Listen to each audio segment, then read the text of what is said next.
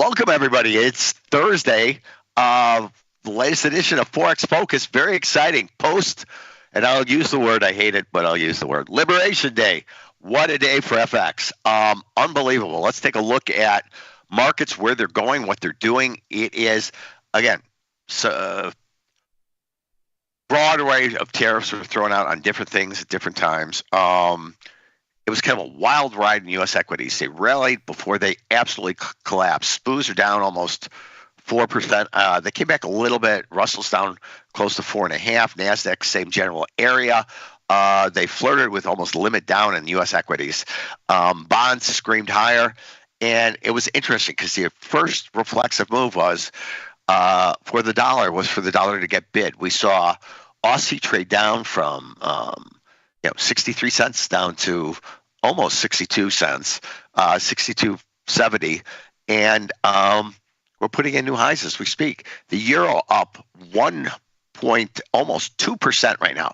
Remember, guys, that's a huge move on a product that has roughly 7.5-8% volatility. You're talking about a huge move. So euro up 2%, pound up 1.2%, dollar yen down 2%. And that was the one that was unrelenting. From the moment this was announced, people were selling dollar yen.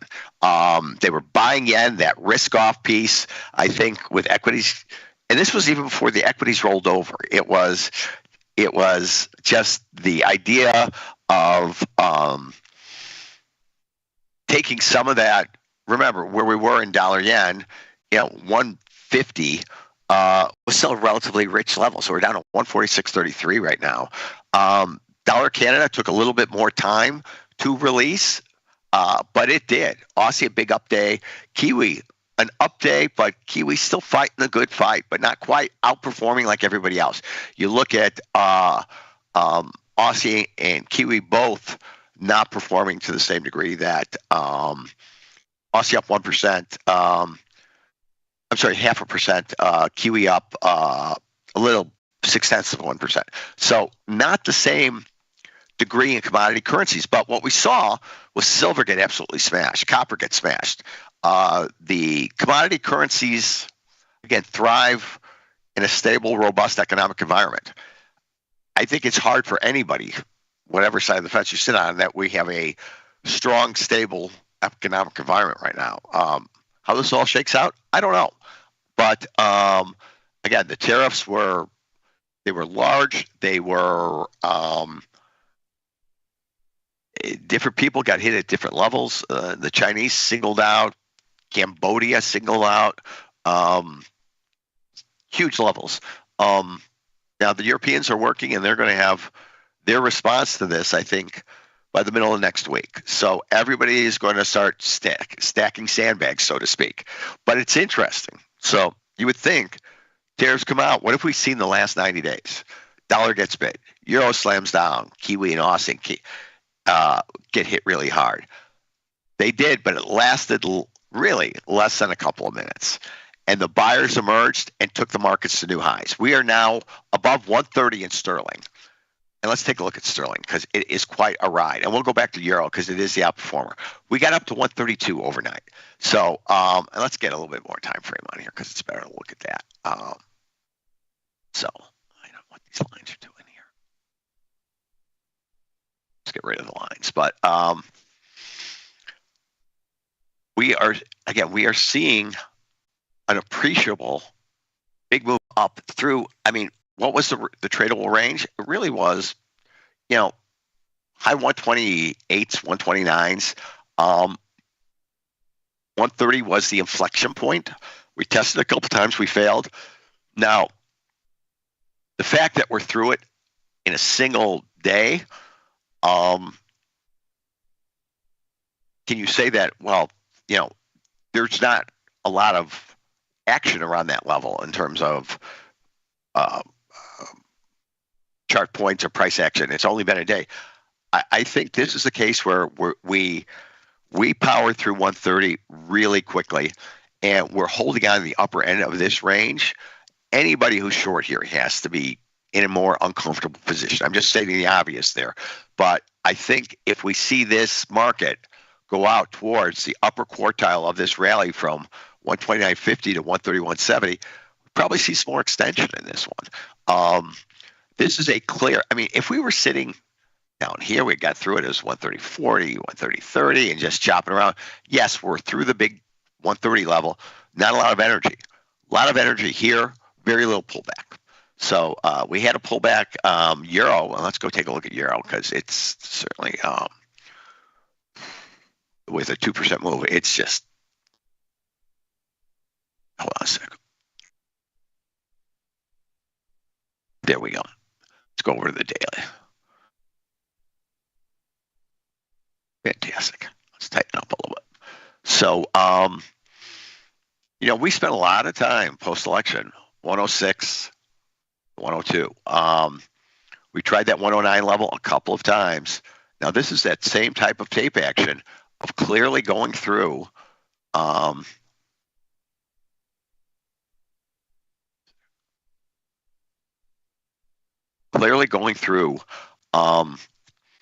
recent highs. I think this is the same thing. We're through levels that we haven't seen in a while. The buying is sticky. It's holding in. We traded all the way up to 119.92. Or we traded all the way up to, 111.83. What am I saying? 111.83. And we pulled back about 30 pips. Now, buying has since reemerged. So, again, that was a rally of almost, 200 plus points from the lows yesterday. A 30-point pullback is a pretty thin pullback. So if you're going to be like the contrarian on days like today, you have to be thinking about what's realistic. If you're the guy who's going to say, this is way overdone of a reaction to these tariffs, you're going to start layering in some shorts, but I certainly wouldn't commit my full trading size at this point because I think you'll get better levels to sell them. If you are going to trade both sides of this, you're going to have to be mindful of what you can expect on a contra-trending scalp right now, because what the market's telling you, at least right now, there's, we had a 40 or 50 pip pullback. That's about all you're going to get. If you're looking for it to drop back to 108 for 110.75, I think that's going to be a tougher trade to see. Even though that's where we were just yesterday. So I think we're seeing this across the board. Let's take a look. We looked at sterling. Let's go ahead and look at Aussie. Same thing here. Let's get to the dailies. Completely different chart construct, though. Good update. We're up. What are we up? Almost 1% off the lows, up 56 ticks. Certainly nothing like euro and sterling.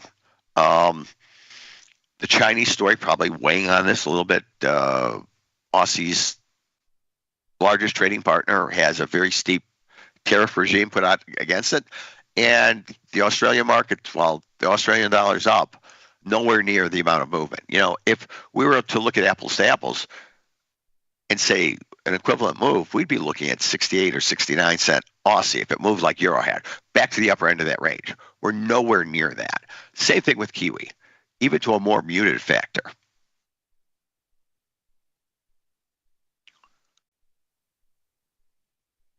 Sure, staging a range from this compressed area, we're still not through the old high, let alone getting us back into that 60 cent, 61 cent level. So you can look at this a couple of ways. It's the weakest leg of the stool, so to speak. If you're looking at dollar pairs, it just doesn't rally to the same degree. Oftentimes, and I know sometimes it seems counterintuitive because, geez, that euro's moved so far, it should pull back. And at some point it will. We know, but that could be from 112, not where we are right now. We know when FX goes to a new range, it gets very elastic, so it will move more. But I think, as tough as it is, this is a case. It'll be interesting to see how this unfolds. We have unemployment tomorrow, which we'll get some movement off of too. But oftentimes, the conventional idea is I want to buy the cheap one, and that's Kiwi right now because it's going to catch up. Everything else is on a tear. Kiwi's not. Kiwi will catch up. Well, the tape action is telling you it's not catching up. there's no secret message that will come out that will drive Kiwi to move by the same amounts Euro, Sterling, Canada have moved. So it's one way to look at this is if you want to be long, you're trading pullbacks on the things that have put the most upside into them. You're trading things that have an upside bias. If you want to be short, I know it's hard to sell Kiwi down here, but if you want to be short, any rally here, you lay some shorts out on, and if the dollar stops falling, i.e., if Euro, Sterling, Canada don't continue their move, chances are Kiwi's going to get back some ground. So it's just a different way from looking at it relative to the pairs trade. This is cheap, this is rich. It's more of a momentum performance metric within the different currency pairs. So some interesting insight there too. And again, we got a busy week. We just had, I think we had jobless claims at 7. No, we'll have that at 7:30, and then we had challengers layoffs this morning, bigger than expected. So, and that I bet you, no, it didn't do much equities, but again, SPOs are down 193, Nasdaq's down almost 771, and it's going to be an ugly opening. So for equities, and it'll be interesting to see how that plays through right now. Gold is finally giving back its ground. It's interesting with the tariff news, the semi-precious industrial metals like silver, like platinum, sold off last night early and continue to sell off. Gold actually printed a new high, almost close to $3,200 last night before the selling came in. So it's at a $100 range right now, and it's actually putting in new lows at 3109 as 3108 as we speak. So does gold figure into my commodity trading with Aussie and Kiwi? A little bit, not too much. I think there is bigger things at play right now that I want to be mindful of. The movement in yen is the most consistent in terms of, the pullbacks we got. And let me go to a little bit shorter time frame. Let's just do an hour, because this is good to see. Once the selling occurred, did you get bounces? Yeah, you got bounces for 24 ticks. You got a bounce for about 35 pips here. On a 400 pip move, that means if you're going to counter trend and buy this as it runs lower, you need to be thinking about what's realistic to pull out from the upside. And from that discussion, then where am I getting out? Because I don't know where it's going to stop. And yes, it's a big move and it's tempting. It's too far, too fast. We've been here before, guys. We know currencies when they move, especially when they move out of their normal ranges, whether a nominal range here or their daily average range, they get very elastic. So be mindful that what seems awfully cheap or awfully rich is until the point that they trade through it. So I would be very mindful around the way you look at what's realistic. Buying this right now on the lows at 146.30 and looking for a 100 pip bounce on this versus the tape action this morning. That's unlikely. If you're going to buy something here down against this previous low and look for 35 pips, that's worth doing. And that sets up nicely because you're looking for 35 pips on that trade, and you're going to probably risk the equivalent amount on the downside. So if they clear 146, you're out. You've just constructed your trade with a good edge to it in terms of you've got a price extreme. We know we're well past the 2 standard deviation level. And you've set good metrics around it. So these are all good. So there's lots of opportunity here. And unemployment will give us another kick. Whether it lasts for anything, who knows? But 131 is huge in sterling. Let's just take a look at Canada before we go out. Canada, same thing. Not the same degree to the move. Canada up 1.5%. Far better than Aussie and Kiwi. What does that tell me? Canada is a commodity currency, but it's detaching itself from the Aussie Kiwi story. It is getting a little bit of a life of its own. So this 1.5% move in Canada is closer to where sterling and euro and yen moved than where Aussie and Kiwi did. So yesterday the Senate did pass with enough Republicans to say that the ability to put tariffs on Canada is illegal. That bill still has to go through the House before it becomes law. and that's going to be difficult. But I think the idea that there is now some pushback to this is certainly helping Canada. And when we look at, let's go back and take a look at the daily, because I think this is important context. When we look at the daily, sure, we're off that post-election 148 high. We're back down to 141, but we've just basically gotten back. This was our whole election. Oh, tariffs are coming, and we don't know what they're going to be. I remember reading a report from Goldman Sachs saying, "I'll expect 165 Canada." Classic, markets are very efficient. They price well. This is a very different looking chart than your euro or your sterling chart. While it's down, 1.5% is a big down move. When we think about where it can go, I mean, there is a lot of room for this to go without it getting to that kind of extreme look of, a 111 or 130 sterling or 111 euro. So again, looking at this is one where I would, and I know it sounds almost paradoxical, I'd be willing to play a little catch up here. If we get a little bit bounce in dollar Canada, that might be one I would be willing to sell because the tape action looks constructive and there could be some room to run here. As tempting an Aussie as Kiwi is to buy, I just can't do it. I don't see the opportunity there. So, you know what, guys? There is a ton for us to get involved in today. And most importantly, the moves are big. So put that into your outsized moves. We're going to stay at a higher vol level. Mechanics are going to be more elastic. Stay disciplined around your entry and exit levels. But you're going to get, even today, we had huge moves up and solid pullbacks down. Be mindful of where you manage because there's a lot of good two-way action to take advantage of here, but make sure you have those decisions made ahead of time and you're mindful of your size. On a high volume day, the first thing a trader does is bring his size down a little bit. So doing that, you could pick any of the majors, go through them, and find good trading opportunities. So guys, appreciate you being with me. Coming up next is Tom, Tony, and Vanetta, and hopefully Glenn and I will see you back here tomorrow. Have a great day.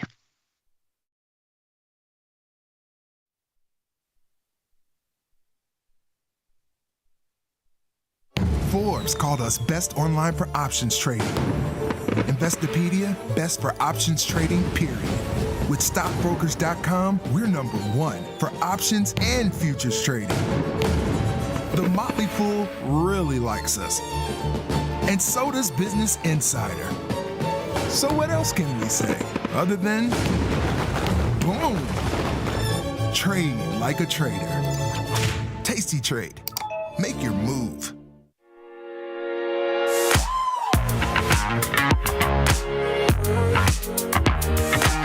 What up, everybody? It's your girl, Vanetta, and on this episode of Connect the Dots, I hate financial risk. I love actual risk. I've jumped out of a plane twice, I've gone whitewater kayaking, I like to zip line, I snowboard, and I ride a motorcycle. Trading has taken me out of my head a little bit because I have a tendency to overanalyze things, and I like that it's less head, more gut. That's carried over to other aspects. So guess who just bought a Python?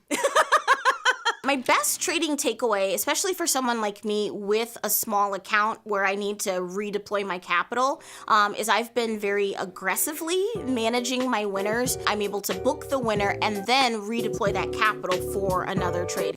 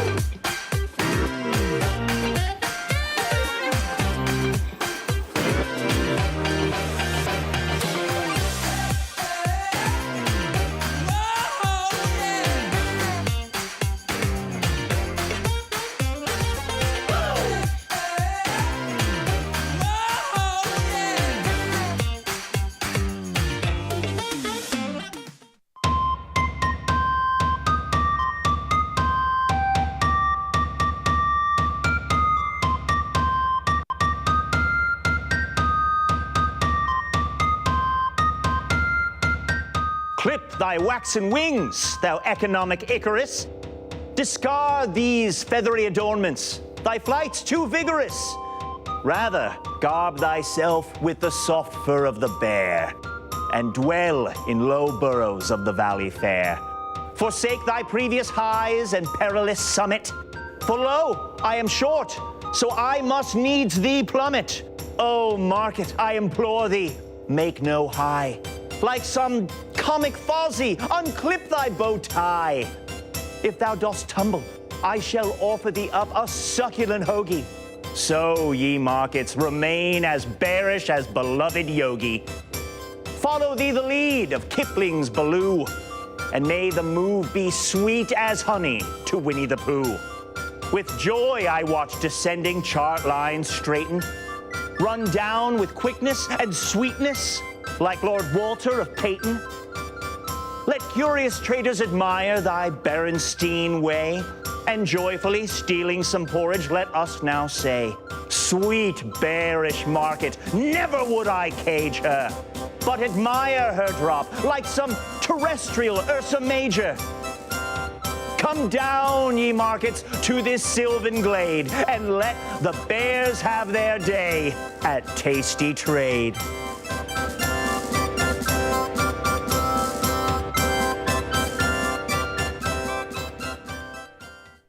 On today's Trader Taste Test, Tom has a fever, and the only cure is the KFC Chizza.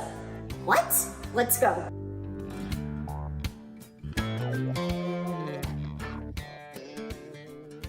Let's see what we have here. Okay, I don't think it's elevated chicken parm, okay? I don't know. What are your thoughts? Just visual presentation. He's just going in with his hands. It's pretty beautiful. Let's see. I'm gonna be totally objective. Okay. Impossible. Okay, Jamal, you're black. We're eating fried chicken. Yeah, right. I know it's on there. It's warm.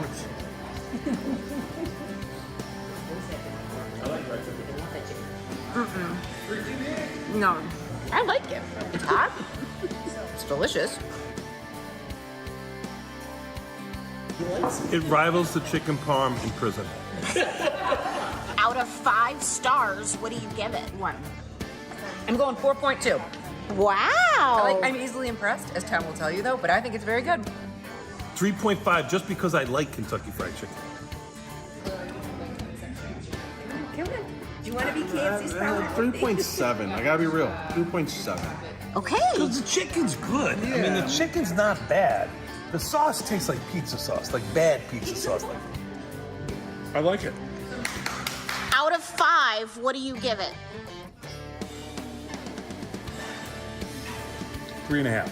That's what you do. What? He likes it. 3.5 stars. He doesn't like it a lot, is what he's trying to say. It's an elevated. It's an elevated. It's an elevated nothing. It's a chicken. It's actually pretty good.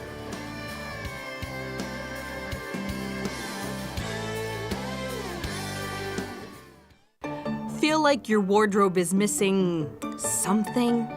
Like style, purpose, and maybe a dancing dog? Can I pet that dog? The new Tasty Trade and tastylive web store is now live. New merch, bold designs. Did we mention all net proceeds go to one tail at a time? Invest in the real bull market, dogs. Go to tastytrade.threadless.com. Grab some gear and help some pups. You get merch, they get a home. If you missed the live show, here's our cherry on top yearly recap. Breaking news on Instagram. The first segment of your line dancing has been posted. Left together, switch, turn. Right together, twirl, turn. Hip, hip, hip. Right together, spin, clap.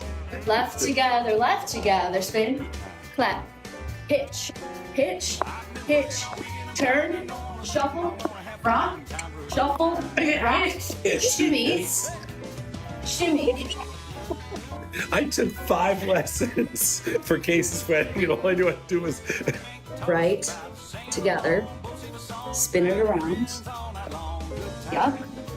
and you want to clap. And then like strut down, strut down, strut down, strut down. Right together, spin. Left together, spin.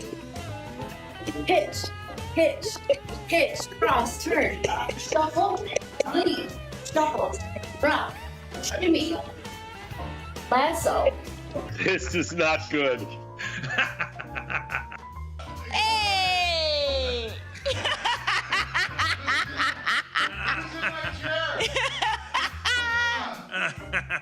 Oh, he's got the walk down. He's got it down. It's perfect, and you got the bag. You got everything. That is not even close. God, bitch stole my. Oh, it's flawless. Look, it's beautiful. Flawless. No. You're walking way too fast. And go stick your finger in all of our lunches. Now complain about something. Oh, God. You watched the debate, you knew who won, and you just didn't want to admit it. I was in New York. I was flying home that night, and I'm so sorry that I didn't go back and tape the vice presidential debate. First of all, I think it's hilarious that you run a technology company and you still think you think you had to tape it in order to watch it. You think you have to tape it? He didn't have a blank VHS VHS tape to spare for the debate. Stas, what comes up next? The opening bell. Don't look so surprised. Sadlov has been this way since 1980 when you first started trading. Wait a minute, was it always 8:30? Yes, the opening always was the same. The closing has changed. Like, what has changed? I don't think so. Nothing's changed. The only thing they did, I think, was add the 15 minutes. Excuse me? The only thing I ever think that changed was the 15-minute curb session. From 3 to 3:15, so they did change it. So it was the closing and not the opening that's changed. For option traders, the 15 minutes. Well, listen. We're not bean traders here. Do not engage. When I got, and I got it. We didn't. Wait a minute. So when I got in this business, we used to open it. We used to open at 9 o'clock. We since 1980 to now, we didn't always open at 8:30 in the morning. Yes, we did. Is that at $20? I am going to get this $20 off of you. I don't think so. No matter what. Chris, how are you, my friend? Chris, your job after you get off the show here is to find out when the New York Stock Exchange opened in the 1980s, what time they rang the bell.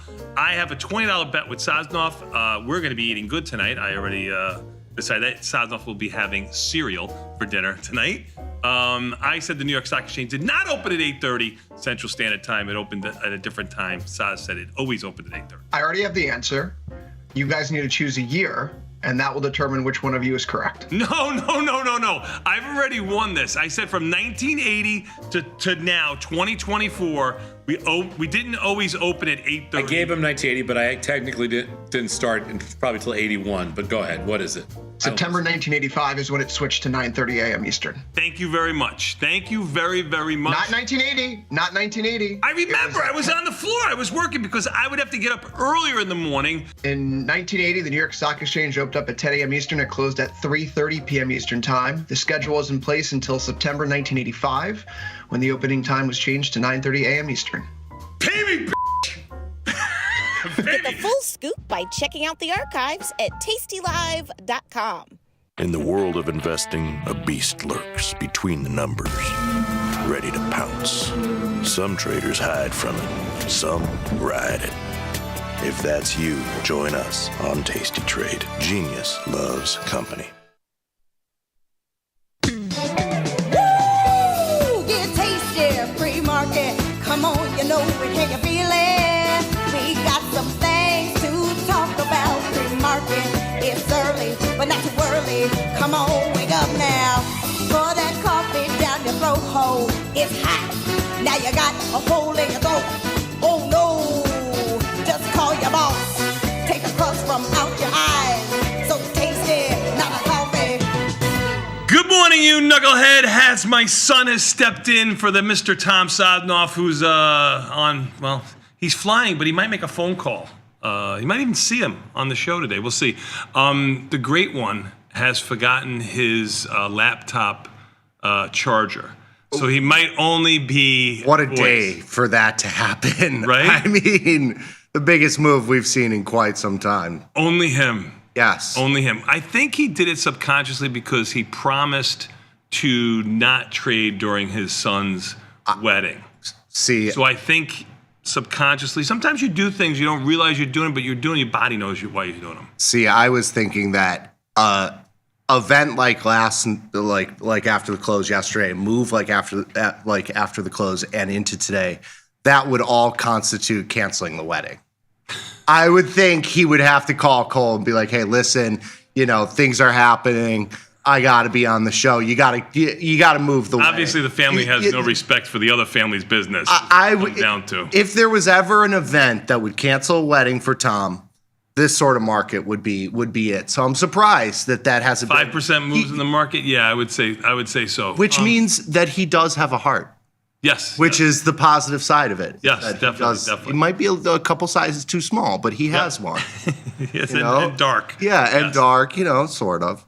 Hey, listen, I do have an announcement. We're going to kind of do a whole special show for you today if you participate. So 855-238-2789 or 855-BE-TASTY.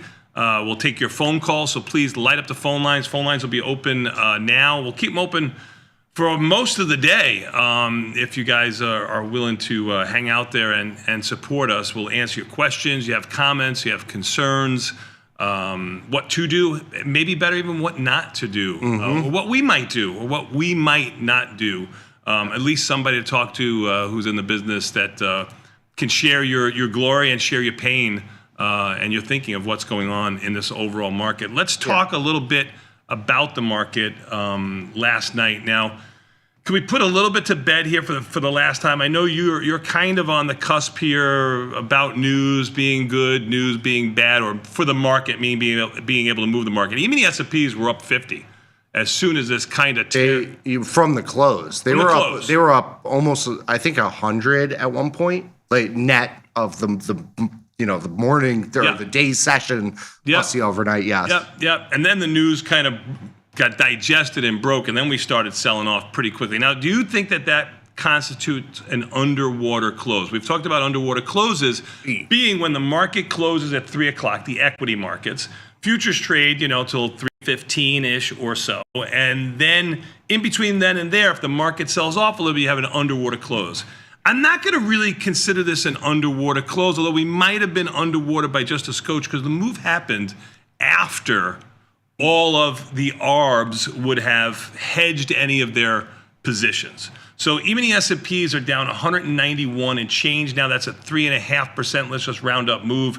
NASDAQ's down 767, almost a 4% move here. You can see the NASDAQ as weak as the E-mini S&Ps have been. The Russell is down the most, which is a little bit surprising. I would think, some of the smaller cap stocks wouldn't get hit as much as they are right now, but they are. And the Dow 30 down just about 3%. And you can see here the Dow is near its recent lows where everything else is pretty much below its recent lows. Volatility up 7% to 23 and change. We had a conversation last night, you and I. Yeah. I called you, or you called me, whatever it was. And we talked a little bit about volatility and what you thought volatility should be doing. I kind of echoed the same thing as you, that I thought volatility should actually be a little bit higher. Yeah. So I don't think we're done with volatility. Go ahead. Yeah, no. I was going to point out that the SPX settlement price, so if you pull up SET, was 55.70 yesterday. So it closed, the settlement was 100 points off of the SPX close. Yes. Yeah. So it did close underwater. It did close underwater.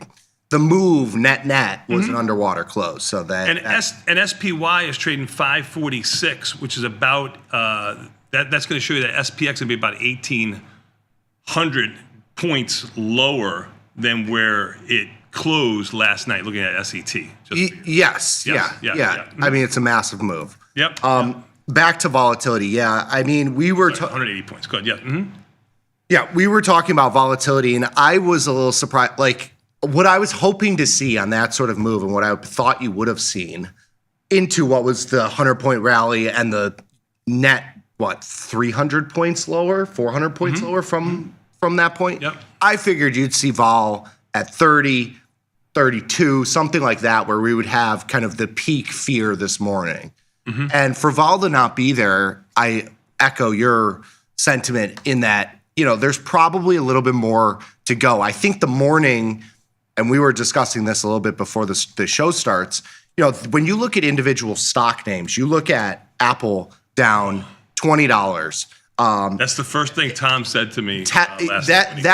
Because everybody is going to wake up today. They're going to see the news that markets in turmoil, blah blah blah, and then they're going to look at their stock app. We're talking about the normies, the non-trader peeps that aren't looking at futures overnight. They're going to look at their stock app or their whatever, and they're going to see the first thing everybody has is Apple, and they're going to see Apple down 10%, and they're going to freak out. Yeah, that's a 10% move. That's a 10% move overnight in the biggest stock in the world. I mean, I know there's NVIDIA and all sorts of other ones that are. One more. Oh, go ahead. But so the point being that sort of thing, I think, is going to start in the morning where people are going to start to freak out. And that, I think, is going to be where we get a little bit of a pop in volatility, maybe the flush to the downside. I think that'll probably be in the early part of the session.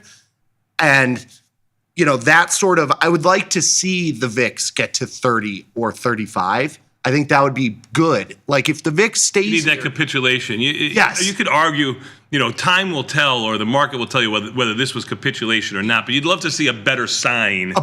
Yes, that is the exact point. It's like I want to see the market down 250, 300 points, and VIX at 35, and that would be market. You mean E-mini S&Ps? E-minis, yes, and that would be like the sort of capitulation feel in my book. It doesn't feel like capitulation here, which kind of spooks me. I mean, you're seeing a little bit of it, like with gold down 52 and silver getting absolutely annihilated. I mean, those are kind of liquidation type numbers. I think covering long positions in equities and bonds up. Obviously, that's a safe haven move. And Nick, I'm not a currency trader, but you got to mention currencies too. I mean, the dollar is just getting hammered. Look at this bar here on the right side of the euro move here. I mean, this is you're reversing the whole strong dollar trend. We're back to September numbers in the dollar. Now, I know that the dollar was strong back in September of 2024, but everything is relative, right? You can't just think about where we've been. You have to think about where we've come from. This is just completely reverse strong dollar, strong economy, strong market. We have a weaker dollar now than we've ever had in the last year or so. Yeah. Can I do one more? Go ahead. I was just going to say, if you pull up $DXY, that'll give you the basket of $DXY. It's the dollar index. It's not tradable, but this is a way for you to measure the basket of currencies. I don't know the weightings of all of them, but it's all of them together against the dollar, just to give you a general idea of where the dollar is. Yeah, good visual. So basically the same thing. Yes, same thing that you're looking at. Yep. Yes. Before I bring in a special guest here, I do have to mention one other thing, a public service announcement, because he won't let me get this out edgewise. If you ever thought that we were silly when we say it's expiration day, cover those out of the money calls for a penny or two. That's why Tasty Trade lets you do it for no commission. You already paid the commission up front. Just do it. Free up the buying power was what we always would say, and you can go use it somewhere else and make that penny, two, or nickel someplace else in time while you do that. This would be the time.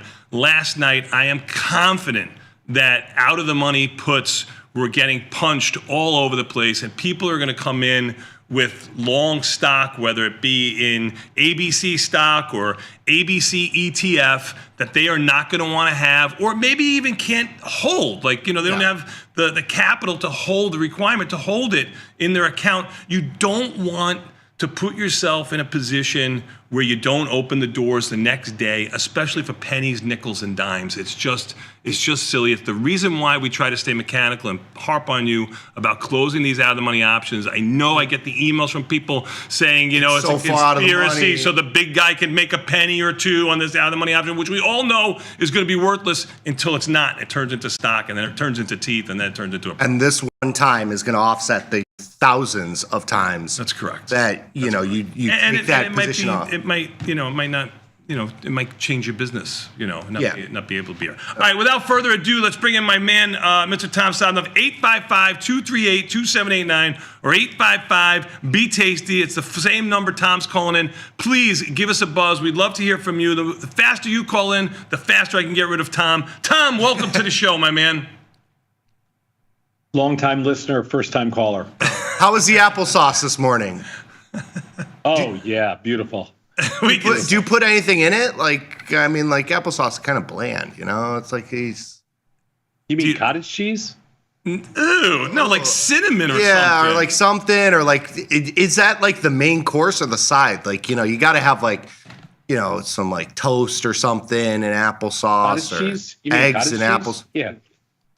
Hey, so I'm listening to you guys. Yeah. All valid points. One point what I've got a couple of emails on. So some people had vertical spreads on, and you get assigned on one side, and they're like, should I exercise the other side, or should I close it as a single trade? And most of the time, the advantage is to close it as a single trade, just so you know.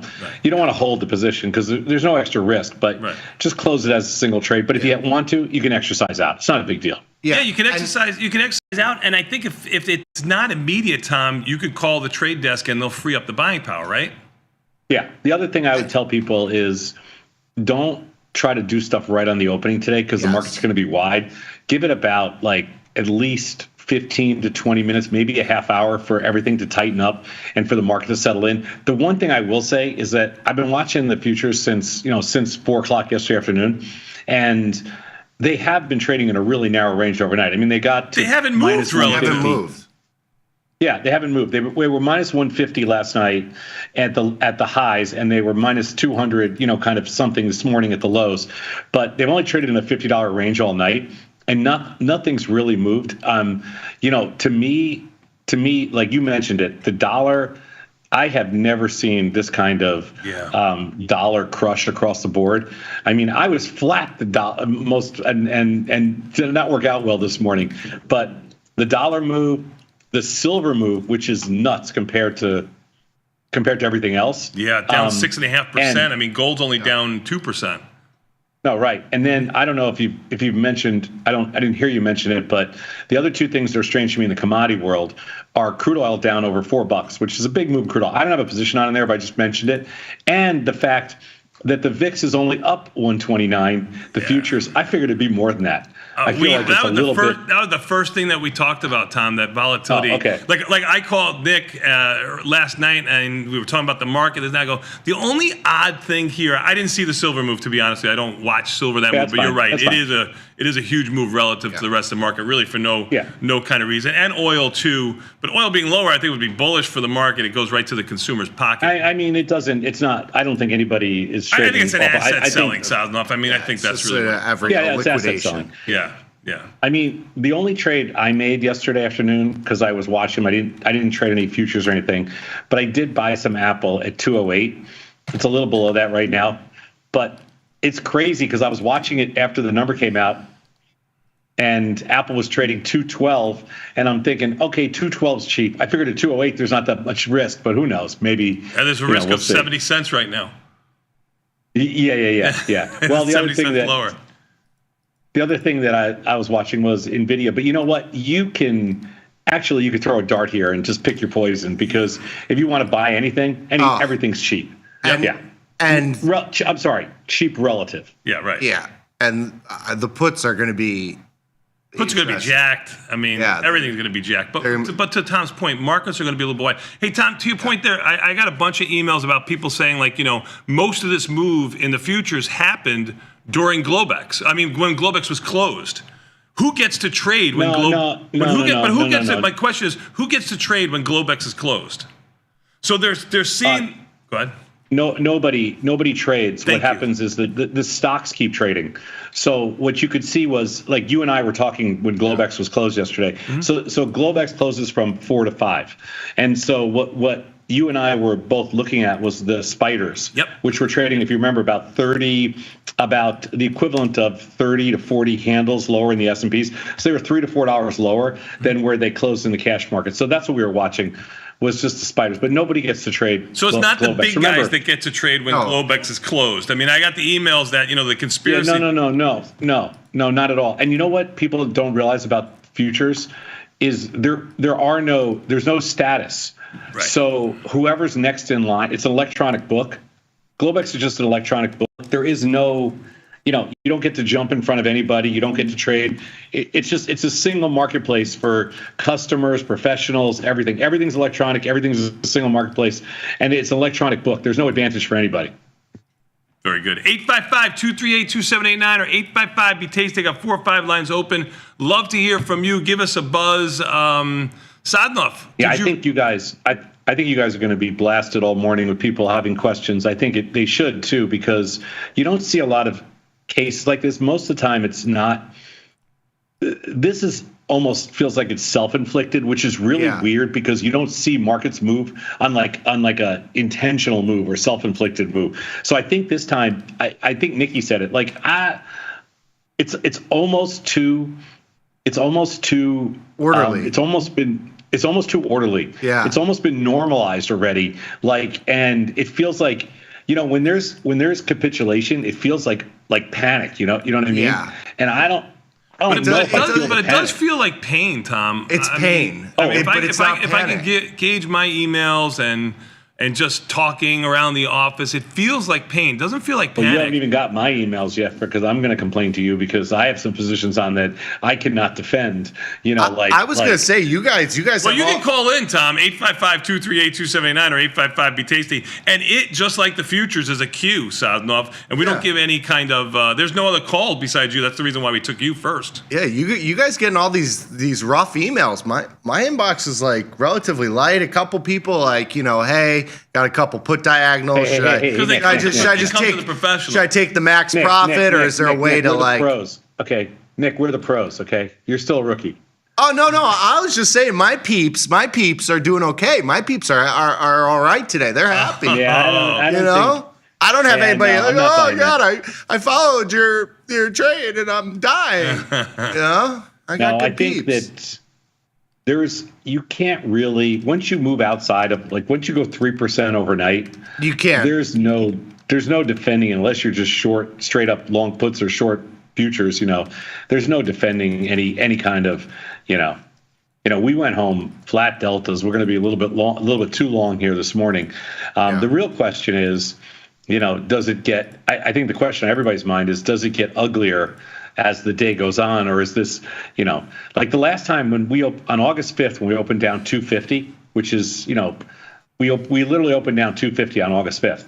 And by the end of the day, they had rallied back to only down 70 or 80. And then the next day they were up 100. Right. So the question is, I don't think you get that kind of move back, Thomas. Yeah, such a short. But that's because you had the explosion in volatility. That was the whole down move. Yeah, I mean, the down move on the carry trade was all based on volatility. I mean, there was nothing really besides that. I mean, that was the whole thing. And today you're getting vol, but it's not like it's exploding. It's not giving you that capitulation. Nick brought BBIX up to me, Tom, before the show even started. 118 and change. Volatility on volatility doesn't really show you that people were kind of hedging any kind of big-ish move here. Even though the VIX one day had spiked, didn't look like it carried on to the rest of the month that big. But that's SPX. It's different when you buy deltas in SPX. That's why I think volatility isn't exploding here, because buying deltas on SPX was expensive. Buying long vol was cheap. So it told you, it was kind of or at least in hindsight, it's telling you people are buying directional protection, not volatility protection, and that's why I think it feels so orderly today. Right. Yep. Well, I'll leave you guys because I'm going to go off and catch a flight. My timing is impeccable. I thought you were going to cancel the wedding. We always have a big move when you leave. I just didn't want one this big. Yeah, this look like 1%, not 3 or 4 or 5%. You got to tell Cole he's got to move the wedding. Couple days. I don't have the authority to cancel the wedding, and I don't think that would go over big with everybody else, because I think that I'm the only person that's short strangles an apple, not anybody else at the wedding. That's fair. I don't think I can cancel the wedding, so I think I have to. Last question. I think I have to go. Last question, Sadnov. I'll just test your memory. Do you remember the last time we had a circuit breaker trip in the market where we were down 7% before the market opens here at 8:30 Central? Well, I mean, the last time that I can remember would be I don't think it was 2018, so I'm going to say 2010 in the flash crash. 20, COVID. Oh yeah, COVID. Yeah, come on. That event that we've never seen any sort of down moves. You kids just buy a dip. You never seen any down moves. Yeah, it's, only one of the biggest ones in history. Yeah. All right. Sadno. I forgot about that one. Thanks for calling in. Good luck finding your charger. We're gonna take phone calls. So 855-238-2789 or 855-BE-TASTY. We saw your big cherry balls, and now we're gonna test your urethra today. So we're gonna go without a break for quite some time. Andrew, Austin, Texas. Thank you so much for calling in. Andrew, you're our first customer to call in. Appreciate your support. Andrew, what's up? Hey guys, I thought Sosnoff said that the tariffs were already priced in. Yes, he did say that. He also said we would be up on the day and basically unchanged by the end of the day. If he is Sosnodamus, you have a good opportunity here to buy them. One question on adjusting deltas. So some days Sosnoff will say, oh, they didn't trick me. I did not adjust deltas. Because the market will go down and then it goes back up. Sure. And then other days he adjusts deltas in the morning right away. So is he just doing that off of vibes or intuition, or what's the deal there? I'll give him the benefit of the doubt because I think I've been in the same place. I think Nick's been in the same place too. If you've traded long enough, you kind of use your market awareness as nothing more than a 50-50 chance on what you think the market's going to do for the rest of the day. You can make an intelligent argument. Doesn't mean it's going to be right. Maybe volatility doesn't spike up. I say it a lot on the show. Markets moves exponentially one way or the other, and then volatility kind of backs off of its highs. And I say, you know what? I think the lows are in here, and you could make, then you would make a personal decision whether you wanted to roll down those calls or not, thinking that you think that the market's at its lows here. When all things are said and done, I think you're over a long period of time. I think you're going to be 50-50. I think for peace of mind, rolling untested side on undefined risk trades, especially the downside because volatility expands and these calls will still stay jacked relative because the premium side is the right thing to do. I think it's harder to roll up puts when volatility in like an ETF product, when volatility is going lower and you don't get a lot for that roll up. But it's the mechanical thing to do. And a lot of the moves the big moves to the downside where volatility explodes over the last couple of years, they've been straight V bottoms. So usually we say, you roll down the call and you don't worry about the 1% up move the next day. That doesn't matter because volatility contracts. Yep. The whipsaw, everybody's worried about the whipsaws now because we've had these consistent, just like, you get 2 or 3% down moves and then you're up 5% by the next week. That's where, sometimes you have that like hindsight, like why'd I roll down the calls? Yep. You're the first or second or third up day after you roll down the calls into an event like this don't matter. It's the 5th and 6th and 7th, back to all-time highs that you miss out on. Yep. So it's So to answer your question, it's just taking a market shot. It's not based on anything. But you should be reducing delta in some fashion today. Vol's exploding. Okay. I kind of trick myself. I always reduce delta by 50%. I try to stay as mechanical as I can. If I think the market has capitulated to a point, I'll reduce my delta by 25%. Yeah. And then when the market continues going in the wrong direction that I want, I roll it down again and I look at myself like I did something good, but I didn't do good enough. That's the way I do it. Thank you. You got it, man. Good luck to you out there. 855-238-2789 or 855-BE-TASTY. They still got a couple of phone lines open. We're going to go to Jersey. I got Lakish in New Jersey. Sorry if I butchered your name. Lokish? Yeah, Lokish. Yeah. Thanks, Tony. You got it, man. Sorry about that. Yeah, so I have a question. I have a couple of RTY contracts. I have a $500,000 account, and I have been suffering from 2,200 something. And then with this Trump trade tariff, it's gonna be like small business going to be hit very hard. So what do you suggest? How I can tackle it? I mean, if any way, like just to suffer it through it, or any way I can manage those two contracts. What stock does he have? I think RTY. Are you talking about like Russell futures? Yes. And you're just static long. Yeah, I started with like a puts, but they keep on falling, and I have to take a contract.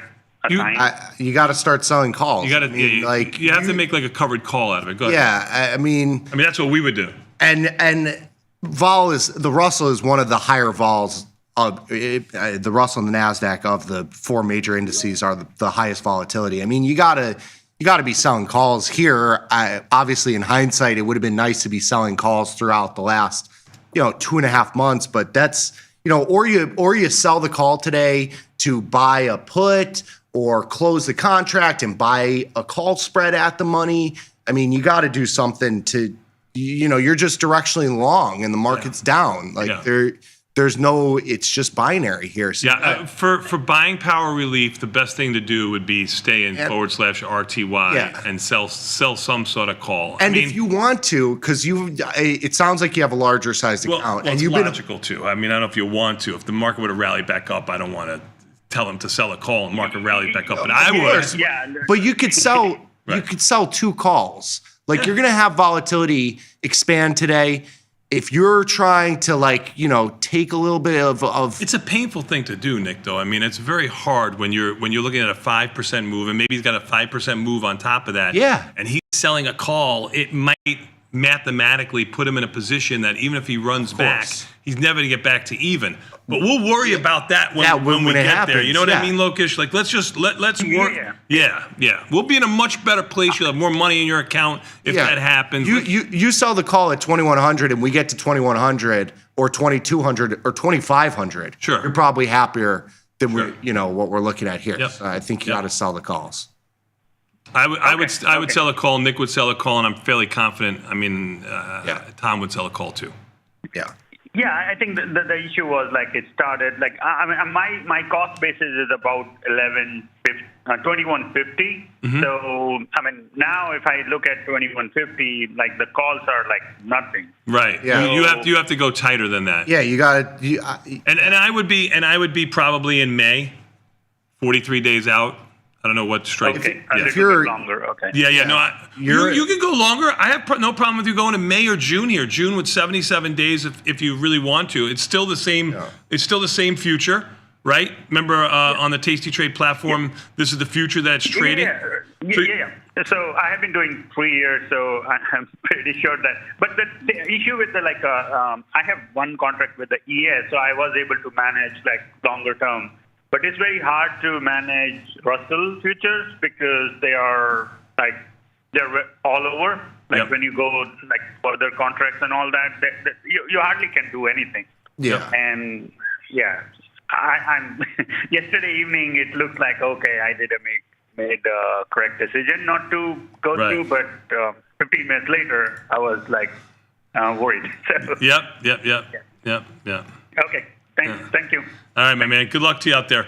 And we're going to come back to Chicago. I got my friend Tucci on the line. We stood shoulder to shoulder in the pit. Tucci, how are you? Good, Tony. How are you? Good, my man. How's things going? Pretty good. Now you're kind of a little perma bear in the world here. How's your day going?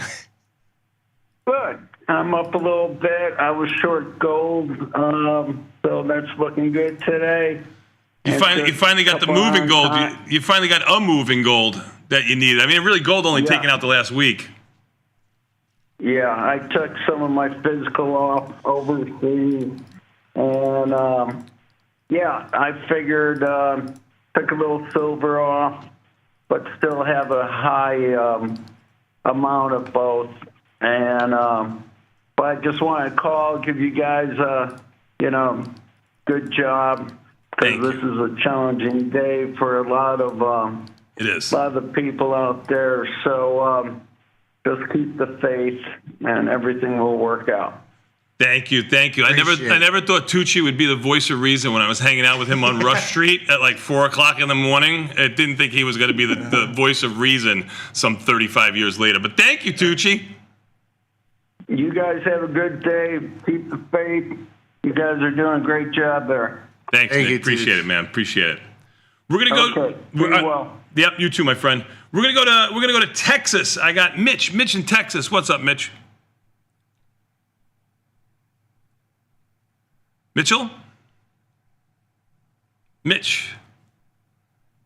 Mitchell Incavaya was the name of a kid that used to beat the crap out of me on a consistent basis when I was around 14, 13 years old.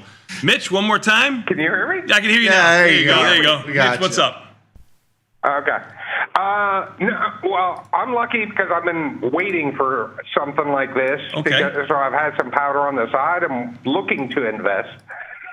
So I started trading options. Go ahead. After the COVID crash. It was like right at the tail end of it. So I didn't trade through the COVID crash.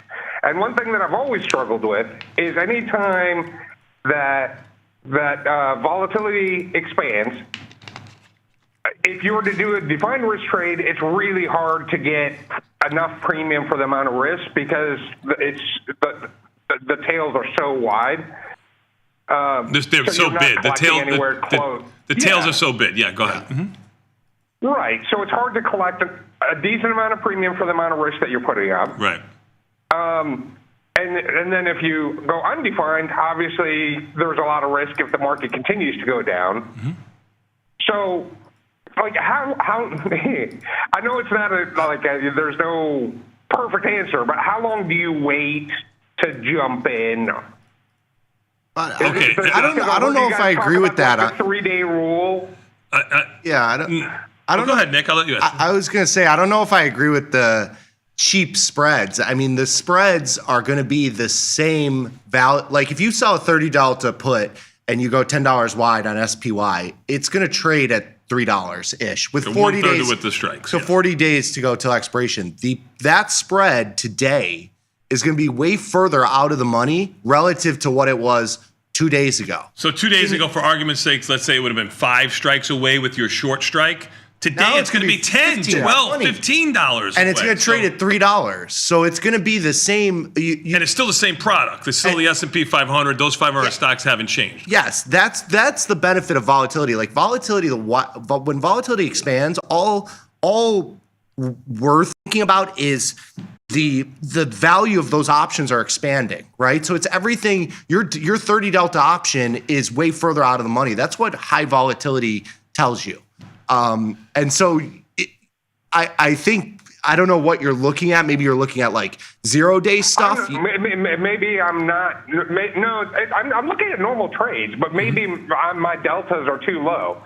Okay, you're saying the 30 delta, you're going to be able to collect $3 on a $10 wide. Like if you go to 25 or 20, at least like the trades that I've looked at previously, whatever volatility is really wide, you might collect like a $1.50 or something on a $10 wide. So maybe I'm just going. Maybe my 40 some odd is too low that I'm looking at. 40 some odd days out. Are you looking at that time frame? I'm not in front of my computer, so I'm not looking like specifically right now. But that's been my experience in the past. Right. If you're looking at like around 40-ish days out, 43 days out, which is May options right now, and you're around a 25-ish delta on your spread, you're going to get closer to $2. Would be my experience. But you're both where that right is way further out of the money. It's way further out of the money. Your 25 delta or 20 delta option 3-4 days ago when volatility was lower might have been 5-7 strikes away. Today it's going to be double that because volatility has doubled. So that's the advantage of a defined risk trade selling the same delta as you have previously throughout your trading career. But you are correct, sir. If you were, the same thing holds fair. If you were selling a naked 20 delta call and put or just a put, you might have gotten $3 for that put. I'm making up a number.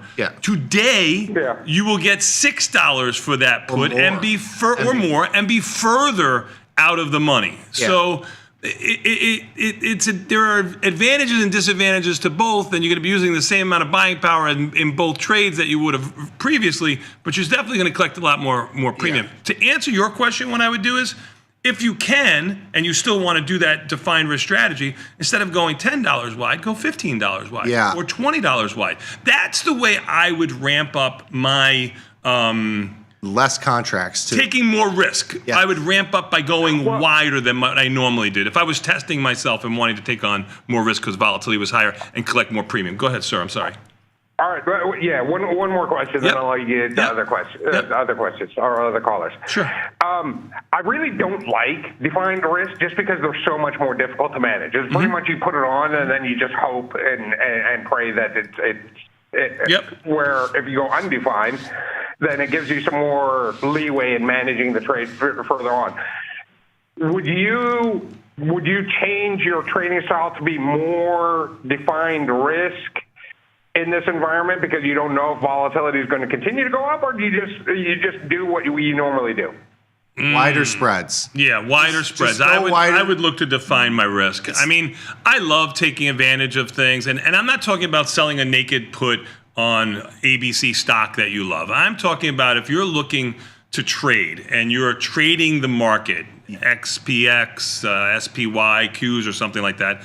And I know these wings a bid, to your point. I think you have to stay with the defined risk because this is when people get themselves especially if you're in the futures. Yep. Oh, futures for sure. Futures, you have to buy the wing, and it stinks.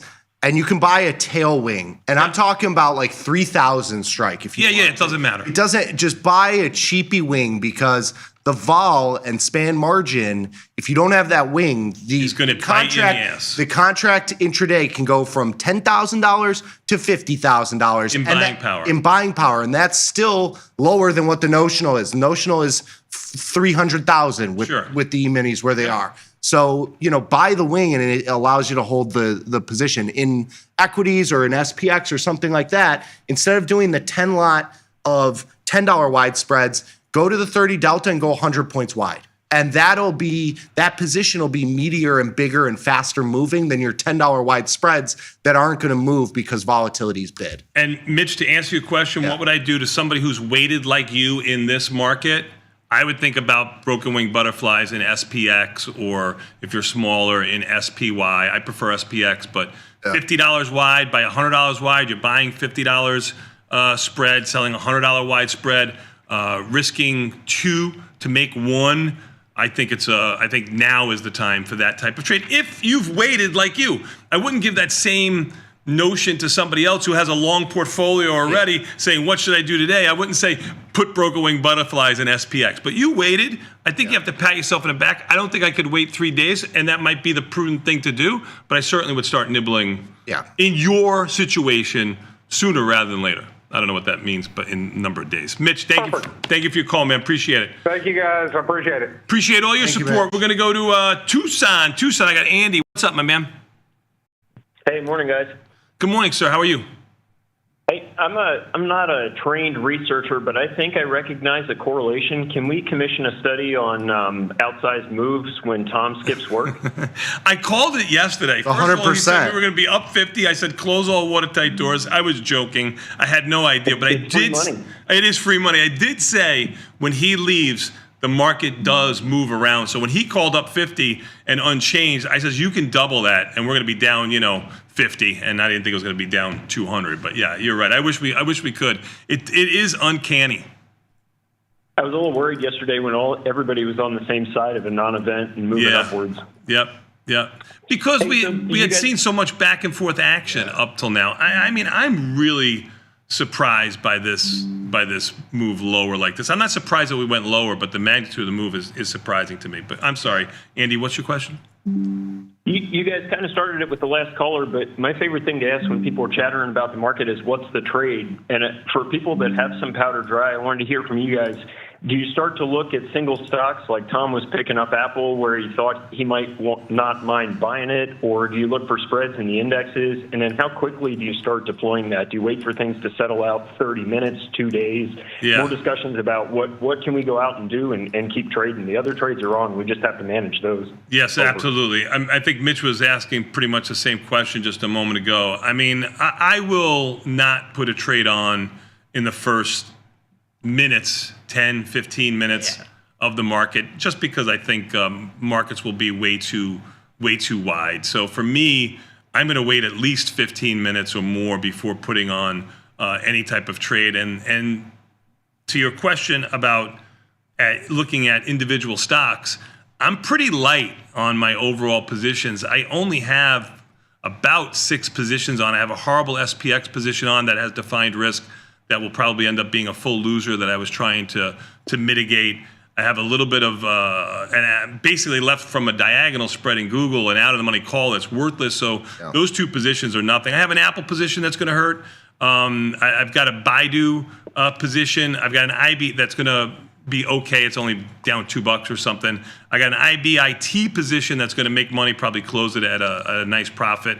And I've got a Tesla position that's going to get a couple of deltas to it, not too bad on that. So I'm pretty light on position. So I've got option trades today. I might put on 3 or 4 trades today just to get my portfolio a little bit heavier than where it is right now. And that's, going to be at 10, 11 o'clock in the morning. So I don't think it really matters.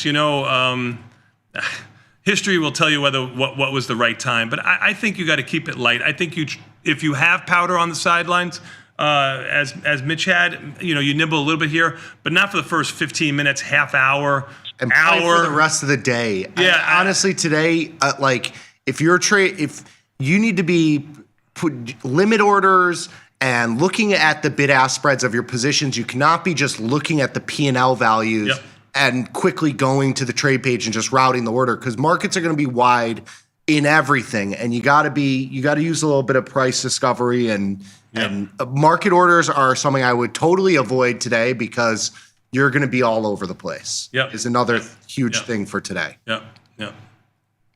All right, thanks guys. Let's turn these machines on. You got it. Yep. Let's turn those machines back on is right. Yep. Our next phone call, I apologize, getting to it. Mark in Wisconsin. What's up, Mark? Never met a bad person from Wisconsin. Please don't change that today. Mark, what's up? Good morning, guys. Good morning. Morning. Gotta love this volatility that we're seeing, and certainly it's opportunity. Yeah. So the question I have is that I know most traders focus on the VIX, and I guess I know there's other VIX-related instruments such as like the SVXY, the VXX, UBXY. Just curious what your thoughts on those type of instruments, if you ever follow those, or I find that sometimes when they are all in sync, sometimes it's a good opportunity to go, take the opposite position of the ES.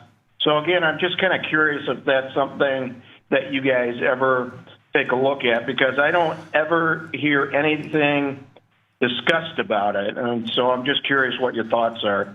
Well, they're too complicated for Tom. That's why these guys don't talk about it on the show. So why don't you be Mike and I talk about, the vol products all the time. We talk about the vol curve. So if you're interested in that stuff, you should watch our segment at 11 a.m. Central every day.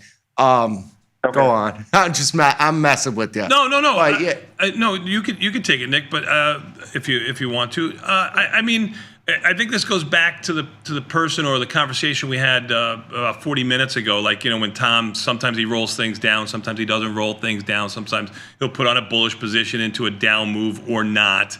I think you put things in your camp, meaning like volatility is expanding everywhere, and you play. I would do the same thing as you, looking to play the contrarian role. If volatility downticked ever so slightly, I would think that, hey, now's the time to do something with a bullish attitude towards it by selling premium. Yeah, I echo your sentiment. I just don't know if it happens right away or a day or two or a week or two. Yeah. But markets do tend to be cyclical, and haven't seen that type of cyclical market in the last couple of years. And I think we said it from the very beginning of this year that we're going to have some two-sided chop. I just didn't think it was going to be this big of two-sided chop, and I think that's what we're going to have. I think it's going to be that quote-unquote, I hate to say it, that stock pickers market, that traders market. I think you're going to need two sides of the trade here. I think you're going to have to put trades on, and I think you're going to have to take trades off to ring the register, probably a little bit sooner than you would like or you're used to in the past. Yeah, so I would agree with you, Mark. I keep a watch list of volatility products, and I can give you. There's a set one too. You can put up there in our drop down list too of volatility. So I put the VIX. I have VVIX, which is volatility of volatility there. So those are like telling you how juiced the options in the VIX are. So you have the VIX that gives you an idea of what the option market in SPX is looking like, and then you have VVIX that gives you an idea of what the option market in the VIX itself is looking like, a derivative of a derivative. And then I actually put in each of the futures contracts through the end of the year. So you can put them all in there to kind of visually see the curve. So if you're looking at the J contract as the front contract, so you put in the J25, then you put the K25, M25, and it'll give you an idea of what the curve kind of looks like, and it'll give you a bigger picture of volatility through the end of the year. When you're looking at it right now, you obviously have a spike in volatility right now. We do have a little bit of backwardation. Back months are looking at like 22 to 22 and a half-ish. So there's about a point and a half of backwardation right now, which tells you that right now it's a little bit more scary and the market sees a little bit more, is a little bit more fearful than it is further out in time, which, is usually what happens when you have these big moves. Yeah. Gotcha. All right. Thanks, guys. Good luck to you, man. Let's go to, and I apologize, lost my page here for a moment. We're going to go to Fort Lauderdale. Phil? Is he there or is he going to call back? Yes. Good morning, the Dream Team. Good morning. The Dream Team is here. How can we help you, Phil? Quick question, and this has nothing to do with options, Tony, but how come the hedge funds, the big funds are not disclosing their option positions? Like, for example, the 13F, it shows the stock positions that they're doing the changes, but what about their option positions? Is there any place we see that they're disclosing this? I'll hang up and listen. I don't. Are you still there, Phil? I think he said he was going to hang up. I think he's asking hedge funds. They show their stock positions. Yeah. What about it's all the reporting of everything is completely malarkey. I mean, because all that stuff, and it's across the board. It's with politicians. It's with big firms. It's with people. It doesn't matter. I mean, all those things are, they're by the time they come out, the positions could be totally different. Yes, because they're all reported. It's old news. It's not. You would think in this day and age that you could do it today. You'd be able to do it today because I could do everything today. Why can't they do everything today? Yeah. I don't know the exact answer. But option positions are reported. But I was going to say, if the charter is written that the portfolio can have stocks, options, and futures, then stocks, options, and futures would have to be listed. So I'm going to answer. And again, I'm not 100% sure. I'm going to answer that if you're looking at a list of a mutual fund's stocks that they own or products that they own, that is their complete list at the time they made that list. Yeah, and of the reporting time. Of the reporting time. It could change days after, hours after. That's correct. It doesn't. So it's hard to I don't take anything from those sort of things. Yep. Thanks, Phil. Appreciate your time, man. I'm going to go to Michigan. I got Gomer in Michigan. Gomer? Oh, great, guys. You guys are giving some light to this. Quick question. I know people are going to go through a lot of assignments. So what happens, what do you recommend to do? Hold on to the stock and then close the put side for a profit? And then wait for some kind of a rally. No, the put is not a profit. Wait a minute, time the out. Spread. He's talking about a spread. You have a spread. Yes. Spread. Your long put is not a profit because your short put is a loss. You got to look at the trade as a whole, and you should close the trade because volatility is going to be much higher today. Those puts, those long puts, which you would think would trade at parity, are going to have some extrinsic value. So the way you close out of the position is selling out of the stock, selling out of the long put, and you should do it together as one transaction, because if you try to leg this and the market or the stock moves $2 or $3, it can go $2 or $3 against you, and you're losing or potentially making back money if it goes your way. But the way you should do it is that you should sell out of the stock and the long put, and you should do it all in one transaction. If it's $10 wide, it should trade parity of the long put. So if you're short a put at 100, you're long the put at 90, that trade of selling out of the stock and selling out of the long put should trade at the lowest $90. So you should route the order at 91, 92, and then work your way down. Gomer, let me ask you a question so that I understand completely what you have. You had a spread, a put spread, and you got assigned long stock on one side? Yeah, so I have a Meta which was 600, 590, so it's only a $10 spread. Yep. So got assigned at the 600. I still have the 590. Okay. What expiration? Expiration is April 17th. Yeah. Right. So here's so you had the 600, 590? Yeah, it's going to trade it. Yeah. Okay, so let me. I would have kept the same position on that you had. Like if I was short the 600, 590 put spread yesterday, the stock is 583 with 14 days to go. I would have kept this position on too, especially if I had a little bit of. Obviously, have a bullish bias in Meta. Now you get assigned on these 600 calls, so you're long stock.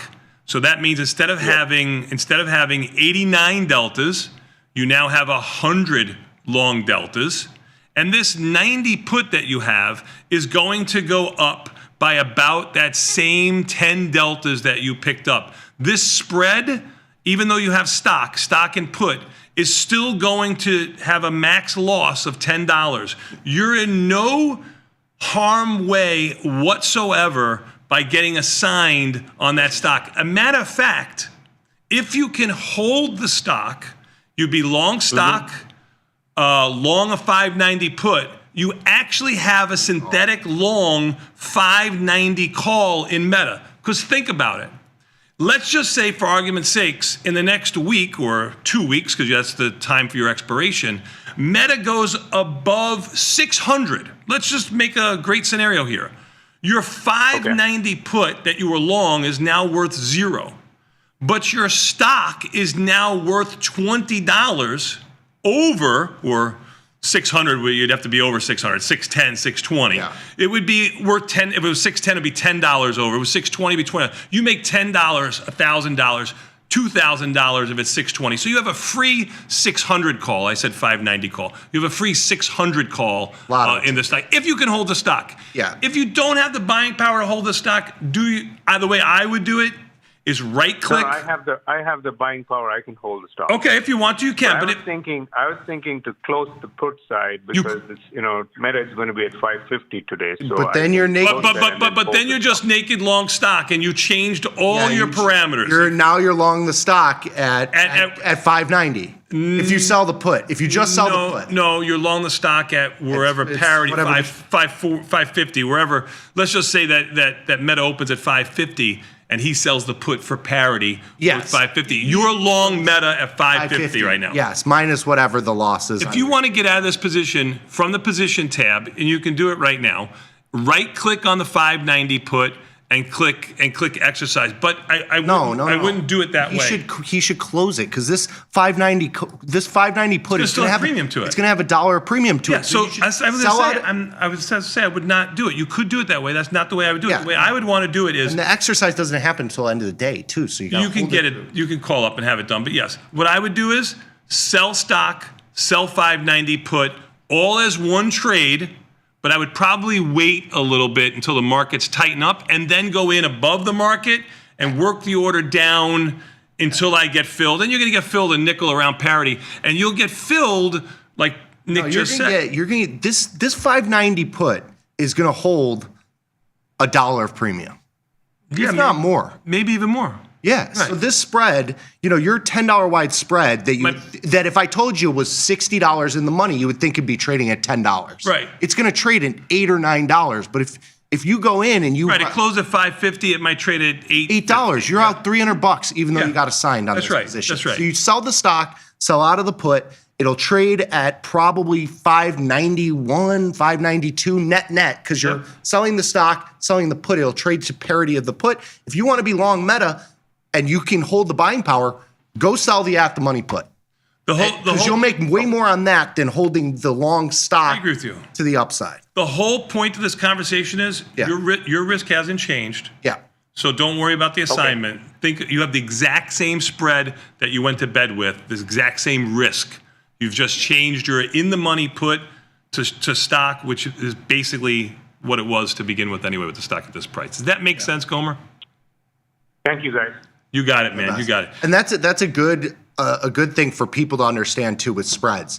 Because of the pop in volatility today, the spreads that you think are deep in the money are not going to move as much as you thought they were going to move. Sure. Because you're buying those wings prior, and that's much lower volatility than you're seeing now. So a lot of those put spreads, watch your pricing on those because things are not going to be as bad on those $5, $10, $20 wide spreads as you would think in this sort of move. Yep. You're 100% correct. Matter of fact, we can at 855-238-2789 or 855-BE-TASTY.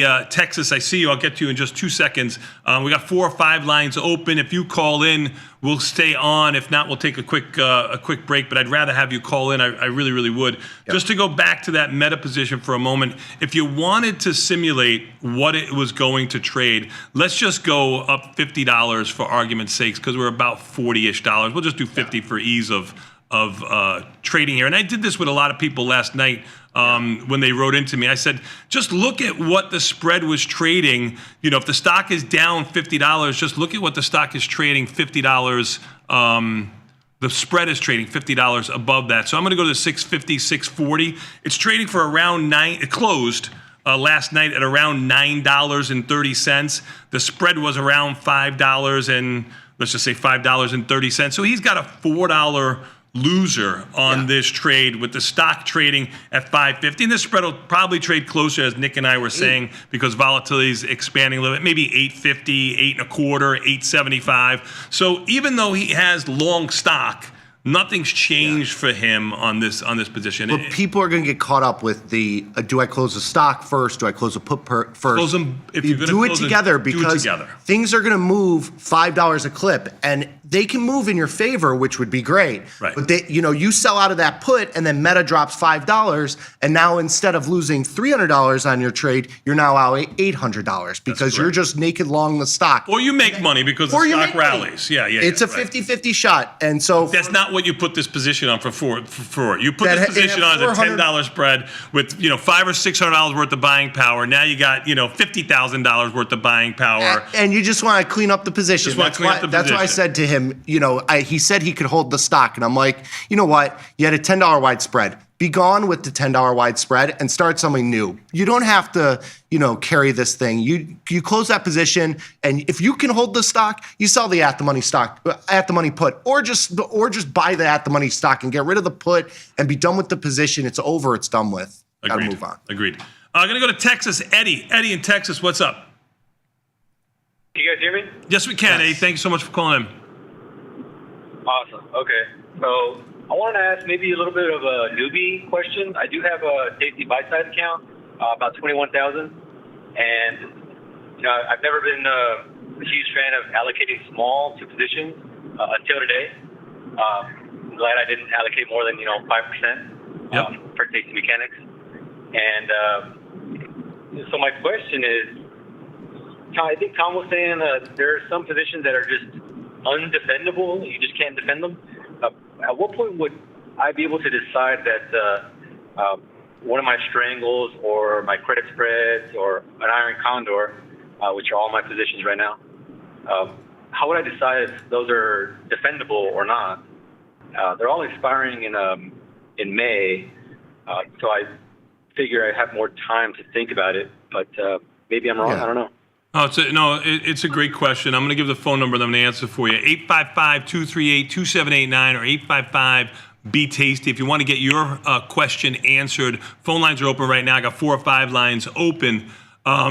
You want to take it from Eddie, or you want me to go first? Well, I was going to say, if you're out in May, the pop in volatility, and this is what I just mentioned the couple callers ago, this pop in volatility, the positions you think you're going to be losing a lot on, they're not going to, the spread These trades moves are going to mitigate that. The iron condors, if you're trading, he said he's in a smaller size account. These iron condors, they're not really going to move all that much because of this pop in volatility. And so, especially if you're in May, 40 some odd days to go, there's not going to be a whole lot you can do. Maybe you look at the call side and you say, you know what, we've had a huge move. I'm just going to leg out of this call side. I'll lean a little bit directionally long. If you've got a $5 wide or $10 wide iron condor, you can't really roll the call spreads down into this sort of move. You're not going to be collecting anything, and your put spread is, you're probably going to have to go inverted on your spread.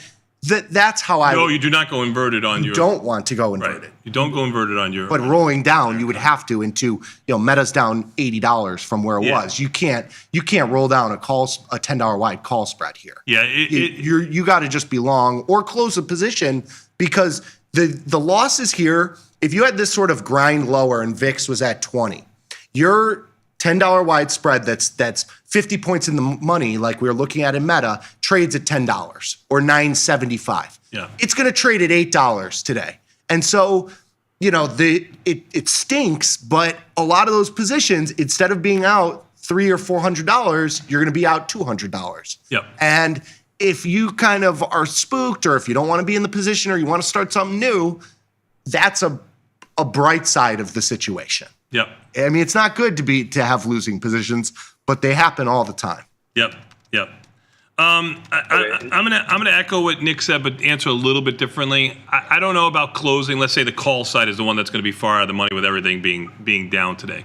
I get the closing of it. I think with volatility is going to be traded a little higher. You have plenty of time to close that call spread. Yes. Like that call spread is not going to move. And even if you get a 100-point rally, it ain't going to move. Matter. If it's trading at 30, 40 cents, it's going to be 35, 37, 42. I mean, it's not going to move that much.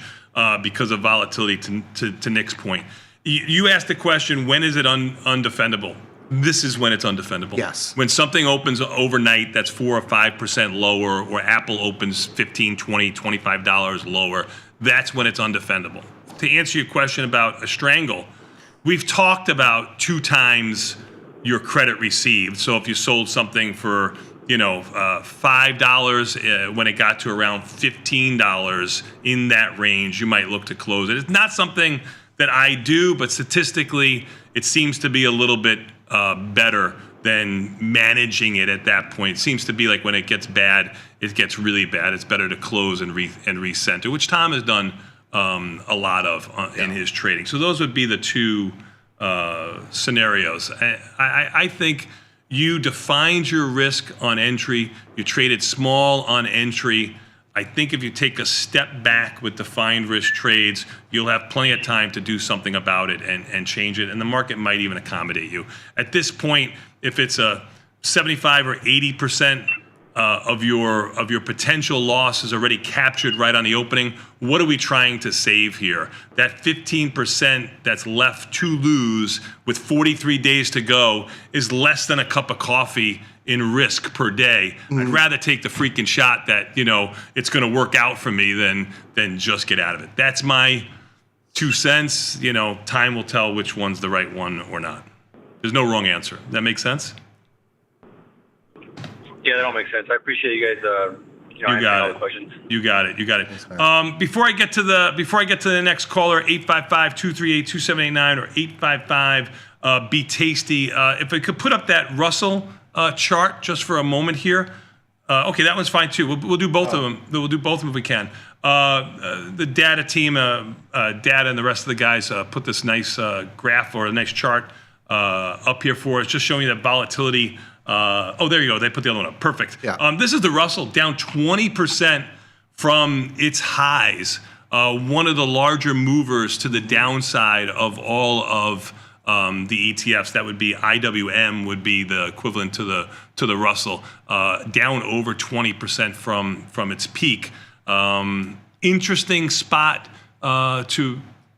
interesting spot between. If you're looking at something, if you're playing the contrarian role, which one's been the most beaten up, and you think that that's the one that would go down the least and maybe have the best chance for an upside. I hate the Russell for a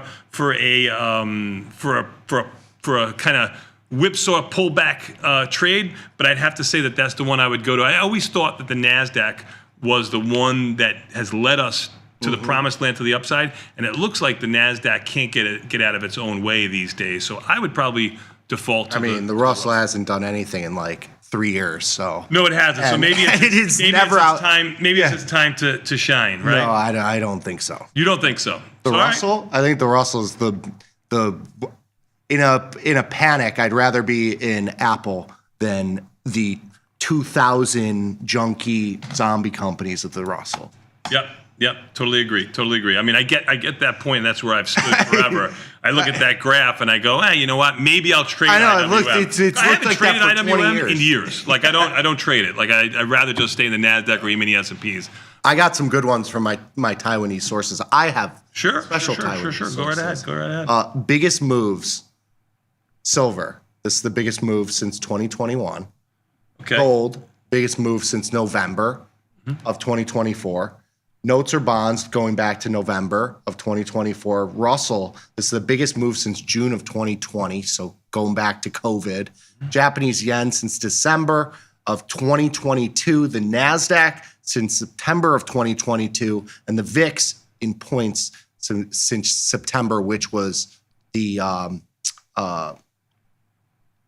yen carry trade. Yep. Craziness. Yep. So the moves today are some of the biggest we've seen in the last couple of years.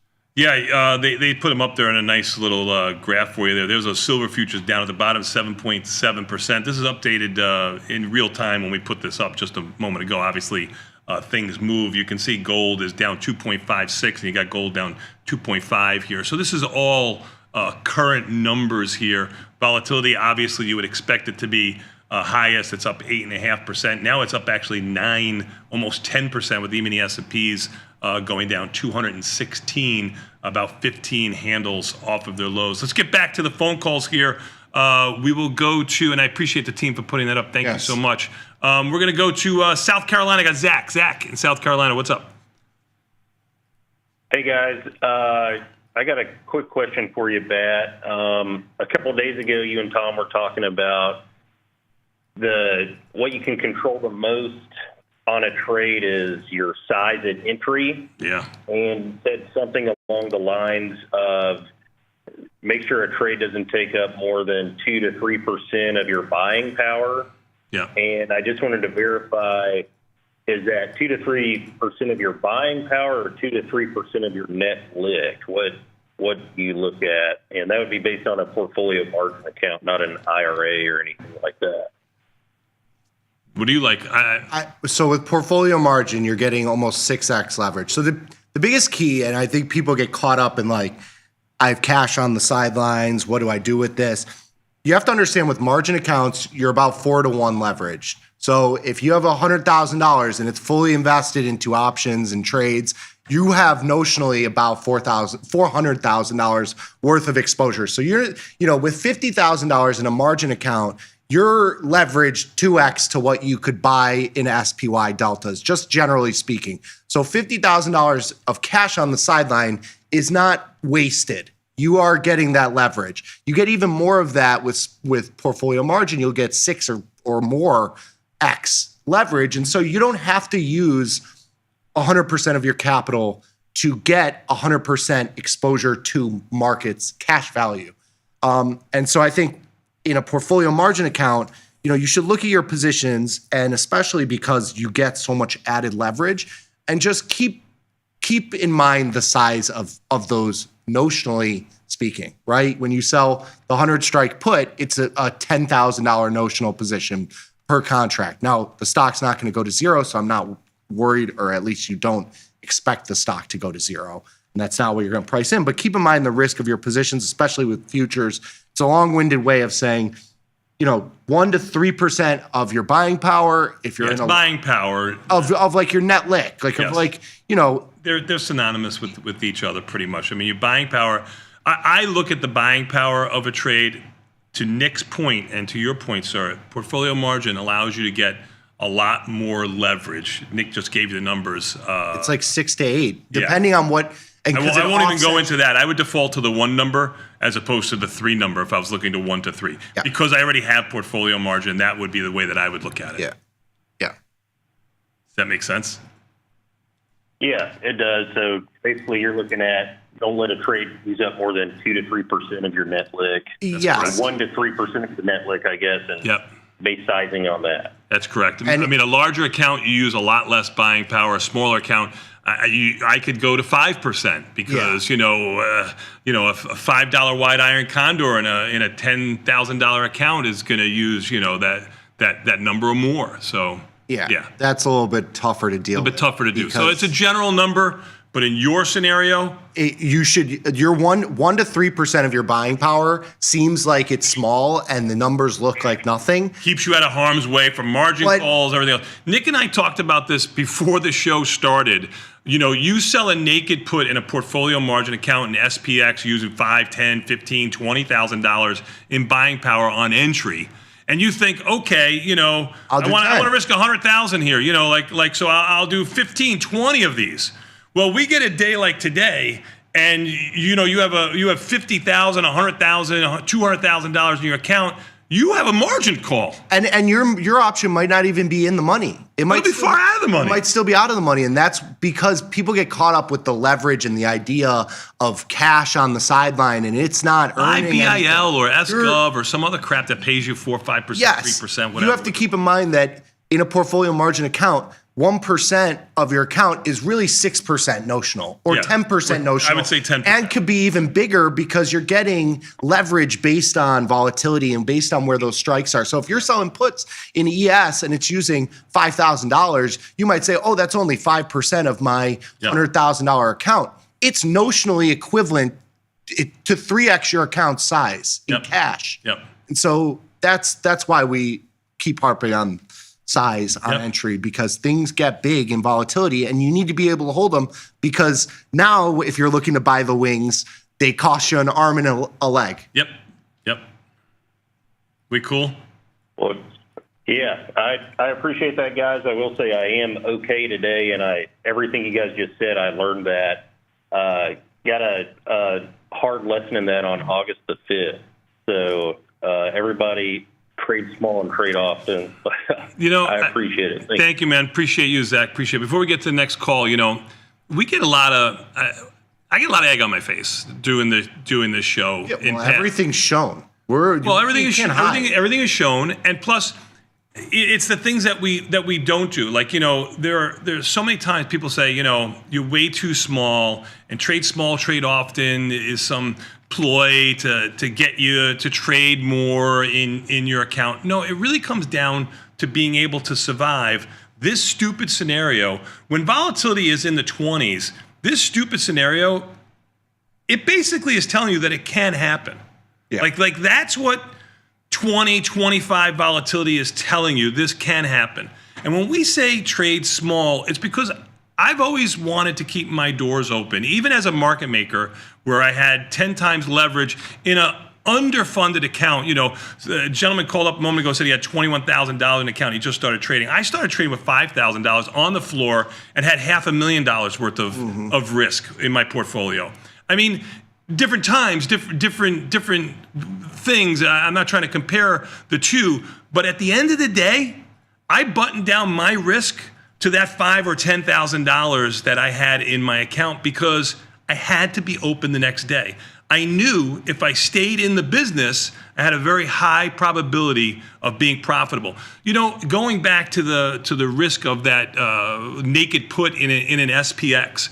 If you're doing that naked, just put a naked put, whether it's a 1x1x1 or a 1x2 spread, whatever it is, let's say put it into perspective where you're making 2, 3, 4% if all goes right per month on your $100,000 account. Because you only did one contract per $100,000. That would be kind of my threshold. You want to do two. You want to do three, I would start using defined risk, like do a broken wing butterfly if you want to put on more contracts. But I would need around $100,000 per one SPX naked put. And I'll tell you why. You get that, let's say it allows you to make 2% on the whole trade. If all goes right, meaning it never goes in the money and you do it month after month after month after month. You're looking at a 25% return on $100,000. That's nirvana. Now, we get egg on our face because markets have people say, do 5 contracts, 10 contracts, and it never got done, and I'm making and the market 40, never 50, goes down. 80%. I'm double my account. Yes. Yeah, until the day like today when you can't trade anymore. And all that is gone. And the 80% year over year is gone. And that's the whole point. And it goes, the wing situation, like I absolutely despise the 1-1-1, 1-1-2 crap. I actually love it. No. If you have, like I said, one contract per 100,000, I love it. You can in something like the E-minis or E-mini specifically that has a dynamic pricing or I'm talking risk model. E-mini S&Ps. E-minis, you got to be buying the wing. Always. I agree with you. Always. I think futures cannot be short the fat tails. I think the biggest mistake retail traders make in futures option trading is over-leveraging. And it happens every single time because everybody wants to have and it's so hard to talk about when everything is going great. Oh, because it's the easiest trade ever. You sell the puts. Why not sell it? Let's get to these 2 calls before we get to the market. I need more coffee. Mama, son, you got to be prepared. I don't do the hot. If you're going to be the top dog, you got to start being prepared. I'll get you. I got my extra one, but it's not cold. It's cold. It's warm. Okay, Tom, ice. You got to be prepared, son. If you're going to be in the hot seat, you got to be prepared to go bell to bell. I'm going to go to Neil in Georgia. Neil, what's up? Hey guys, how are you? Good, man. How are you? Morning. Doing all right. Hey, so I sold a couple one-day NDX spreads. I'll give you some of the strikes. I was just wondering your opinion. Expiring today on the open. Yeah, I think expiring. Yeah. So they're April 3rd options. Go ahead. Yeah, 18,750 is the short. 18,6 is the long. 18,750. I think they'll be right. Yeah, go 18,750 is the short. So you'll and then long the 18,600. 18,600, gotcha. Mm-hmm. And would you close that on the open or kind of wait a few minutes, but hold that? I mean, I think it's going to be right at the money. Yeah. Right at the money. Yeah, you're going to be right at the money. I mean, I'll tell you what I would do and what Tom would do. I would probably be looking to sell a call spread. I think you're going to have plenty of opportunity to sell a call spread. That's I wouldn't use more buying power. Sorry, 600. I wouldn't use more buying power, but I'd definitely be looking to sell 150 point if that's what you have on 150 point put spread. I'd be looking to sell 50 point spread, 100 point spread, 150 point call spread. Yeah. I mean, I would worry about the whipsaw. Like your spread is going to be trading for half the width of the strikes if it's at the money. Yeah. Approximately, maybe a little bit less. That's what your spread is going to be trading at. Yeah.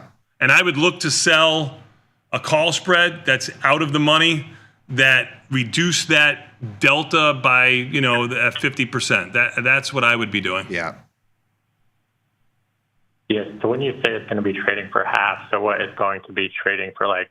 If you have a 150 point spread, it's going to be trading for 75, some 60 to 75, 60 to 80. You can also look at rolling that out. Like if you're okay, but not on the opening. Like not on the opening. The market's going to be very wide in NDX. Yes. If NDX is one of the wider too. But this is an opportunity. You're going to have volatility and skew across the board is going to explode today. Yep.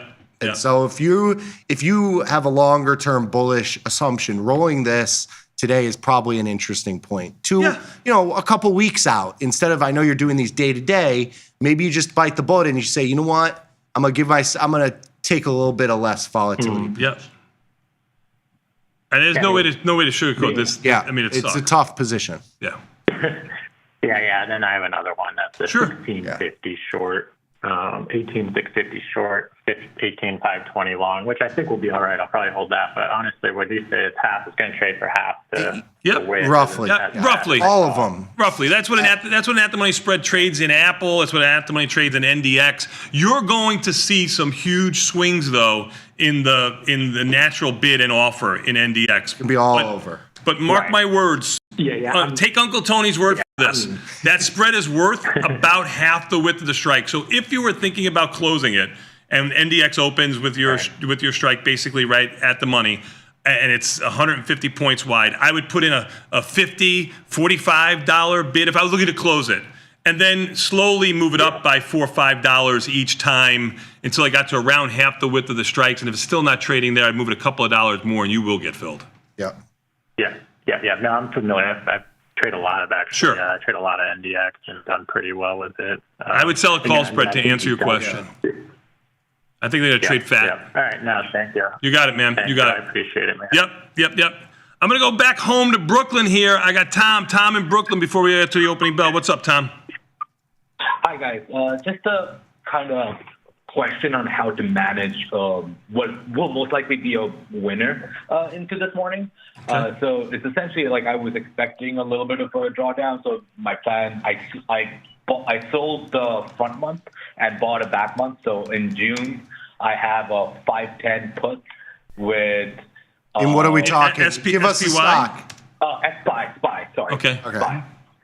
And April 25, 530 put that I sold for about $1.25. I'm probably looking at $100 winner-ish right now. What I guess my question is, I'm expecting probably a little bit more of a drawdown. And if my thesis is that, how would I just flip my 530 put now towards a May, turn it into a diagonal, or maybe something like, I don't know. Are you long June, the 510? Yeah, you're long June, you're right? Like you got like a reverse diagonal. He's got but he's going to be a losing trade this morning. No. He's short the 530. Sorry, what do you have on, sir? What's your long strike in May? The May short. It's a short strike for 530 put. May you're short the 530 put? Yeah, so he's short the 530, long the 510 in June. Oh, for $1.20. He's long the 510 in June. This spread this is the worst spot for him. Yeah, this is here. If you look on the bottom here of the screen when you get there, if you look at your portfolio, you've got about 9 deltas, 9 or 10 long deltas. Yeah. So this is not a profitable trade. No. And you can't look at, I'm going to make $1 on one side, you're going to lose $2 on the other side.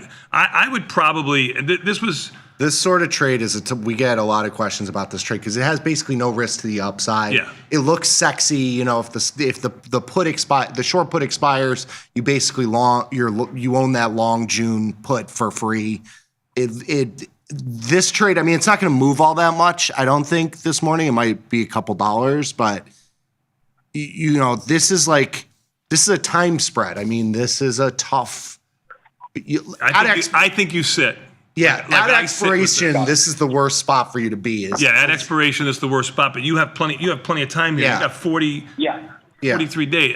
I sit, sir. Yeah, I sit. I don't look at this trade. I look someplace else. If you think the market's going to continue to go lower, this is actually a long delta spread. But if you think the market's going to go lower, I would find something else that picks me up 9, 10, 12, 15 deltas. Yeah. If this is the only position you have in your portfolio, so you have shrimp. And you're short an embedded put spread here. So your risk here in the next 40 days is 530 to 510. You have that put spread on. That's right. So you could actually go, and I think you'd be able to sell a 30 or a 20-point call spread and not use any additional buying power in the May expiration. That is correct. And you might consider doing that because you're kind of here. You're going to have basically zero delta. You're going to be like neutral delta here.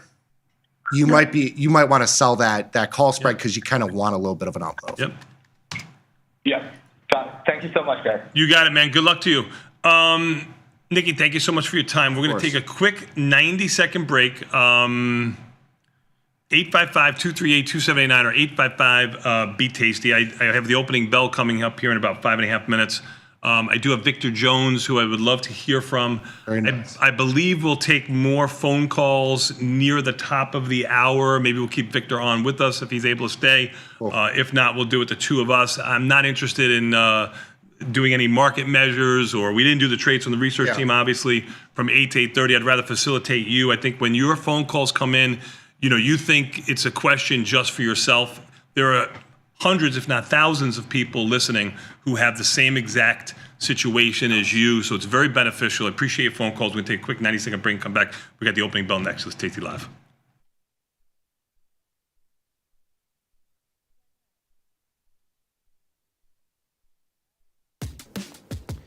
Look who's back testing. tastytrade now has options back testing for free. Test your trades with over 10 years of data for the most popular symbols. See how your trades would have performed in the past. Look back at profit and loss and take the guess out of guesswork. Oh, did we mention that it's free? Get back testing at tastytrade. What's up, everybody? Check out my new series, Life Cycle of a Trade, where I show you my real-time trades with insights into strategy selection, adjustment mechanics, all the way to the closing order for all of the tastylive core strategies.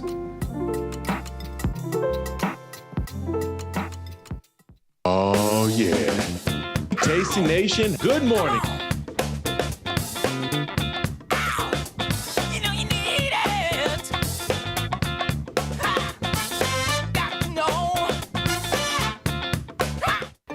Feel like your wardrobe is missing something?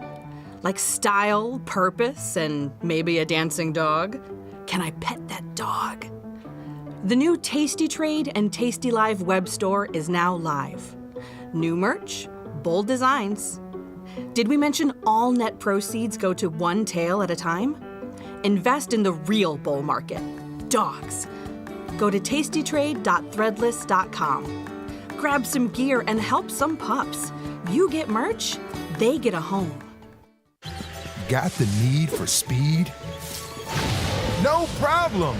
At tastytrade, you can turn smart ideas into real trades with just a few clicks. Wow, that's fast. tastytrade, make your move.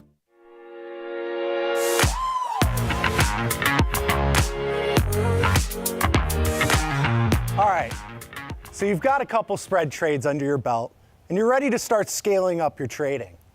The common thought is to just increase the contracts, but this is only multiplying the risk and the reward of the position, essentially pushing the chips in and doubling up.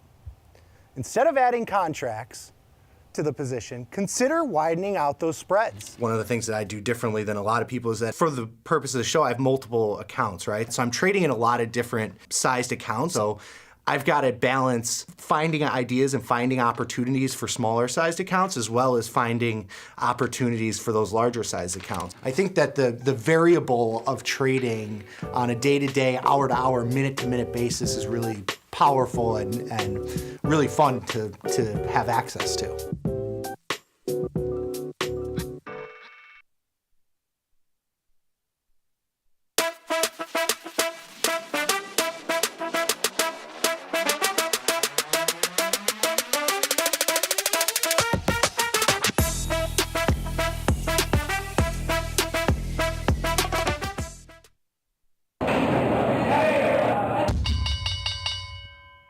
Nikki, we are back. I have breaking news. Tom has canceled the wedding. Son's not getting married. He's coming back to work. He'll be in about 20 minutes. All right. I guess that's it for me. I'm just kidding you. Let's talk about the markets here. We've been talking markets, but not necessarily the market. Really nothing to see here except the magnitude of the move, right? You got a 3 to 5% move in products here, but we've really had about a 25 handle move in the E-mini S&Ps all morning. E-mini S&Ps down just about 200. NASDAQ down 845. Russell, which I just talked about a moment ago, down almost 5%. I do want to say corrections are usually around 10%, allegedly. Bear markets are usually around 20%, which Russell is. So it looks like SPY and Qs are in a correction, and the Russell's already entering a bear market, if you believe in those numbers. So to your point, go ahead. Watch your pricing this morning. We're about to get to the open. I'm already seeing SPX, P&Ls off whack, do not look at, positions, profit or loss, and think that is, going to be exactly where you're going to get filled. Especially in that NDX that NDX talking about. Oh, you gotta relax a little bit, look at the options, see where the bid ask spreads are, price out these options a little bit, be a little bit slower. You don't have to, jump the gun on everything. And I already see stuff. My P&L is marked, and I know this because I have traded for a very long time. It's marked at a very skewed number here. So there's your opening bell. I don't know if you heard it. I didn't hear it, but there. I have the sound off. Ding ding ding ding ding ding ding ding ding. There we go. I'll do it for you. Yes. Even the S&Ps are still down 195 and change. NASDAQ down around 800. Actually, a little bit smallish rally. Let's see what's moving in the overall, because some of these numbers are just going to be astronomical. Restoration or RH. Yeah, that was a huge move. It was down like $80, $90. Down 35%. Meta. Go to S&P 100. Half these stocks don't matter. Oh, come on. Meta's Netflix on there too. Down 30. I'll get there. Costco down 22. The Qs are down, obviously, 4%. You could see that in the NASDAQ moves. As a matter of fact, we should take a look at this. You'll see SPY down $18, and even the S&P is down 180 and change. That's how we got, we knew or had an idea where we thought SPY would open at 546, 547, just because of the move in the futures. That's how the futures move versus the E-mini S&Ps. Apple down $17. Coin down 14 and change. These are some big moves. Amazon down 12. I don't have to tell you. Let's see what the buckers are. I said UNH would be the bucker. It is. It's up $7. And everything else after that is really volatility products. It's an all-out, no way to sugarcoat it, bloodbath in the market. Yeah. Yeah. I mean, just looking at. And, my buddy John just put out here, said you talked about the 2020. I talked about the 2020 circuit breaker being hit for COVID. He said COVID lasted 6 weeks. He just doesn't. Market doesn't bounce right back. So that's I know. If these are the people who look at charts and history repeating itself, I mean, we could be in for a month, 2, 3, or 6, or 8 of this chop, which I think is what we're going to have for the rest of the year. It doesn't just bounce back V bottoms, which we have had in the years past. So, it's anybody's guess, but I'm going to go with more this time. It's markets have moved and changed a little bit. I got to go back. And I think everybody got to keep in mind, on Monday, the end of the first quarter, the low was 55.33. So on the E-minis, and we're there right now. So this is the low that we saw on Monday. Right. The stocks themselves. SPX, right? I'm talking E-minis, but you look at SPX, any of. Sure. Yeah, same thing. Mm-hmm. Yep. We've had. It's obviously seems like a really huge move overnight, but we've reversed a couple days. Yes, they were a good couple of days on top of what we just showed. The Russell down 20% already. Let's just say it was down 15%. Even the SPX was down 7, 8, 10%. Now it's down a little bit more than that. I mean, so it's on top of on top of. I don't have an issue. If you've stayed mechanical to this point, I don't have a problem not being a hero if the market were to make a V bottom right here and come back. There's going to be volatility is going to stay bid relative in the market for weeks to come. Oh, for sure. So you don't miss out on anything. And the pricing that you get, let's take a look actually at some of this pricing. Let's look at the worst one first. We'll go to NDX. I'll go to the May options because that's the ones that I would trade. They're $14, $15, $20 wide on NDX. Let's go to SPX here and do the same thing. We'll go to May options. They're $4 wide, $3 to $4 wide, depending on where you look here. Very, very hard to get mid pricing. You could look, and I've said this in in trades past. Let's just go to an out of the money call spread for argument's sakes here, and let's just go $10 wide. What do I like to do to see if this mid price? You can see the natural is under $2. It's actually a credit to sell something at a credit and buy something at a credit. You don't usually see that. But what I like to do is look at the width of each one of these.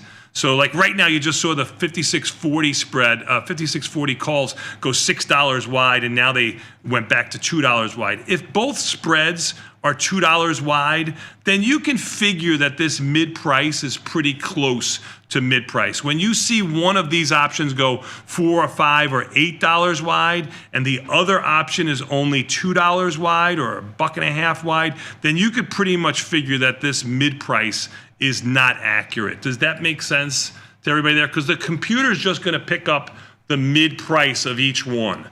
So it's a hard extreme there to try to show you live. But if you're looking at that mid price, and you can see this mid price no matter what's happening here, again, on just this one spread, it's been somewhere around $4.25 to the high right there of around $5 and change. So if I was looking to sell this spread, I would probably put in a $5 spread here, $5 price, and work it down. I figured I'd get filled around $4.50. That's the way I would be looking at that. You have to keep your eyes on the E-minis too. If you're looking to sell something and the E-mini S&Ps are rallying, maybe you keep your offer in where you have it at that mid-ish price. And if E-mini S&Ps are going lower, then you got to be a lot more aggressive with your pricing. That's the way I would look at it. You seem like you have something you want to say, chomping at the bit. Go ahead. No. I completely agree. I think that's, the hardest thing today is going to be figuring out where you're at with some of these positions, because bid-ask spreads are going to move, and it's just a reflection of volatility. When volatility comes in and the E-minis are moving 5-10 points a clip here, back and forth, we were just down 210, now we're only down 180. Things are going to be moving, and you got to be careful with your pricing, and you can't just route orders. You got to, or if you are, understand that things are going to be a little bit off. So you got to What's the probability we closed wrapped around where we open in the market here? Even the S&P, you mean like NASDAQ, and down? Russell. Like we had the big move overnight, and we haven't had much of a move so far today. Yeah. Like the tradable move during the day. What do you think if even the S&Ps close somewhere between, down 210 and down 180? What's the probability of that? What's the expected move for today? Let's take a look at that real quick. I mean, the VIX is at 23, so it's telling you there should be about 1.5% to 2% move every single day going forward. Yeah, right. You're looking at 67%. Through the end of the week, we could be at 5,500 or 50 or 6,000. What's the probability of moves done for the day? You're talking about my opinion? Yeah, your opinion. I know what the market telling me. Your opinion. I mean, I thought we would get a little bit of a capitulation this morning, and we're not really getting it. Vol is kind of staying bid a little bit. It did come in for probably the first 5 minutes or so. Mm-hmm. But yeah, I think there's a little bit more downside before we really capitulate. It's the feeling. I have one phone call here before we get to Victor. Let's go right to it if I can. I'm going to go to Paul dropped. I don't know if he calls back. No call. Paul was from Israel. I'm sorry. I just had to get to. I'm sorry. The opening took your spot real quickly there. I'm sorry we couldn't get to you. Let's talk markets for just a quick second here. I know we talked equities for a moment. You just mentioned volatility staying bid. No surprise there. 23.45, just about a 6.5-7% move. Bitcoin down 4,000. Trading 82 and change. It's not back to its lows that it made in March. You talked about the market getting back to its lows. Oil, that's the big mover there. 67.04 down $4.67. Maybe a little bit of an oil contrarian play there. I kind of like that play. I mean, I wouldn't mind a little bit of a put spread in oil maybe today. Maybe I'll do that for option trades today as one of my trades. Gold down $67. I can't tell you how many emails I have gotten from people who I had my gold shorts, I capitulated, and now you get, a huge move in gold. Sadly, that sucks. I've been there 100 times. I feel for you. The euro is still staying bid. It's trading just off of its highs of 111. 19 at a 111.3. That's a huge move. You can see here the move in the euro. I think the move down in the dollar, reversing basically a year of up movement in the dollar in the last couple of weeks is telling. I'm not a currency trader. I'm the world's worst commodity trader, but you do have to look at that as a tone change in the overall markets. Nick, anything that you see? No. I mean, I'm a little surprised. A little surprised by the lack of action, right? Yeah, it kind of spooks me that there's no. Like no. Like I would like to see 100 points and the VIX get to Yeah, not gonna. That's what I want. Not gonna make it that easy for you, son. I know. That's what I was hoping. Yep. Not gonna make it that easy for you. All right, my friend, then let's take a quick 90-second break. We'll come back. We got Victor Jones. I'm sure he'll be on fire. Yes. Tom wanted me, I'll wait till Victor comes on. I have one question from Tom for Victor. We'll take a quick 90-second break and come back. We got more Tasty Live after this with Victor Jones and Hear Me Out next. And then we'll go to your phone calls. So maybe at the top of the hour, maybe we'll keep Victor on too, if he can. We'll go to your phone calls. Again, 855-238-2789 or 855-BTASTY. We'll be back in 90 seconds with Tasty Live. No movement.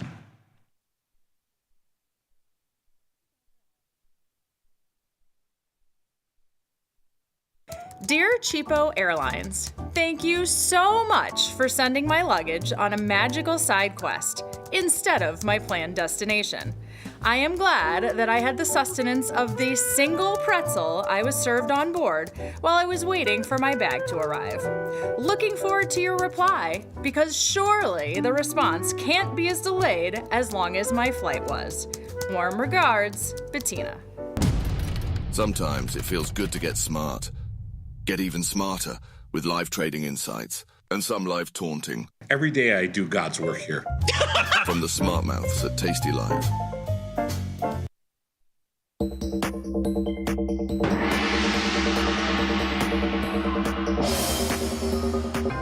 Tom versus Tony. Round one. Trade. Massive volume. Killer trade. Surplus. Shoot. The fall. Volatility boost. Killer trade. Resistance. Straddle support. Order sold. You win.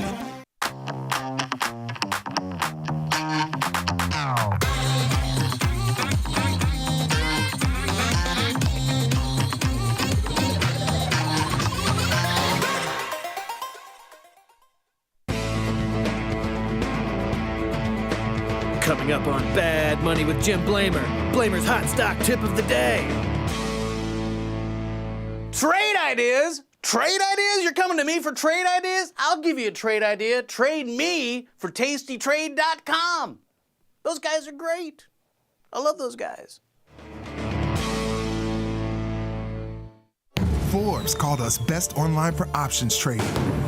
Investopedia, best for options trading, period. With stockbrokers.com, we're number one for options and futures trading. The Motley Fool really likes us. And so does Business Insider. So what else can we say other than boom? Trade like a trader. Tasty Trade. Make your move.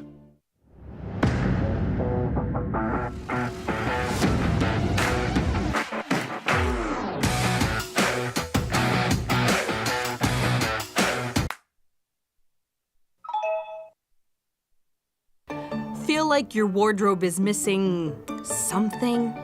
Like style, purpose, and maybe a dancing dog? Can I pet that dog? The new Tasty Trade and Tasty Live web store is now live. New merch, bold designs. Did we mention all net proceeds go to one tail at a time? Invest in the real bull market, dogs. Go to tastytrade.threadless.com. Grab some gear and help some pups. You get merch, they get a home. What's up, everybody? Check out my new series, Life Cycle of a Trade, where I show you my real-time trades with insights into strategy selection, adjustment mechanics, all the way to the closing order for all of the tastylive core strategies.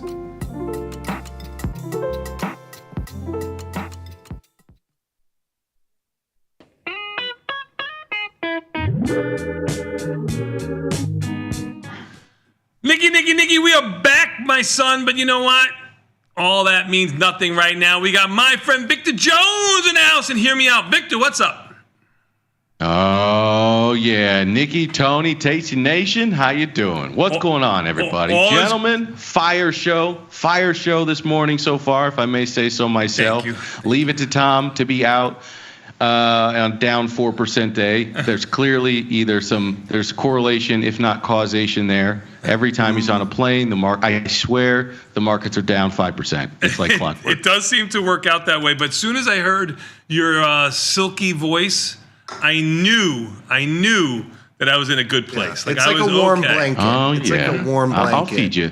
Yep. I'll feed you, baby birds. Yep, I got you will. you. I have one Gentlemen, question. do you feel liberated? Do I feel liberated? I feel liberated from my money right now. Yeah. So talk about that, Vic. Go ahead. Give me that. How is your Liberation Day going? I mean, you've been a proponent of the changes in the administration, right?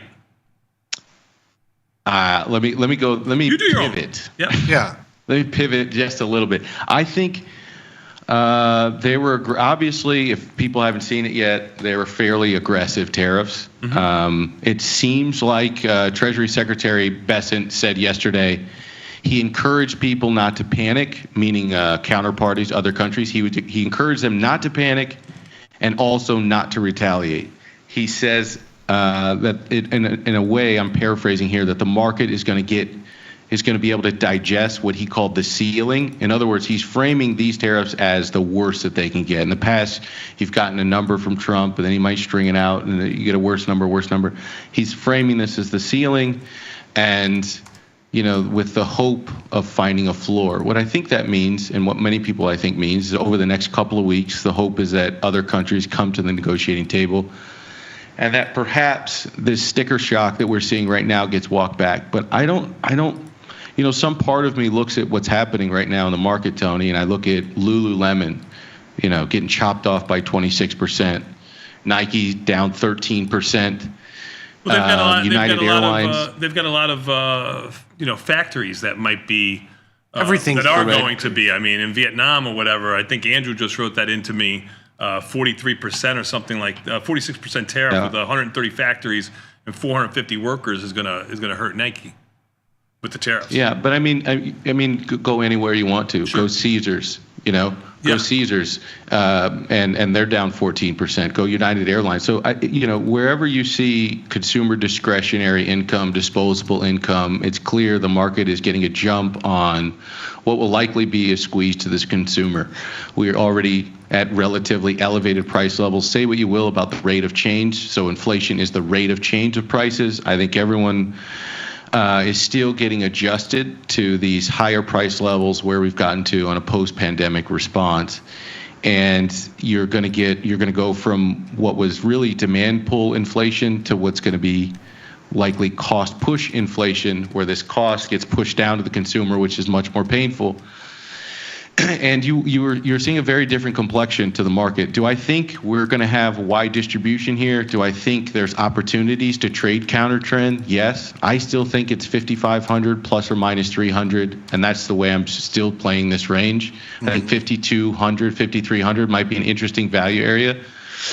But I mean, even like today, you're down 4%. What are you going to bet that we're down another 3% by the end of today, or we hit the circuit breaker? I don't know. At some point, counter trend trading can get interesting. But I do think, if I had to be honest with you, Tony, I think this gets worse before it gets better. And every day this strings along, is a day that producers are going to build these tariffs into their businesses. I think it's going to be tough, and I don't know that many people come to the negotiating table within this first 30 or 60 days, and I think the market is going to digest worst case scenario over the next couple of weeks, and we could see that value area 5,200 sooner rather than later. I think what's most interesting is the bond market is already telling you that the Fed told you a couple of weeks ago they're going to cut 50 basis points this year, and the bond market's already telling you they're going to need to cut 3 times before the end of the year. And, the way bonds look, who knows, man? You could see, if you get a decent rally here, who knows? They could be pricing in 2.5% rates at some point in time, depending on how scary the growth outlook looks. I'm not saying we go straight there, but I do think like the worse the equities look, the worse consumption looks, the worse growth looks, the more easing that the bond market is pricing to rates. And I think that's really what I'm focused on. The interesting thing about the gold move, I'm sorry, I'm going all over the place, but the interesting thing about the gold move is the straddle was about $55 yesterday. So it is a pretty decent move today in gold, but it's not crazy. A death candle in gold would be like a 5% down day, which at 3,000 would be like 150 points down. So it's a decent move, 2% to the downside, but all things considered, a bad day in gold is a 5% ugly 150 point down candle. We're not there yet. So if I'm listening to you, you kind of echo at least what I've been saying, and I think Nick too. You think we get a little bit of chop. You don't think we in the equity market. Again, I'm reading between your lines. You can say whatever you think. I think we're going to get a little bit of chop. Okay. Go ahead, Vic. You. Go ahead. No, you. I've had the mic all day. Yeah, I think we'll probably get a little bit of chop. I'm not overly terrified, but I do think what probably is going to happen is we get into earnings season. Every CEO is going to completely kitchen sink the next quarter, which means analyst estimates have to come down, earnings have to come down, the multiple comes down, and that's probably a slow process. It was a slow moving train in 2022. I think people wanted to get to a quick bottom. When can I buy stocks? When can I buy stocks? When can I buy stocks? I'm not exactly sure that we're in that type of environment where you're going to get a nice V bottom. You get to buy Tesla at 260, and then you get to forget about this in 2 weeks. I don't think that's where we're at. I think this is a slow moving process where people just had a 20% year in the NASDAQ, and it takes some time to get away from that Pavlovian response of buy the dip, buy the dip, buy the dip, that we just fundamentally changed global trade terms yesterday.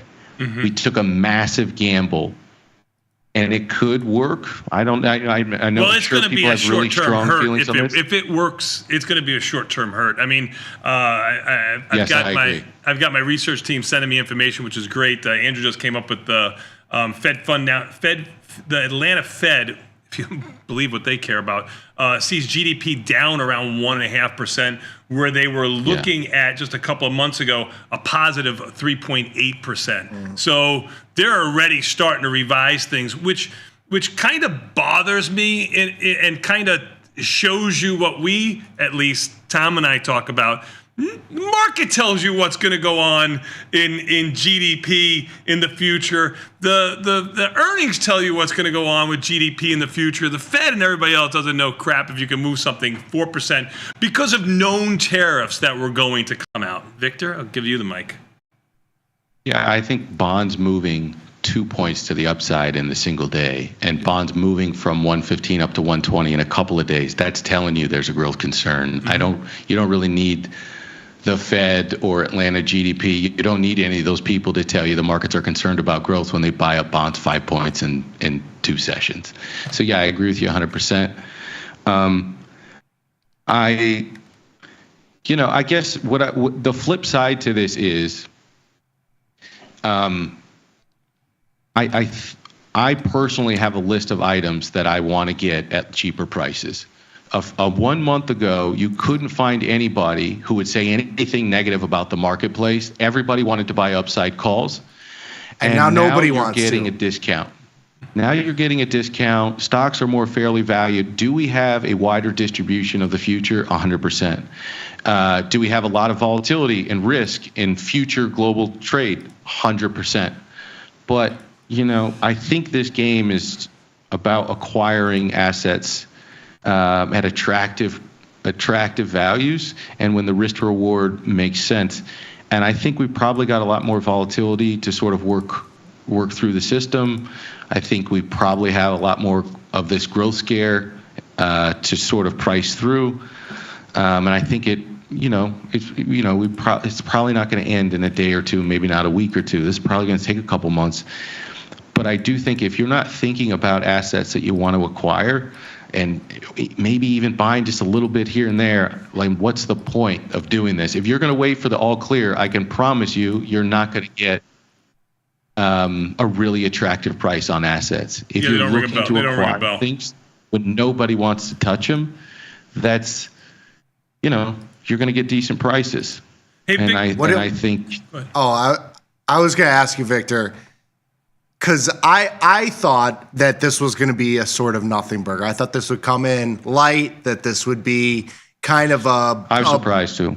I was surprised because that's kind of how I think of Trump is like, you jawbone and then you kind of just do nothing and it's kind of a blow off for vol type event. You kind of just buy the rumor, sell the news. Yeah, yes, exactly. What do you think? I think the surprise.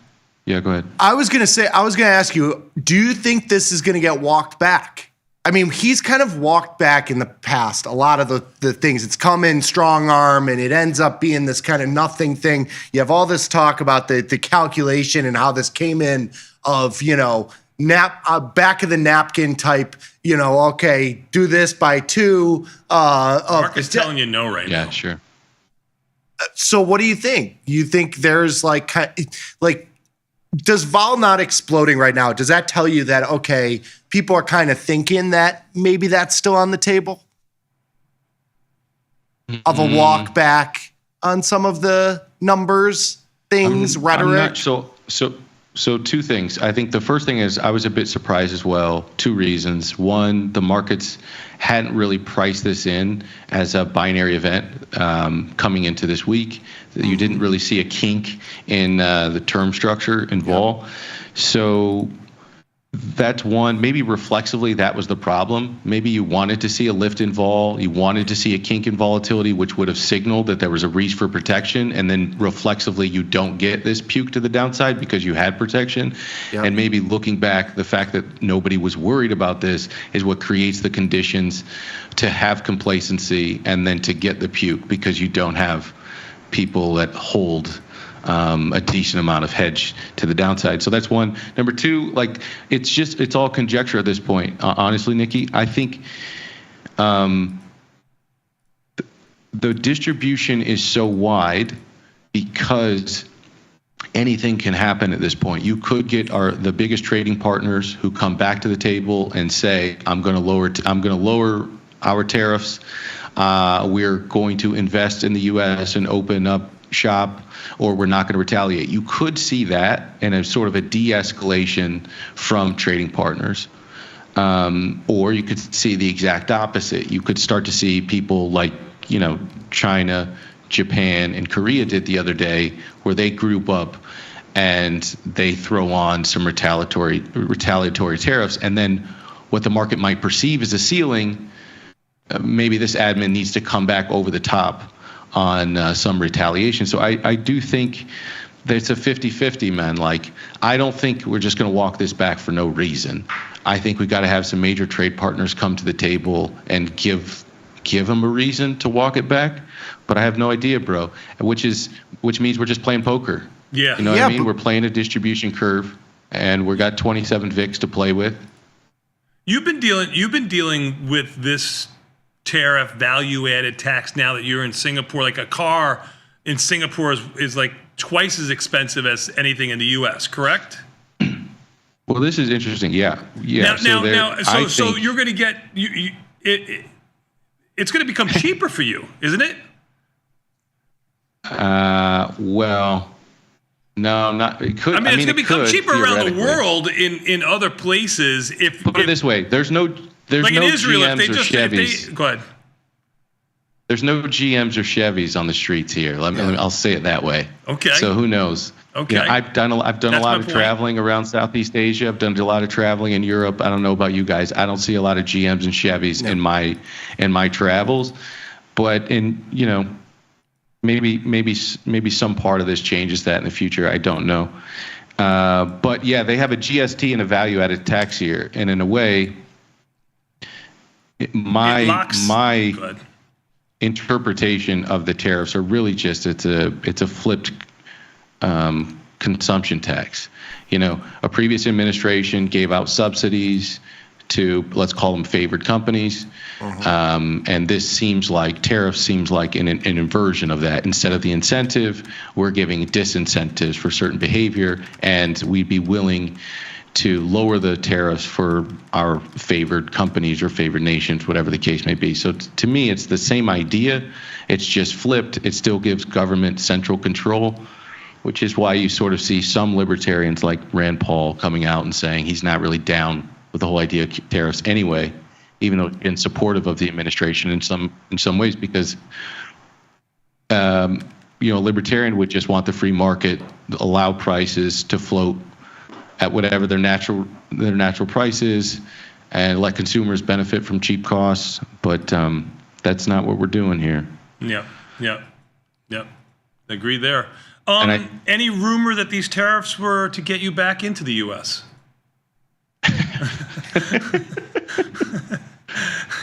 Hey, Vic, I asked this question to Nick earlier. I mean, we've had a huge move overnight in just about every product. Even volatility is staying bid today. No capitulation back, as we talked about, at least on this show, going into the first half hour of the market being open here. Volatility has not contracted at all. Not surprising to at least Nick and I when we were talking. Even the S&Ps have had a very tight range since we've opened. Yeah. Do you think this is it and we kind of digest from here and maybe we chop lower, maybe we chop higher and we have a trading market in here with some high implied volatility for an extended period of time? And that's kind of what I'm feeling like. I'm kind of feeling like, No. the people. Okay, go ahead. What do you feel? No, but like if vol wasn't so expensive, like a zero DTE upside bet to me, as long as I could get it relatively cheaply right now and not pay through the nose in vol, to me it's like we're already down 4%. Why not take a cheap flyer that this cuts in half? Well, you got a $60. $60 expected move. There is nothing cheap, Victor. Yeah. SPX 54. I don't know 54.65. You go 100 points out of the money on the calls. They're trading $4.70. You go 100 points out of the money on the puts. They're trading for around $3.60. You actually have call skew in SPX. There ain't nothing cheap, Vic. It's all expensive. I get it. There ain't no cheap shot. That's in the 0 day. What is maybe cheap on a relative, I don't call it cheap. Mm-hmm. What I find interesting today is Bitcoin, because I was told that this was a highly correlated instrument to the NASDAQ. NASDAQ gets punched in the face by 4%, and I look at Bitcoin and it's kind of yawning in this volatility, especially on a day where you get gold down 2%, silver's getting smacked up. And I think, we've seen volatility throughout the NASDAQ for several weeks now, and Bitcoin has held this super tight range between 80 and 90. And I can't help but think that the inevitability, regardless of if we see a recession, we see a slowdown, we all know what happens. We all know how we end up dealing with our types of problems. Mm-hmm. And if that impulse is there at the end, then figure out a way to protect your purchasing power from a Federal Reserve or fiscal authority that's going to need to increase spending or increase the monetary base in order to deal with slowing growth. To me, that's the challenge here. On one end, you want to protect your purchasing power, but you can't be in cash, because if they do this gigantic print, you're going to get murdered and you're going to get left behind. Yeah. And that's the challenge, I think, for every investor right now. I'll give you another That's odd channel thing. stagflation. It was just funny that Data wrote into me and said one of the few stocks that's up today is First Solar, up $10 and change. I know, Nick, you've played this from the upside. Kind of odd, right? When you've got every electrical vehicle getting hammered, you've got oil going lower. Why would a First Solar go higher? I was looking at J&J too. They have like a $10 billion lawsuit or something like that on the table. It's up $2 and change. Yeah, it had $10 move to the downside. It's now up today. Yeah. Hey, you mentioned consumer staples for a moment. I'm going to put up a slide here, Victor, to support what you were saying here. Only XLP is up big. Well, here, they can put up for you if we can. That last slide from Data. There you go. There's the consumer staples over the last week, month, and year. Telling you everything you need to know right here. Yeah. We're going to be buying Pepsi, smoking cigarettes, eating some junk food from Mondelez. Forget about Wegovy or whatever it is. You can get that. Yeah. This is kind of like, it's kind of in lockstep with the Dow. The Dow's kind of outperformed on a relative basis over the last couple of weeks. And I think this is all I'm an advisor and I gotta get paid. So like if I'm an advisor and I'm in a difficult environment with high volatility, I can't take you to cash, Tony, because I'm paying you 2% and you're sitting in cash. Sure. So all these people in periods of high volatility, they just go to low volatility assets. Yeah. So you'll see a bid in stuff like healthcare, you'll see a bid in stuff like staples, and it's not because these are great companies that are necessarily going to weather a downturn. It's just because they have low vol, they're low beta assets, and so somebody can hide out in these things and still get their 2% by showing value to their, to whoever they're managing money for. You got it, my man. Well, good job out of you, Victor. I'm not going to keep you any longer. I am going to ask you to call us back, not you, Victor, our viewers, 855-238-2789 or 855 Be Tasty. That gentleman from Israel hung up again. If you call back, I'll try to get you to the top of the list. I really do apologize. It's not a conspiracy theory. We don't have any of those here. We're an open book. You can see everything we do on the follow page. Victor, thank you so much for your time, my friend. It was great to hear from you. If your words aren't the voice of reason, your calm demeanor is. So thank you so much for being that rock today. Man, scoop a little bit, you big scaredy cats. Are we going down? Yes, but find an asset that you like and, don't sit there paralyzed, curled up in the fetal position under your desk. Live a little bit, especially if you're under 30. If you're under 30 and you're terrified watching all the news about tariffs and you don't know what to do and you're freaking out, you're doing it wrong. You are doing it wrong. Zoom out. It reminds me of a joke, Victor. I'm gonna butcher it a little bit, but my older friends will remember it from days gone by, and I haven't said it for a long time. There were two bulls on the top of the mountain, and down at the bottom of the mountain were a bunch of cows. Heifers? Heifers. Down at the bottom. All right. And it's the two bulls. One's older. And one's a little bit younger, but he's in the spirit looking to take over the whole thing from the other bull who's been around for a long time. And the young bull says to the little cat, to the older bull, "Let's run down there and have our way with those calves." And the old bull, heifers, calves are babies. Heifers, sorry, with the heifers. I mean, what the? Yeah, let's go get that. Those babies are looking hot. I said I was going to butcher it. And the old bull says, "Let's walk down there and have our way with all of them." You see, Victor, you got to watch Volatility. Volatility hasn't moved at all to the downside. Wow. It's up 11.5% after being up 7-8%. So everything's getting a little bit softer and everything's getting a little bit fatter with premium. Watch Volatility before you run down there. Let's just walk down there and have our way with everything. I finally understand what you were saying there. I couldn't wow. I didn't want to be vulgar. I only wanted to get a wow out of Beth. I didn't want to get an Omaha. Really profound things here this morning. No more coffee. Don't take too much risk. Don't put all your chips on the table today. Everybody out there, don't let your calves near my father. I mean... Victor, we're going to take a quick 90-second break. Heifers, whatever. We'll be back in 90 seconds. We got a little bit more Tasty Live with your phone calls. 855-238-2789 or 855-BE-TASTY. Light them up, please. We got 4 or 5 lines open. Thanks, Vic. Tony.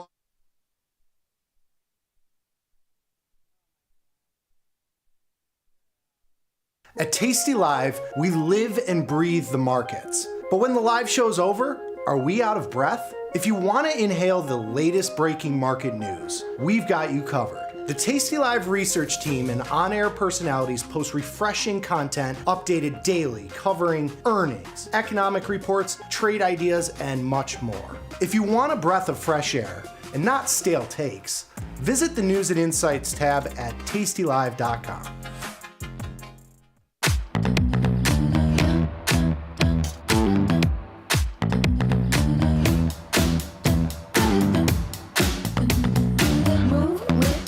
Shake it up, stop when the clock hits 13. Sing 1, 2, 3, 4. Cause no one can do it like we do it, like we do it, like we do it. Cause no one can do it like we do it, like we do it, like we do it.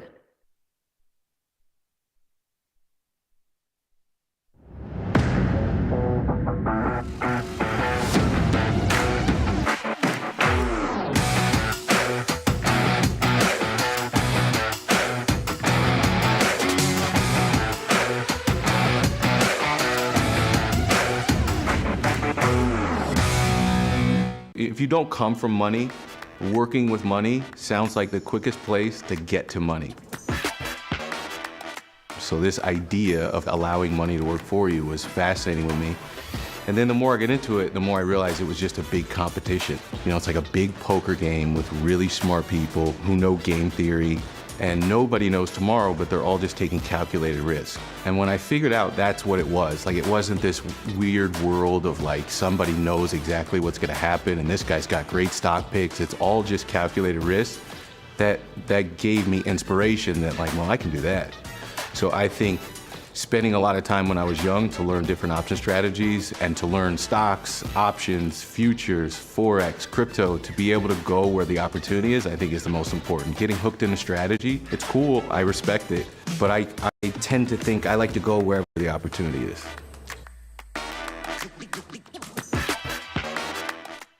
People are always asking, where can they find my podcast? There it is, son. Look at that. Option Trades Today. You can listen here. And everybody's waiting for my podcast tomorrow. Option Trades Today, every Tuesday and Thursday around noon. If you want to learn, sir, every Tuesdays and Thursday, Option Trades Today. You can find me on YouTube or wherever you find your podcast. Option Trades Today. You listening to me?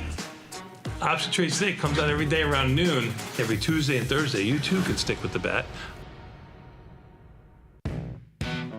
Got trader's block? We've got the cure. Get data-driven trade ideas with Cherry Picks, our weekly newsletter that gives you insights into the market. Sign up at tastylive.com/newsletters. Today's episode of Market Measures is brought to you by SIBO. SIBO is partnering with Tasty Live to provide educational opportunities for traders at all levels. Did you know index options like these can provide opportunities for diversification, lower volatility, liquidity, and other benefits? To continue your education on some of the mechanics learned in today's market measures, check out SIBO's Retail Trader Suite at www.sibo.com/minis.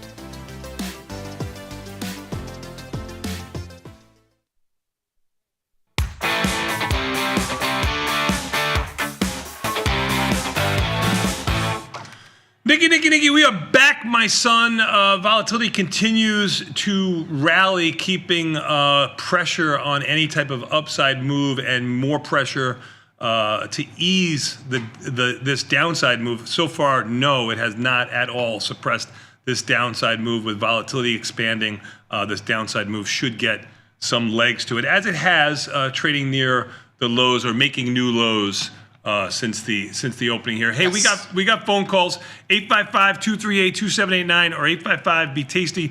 We have Scott that's going to come on the show too. If he comes on a little bit early, maybe I'll let him in early so the three of us can answer questions. If you have brokerage firm questions, I'm going to go to Chicago. I got Satish. Hey Tony, good morning. It's Satish. How are you? I'm doing good. If you're on speakerphone, maybe you can put it off speakerphone. You're a little bit low. Oh, I'm on my headphones. I'm surprised. I think it's us in here. Can you guys turn it up in here? Yep, on it. Yep. Sorry. Go ahead. I'm sorry, Satish. Go ahead. I'll listen attentively. Thank you for everything you guys did. Appreciate it. I got a quick question on volatility. So what moves volatility? Is it people trading as a hedge, or because I'm surprised that in the past 60 days we had so many down moves and we didn't see VIX or the VIX future pick up beyond 30. And I think you guys are being surprised about it too. So I'm a little bit curious on what moves that ticker. So he's saying volatility / VX of futures not taking over 30. We're both surprised by it. Matter of fact, the conversation we had last night was why isn't volatility higher at 30? I think I nobody knows. And what leads to volatility going higher? People being willing to pay for more for volatility. It's a complete for every buyer there has to be a seller, and for every seller there has to be a buyer. So for there to be a trade, there has to be two sides to it. And it really comes down to, are sellers willing to sell it at that price and buyers willing to pay that price? If buyers aren't willing to pay that price, it doesn't move higher. And if sellers are willing to continue selling, it doesn't move price. So go ahead. But that's the important part, because I think people get caught up with thinking volatility expands and therefore prices expand. It's the other way around. Prices dictate volatility.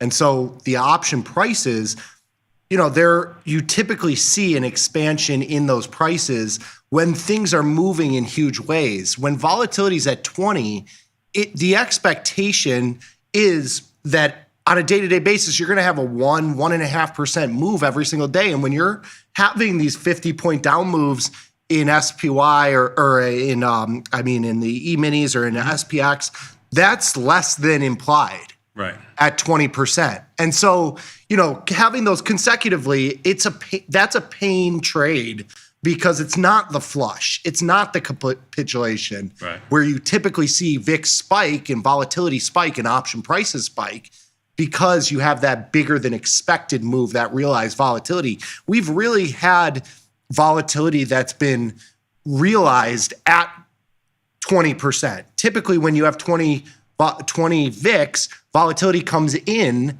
realized volatility is much less than that. And so you have volatility contract at those points. That's what we've been so used to. But now we're having it be realized at it, not exceeding. Realized isn't exceeding implied right now. It's being realized at what implied is at. And I think that's why vol hasn't exploded. Got it. So auction prices are evenly priced out already, even with the large down moves. Is that the takeaway? I kind of missed that. I missed it too. Say it one more time. Sorry, I apologize. Yeah. So option prices are already baking in all these lower moves. Yeah, the VIX volatility is up because of the option prices, not the other way around. That is correct. So option prices go up in price. The value of those options go up. Volatility then goes up. Volatility tells the story of what the option prices are. Gotcha. Makes sense. So the option prices happen and move first. Understood. All right. Thanks. You got it, man. Good luck to you out there. Yep. We're going to go to Connecticut. I got Jack in Connecticut. Hey, how you? We got you. How's the weather? Say it one more time. You broke up. Hello? Yeah, I got you now. Gotcha. Oh, you got me now? Okay, good. How's the weather out there? It's kind of gloomy out here in Connecticut. It's kind of gloomy here, too. We had one day where we thought summer was here. I know. I got a quick question. How do you handle a put credit spread at Apple that goes in the money? A put credit spread that it's a 205, 210. And obviously it's dipped down below 205. What expiration? April or May? May. Sit. That spread probably hasn't even moved. Yeah. That spread right now in the money is trading at 240. Yeah. And that's on a 20-point move in the stock. That spread hasn't gone anywhere. Like if you don't, this is what I mentioned earlier this morning. Like these spreads, where yesterday this is 20 points out of the money, it's trading at $1. I'm looking at it right now. It's moved by $1.30, Nick. Yeah. Yeah. So right. You got to. You had the greatest move of all time. The biggest move, you mean? The biggest move. The worst possible scenario for you, and you're double. You're out $100. You're out $100, but you were only trying to make $100, so you're out $100. I mean, it stinks. There's no question about it. But you still have options. You can sit, as Nick said. You could sell a $5 wide call spread. Like something like if you wanted to go up to like the 225, 230 and sell that for $1. Yeah. And now all of a sudden you have an iron condor on. You're still out $1, but you didn't use any more buying power. You collected another $1. And if we continue going lower, you saved yourself $1. And if we move back up, you'll have a chance at a scratch and then recenter. That's what I would look to do. I would sell a call spread. Yeah. Okay. All right. Well, you answered my question. Thank you very much. You got it, man. Thank you so much for your time. Appreciate it. Appreciate your support. We're going to go to Kevin in Colorado. Parker, Colorado. What's up, Kevin? Hey, guys. Good morning. Good morning. I have a couple of questions for you. The first one, do you guys have any sense of historically has the S&P gone down more than 300 points in a day? Because I'm looking at the zero DTE and the expected move between 58 to 62. It keeps fluctuating, and I'm thinking maybe it's a zero DTE game today. Sell some. Yeah. Well, 300 points. 300 points 5 years ago was 10% of the market. Yeah. It's now 1%. Yeah, this is a case. Didn't mean to step on you, sir. This is a case. Nick is right. You've got to talk percentages in this case, and I hate percentages. I like the moves to say the moves. Like you said, 300 points 10 years ago was a 10% move. 300 points today is going to be half that. So, have we moved 300 points before? Yeah, relative we have. What was 1987 when you guys freaked out? I mean, it's the one that I'm not even going 1987 worse than anything I've ever seen. What was it, like 15 points? I'm not even going to answer, but yeah. Yeah. Just kidding. But yeah, I get your. It's a tight day. I mean, if you were looking to play the game of 0 days, you would rather have play it this morning than in any time when volatility is 18%. So if you want to play that game, today would probably be the Nirvana time to do it. But it's going to be a scary day for you. Yeah, you gotta keep size small. Yeah, size small.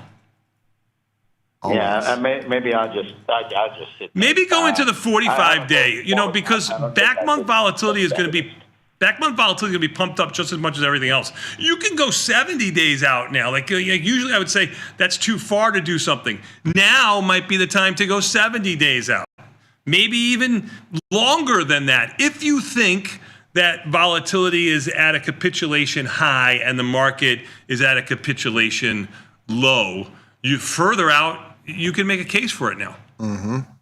Because volatility will contract there too. I don't think we're at capitulation yet. Yep. I wouldn't be the Cowboys in the 0 day today, at least for me. Thank you for your call, Jack. Appreciate it. I'm Kevin. Appreciate it. We're going to go to Miami. Sure. I got my friend Adriel. Adriel in Miami. What's up? Hey there, Tony, Nick. How are you guys? What a day, huh? What a day, man. Pleasure speaking to you. Thanks.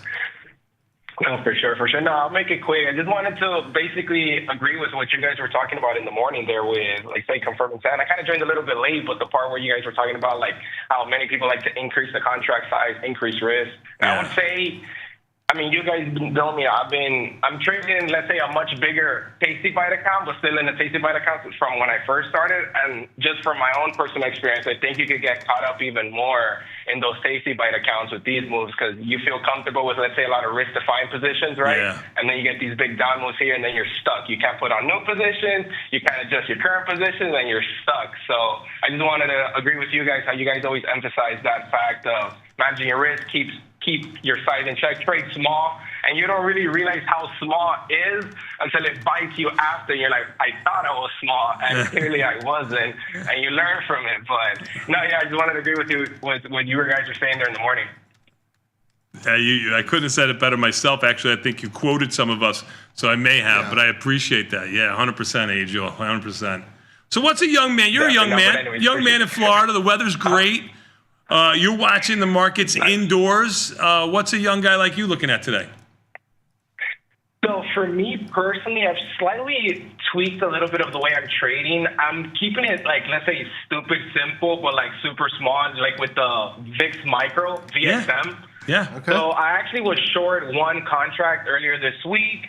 And then with the rally, I shorted another one like at 24.40. So I just have two contracts, keeping it small, like in a sense, still shorting that vol. But I just like the more directional exposure, the volatility, the future gives me versus like on indexes or anything. So that's all I'm doing, just watching and have other limit orders where I could like kind of average in my price if it keeps increasing, but I know where my max contract is at. And keeping it kind of like simple like that. Adriel, I know you watching you on Twitter and Instagram and stuff like that. I know you're building businesses and trying to make a name for yourself and stuff like that. I love the idea that you went to /VXM futures, the smaller future product. Consider it 100 shares of stock of volatility. Volatility is more mean reverting than the market itself in price. And if you're not going to be sitting around watching the market and you still want to participate in the market, I think it's an intelligent way to play it. Good job out of you, Adriel. Mm-hmm. Agreed. For sure. No, I appreciate it. And hey, learning from you guys as well. Thank you, man. Appreciate it. Great call. Thanks, Adriel. Appreciate you, man. Likewise. Take care, guys. Appreciate y'all. You got it. You got it. I believe we're going to go to Puerto Rico. I got Juan. Juan in Puerto Rico. What's up? Hey, Tony. Hey, Nick. How's it going? Good morning, guys. Man. Good morning. Good. So I just want to bring into the conversation to get you guys' thoughts on Fed rate cuts. Hopefully cuts for May 7th. What are you guys thinking in terms of trades and positioning for the next 30 to 45 days with those announcements coming up? Bond market telling you that it's coming? Bond market's saying it's a done deal. So unless you think it's not a done deal, I don't think there's any way to play the cut. Yeah. Does that make sense? Like the market's already factoring in that we're going to have more than one cut. So to play the cut, I don't think you'll get paid. If you're going to take a contrarian view and think that they're not going to cut, then I think you could definitely play. Now Chris Vecchio would say buy bonds. I mean, that's recession. Yeah, right. You know, I'm just telling you the two sides of the coin. I think the risk reward is you have to play the opposite side, which I think they're going to cut. So I don't want to play it, but I think you get pot odds by playing that role. If you can find a cheap strategy doing that, I don't think you'll get paid to the upside on bonds, unless we have a deep recession or something like that, which I don't see, but a person like Chris might see that. I mean, the Fed Watch tool, just to give you an idea of the change from yesterday, of a 25 basis point cut in the May cycle meeting, went from 10% yesterday to 31% today. Yeah. So that's a big move. Yeah. Like now it's way to put context around it. 60 one standard deviation probability, 68% that we stay here for May, 31% that we, have a cut in the May meeting. In June, it's 50-50 that we're going to be a 25 or 50 basis point cut. So they've moved. The rate projection has moved, and you see that in bonds. That's going to what my dad was saying too. Make sense? Yeah. No, that makes a lot of sense. Makes a lot of sense. Thank you, guys.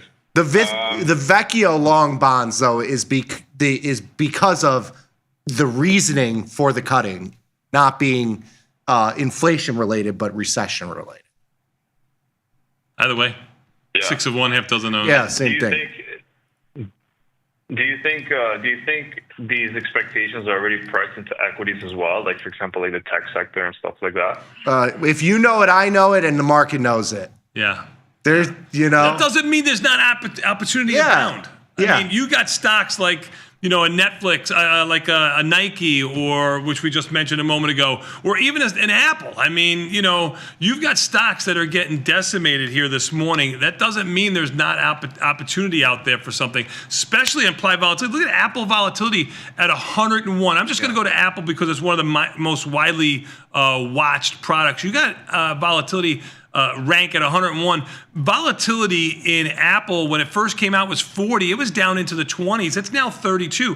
That's some of the highest volatility you've seen. It does have earnings coming April 24th in Apple. So there's definitely things to do on both sides of the market. So yeah, there's definitely opportunity. Definitely things to do. Yeah. Yep, for sure. No, that makes a lot of sense. I'm also still learning and getting back into the flow of trading. So I'll give you an example. Right now in my portfolio, I have about 100 shares of NVIDIA and 100 shares of Apple. I was thinking of selling covered calls, but I don't know. What other strategies can you help me brainstorm with, given the current market conditions? If you have long stock in any product that you were sitting naked long, and just conceptually, volatility expands the way it has. It's doubled. Now, I know you're losing money on the stock, and I wish you would have done this covered call yesterday, a month ago. It wouldn't have mattered. I know why you didn't do the covered call, because you didn't want to cap your upside. But over time, a covered call strategy is going to pay you more than just being naked long stock. Some days it's going to miss, some months it's going to miss the big move up that naked long stock would have. And the majority of the time, it's going to be able to collect a lot more premium and reduce your cost basis on the stock. Yeah. Now would be the worst time with the stock down $18 to sell the call, but it's the best time in volatility because you'll get the fattest of it. So my suggestion, or what I would do if I had the stock, is I would look to sell that 20-ish delta call and hope that the stock touches my 20 delta call, because then at least I'll have more money in my account. Even though I'll be losing money on the call, I'll have more money in my account, and I could make a offensive play in that stock as opposed to a very defensive play like you're making today. Here's another thing. If you're, people are looking at this, I think Victor mentioned this too, of buy something. Yeah. If you are bullish here and you want to be long, you have an interesting spot here with volatility in that you could do a call ratio spread. Yep. So you look at the upside, and the calls and the puts on both sides are pretty juiced with volatility high here. If you're long NVIDIA, 100 shares, you could go out to May and do the 110, 120 call ratio spread, or 110, 115 for $1.50, something like that. Where you collect a credit, but it gives you another 100 shares of exposure from 110 to 115 or 110 to 120. These sort of adjustments are a way to sort of buy the dip without putting any more capital at risk, assuming you are bullish on these stocks, which if you have a long-term horizon, I think you probably are. Yeah. No, that's super helpful, guys. Thank you very much. I appreciate the insights. You got it, man. Yeah, I think that's it for today. Thank you, guys. Yep. Thank you. You got it. We're gonna go to who's my next call? Is it Nevada? Yes, Tone. Yes. Carlos in Nevada. I'm sorry, I missed my thing, and then we'll take Scott right after this call hangs up. Okay.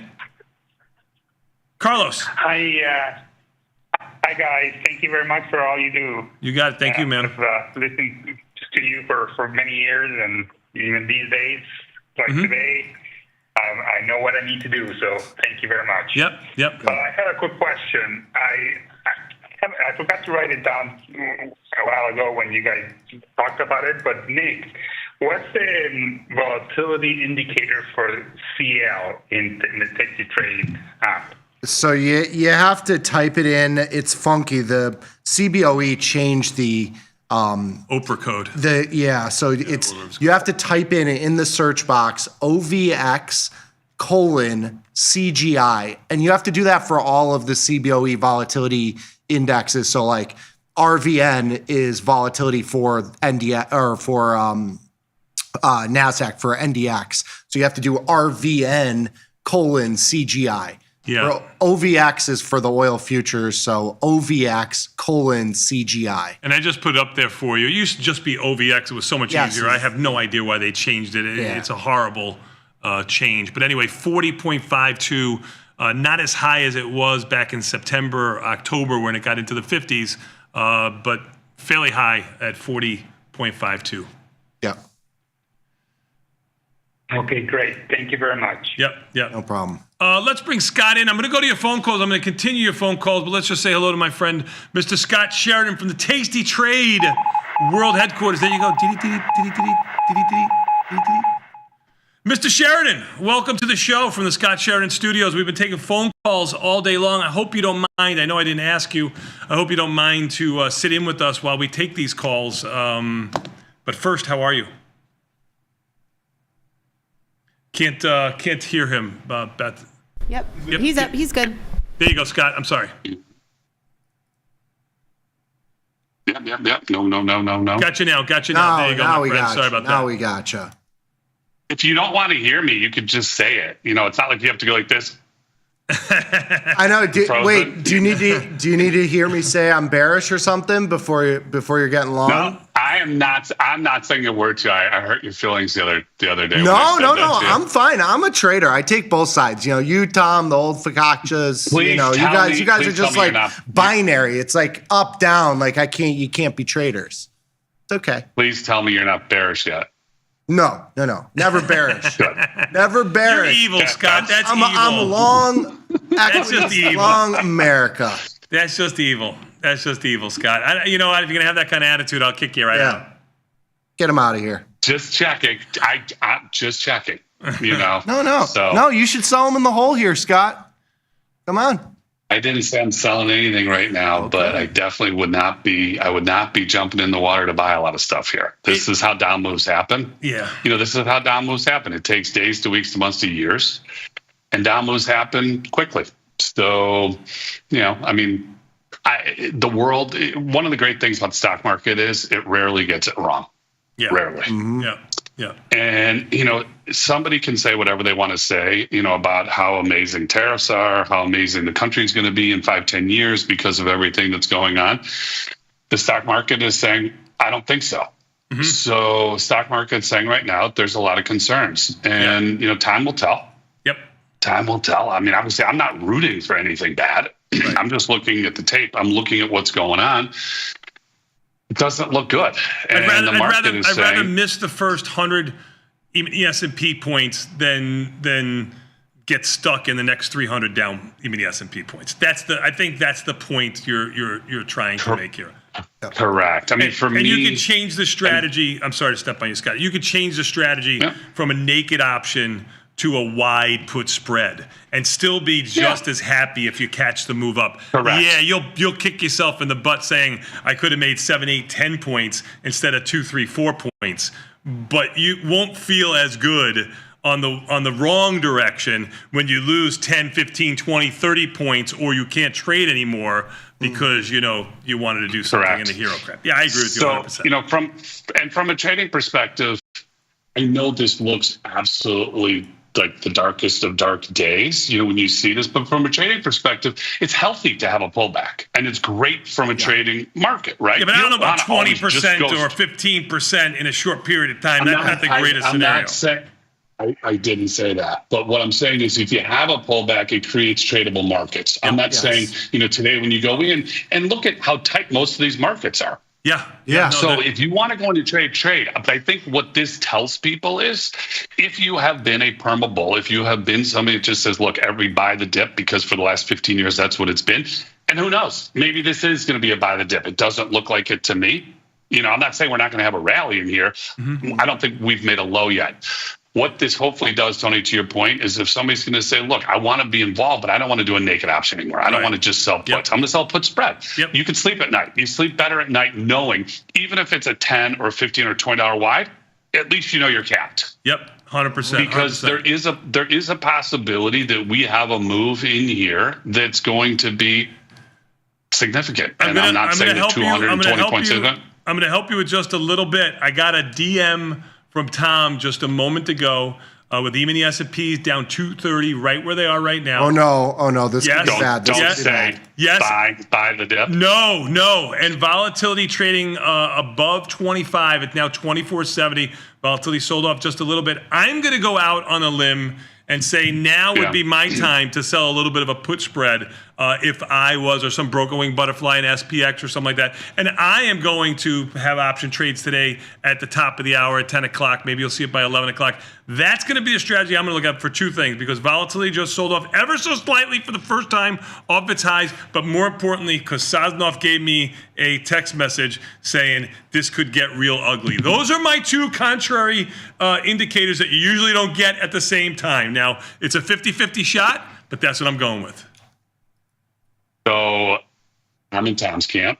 This could get ugly, but I hear you. And you know what? Again, to the point, if you want to trade, spread far out of the money. Spread. No That's hero exactly crap. Right. Correct. Yep. Correct. Yep. I mean, what would be brutal for the market is just a 10% down move in a short period of time, and then we sit there. Yes. What's great for the market is a 5 to 10% move, and then we chop around. Yes. And we say we find a bottom, we rally a little bit, we sell off a little bit. Yes. That would be awesome. I really hope we don't go back to a 2018 where it was 2018. I think we opened up $5 every day, sat there, and then closed up $5 more than that. And then we did it again. Yeah. Vol was pegged at 12, and it was hard to trade. So for most people, 27 vol gets to be a little scary.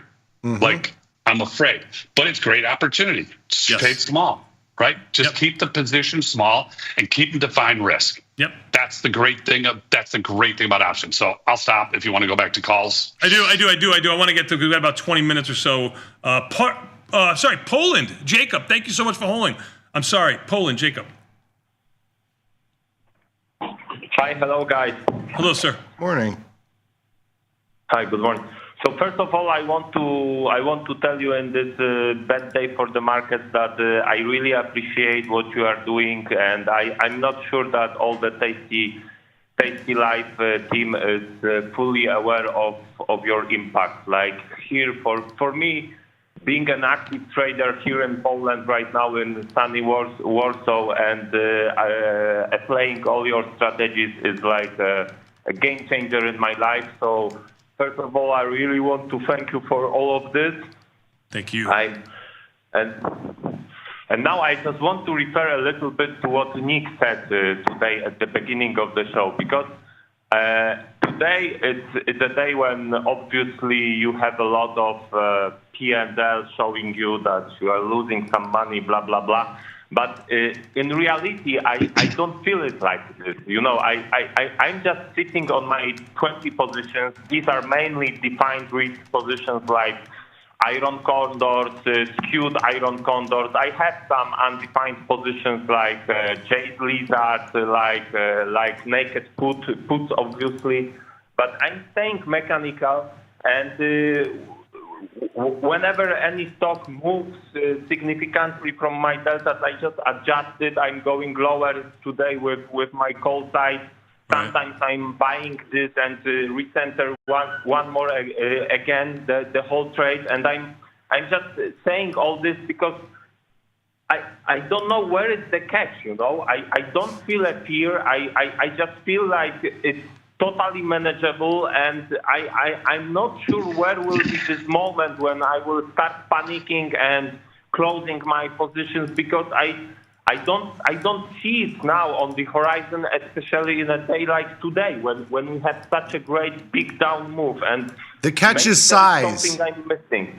It's always size. Like the reason you have that feeling right now is because you've sized positions comfortably and you understand the risk and your positions are not good today, nobody's positions are good today. No, even if you're short, but you have. It was too big of a move. Too big of a move. You have 401ks, your friends, your family. Like net, everybody's in pain today. But if you keep your position small enough, you can actually hold through this sort of thing, or add, or reduce your delta. You have some flexibility. I mean, that's why we always talk about size. Yep. I mean, that's it. Yep. Okay. So I guess it's gonna be.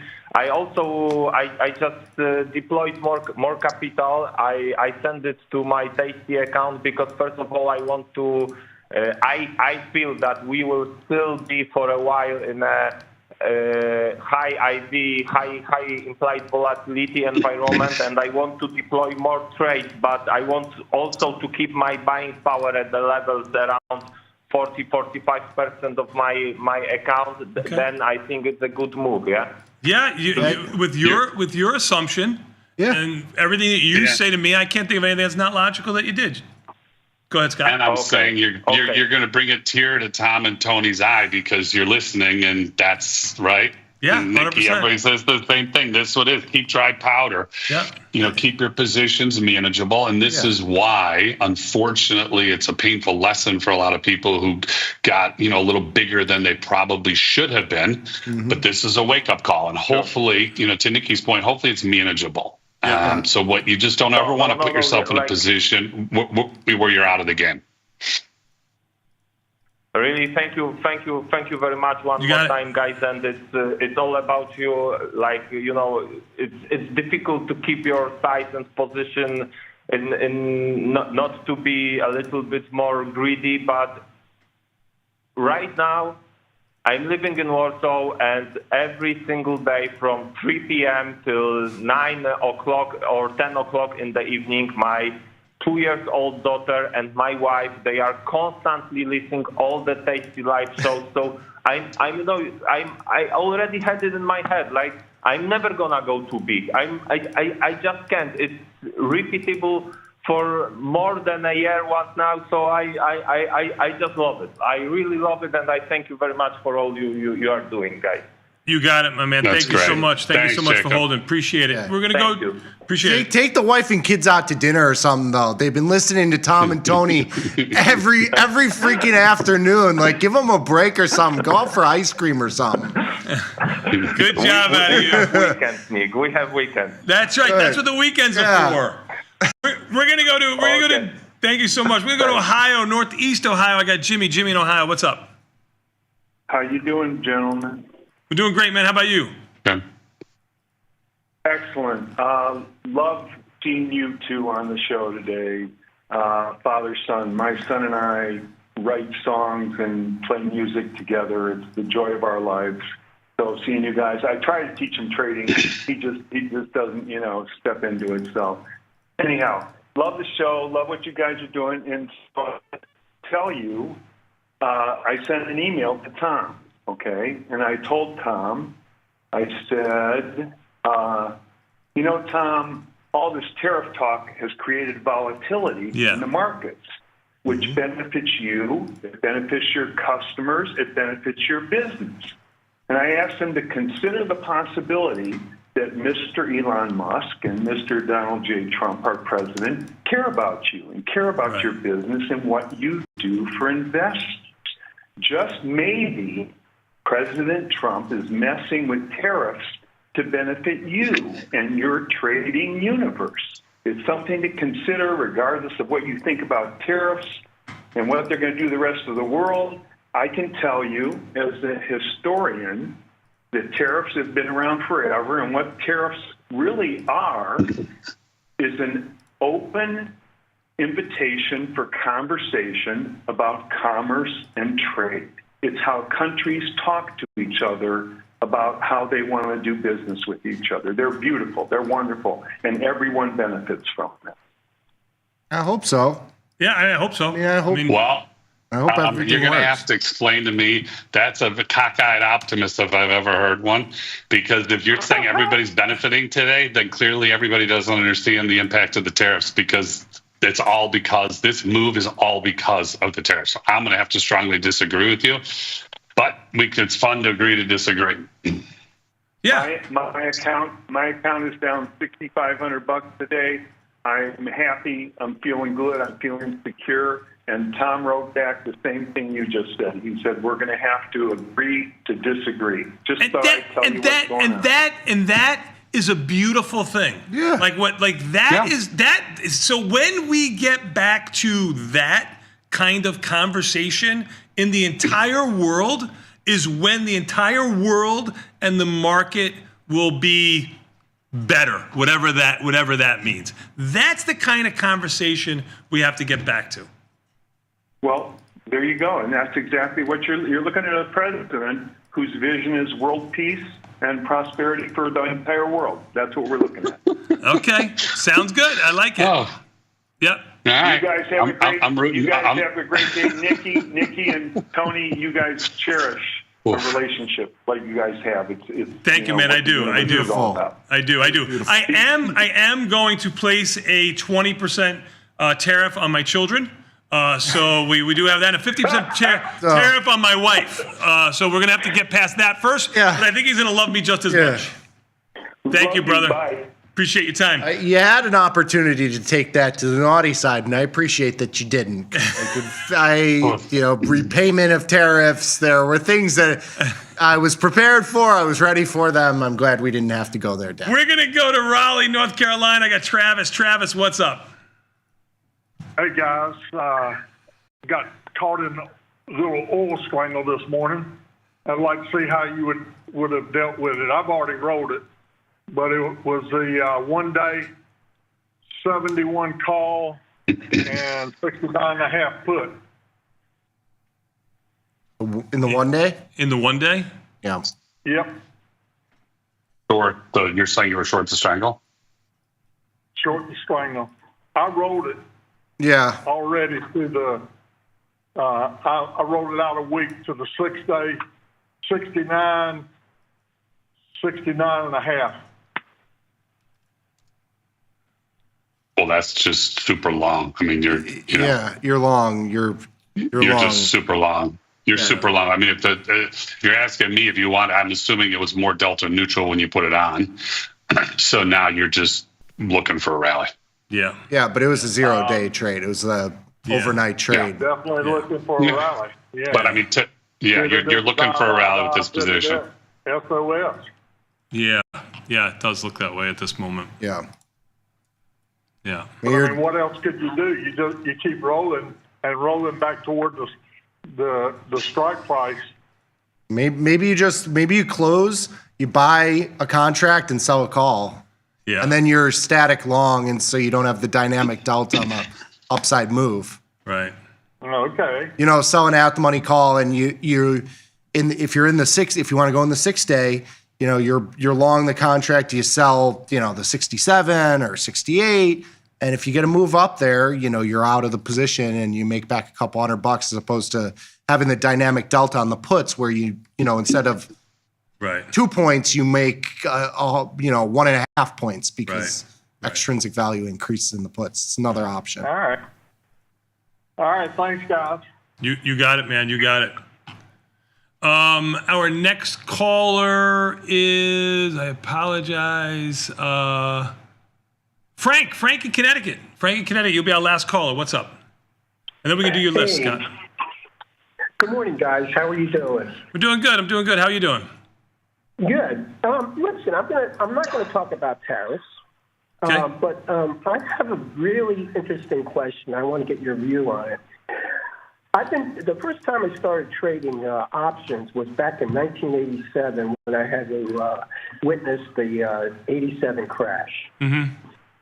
And I learned quite a bit, and I lost a lot of money.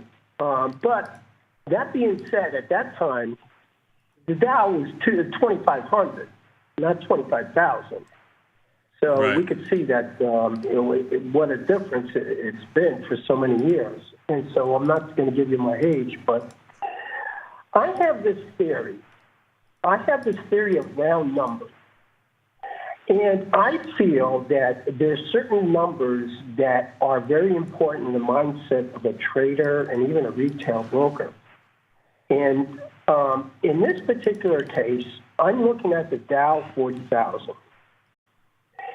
And I believe in the theory of round numbers that the retail investor is holding back, looking for that number before they begin to get a little encouraged in investing. It's like they're sitting back waiting. And I believe in round numbers, and in particular with the Dow, because I think that's the one that will be publicized almost immediately. And I want to get your thoughts on that. Do you think that there's something to that? I'm happy to jump in. Yeah, so I do believe, Frank, round numbers will matter, like on the ES. So, for example, if ES is approaching 100, another whatever the 100 point is. So right now we're 54.61, but on the upside, 5,500, 56, 57. I think they do matter, and we try to get there, and it seems like they touch and they come off. Tom, with gold the other day, it was 3,100, I think. Right, it was a round number, and it just hit it. Because I agree with you. To me, that's more on the upside than the downside. Yeah. From my perspective, all bets are off on the downside. On the upside moves are typically controlled. I'm not saying we don't go into an upside bull market for 15 years, which is what we did. But upside moves typically are capped. Downside moves, you just do not know. Right. So, think about the Dow right now is down 1,500. So we're 700 away. Yeah. I have no idea if we're going to get there today. We could be there today. The Dow could be at your number today. And if that happened, I don't see people stepping up and going, oh my God, we're 40,000. I'm putting my entire account back on the long side. I don't personally see it. So is it a good place if you wanted to dabble, if you wanted some stocks you wanted to buy? Sure. Because again, we're 700 points lower. So that means you're buying, I'm assuming whatever you're going to buy is going to be better for you to buy 700 points lower in the Dow than it is going to be here. But I personally would just be cautious with that mentality on the downside, because for my money, all bets are off on Dow moves because you just don't know. Right. Yeah, I agree with you, but in a very unscientific way, when I discuss when are we going to buy in with my associates, my friends, and my other investors, they say, you know what, I'm holding back. Once I see 40,000, I'll think about buying, because I think we hit a and then they get scared at 40,000 and they say, I'm going to wait till 39. I've heard this story. For argument's sake, you could have people have been waiting to buy Apple at 200 for 3 years, and everybody's afraid of their put spreads, 205, 210 today. That's market psychology 101. You could have said this 44,500. You could have said this 43,000 on Dow. You could have said it at 42.5. Very hard to pick and choose here. It's impossible. I'm gonna take a different spin on this real quickly, and then we'll go to your list, Scott. I think round numbers have a lot less bearing on anything these days, since we've gone to dollar-wide strikes, half-dollar wide strikes, and daily options trading, weekly option trading. I think round numbers is a very old way of trading in the market. When I was a market maker in the 80s, we only had quarterly expirations, and on those quarterly expirations, if you had a round number, you had so much volume on both sides of the market that it kind of made it pin, because my option that was out of the money that had 0 delta become 100 delta. My option that was in the money that was 100 delta became 0 delta. So you constantly adjusted around these whole numbers, and you can make an argument for it. I think it's a very hard argument to make today, and I'm going to leave it at that, sir, with me having the last word, because I've got to let Scott have the last word with his list, and then we can go to a break. Scott, give me your break. Okay, thank you. You got it, brother. You're welcome. I appreciate it. I don't know if the list really matters, but anyway, top 15 symbols going through the system. First 40 minutes today, no broad-based indices or futures. Tom, for you, number 15, in case you are listening. Microsoft at an 85 for everybody else. Apple at a 105. Tesla at a 70. NVIDIA at a 34. Amazon at a 103. Meta at an 81. GLD at a 48.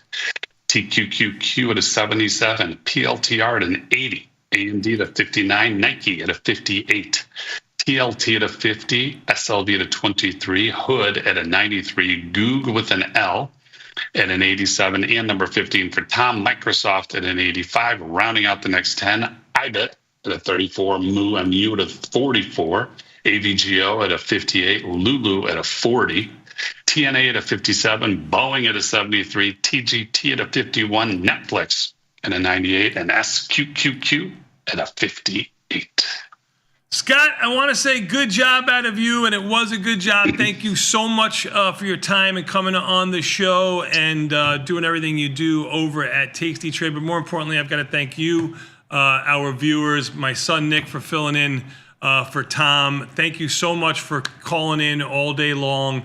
We'll see what 2:30 brings. If you didn't get a chance to maybe get your question answered, we'll see what the end of the day brings. I'd be happy to do this again. We can make it on a buy. See how the close is. Anyway, good luck to everybody out there. Keep it small, trade often. Bigger words cannot be said today than that. We'll take a quick 90-second break and come back. We got more Tasty Live after this with Jenny and friends. Peace. Peace.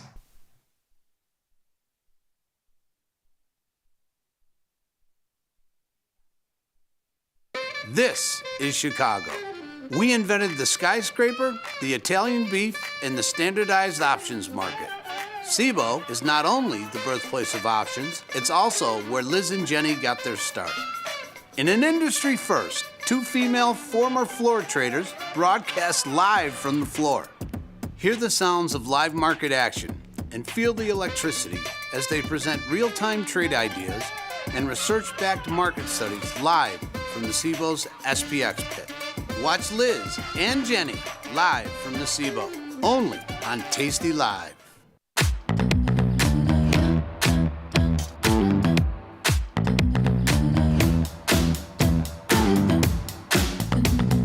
Move with the rhythm. Shake it up, stop when the clock hits 13. Sing 1, 2, 3, 4.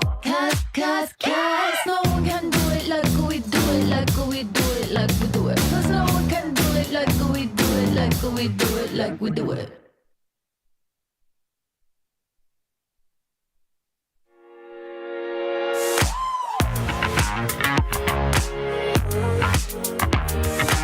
In the 20 plus years you and I have been working together, our trading has really evolved. Yeah, no question. Completely. Yeah. And one of the things is that we're not married to a strategy. No, of course, yeah. If we can do something better, we will do it better. One of the misconceptions there is about being a professional trader is that we do such complex strategies, and that's just not the case. What we do are simple things very frequently every day.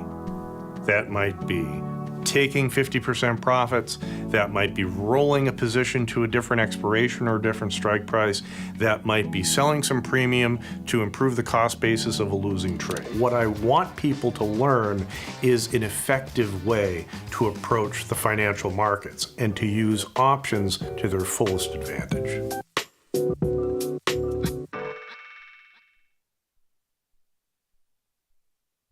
We built Tasty Trade's web platform for today's traders.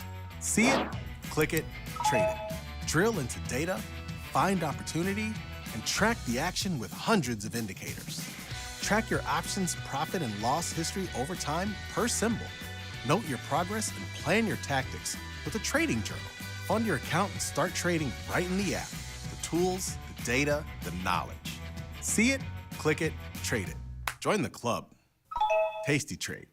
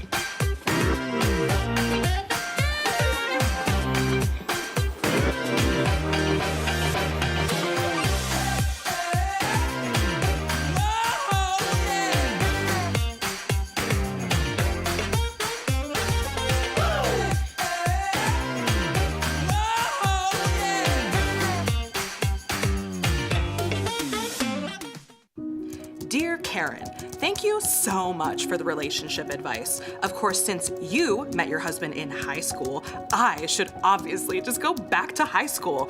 Can't wait to win the Nobel Prize for my development of a time machine. Signed, Regina. Sometimes it feels good to get smart. Get even smarter with live trading insights and some live taunting. You're mistaking me for someone who cares. From the smart mouths at tastylive.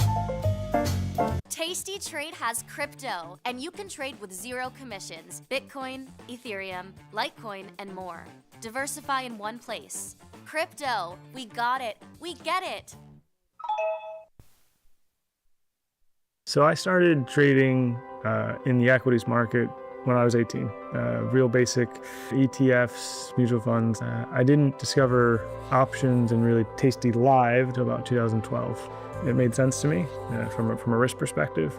And so I started trading and never really have looked back.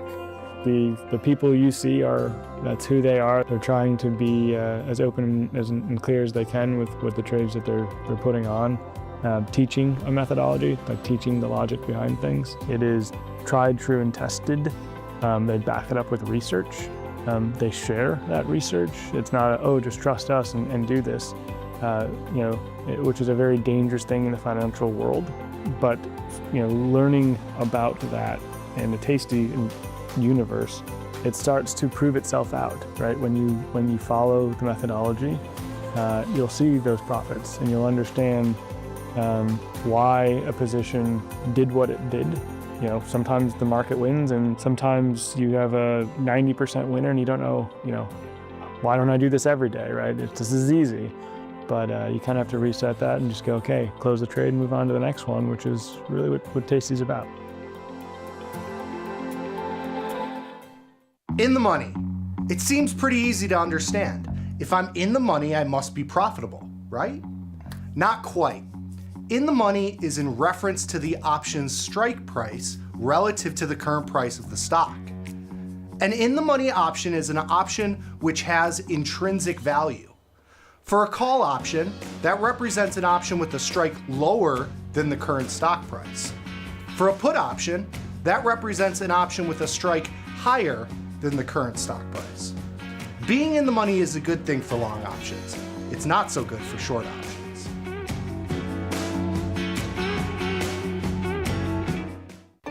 Feel like your wardrobe is missing something? Like style, purpose, and maybe a dancing dog? Can I pet that dog? The new Tasty Trade and Tasty Live web store is now live. New merch, bold designs. Did we mention all net proceeds go to one tail at a time? Invest in the real bull market, dogs. Go to tastytrade.threadless.com. Grab some gear and help some pups. You get merch, they get a home.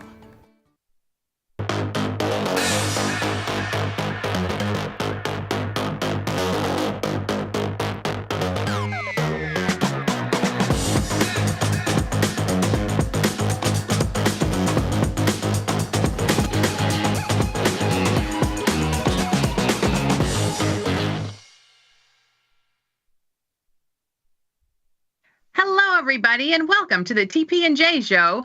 Thanks for tuning in today, TP. Thank you so much for joining me. You're looking fabulous in your red shirt. How are you doing today? Thanks, Jen.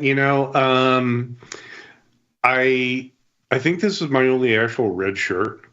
I have a lot of sort of things with red or pink highlights or whatever, and I thought, you know what? Let's break it out for the TP&J show today because I never do. I don't often do. Well, let's see. When was the last time I did the show with Liz? I think it was a Thursday. But I thought for you, Jen, I will actually get the red shirt out, make sure it's clean, make sure it's kind of like not too wrinkly. Oh, so there you go. I don't know if it's the same one, but I remember years and years and years ago, Liz and I actually bought you a red shirt. That might be it. It probably is. It probably is because it's, I don't throw clothes. Well, no, I actually do throw clothes away, or I send them to Goodwill, but not this one. No, I think it probably has. Is it a Robert Graham shirt? I think it probably is because I wouldn't buy a red shirt myself. TP, you'll have to look when you change if it's a Robert Graham shirt, because I think we bought you a Robert Graham red shirt one year. My God, how do you remember that? Because I was at the outlet and I bought like one for Tom, one for Tony, one for you. Not red shirts for everyone, but just shirts because I was at the outlet and they were so cheap. Thank you, Jenny. Thank you.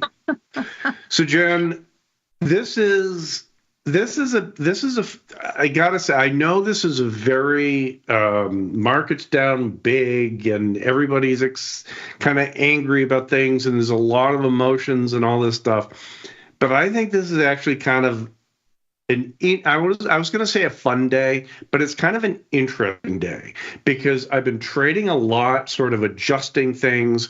This has saved a few of my bearish positions.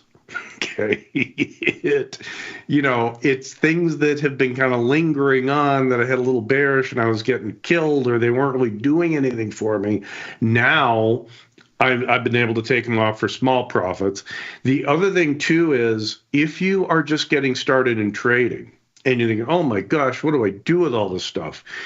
The markets, what's surprising me, Jenny, and we're both market makers and we understand the mechanics of why this happens, but the markets aren't as wide or as untradeable as I thought they might be. I was shocked at how tight the markets were. Maybe 5-10 minutes after the open, I was shocked at how tight the markets were.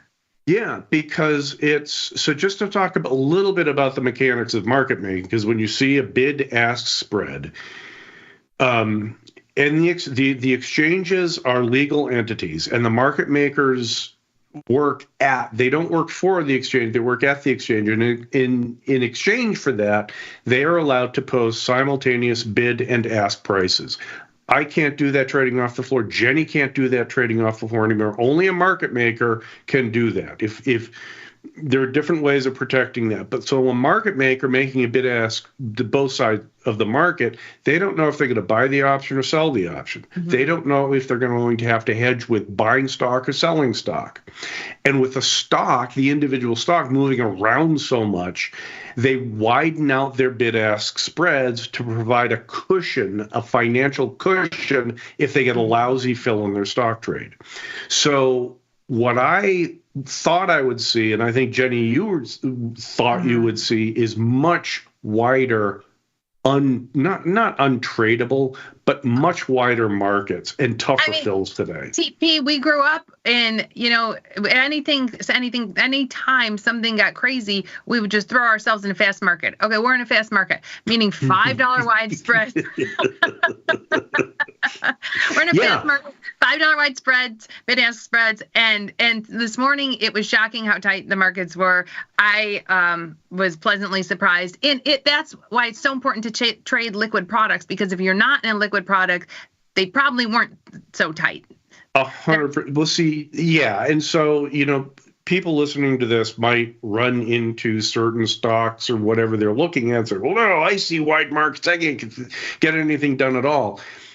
Jenny and I kind of live in a liquid universe, right? It's there. Yes, I have 50 symbols on, right?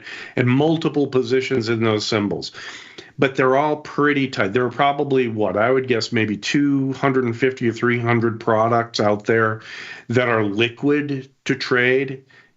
I don't know, generous. Maybe that's a few lot. more. I mean, my world is probably 30 products or something. Yeah, but in other words, there's the number that you can. Granted, a lot of them are kind of the same for me, like bonds and notes, like ZB and ZN are. Yes, they're different symbols. Yeah, of course they're different products, but they're kind of the same. They're both treasury products. So yeah, the universe is relatively small.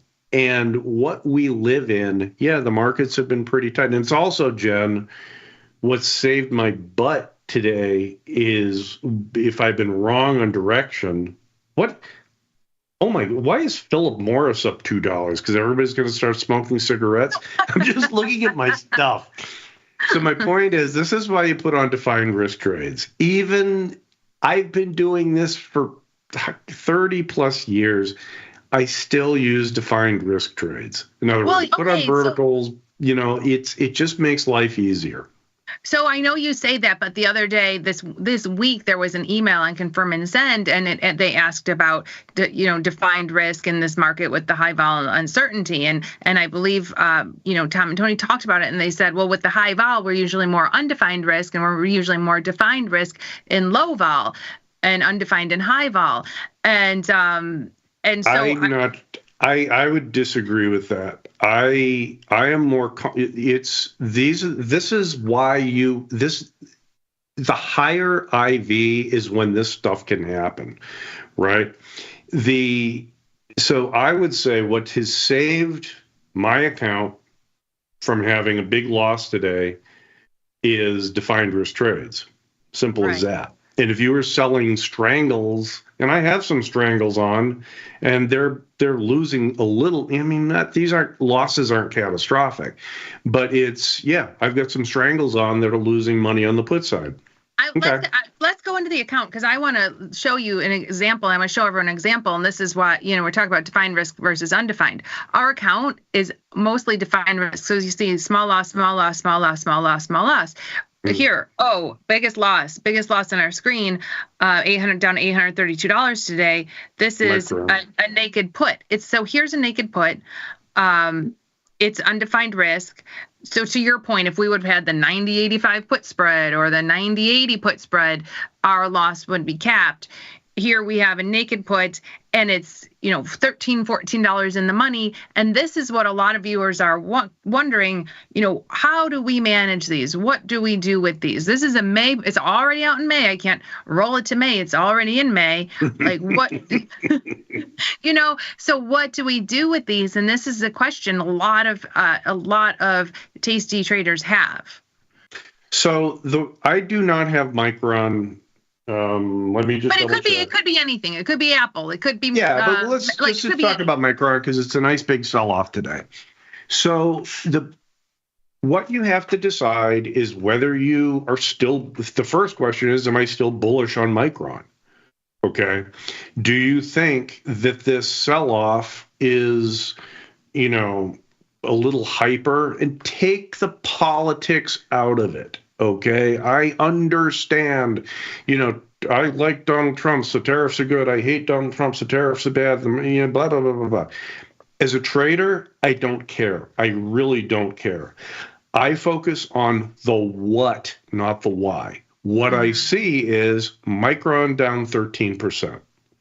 Do I think it might rally back? Today, after and then that's just 13% today. If you look at the chart, it's gone from, in the last 2 weeks, 105 to 77. Yeah, it's the ship stocks have been getting whacked. Now, what's interesting on this is that looking at the volume in Micron today, and I don't know if you can pull up the volume on the chart. This is one of the stock volume. It's not huge. So what I don't see here, Jen, is a lot of panic selling yet. Okay, don't worry about doing it. But I can add it here. Isn't it right here in the chart? Should be. Where's the volume? No, I think it's like show.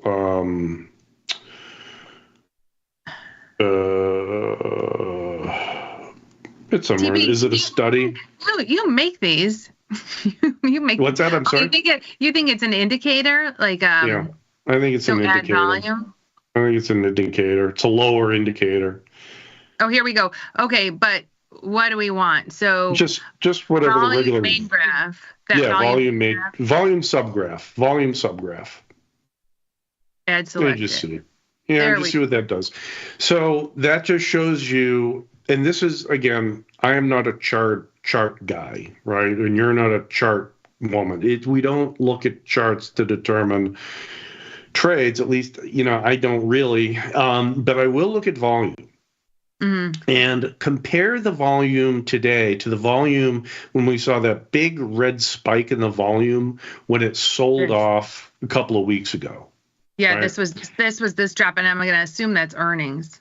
Right. There was some panic in there. It's like they're just dumping the stock, and it continued down, which was kind of, surprising. I thought week longs would exit. It might bounce back. It didn't. So today, volume is not particularly strong. It's, could there be some more downside to this? If you disagree with that, if you think Micron is going to bounce back, first of all, if you think it's going to go down, buy the put back now. Take your loss, move on to the next trade. It's as simple as that. Like you said, Jenny, there's no rolling to another month. Just you're already at 40 days.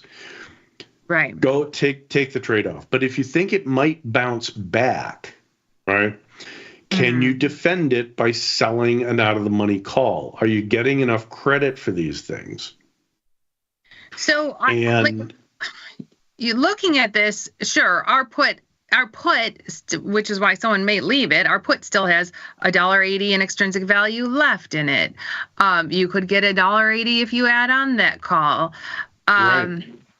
So that's an option. But if the market has a violent move back up, because we're into this odd market where if they're like, oh, tariffs are off, and then we fly, bounce back up, then you've got the risks of both sides. Right. And that has happened to me thousands of times. Okay. And I usually don't do that because that has happened to me too many times. I usually either keep it and say, I'll keep it, I've got another $1.80 extrinsic value, or I will, and this may not be right, but I will pay and move it to more of the at the money. I'm still getting a decent chunk of extrinsic value. I still have profit potential here, but I'm moving my break. I'm paying to do this, but I will do that sometimes. So, Jen, hang on. Before you do that, could you please clear that order out?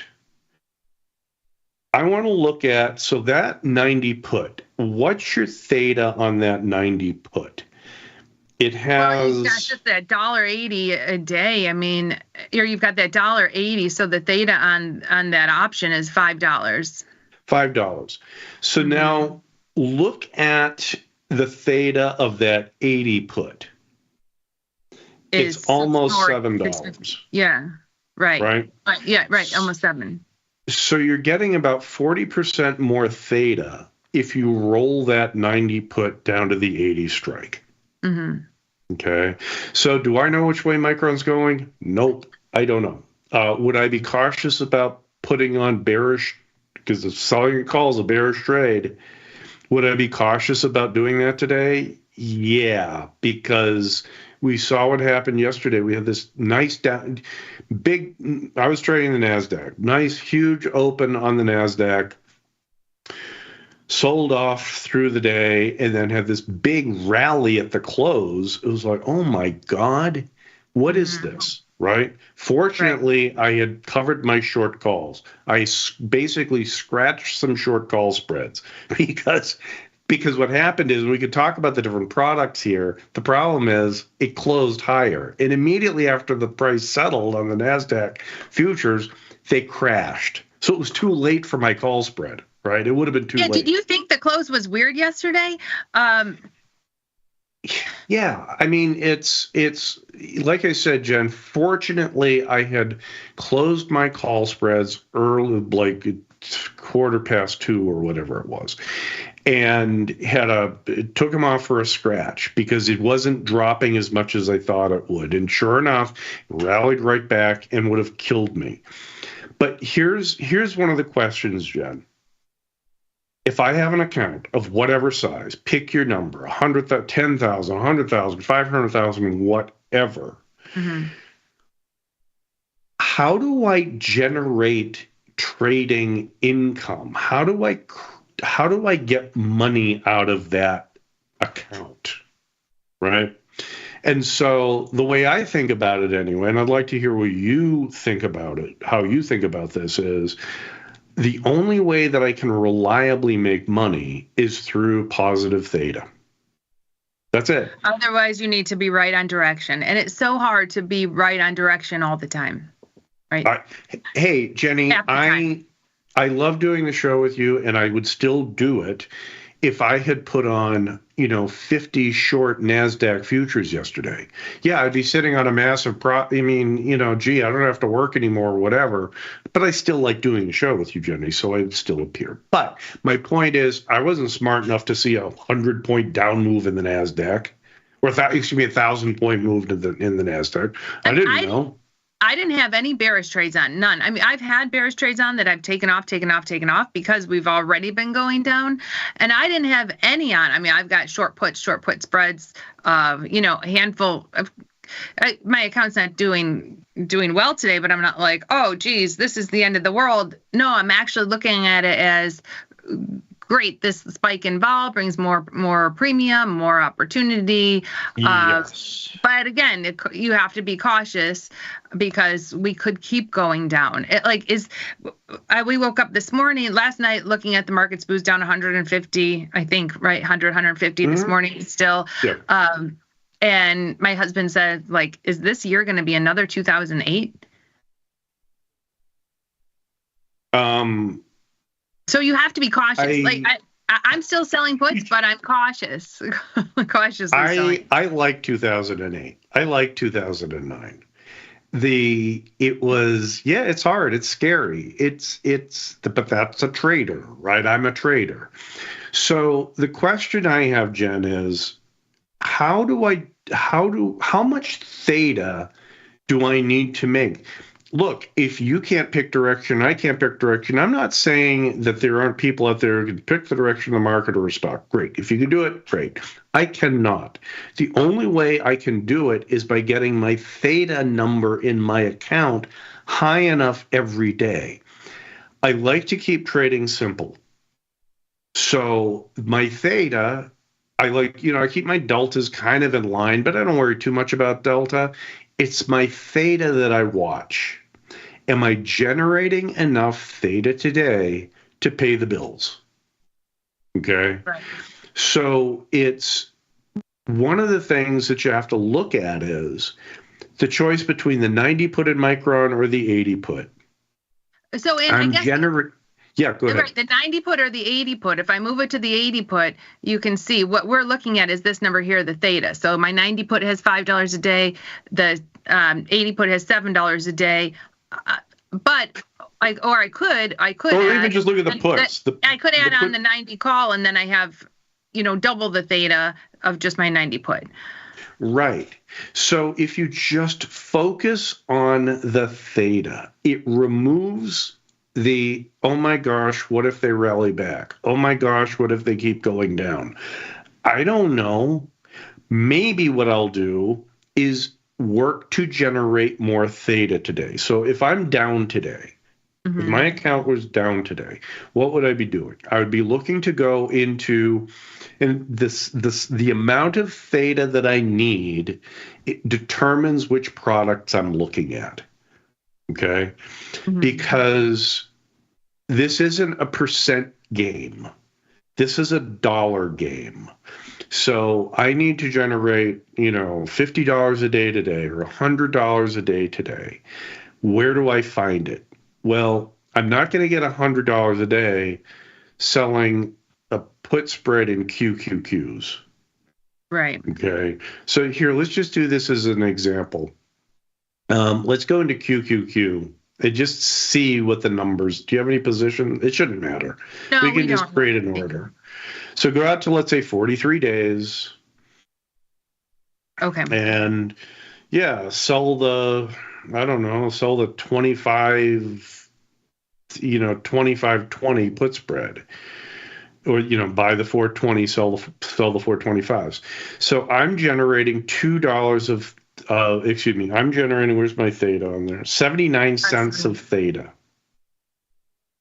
That's hard. Okay. Like that. Okay. So let's just say, I just heard a caller, he said he's down $6,000 today. Right. Now we know if you change all your positions, if you close your positions and change them all and try to just generate $50 a day in theta, it's going to take you many, many days to try to make your $6,000 back. This is, I think, the struggle. This is a real struggle where they're like, oh, geez, I'm down all this money. How am I going to get back to even or start turning profitable on the year, and someone might look at this and think like 78 cents a day is not going to cut it. No, because it won't. Because what happens when you have a $454 product, right? Mm-hmm. The product isn't big enough. Okay. This is where the stock price, the index price matters, because option prices, all other things being equal, right? Days to expiration, volatility are all the same. All of things being equal, the higher the stock price, the higher the option price. It's just the way it is. They are linearly related. So instead of Qs, go into NDX. And how were these markets today? Because this is evolve our. They're tough, you know. They can be wide. You've got to. This takes some practice, but if you're looking to generate theta, so let's go out to 45 days, or whatever the number is, and 42 days, close enough. I don't know. Sell the 18, the 220, the 275, 300 put spread. Let's just see what. And I'm just picking strikes. 275. Yeah. So that one. Here. Yeah, sell the 300, so that one. Now my theta. Yeah, see, it's showing that's not right. I don't know if it's quite accurate on the NDX here, right? No, or it usually is. So it's. I would have to look at that. We saw before we were taking in $1. Here we're taking in $8. So we're taking in $8 versus $1. Or it should be 8 times what we just saw, which was about 80 cents a day. It's going to be even bigger than that, because the 18,000 versus 450, right? So it's going to be about probably 30 or 40 times bigger than that. So let's change this, change it to a different expiration maybe, because I want to show some theta numbers on this. I'll pull this one up here. Yeah, just pull anyone up, because this is a good example. See, I don't know why that was negative too. That's screwy. Yeah, that's weird. Go into 0 DTEs. Let's do a 0 DTE option. Okay, here's the. Yeah, so just any one like of the them. 500. This is a question of magnitude. Okay. Okay. And There here, you look, go. your theta. It's more than you're collecting. $435 of theta. Okay. I mean, and it's about what you're collecting, because it's the day, and you see it's bouncing around. The price is bouncing. it's crazy. It's a 0 DTE trade. But my point is this: the magnitude of the theta, the dollars, is so much bigger in more expensive products.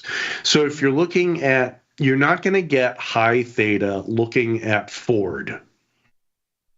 Okay, it's a $9 stock. There's only, yes, if you have a $5,000 account, you can get a good theta number trading Ford. If you have a for a smaller account, yeah, percentage wise, it's enough. If you've got a big account, you need to go to big products. You're not going to get there. Like, try Netflix. Netflix is an expensive stock.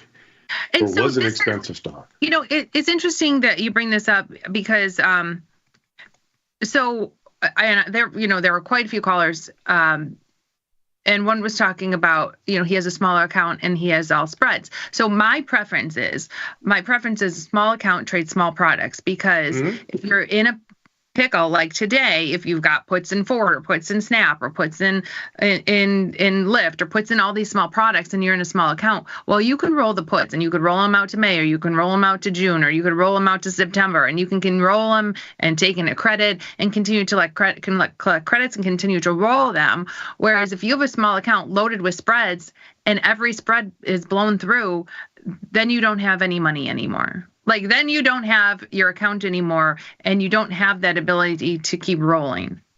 Right. It's an unfortunate fact that it is easier to make money with a larger sized account. It just is. So to your question earlier, Jen, about, trading nakeds, trading short strangles versus, let's say, iron condors, or short puts versus short put spreads, you make money faster selling naked options. You do. You do. Okay, the theta is much higher. The P50 numbers are high. The probability maybe 50%. Those come in faster. So there are advantages to trading naked short options. There's no question, no question. But you have to be willing to take the risk. And today is your test. Okay, it's days like today. Are you okay with the massive losses you can see on naked short options? It's as simple as that. It's just like talking to people who are just kind of starting out trading. I said you have to figure out how you respond to losing money. If you can see it as part of the process, as ouch, I don't like it, it stinks, I hate losing money, I get it, I hate losing money too. But you can see it's just part of the process, and you're going to make it back because you're not going to quit. Okay, good. You can maybe start doing this as a trading. But if you think, oh my gosh, I lost $5,000. I had to work so hard in my job to save up all that money, and now I have to do it again, and I can't do this. I don't want to piss my savings away on these stupid option trades. Okay. It's okay. You don't have to be an option trader. Okay. TP, when I get emails saying I need to make, I have to make this much money a month to pay for my groceries, or I need to make this much money a month to pay for this bill or that bill from trading, how can I do it? I say, don't do it. If you need to make that much money trading, don't do it. It's if you're going to invest in the market anyway, we can teach you a smarter way. But if you are you have to make X amount of money a month to pay your bills, then you have to get a different type of job, because you can't. This is a smarter way of investing, but I don't think it's a way to just live on and pay your bills month to month. Right. Unless you have proven that you can do it. And there are people who do, but it takes time to learn. And I don't look at my account month to month to month. I look at it year to year to year. I don't think you can be consistent month to month to month. I think you have to look at it more over the longer term. I think that's true. In my own trading, it's fairly consistent. Right, it's I can say, okay, I can generate this amount of money this month trading, but I've been doing this so long, and I don't ask the market to give me anything. That's not what this is. I don't know that I'm going to make the money. To be fair, just like if I had a job, right? If I'm working at Apple or I'm working at General Motors, I could be laid off. I could be fired, sometime this year. Gee, the tariffs are bad, so we don't need you anymore. Goodbye. I'm out of a job. I was counting on that money, but now I don't. So counting on money is very hard to do. That's why I think it's, you think about different revenue streams. Okay. That's a topic that's something a different discussion we talk about tomorrow. But the point is, trading, if you can deal emotionally with days like today and believe in the process, I could say, yeah, like you're saying, Jenny, you look at it year to year. I'm pretty confident, Jenny, that you will make money year over year over year if you first of all, you're doing it. But let's say talking to your kids, that yeah, they could make money year over year over year as they get older. And maybe they'll have a bad quarter, maybe they'll have a bad month, maybe they'll have a bad year, but over time they will make money trading this way. But my point is, going back to the whole theta thing, it is the one thing in trading, well, no, it is one of the most important things in trading that I can control. The second point and the big point is how much capital I allocate to a trade. That's what it is. Those Right. two things are the things that I can control. I cannot control anything else. Talking about capital allocated, Nick was talking this morning about how when we're trading on this platform, we're trading on margin. So, you're selling a put, like here's Netflix. It's $1,000 product. You buy 100 shares. Let's see. You buy 100 shares of Netflix, and that's $93,000 in notional value. So almost $100,000 in notional value. But you go down here and you sell a put in Netflix, you're only using $10,000, even though here it's $85,000 in notional value, you're only using $10,000. So when people are looking at how much of my account am I using, and we've got this spike in vol, and how much should I be using now? Should I be all in? Well, if you're all in, look at the leverage you've got, and that's what you have to be really cautious of. So what I like to do, and let me get my little calculator out so I don't have to do it in my head. So if I'm generating $61 of theta per day, over $10,500 of buying power, right? 61 divided by 10,541. This is a number I do all the time, okay? It's 0.005, so times 100, and it is basically 0.57% per day. Now, Jenny, buy the 845 put against it. Turn it into a short put spread. Bang, $1.06, right? 1.06 divided by 340 is equal to times 100 is at 0.31.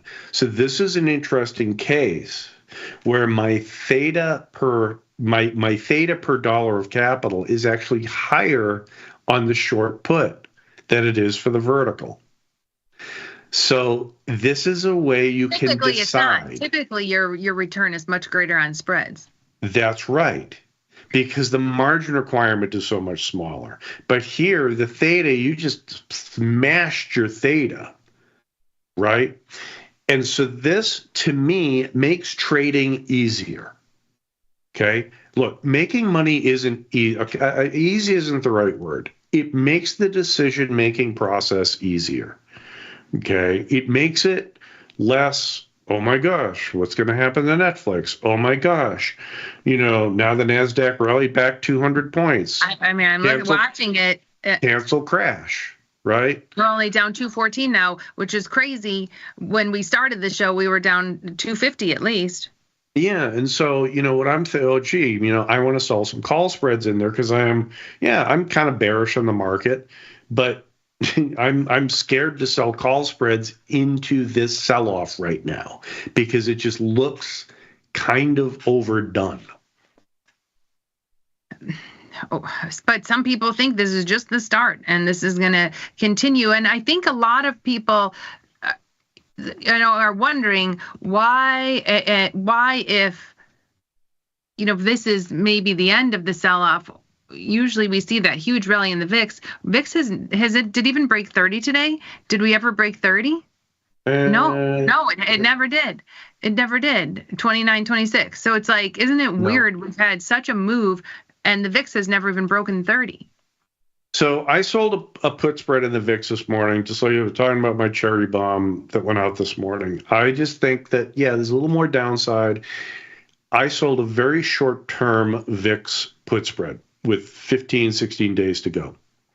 And the point is that this isn't really panic VIX. This is what makes me a little scared of a bounce back.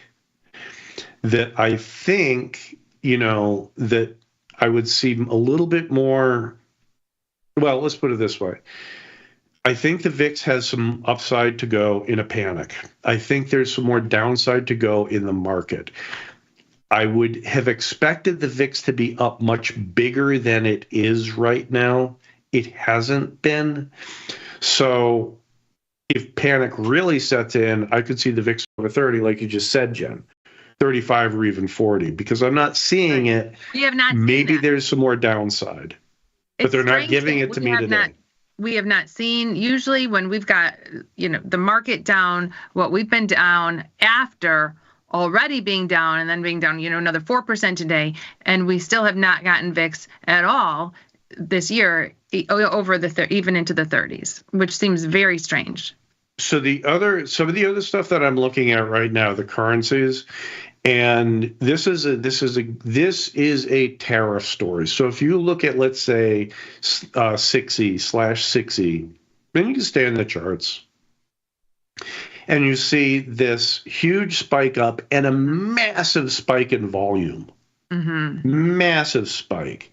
The IV rank in 6E is 94%. So you might be bullish or bearish on the euro. I might look just to fade this rally. I'll sell a call spread in the euro. You see the same thing in the Canadian dollar, 6C. I've traded 6C to another big spike higher, and this is all tariff story. It's the tariffs will create a bad economy in the U.S., cheapen the dollar. Great, okay, whatever. So I would consider fading these rallies here right now. You see it also in the British pound 6B. And so these are trades that people can do if they've got enough of the market or enough equities and enough short puts and in SPY. Yes. Then these are other trades that are out there. So let's just go into a trade. Let's go to the trade page and take a look at Canadian dollar options and just see how they work. And go out to, let's say, 36 days. Let's just make it easy. I don't know, sell the 72. Yeah, sell the 70. And I can never get the nomenclature right. The 72.50s and the 73s is how I say it. But whatever, it's 0.725 versus the 0.73. So right now, I can put this trade on. And let's look at the max loss, max profit. My max profit is $100 because it's $100,000 of these. Is it 100,000? Times 1,000, yeah, times 100,000. My max loss is $400, right? Mm-hmm. And I'm making $1.48 of theta per day. If you're just getting into futures trading, and I would strongly encourage everyone, once they have their equity account, trading stock options, get permission for futures trades. Open up a futures account. It lets you do stuff like this. Right, do something other than just the market. That lets you trade into other products. And Jen, do I know anything about the Canadian dollar? Not really. I think it's up a lot. That's it. I just went to the expected move for this 36-day cycle, getting, risking 400 to make 100. I'm just going to compare it to 6E just to see what it would be there if I go into the 36-day and go to the expected move. Here, risking 512 for 112. So similar. It's about the same. They're kind of, and this is the one thing with the currency options, is that they're similar contract specs. Mm-hmm. So this is why, if you have been trading equity and index options for a little while, dipping your toes into 6E, 6C, things like that are defined risk trades that are a little bit different, right? The multipliers are different. They don't act exactly the same way as index options, or let's say SPY or trading Apple or something like that. So this is something I'm trading today. Take a look at some of the grains right now. So last I checked, soybeans were down a lot. ZS. So let's take a look. Yeah, sell off in probably because soybeans are a very what's the word? Exportable. Is that the word? They're traded internationally. So soybeans are down. Would you go to 22-day or would you go to 50-day? I would. My bias is towards the 22 days because I like to because I have bills to pay, Jenny. And it depends on how much premium I'm getting. And the thing is, this is where it starts to violate the whole 21-day rolling closing stuff. So Right, if but with you the want futures, it's a little bit different. It's a little it bit is it is different. You have to consider the basis and all that stuff. But it's, if I were, I would, I'd be kind of bearish on soybeans right here, but I don't know. But you're bearish on soybeans. Yeah, I know you I'm said bearish on the they had a grains right sell-off here, so you think it might continue to sell off. I think it might continue because I think there's going to be some more pressure. If you want to sell something that's rallying, check out corn, ZC.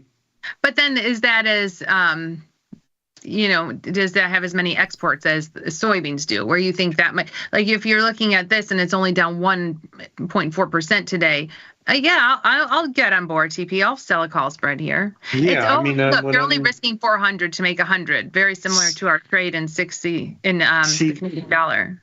See, that's just it. Look at the things you can actually control. So if you look at corn was up today earlier. And I realize I'm zipping through a lot of this stuff. It did it was down and then bounced back up. Corn's up.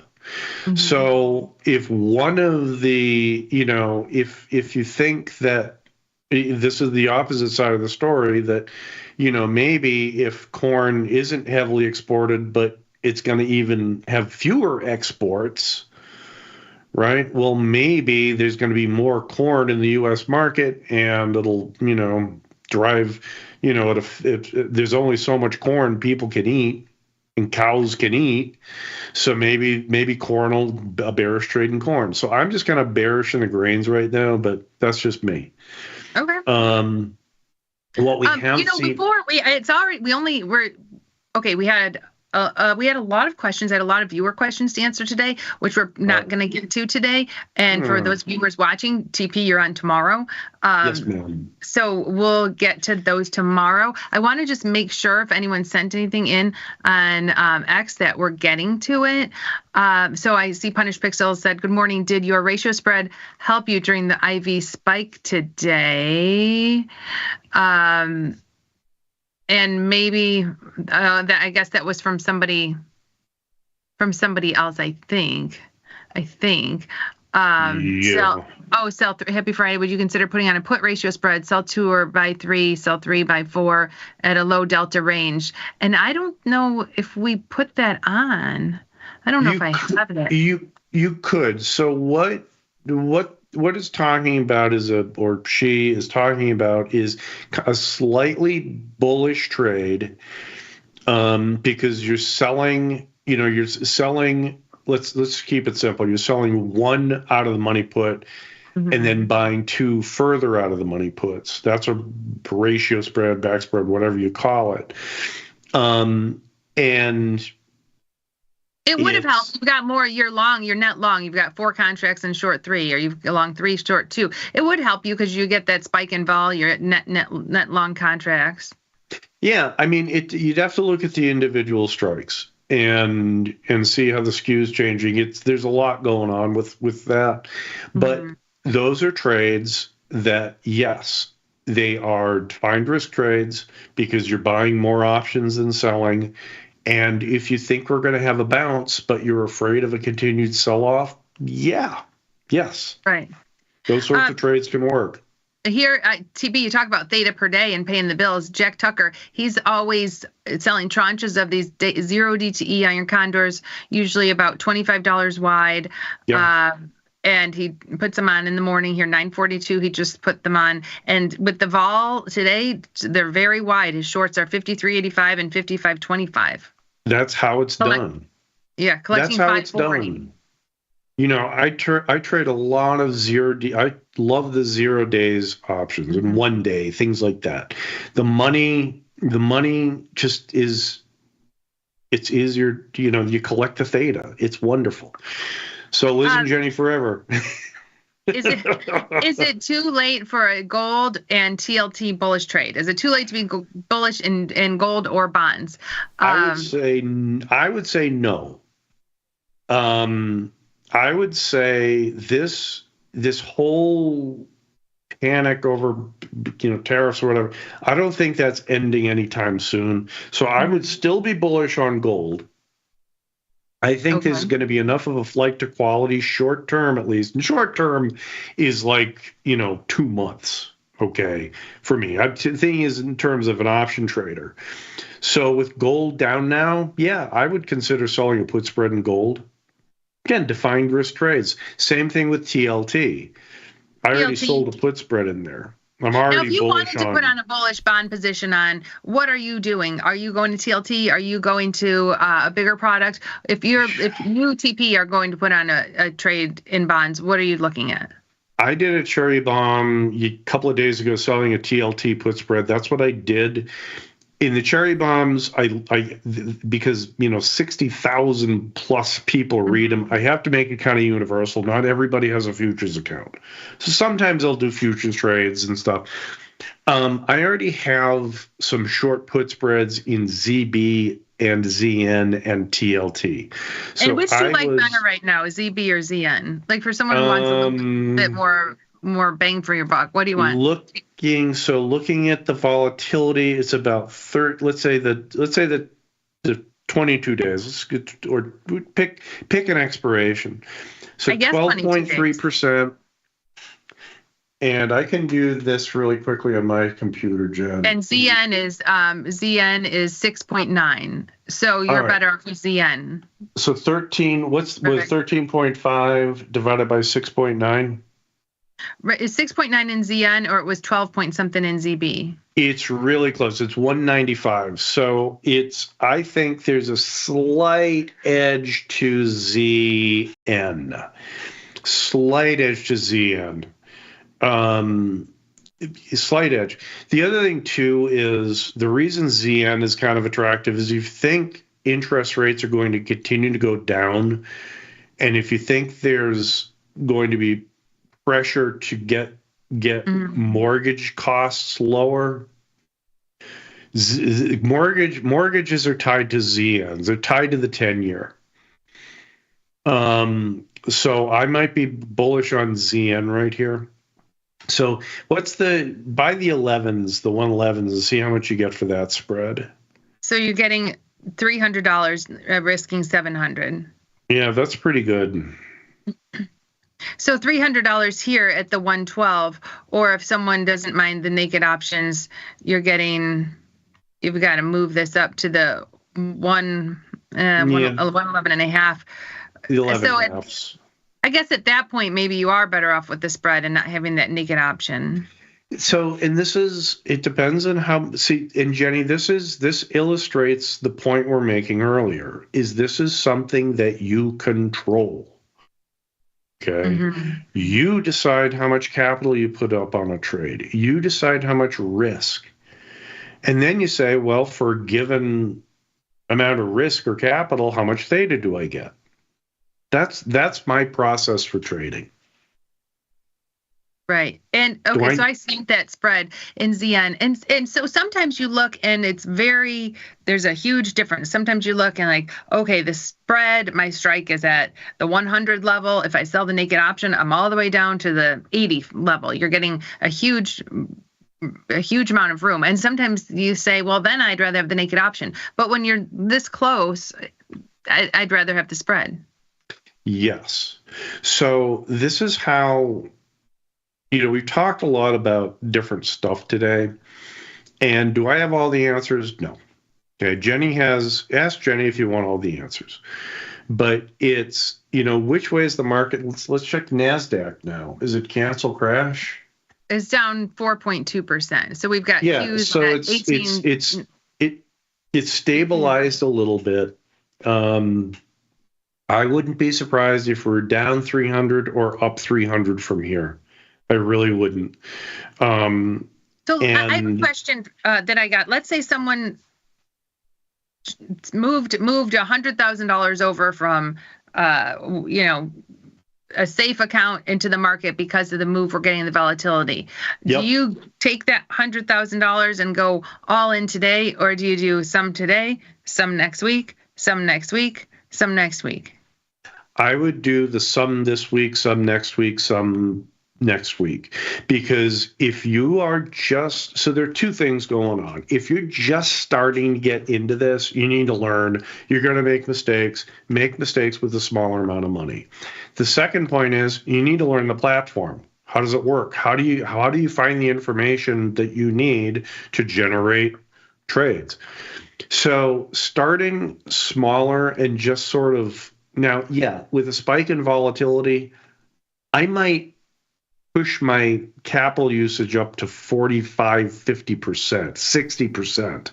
Okay. Because I know that a spike in volatility, even though it's not that high, it's better than we've had for a long time. Right. Okay. I mean, it's high. Well, I'm not saying it's not high. It's high, but just for the magnitude of the move we've had, you would have thought it would be higher.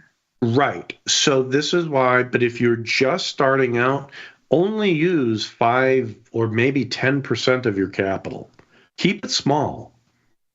Trade small, trade often, because this is a different mindset. The fact that you could go out 5 days, meaning that's going to get you through Friday, Monday, Tuesday, and the 28 calls in VIX are only $1. Yeah. The market doesn't think we're crashing. No, and it's right now the futures are trading at about 2460. Mm-hmm. So they're betting on the VIX dropping. Mm-hmm.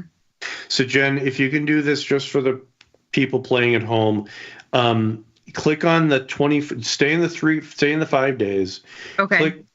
Click on the ask of the 24 call. In other words, buy the 24 call, and then sell the 24 put. 76. That's the synthetic future. 24.79. Yes. So what they're saying is the VIX future with 5 days to go is trading at 24.79. That's $2.80 cheaper than the spot. This is why. So the market is telling you don't panic. And that's it. It's 11 o'clock TP. We're out of time. But I have you on tomorrow, and for the viewers I have my whole notepad here of all, I don't know, you can't even see it, but a large notebook of all the viewer questions for you. We're going to have to get to that tomorrow. We will. Jenny, thank you very much for listening to my ranting and raving. TP, thanks for all the trades today. Look at this. I didn't know if I'd be trading anything today with the market down so much. And we, as far as today goes, if I pop out the side here, today I didn't do anything with the Micron position. What do we have here? I was filled on ZN and I'm still working the 6C. Yeah, so you might not get filled, and that's okay. And you work this stuff, and if you're not filled at your price, cancel it and move on to something else. Those are just things that I'm looking at today. I'll deal with Micron tomorrow, or maybe I'll make a decision and push it out on the follow page. Yeah, and so if you have Micron, if you're stuck in a naked short put, you know how Jenny and I would treat this stuff. Hey, you know what? If you sell a naked short put, you have to be willing to take the stock at that price. Whether you're going to keep rolling the put, when it becomes so deep in the money, it is stock. It's like you have the stock. Yes. Yeah. So, all right, TP, thanks for joining me. Happy Red Shirt Thursday. Everybody out there, remember to trade small, trade often, laugh with us, learn with us, and watch the TP and J show. We will see you tomorrow.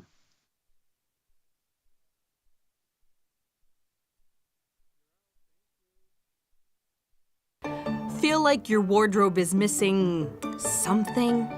Like style, purpose, and maybe a dancing dog? Can I pet that dog? The new Tasty Trade and tastylive web store is now live. New merch, bold designs. Did we mention all net proceeds go to one tail at a time? Invest in the real bull market, dogs. Go to tastytrade.threadless.com. Grab some gear and help some pups. You get merch, they get a home. The beauty of Thinkorswim was that we were different. From the name to the front end technology was clearly what we wanted as traders. second time around, I think we did a better job. Yes, we are known for our ability to support complex derivatives traders, but we also have the tools for somebody who's brand new who wants to come in on the first floor and work their way up to the top of the building. The amount of time I spend interacting with our customers via email or anything else is pretty much my entire life. To be so powerful and so valuable, and then to be that approachable, just amazing. Where else are you going to be able to email a CEO, get response back? But you know what? Before he even knew who I was just some idiot trying to learn how to trade. And he still would email and help me learn and everything like that. Some people say it's nuts, some people say it's insane. That's what I do. I think I went down the typical path of investing in stocks, and I was really frustrated in the sense that it was a buy and hope type strategy. And so I was looking at, different ways to learn about options, and I saw Mike and his whiteboard, and it all made sense. There's another world out there with options. It gives flexibility. It's more capital efficient, and tastylive does it again. They teach it in a way that is fun, it's easy to understand, and you're learning from people that have done it for 40 years.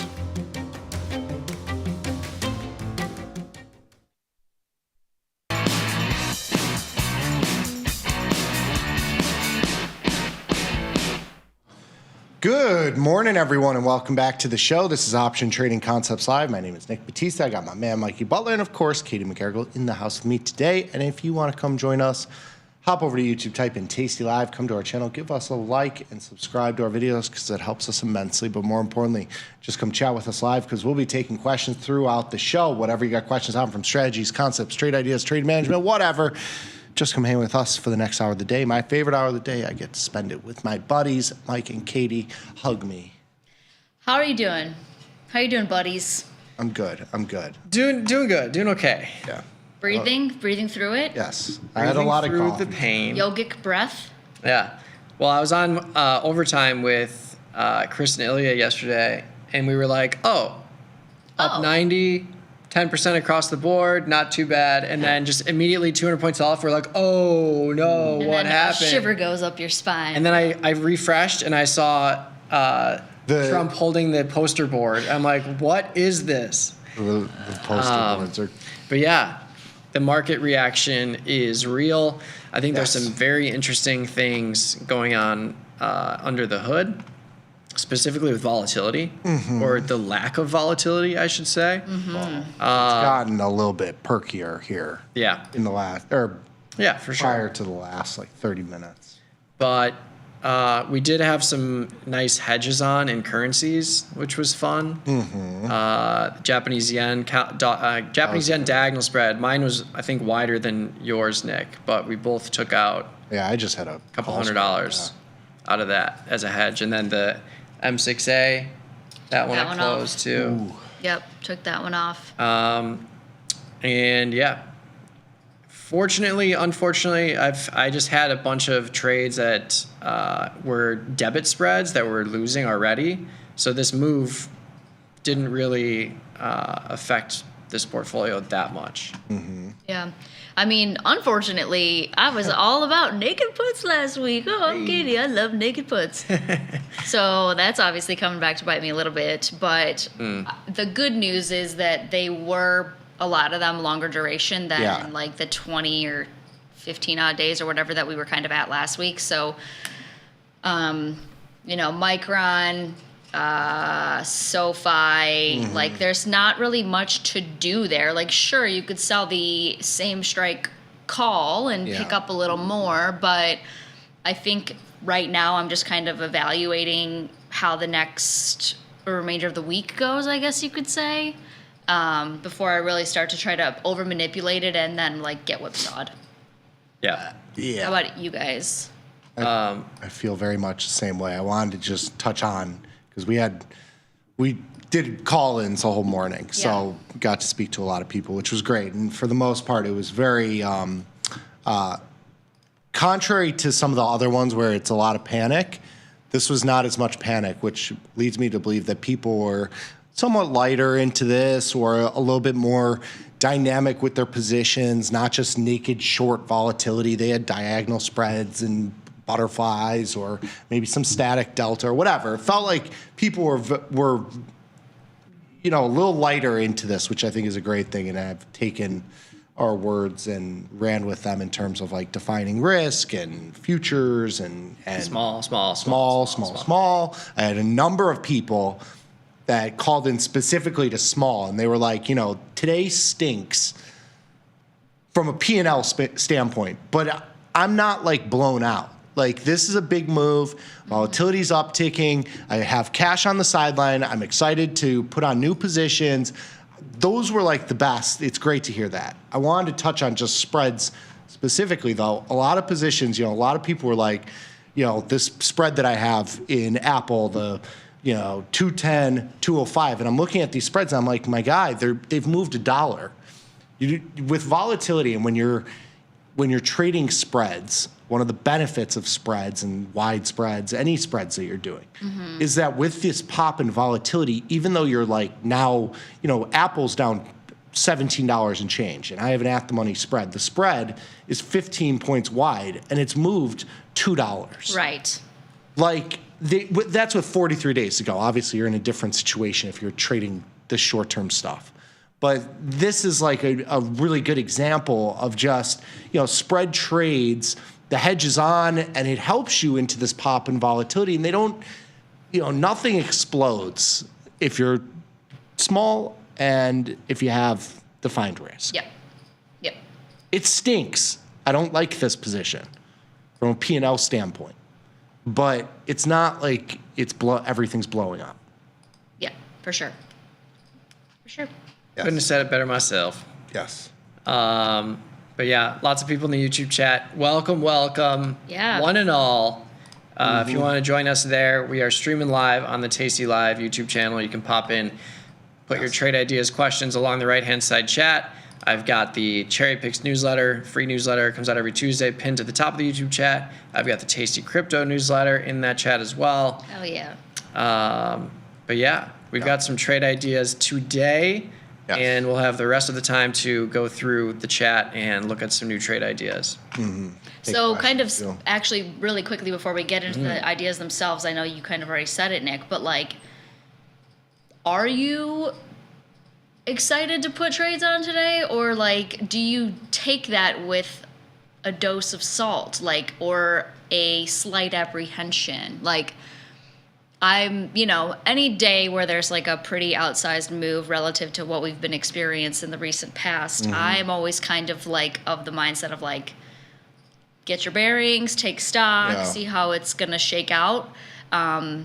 Of course, identifying extremes and capitalizing on expanded volatility is what we're all about here. Yes. But for me, like, I didn't wake up with like the urge to immediately want to like put on a bunch of new trades. I don't know if you all felt differently.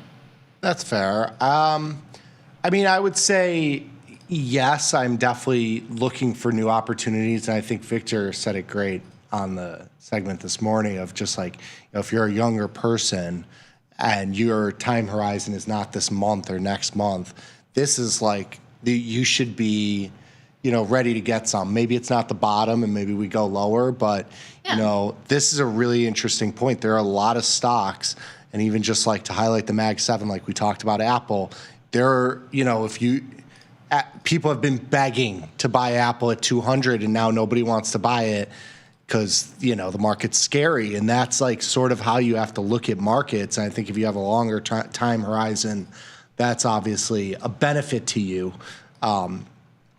in that sense. In terms of like option trading in the shorter duration that, traders participate in, I certainly think there's some apprehension. I think there's ways, like a lot of this morning I spent taking off stuff. Yeah. And that by default has gotten me more long. Like I close out of a call spread in Apple that is just upside risk, and in AVGO and 10 other things. Those aren't exactly new positions, but those are, by closing those, I'm getting 2 or 3 or 4 long deltas here. at these prices and whatever those underlyings are. So I've done a lot of those. I certainly think, and I rolled SPX position, all sorts of different things. I've done like 50 trades. I don't even remember all of them.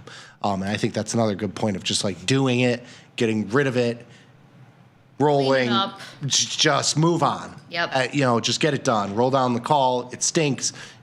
Maybe you lose 10 cents on this 20-point up move, whatever. As for new positions, yes. I think if you've been waiting for this sort of move, this is the nirvana of everything. This is like put spread, wide put spread, short puts. That's like broken wing butterflies. Yes. Put broken wing butterflies. Yes. Even like diagonal spreads or crab trades or anything that you're doing where you're, selling some short-term volatility. Obviously, vol can go higher, but it certainly looks really interesting right now. Yeah. Yeah, I think the top 2 trades that are on my radar are short puts and anything that I'm looking to get long because of the down move and the increase in IV. You're getting premium that you haven't seen to get to that risk profile where that strike is much lower. But also, like Nick said, long-term diagonal spreads. We have a 200-point sell-off in the E-minis and volatility has barely moved. Like it's up $2, but it's not that much. So like even in something like Apple, 36% IV, expected move for the next 80 days is 20 points. You have a 20-point move today. So like, even if you're bearish, if you're bullish or bearish, you can get into wide defined risk diagonal spreads. Like I just got into Apple, long June, 210, short the May, 230 for $9. A 30-point wide diagonal spread for $9. If Apple continues to sell off, it's not going to move that much. And if it rallies, it's going to be a $400, $500, $600 winner. So like those are the kind of trades I think are really on the table today, especially if you're looking at defined risk, diagonal spreads in products that are moving that aren't really seeing that much of an IV increase. Like yes, Apple's IV rank is 99, but a 36% IV is low still. So it's like you have to kind of take that with a grain of salt, especially into a move like this. Yeah, there's certainly opportunities. Yeah, certainly. Fair enough. Indeed. Indubitably. Should we pop over and do some trade ideas real quick? Sure. Sweet. Lovely. I'll kick it off here. So just going straight to SPX, I think another trade that speaks to us today is just taking advantage of the implied volatility increase in an ETF or index like the S&P 500. If you look at the difference, so I have an SPX iron condor on right now, the 5700, 5690, 6250, 6260. That was a 500-point range for $3.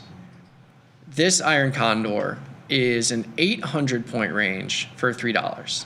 So this just shows this is what you can set up, regardless of whether you were totally neutral. I'm pretty much neutral. You could skew this bearish, you could skew it bullish, but the increase in implied volatility and the tail options increasing is giving you the ability to create an 800-point range today versus a 500-point range a month ago.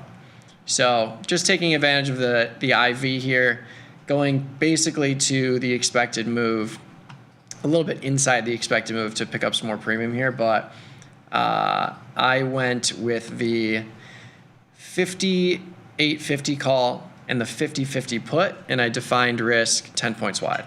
So just a cookie cutter, 10-point wide iron condor, 43 days out, collecting $3.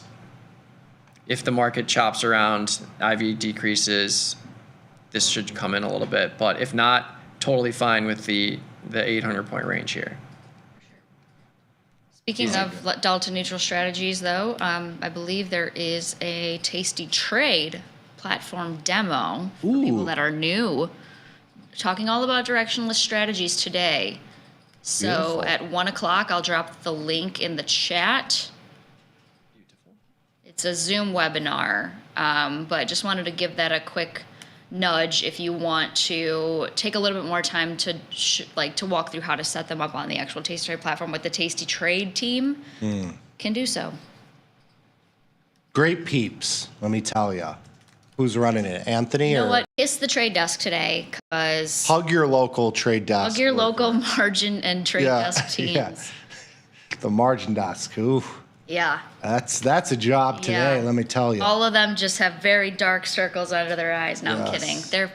They're hanging in there. They're professionals. Yeah, they are. They're the best. But also to that end, like to your point, Nick, about cleaning stuff up, like look at your stuff that is expiring in the next couple of days and like do yourself a favor and clean it up, like so that they don't, not they, but like, so that you're just not caught in a pickle. Yes. Like just clean it up. Yes. Even if you're like, oh, I'm at the money, this is a potentially, like, last night was a perfect example. Like you said, like up 90, and then, all of a sudden your vertical spread is a 90 delta in the money. And you're assigned or, I cannot stress this enough. And we talked about this, my dad and I don't know if we mentioned it on the show, but we talked about it before the show. And it's like, nobody wants to buy the penny option or the 5 penny, the nickel option with 20 minutes to go or an hour to go. And they're like, I'm just going to let it go. I don't want the $5. There's no commissions on closing. Yep. So you're not paying the commission. You're freeing up the capital and you're taking off risk. And if you think about those on a long time horizon, and listen, the market down 10 or 15%, that happens like every once or 1 or 2 years. Like that is not a rare occurrence. Like you're going to see this sort of move throughout, your trading career. Mm-hmm. But those 5-cent options that you take off, it to offset something like today. Yeah. Years of your 5-cent options, if you had avoided it today, would have been less than what you're losing today on a junky, stupid option that you left on because you wanted the 2 cents. Yeah. So just take your shit off. Yeah. Do it. It's fired up. We're all fired up today, honestly. Of course. I mean, yeah. Gotta be. Yeah. All right. So what are you looking at then in that regard? So in terms of opportunities, I mean, these are, and this goes to what we're talking about with volatility. Volatility is very high in the front. There are some interesting opportunities to be long, short, neutral, whatever you want to do, you can do today at much better prices than what you're probably used to.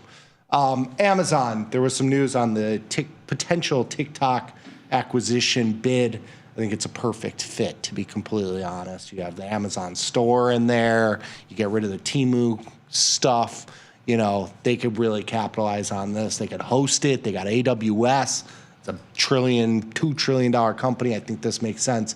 If it happens, maybe that's a bullish catalyst here. So I'm getting long Amazon. I'm doing a crab trade here. Amazon trading at 182. The stock has just been murdered. I'm buying the 190 call out in June, selling 2 of the May 200s, buying 1 of the 210s. It's a $3.81 debit, and it's a pretty big, positive gamma position. You got some decent delta on it. I think it's just an interesting upside play into a stock that has been absolutely hammered. If you don't like Amazon, you could do similar things in Apple, Nvidia, Tesla. All of them are in play right now, just given the volatility. You can go further out in time. You want to make this more of like a poor man's covered call type position or a little bit more of like an upside play over time. Move that closer at the money long option out as far as you feel comfortable with in terms of capital usage and sell short-term premium against it. I mean, that's what I'm looking at here if you've got a longer time horizon. It's very, very interesting. Yeah. I like it. Okay. Yeah, a lot of near-term IV boosted. Yeah. April cycle, May cycle, those have significantly higher implied volatility than June.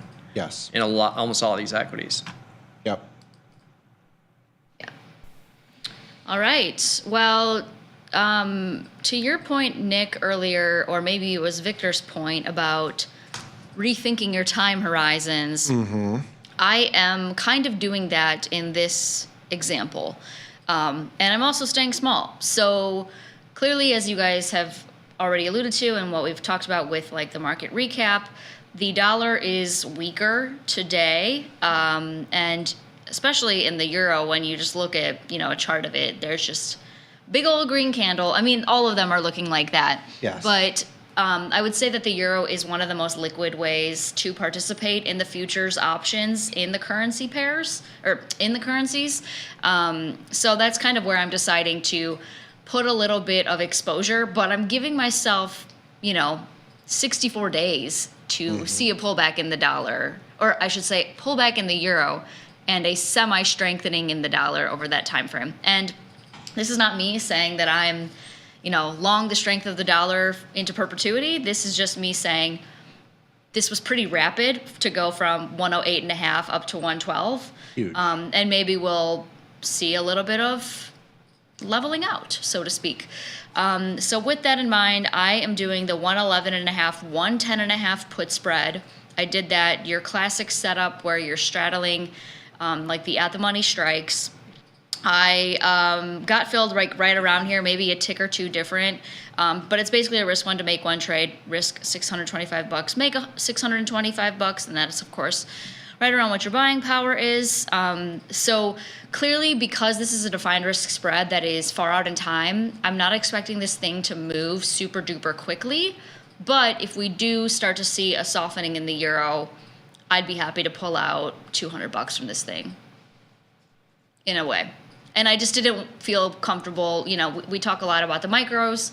We trade a lot of the micro futures. I was looking for something that was a little bit more controlling my size than necessarily even putting on like a 1/10 of the size futures contract. But you can absolutely participate that way as well. I sort of did the same things with I had iron condors in British pound and the euro, and just closed out of the put spreads. Right. The short put spreads. So I added short delta in both of those into this move, same way you're doing. Yeah. Beautiful. So yeah, that's mine. Maybe not the most instant gratification type of thing, but we talk about diversification a lot. We talk about size a lot. Not only can you diversify in terms of the strategies you're using or the asset classes you're trading, but you can also diversify in terms of the time horizons you're selecting. So. Love it. Amazing. Perfect. Amazing. Just beautiful stuff. Yeah. Markets, E-minis down 200 now. Bitcoin down $5,000. Kind of fluttering around this level here. So yeah, this morning I closed that Japanese yen trade. I removed the risk from the gold broken wing butterfly. So the 32.10, 32.20, 32.30 is what I have now.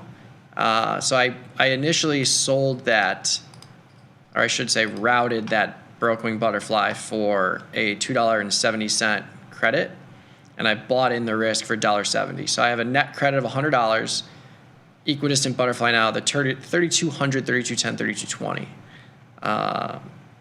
So feel good about that into this sell-off. That's kind of the goal with these broken wing butterflies, is just remove the risk, lock in the credit, free up the buying power, call it a day. While we were chatting, I got long an SVXY call diagonal. Someone in the YouTube chat brought it up. I like it. Wow, throwback. Yeah. I bought the 40 in May and sold the 45 in April for $375. So it's just small vol reversion play. Markets aren't too great in there, but I was filled pretty immediately. So Bought the 40 in May. 45 in April. Sold the 45, yeah. Sold the 45, yeah. For Okay. $375. Bite. Got into the 30-point wide diagonal in Apple, long the 210 in June, short the 230 in May. Paid $9.44 for it, which I love, because that allows me to move the 230 down to the 220 if I need to, and still have a debit that's less than the width of that move. So love that. And then I got filled Love that. I love that. Got filled on micro crude. Oh. Bought it for $66.66. Exactly. Interesting. That's an interesting one. Yeah. Just playing for Yeah.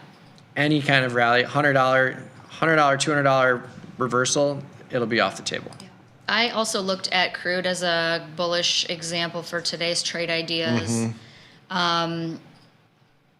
I wasn't super pleased with like the credit I was able to get, and I still wanted to position myself around the expected move to the downside.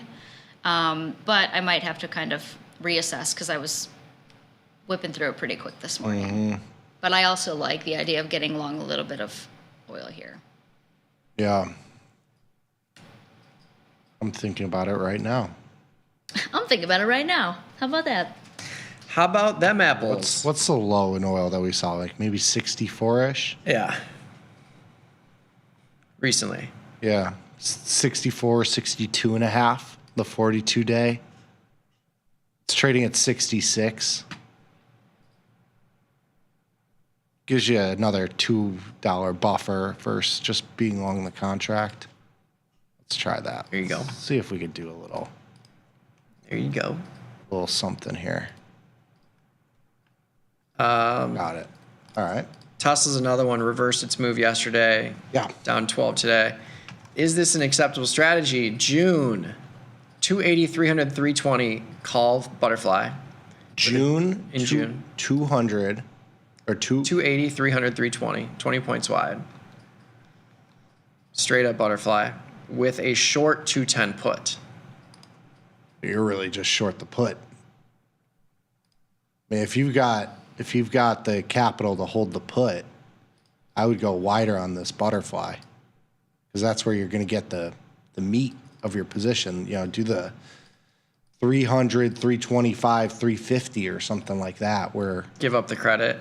Yeah, you give up a couple bucks, but you know if you get the move higher, you'll be able to close your put, and you've got this free or like very cheap wide butterfly. Yeah. That's the sort of thing I would do. I kind of like the 280, 330, 370, where the shorts are right at the expected move in June for 60 cents. And yeah, you give up the upside credit, but you now have a much higher probability of making a lot more on the butterfly. Yeah. Like that $8 that you were going to collect if Tesla just rallies higher, you could make $8 on just a move to 330. Because this butterfly would appreciate substantially. So I agree with Nick. I like that. Completely finance a much wider butterfly with a short put. Yeah. If that's what you're playing for. But anywhere in between that I think is good too. 280, 300, 320 is just kind of like it's all of those strikes are within the expected move, so there's a higher probability that it just gets blown through. It's not going to move. Yeah. Yeah. While we're on Tesla, I'm just going to jump down to Money. Short a 277.5, 280 Tesla 1/2 call ratio. Total credit was 310. It expires tomorrow. 277. 277.5, 280. Calls? Sorry. Call ratio. Okay. Yep. It's trading at $162 with 1 day to go. I'm thinking of holding. What would you do? Yeah, I think you probably got to hold. I mean, to use $9,000 to hold it, I would probably just buy a wing just to reduce the capital and you be able to use that elsewhere if that's not an issue. And you booked a $130 winner. Yeah. $140 winner if your credit was 310, right? Yeah. And you're really just short the call. Like, you're not going to make anything on that $2.50 wide long call spread. So maybe I would just take that off, or it's tough. It's a $10,000 position going into tomorrow in terms of what, holding it. So there's, but there is upside here, obviously. $1.60 if we stay here. You have a couple bucks maybe extra if you get like a 277.5, but that call spread isn't going to move. Yeah. Got $1.60 to make. Yeah. Manchurian candidate, how are you working the Lulu Iron Condor you put on before earnings? This one is basically at max loss, so I'm not going to touch this. It's trading for 90. It's trading for like 90 cents less than max loss. However, right now we're seeing a 32-point sell-off in Lulu. So if this move is reversed in a couple of days and Lulu goes along with it, it'll be right on the dance floor again. So I don't want to add risk in Lulu. I think I'll just hold this, take the 90 cents of risk to make back $900 if it moves out of the money over the next 2 weeks. But yeah, definitely not a fun one to be in. No. But silver lining maybe is that implied volatility is still not reflecting the realized move we're seeing today. So a huge move. Yeah. We'll see what happens in there, but I don't want to. That's another reason why I don't want to add more risk in there, because we're seeing a 32-point move today, and the projected move in May is 27 points. So we're seeing a big realized move greater than implied volatility. So I'll stick with this defined risk spread and see if we get fortunate with a big reversal here. Yeah, all these stocks like Nike down $7 and change. I mean, they're all getting smacked. Let's see what the worst. Yeah, Nike's the worst. Oh, that's the Dow. I'm looking at it. Let's see the S&P 100. Nike, Starbucks. You got even some of the banks in here. Target. It's all the consumer-related stocks that are really getting killed today. Target's been getting killed. Yes. Yes. Death. Yep. That's the bet they made. Ryan, even if you don't want to play reversal, it's easy to play the vol spike and close out as it shrinks regardless of directional bias. In other words, play for a vol contraction. Mm-hmm. Yeah. That's why I really like products like SVXY, because if you wait, like, it's hard to time this move to the upside. Yeah. Gus did it on the follow page. I was laughing with him this morning. Gus? He had a lot of YOLO calls. One of them was in VIX. But we had a binary event yesterday, so why not? Yeah. But yeah, now, after the move and the pop, inverse volatility products like SVXY and what's the other ones? SVIX. Like, these products are low. I like SVXY. Basically, it's at 40, 42. If volatility goes back to the teens, it will be higher than that. So longer term bullish trades in there, I like. But you can still stay small in there. Like I did the May-April diagonal spread for $3. I joined you, by the way. Beautiful. Nice. And if that one goes above 45 in the next 2 weeks, it'll be a $200 winner. So almost 100% return on capital, I would imagine. So yeah, lots to do. Lots to do. SMH went below 200, which is last year's prices. There you go. I just closed out of a call spread there. Again, a lot of these positions, like, you think you'd be in a max loss, near max loss. They haven't moved all that much because of this pop in volatility. So I have an at the money put spread. Who did I follow in the diagonal? Ooh. I don't know. Oh, SMH? I have an at the money put spread. I have the I have a 250, 240 diagonal. Oh, sorry. No, I have an Iron Condor. Well, what the heck? No, we're very active, Katie, you know? I know. I got to figure out who I followed. It was me. It was definitely me. Yeah. Well, I had the 240, 250. I had the May, April, and I closed it on Oh, yeah. March 14th. When did I put this on with you at the same time? On the 6th? Yeah. That's for my you. bad. It's not your bad. I missed your close. And now it is pain. But that's okay. Nike? What do you think? Cheap now. This one's tough for me because it's like they've had opportunities to see bounces after the new CEO took hold of this thing, and it's just falling every single time they take the stand to talk about anything. So about the 55.47 and a half. When was the last time Nike traded at 55? Let's find out. Let's see. 10 years. 2018.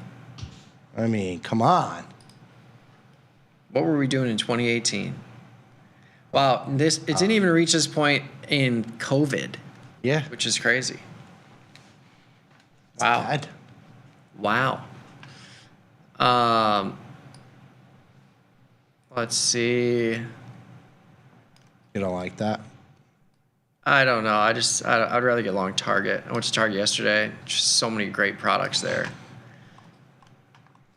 I just got kicked to the bottom of the chat. Let's see. What do we got? Maybe I do.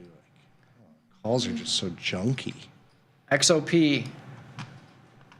Go on, yeah. Currently sitting in an April 132 straddle. Feeling the need to roll. Would you consider leaning long by rolling to the May 125 or the same strikes? Got to do something. I mean, obviously hindsight, but you had 2 weeks to go till expiration. You got to be. If you held it yesterday, you took the shot. Right. So now, it kind of stinks.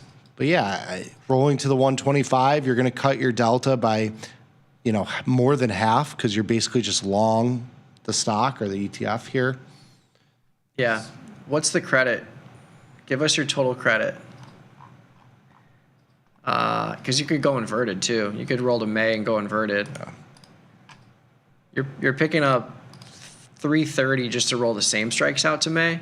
So I imagine you could go pretty inverted here and still have an excess premium relative to the inversion, like a 132, 125 or 132, 120, 127. Even if you go to 132, 127, you're picking up almost $5 to create a $5 inversion. So yeah, you could totally do something, but rolling to May and adjusting it is certainly on the table. Tough to do today into a 10% sell-off, but yeah. Still a decent premium there. Potential ZB bullish trade after retracement. I haven't traded these things in forever. Bonds have just skyrocketed. I don't know if you can get long here, but kind of missed the boat on that one. Mr. Vecchio, shout out. Mm-hmm. He had it. Yeah. He had it on his bingo card. The bingo card. He was definitely like seeing The Matrix last night. Vecchio? His like stream of conscience, whatever it is. Those macro boys, when they get a couple on the team's chats, was killing me. So good. He was on fire. Yeah, he's great. He was great. Yeah, I think with the bullish bonds thing too, like if you're gonna use the options, like you'd have to be at the money to do anything meaningful. Well, because it's all priced in now. Right. Market's saying rate cuts are coming. Yeah. You have to kind of you have to take the risk. Yeah. Well, how has that moved? A lot. The Fed funds. It has actually. Wow. Yeah. So yesterday, it was a 90% chance we stay where we are in May at 425, 450, and it was a 60% chance we get to a 25 basis point cut. Today, it's an 80% chance we stay. So they're pricing in a 10% increase in probability to do the cut in May versus June, and a slightly larger probability that we end up at a 25 basis point cut by June. So basically, they've doubled the probability that we do the cut in May. Yeah. Which is very interesting. And June has potentially 2 cuts. 50 basis points. 14% probability that we arrive at a 50 basis point by June. So, things are on the table. Yes. Any thoughts on an iron condor and IBIT? I've already got something on with IBIT. Yes. Your spicy crab, Nick? Maybe? Yeah. Very spicy crab. I mean, it's flat. It's unched. I know. I closed out the short premium, the 55.65. I did that this morning, but it's completely unched. That position is the 55.65 part of the crab trade. Yeah. So the whole ratio. Yeah. Or just, so now you got the long call left. So I'm just long the call. So you get a little bit of a bounce. You can roll into a diagonal spread. You could put this sort of trade back on, but I mean those options just today. So if we look at those just just on today's I'll take that. You know, this is like the sort of thing I look at, like the 55, what did I have? 55.65. So this has moved almost a full dollar today. Yeah. Just today. So, you know, based on what it was trading at yesterday, which I think it had been cheaper than when we originally put it on. I guess I could look at it in my activity, but we don't have to go into that. It's trading at $1.50 today. This was $2.50 yesterday. Yeah. And so, you know, I look at those opportunities, and you close, you know, by closing this is a 34 short delta position. When you're buying this back, you're getting 30 deltas without using any additional capital in Bitcoin. Right. So it's a, you know, you're synthetically buying the dip just by closing positions. About a week ago, I rolled into the May 55 short put and the 50-55 call ratio into the sell-off today. I just bought the 60 strike call. There you go. For 30 cents. So I now am back in the risk-free butterfly 50-55-60 with the short put at 55 in May. And I still have the 50-55-60 butterfly in April. So if we go to 55, people, it's going to be nice. Yeah. But don't see that coming anytime soon. Who knows? Well, we'll see. Put that evil on me, Ricky Bobby. Yeah. Ricky Bobby. Ricky Bobby. But yes, Iron Condor and IBIT totally on the table. That's our year-long trade. So at the end of the year, it'll be very interesting to see where we stand. But right now, I've got $1,000 in credit with short put at 55. So right at the break even where we are now, with 2 butterflies to the upside. Sorry, it's the chair. The chair is just I know. so We got to wild. figure out. I don't know why I'm is surprised it it doesn't get me? picked up. Does it get? I don't think it gets picked up by the mic. It's too It happens high. with everybody with Too Thomas high and frequency. Ryan. Yeah. Trying to Only be the dogs can hear it. Yeah, literally. Just you guys. Let's see. TSM call spread. I had a TSM call spread 195-200 in April. Sold a put spread at 190-195. Is there anything that can be done, or is it done? It's pretty much done. Once you fly it off, it's just a butterfly, and you need the rally there. Yeah, this is. Yeah, you're out. Yeah, this is the issue with flying off spreads. Is that, like, of course, if you had just the 195-200, you would have been fine. But the fact that you added a 5-point wide spread and a $200 product, you reduced your basis a little bit, but you kill your probability of profit because now you need the stock to be right between that range at the specific expiration. So you reduced your max loss for sure, but you weren't playing for this $10 move today anyways. No. But either way, next time, just mind that probability of profit adjustment if you're turning a credit spread into a butterfly ultimately. It's always going to be a low probability result. Let's see. Nike, a lot of people looking at Nike. Big gap above 90. You got to fill the 65 gap first. You got to fill this big, 55 to 65 gap before you do the other ones. Some sort of bullish position on SL or SI. SI. Oh, silver. Yeah. Tough with the options in there. Just saying. Look at this move. That is a huge move. Oh yeah. Gold has not had the same sort of pain. It's down about 1%. It was a little bit lower. Silver's like the Ethereum of yeah, it just Bitcoin, never where goes just- anywhere. Yeah. Yeah. Yeah, big move there. Wow. Are they asking for bullish or bearish? Oh, bullish. Okay. Bullish. I mean, yeah, you can. You can use SLV. You can use SI. Just be cautious about liquidity. I put on a silver call zebra yesterday, the 30-31, for $210. It's down $100 right now, but yeah, I have it's whatever. Covered call. Yeah. But I bought in the shorts, and now I'm just long the 28 strike call. I mean, got to be long here, right? Yeah. Yeah, I would say in the silver futures options, I think the markets are just pretty wide right now. And for my risk tolerance, like you literally have to do the narrowest spread in order to really like if you did like a half point wide, like in the 54-day, like that's still what, over $2,000 in terms of spread width, something like that, 2,500. So maybe SLV might be the better vehicle for you, unless you do have the risk tolerance to do that and you have the wherewithal to make sure that you're getting in and out at an entry price that you're comfortable with, because there will be slippage in there if you're not careful.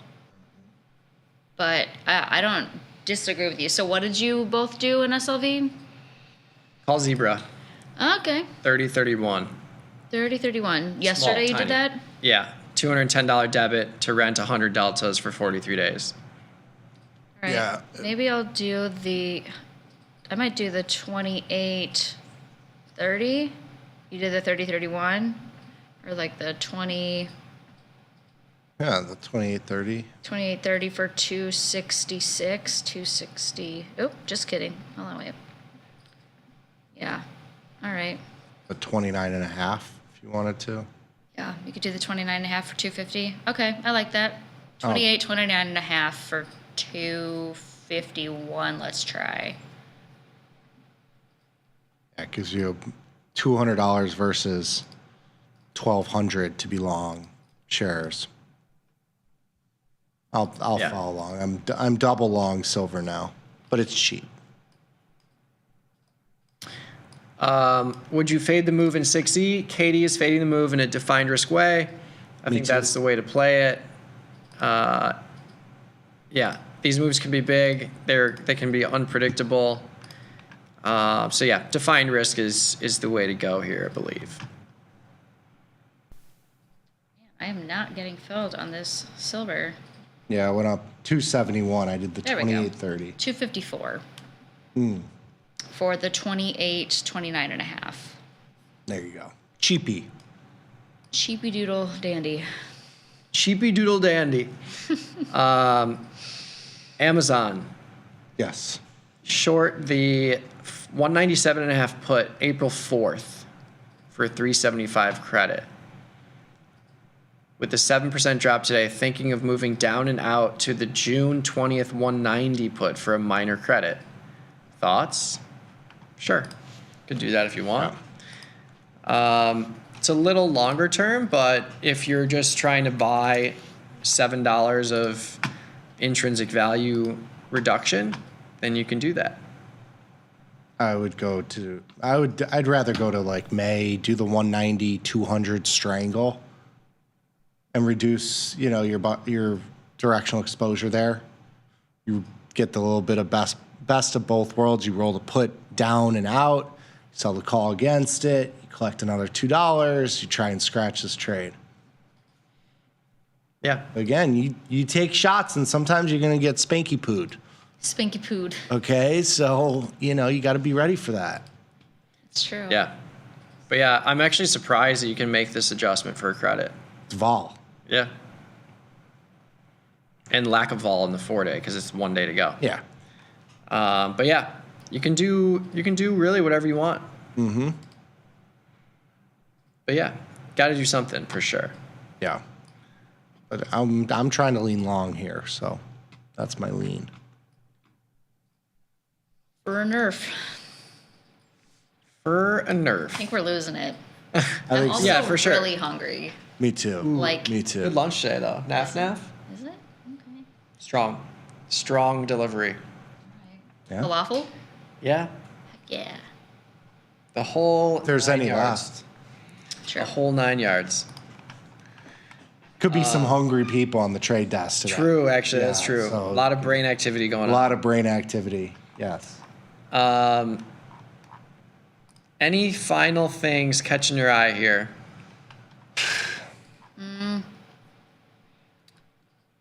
Other than the trades that we've already been filled on. Yeah, things. So we quick getting recap. killed.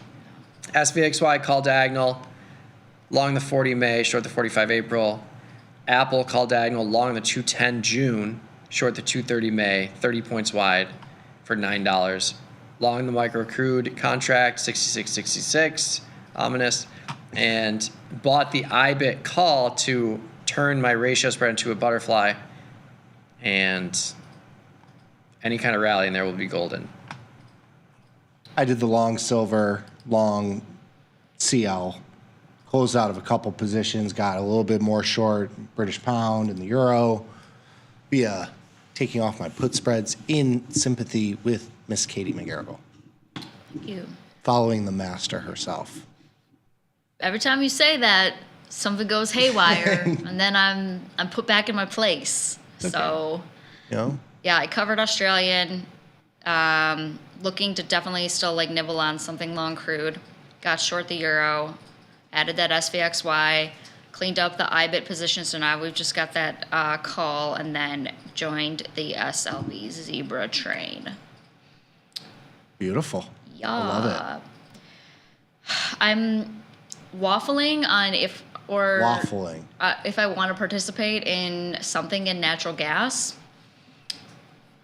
It's not at highs, but and I know it's about to get like cold again next week. So that's kind of what's giving me a little bit of a pause. I'm done with this state. I know. I'm ready to burn all of my clothes. Sick of looking at them. Mm-hmm. Throwing the mittens away the second that we have like 4 consistent days of 50 degrees and above. They're going to be gone. Yesterday was a crazy day. Walk to work, rain, wind, a whole thing. Yeah. Then it was like 60 degrees. I got the jacket on. I brought like warm clothes to the gym, just sweating profusely because the gym's burning hot. Yeah. I walk outside after the gym. It's not raining. 10 seconds into the walk, it starts pouring. I start yelling outside of this like condo building. Literally, I'm like, ah! I drop my bag, put the jacket on. 10 seconds after I put the jacket on, it stops raining. Yep. I'm just like, what? Yeah. Made a protein Really shake, knows how to spilled it all over the ground. Yeah. It's good. It was a great day. Gracer had the travel day from hell yesterday with all of like the rain and shenanigans. God. You'll have to get the story, but it involved a lot of canceled flights and a lot of Gaslighting. we'll be no 10 room minutes. in hotels, like the whole thing. Yeah, he was regaling me with his woes, and it sounded horrible. Anyways, while we're doing any last-minute trade ideas, if you're new to the chat, tell us where you're from. Tell us what you're trading. Wow. Where are you all from? Tell us how you found Tasty. ASL. Yeah, ASL. Wow. ASL. HMU. I was. Are you up? No. Bob's looking at Meta. Okay. Sold the 520 put in May for $20, and then bought the 520 in a different expiration cycle, I guess. You calendarized it for $14. Now the 520 put is doubled. If I expect to bounce to the upside and have buying power, would you close the long put or just roll them up for credits? I mean, yeah, if you're trying to play the game, I don't mind closing the long puts if they're protection, but you have to be able to hold. You have to be able to withstand 100 shares of meta risk if you're doing that. Otherwise, I might just restructure something and do like a long call calendar. We know what it is. I don't know. I think a long call calendar, if you're playing for an upside move, makes more sense than this put calendar that you've legged into. Yeah. So if you saved yourself on a continuation to the downside, that's great. But if you're playing for a bump to the upside, I would just close it and go into a call calendar, which aligns with that. Beth said the video crew is still stuck in New York. No. Oof. No. Yeah. It's no good. Real rough. Yeah. That's why we just need underground trains all throughout the country, man. Yeah. I would ride it. A high-speed train. Yeah, bullet like trains. in Europe. Yeah. Come on, ride the train. It's a choo-choo, ride it. Yeah. That has to be playing in all the lobbies of the train It's station. the Quad City DJs, and we call it the train. That song's a banger. It is. The kids say banger anymore? Probably not. Oh, I don't know. Am I showing my age? I say bangers. That song Good. slaps. There you go. Slaps. All right, we're out of time. Cool. All right, well, that wraps up this edition of Options Trading Concepts Live. Stay small, stay solvent. Yes. Clean your stuff up so you don't get any crazy calls or assignments. I believe that there will be a lot more live programming coming today, tomorrow. There's a lot of special guests with Tom being out. Of course, when the big man leaves, this tends to happen. But in the meantime, good luck, good trading. Peace. Peace.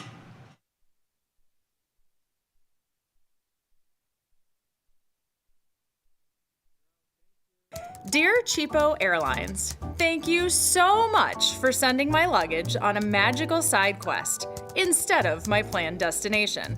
I am glad that I had the sustenance of the single pretzel I was served on board while I was waiting for my bag to arrive. Looking forward to your reply, because surely the response can't be as delayed as long as my flight was. Warm regards, Bettina. Sometimes it feels good to get smart. Get even smarter with live trading insights and some live taunting. Every day I do God's work here. From the smart mouths at tastylive. If you missed the live show, here's our cherry on top weekly recap. You'd look good in either, you know what would good, like a nice Panama hat in the summer. A Panama hat and a skirt? Oh my God. You look so sexy.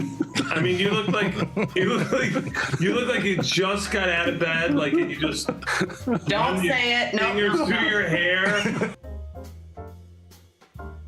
Forbes called us best online for options trading. Investopedia, best for options trading, period. With stockbrokers.com, we're number one for options and futures trading. The Motley Fool really likes us. And so does Business Insider. So what else can we say other than boom? Trade like a trader. Tasty Trade. Make your move.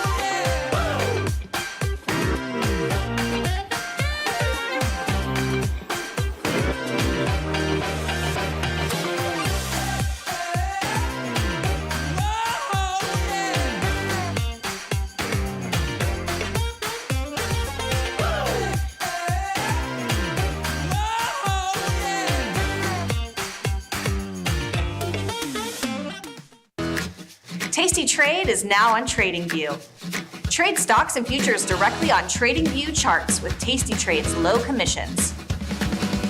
Try it out and leave us a review.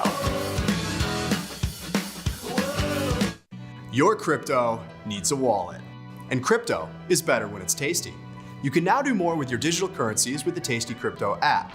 We're proud to offer a self-custody wallet for Bitcoin, Ethereum, and Polygon. Transfer your digital tokens directly in-app and access thousands of tokens available only on-chain. Your wallet is your key to decentralized finance. Download the Tasty Crypto app and get started today. In the world of investing, a beast lurks between the numbers, ready to pounce. Some traders hide from it, some ride it. If that's you, join us on Tasty Trade. Genius loves company.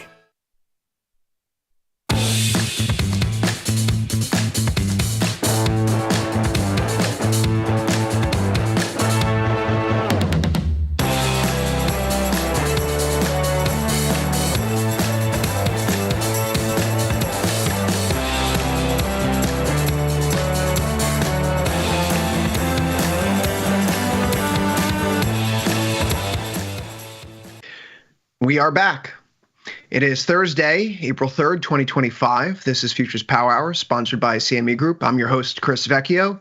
He's Jamal Chandler. Jamal, we're both here still.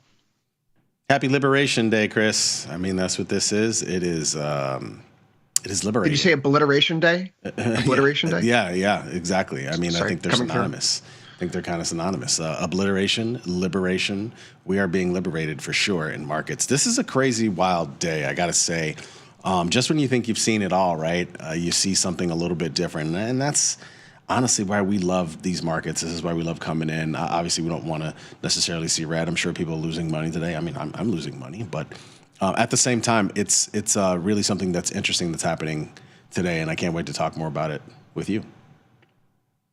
Yeah, today is not a great day. Silver's getting punched in the face a lot. So that's hurting me. But when I think about the minimal stock exposure and the long bond positions, net, I'm feeling a lot more comfortable than I would be if I was still trading in the 2024 Chris mindset.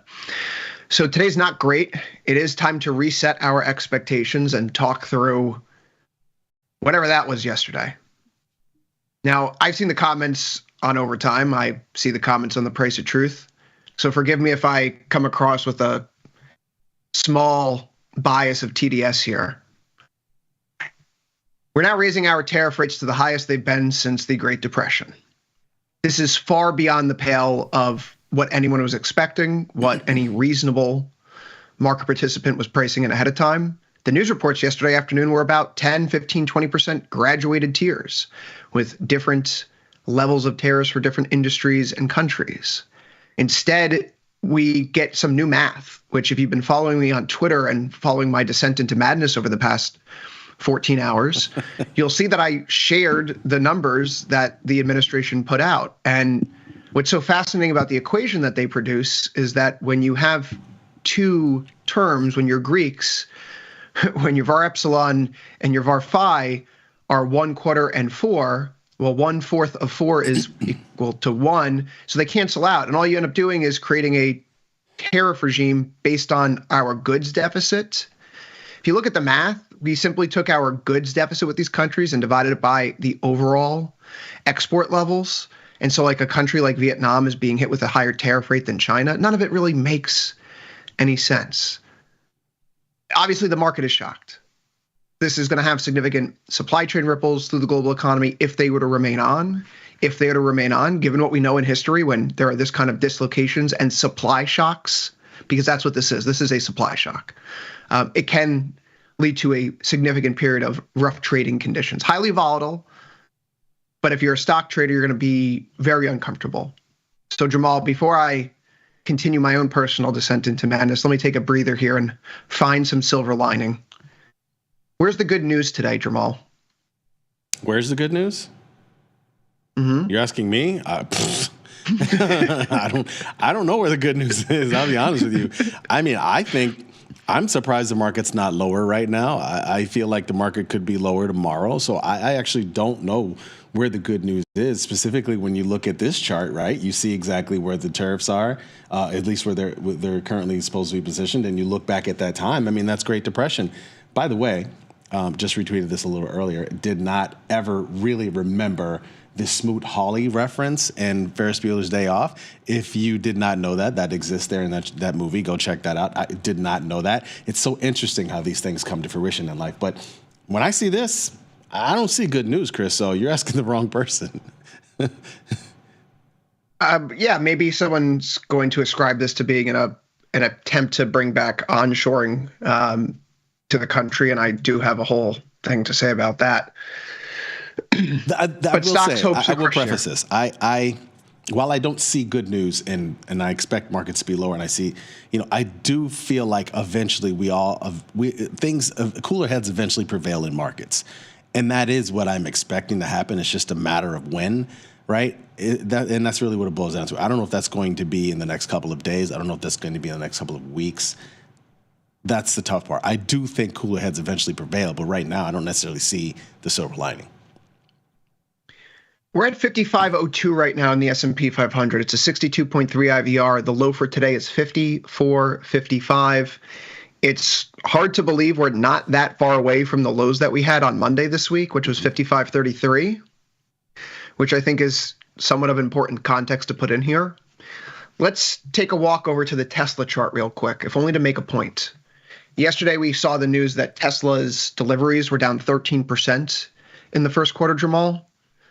we heard the news that Elon Musk might be leaving Doge. Tesla closed on Tuesday at 268.46. It's currently trading in at 271 right now.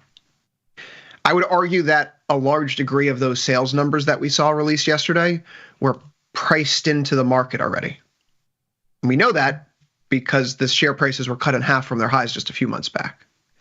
Right. So that begs the question, right? Trump runs on this platform. Tariffs are the most beautiful words in the English language. I think that's actually a direct quote from him in the fall.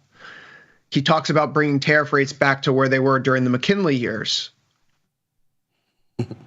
These are the McKinley years in this part of the graph, which we're basically bumping into right now.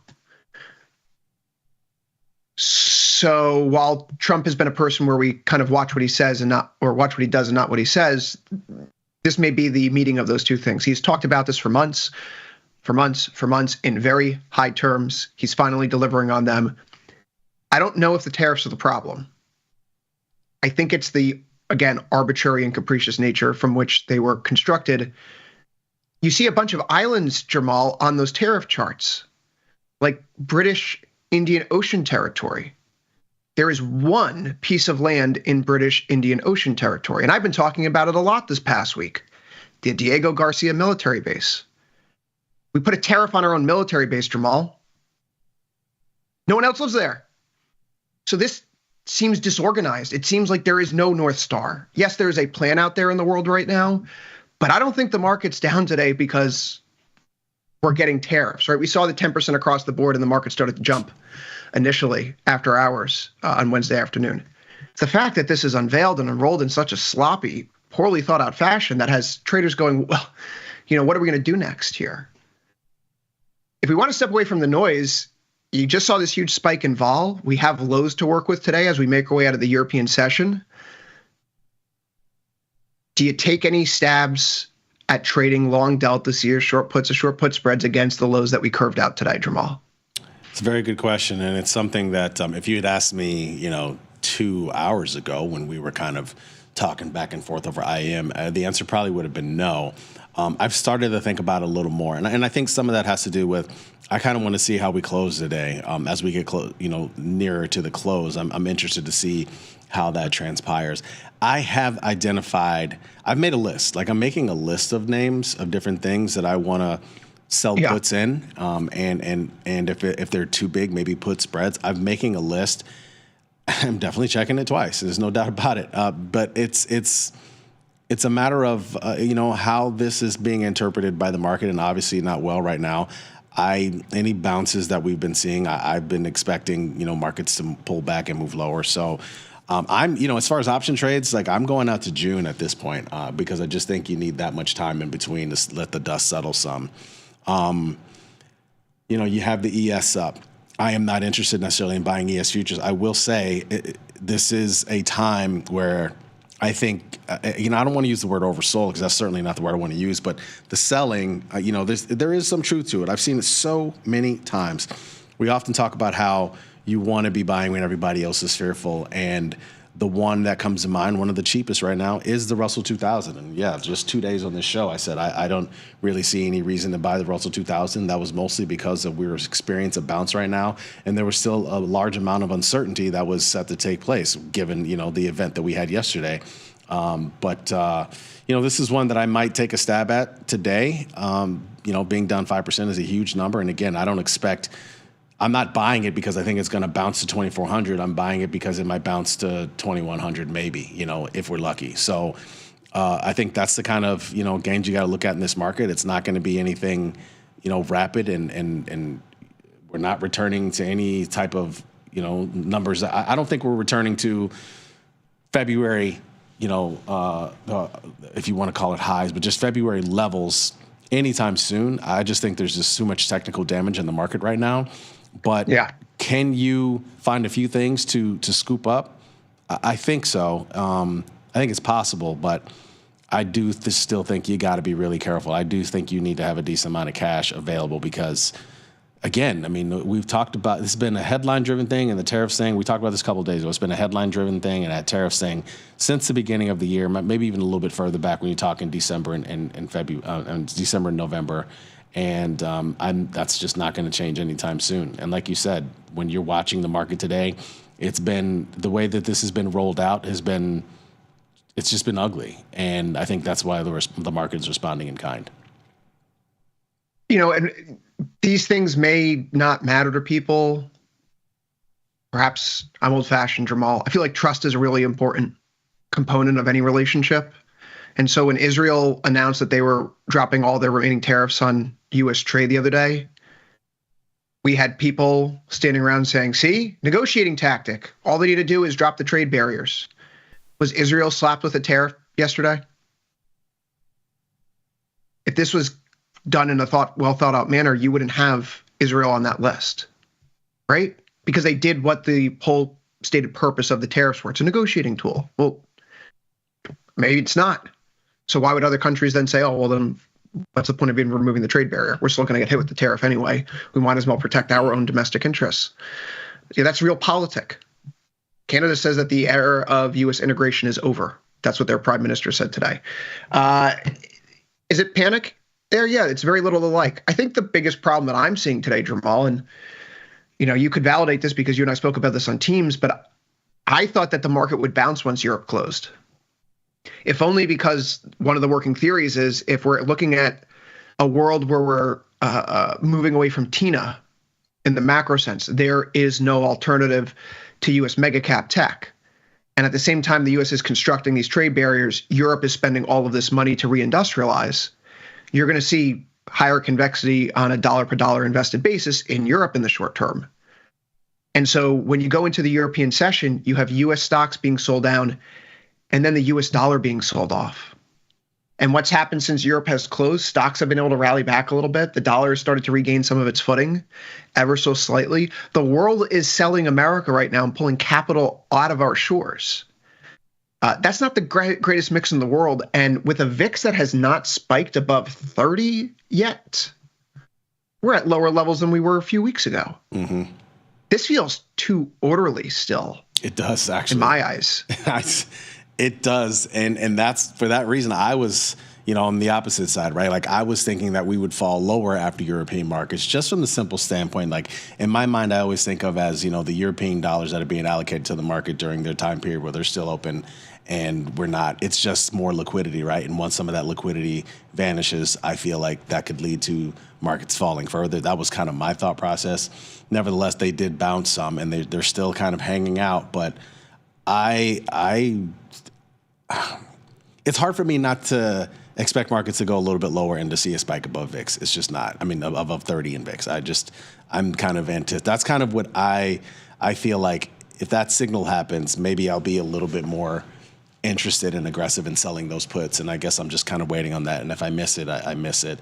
I may, like I said, I may decide to sell. I got about 10 different ideas right now. I may decide to sell puts in one of them and maybe buy that one future of Russell 2000 that I've been looking at, but I just haven't pulled the trigger yet because for some reason I feel like market's going to end up doing exactly what I thought. And I'm like, damn it, I knew it. I told you so.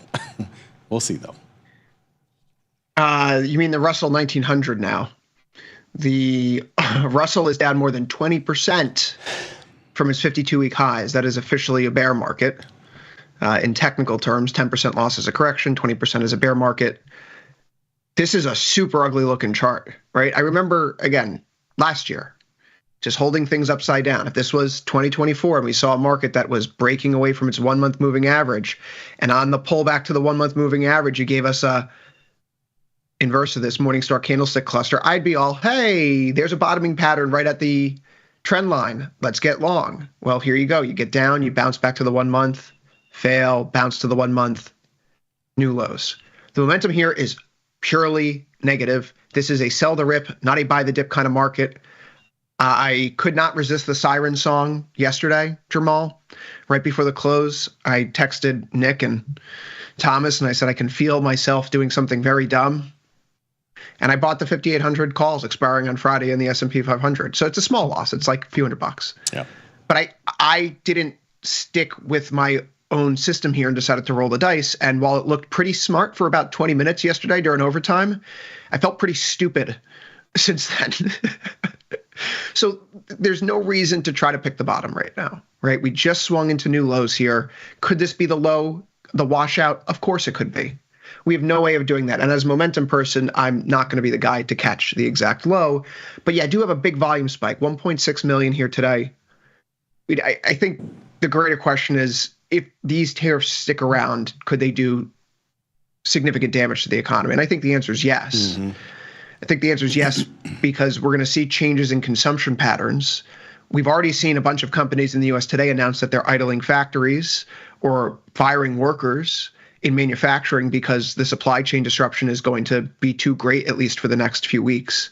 Auto plants in Michigan, I think 600 workers are being idled there and put on temporary leave as the company Stellantis tries to work through supply chain issues in Canada and Mexico. So that's those people now. This happens at scale. We're going to see a spike in unemployment. And where does the Fed do? It can't really do much. It's going to have to stare through inflation rises in the short term, which most economists are now saying can return to COVID-era levels as a result of the policies if they're implemented in full over the next year. I just don't think this is the right way. Now, for the sake of exercise here, what would be the right way to do this? I take 4 specific issues with how the tariffs are being implemented, Jamal, and I just want to put this out there because I quite frankly hear so many people say, well, you're just standing against something, you're not standing for something. What would you do differently to address the problem? Onshoring manufacturing is a real problem. We have to do this, right? Past lifetime, I had a startup attempt to try to open up a factory here in New York. The loopholes are ridiculous. It's impossible to do. No private money wants to help do it. You need to get public grants. It's a very tough, sticky situation, all right? But there are 4 main reasons why the tariff implementation here to achieve the stated goal of bringing back manufacturing is not going to work, and there is a better way to do it. First off, the mechanism of action here is totally punitive. We're slapping taxes on specific imports, sometimes with geopolitical or industrial targets like Chinese steel or Mexican cars. So it is protectionist by design, but it's not rules-based. And so it's completely arbitrary right now. There is a high degree of unpredictability. A tweet, a press release, entire supply chains are being upended. And markets obviously don't like that because they can't plan. And if they can't plan, they're not going to hire, they're not going to open factories. And oh yeah, by the time you can open up a factory here in the US, how many years from now will that be? A year, 2, 3? What if it's 3 years, Jamal?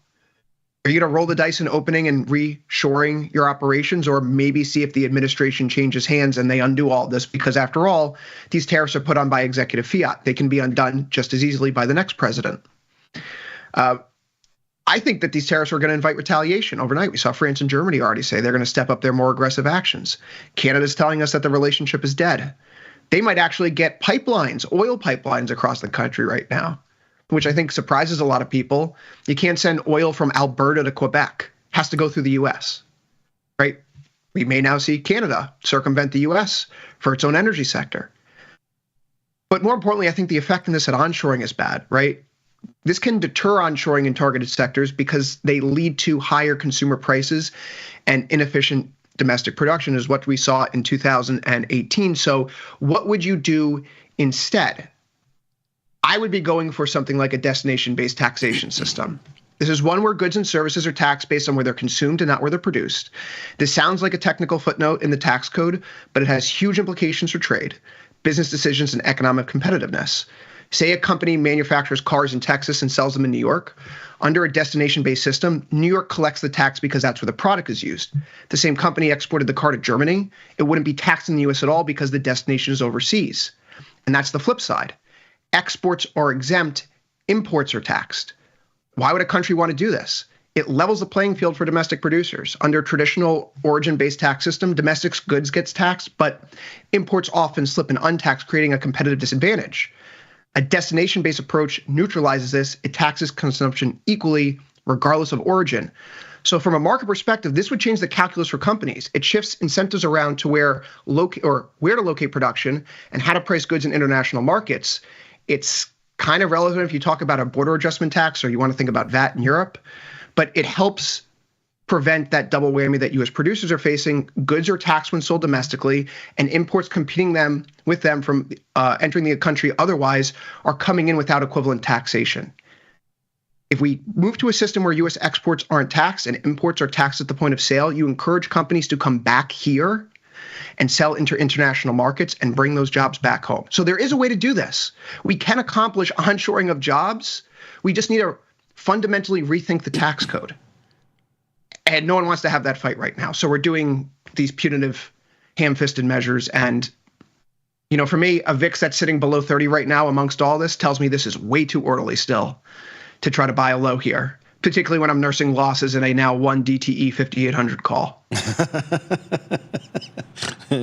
Yeah, I mean, and that's the thing. Nobody wants to have to worry about that. Nobody wants to have to think about that, right? People want to be able to just buy their stocks, and if they miss, you know, earnings for a quarter, it's a one-off, and they don't have to worry about too much about where they're getting their goods and services from and how much they're having to pay on tariffs, right? Like, nobody wants to have to think about that, but yet that's the situation we find ourselves within. And I agree with you. I think VIX is fairly low, given I usually don't say that. I usually say, you know, VIX is probably perfectly priced given the market move we're getting. I think this is one of those times where it's fairly low. And this is somewhat of an orderly sell-off, like you said. And it's kind of surprising that we're not seeing more fear. So I think there's still a lot of people holding out hope. But I don't know. These next couple of days here, I think we're going to probably hear a lot more from these other countries. We're probably going to hear more about retaliation, and that could lead to lower prices. So, you know, again, nobody can ever pick bottoms. I think you got to, you know, look at it, make a list of a couple of names here and there, and then maybe systematically over the next couple of weeks try and find ways to, you know, that those are your ways of possibly getting long delta. But right now, you definitely don't want to be pushing a whole bunch of chips in because there's just too much uncertainty.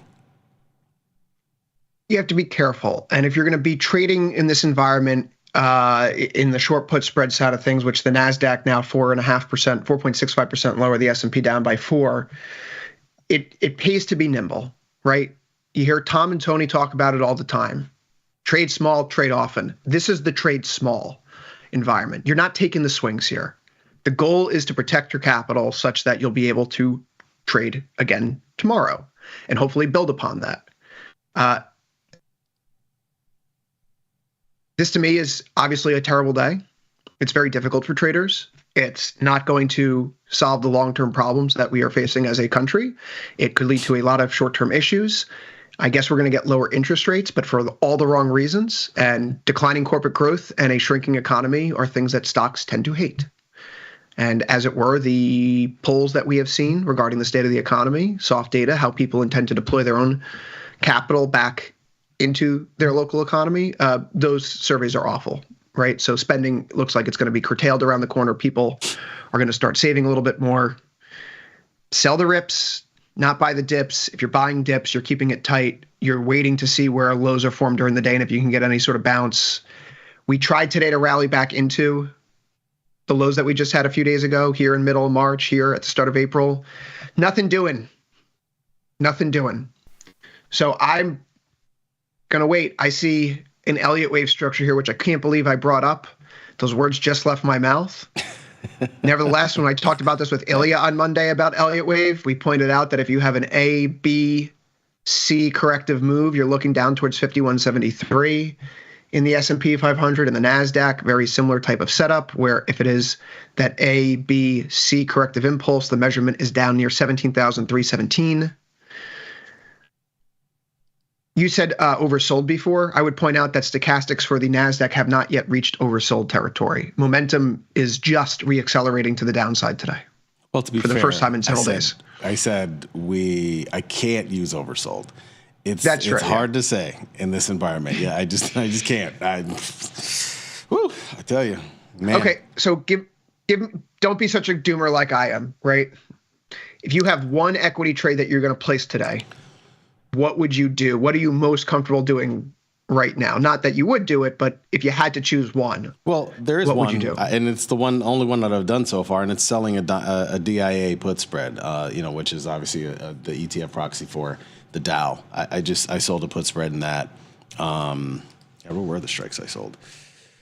Again, I mean, I sold the 400 390, right? Like again, that's just a situation where the Dow is obviously not as volatile as the S&P and NASDAQ, and so that's the one that I chose, or obviously is small cap side. That's the one I chose to do, and it's just it's capped, right? I mean, it's a defined risk spread.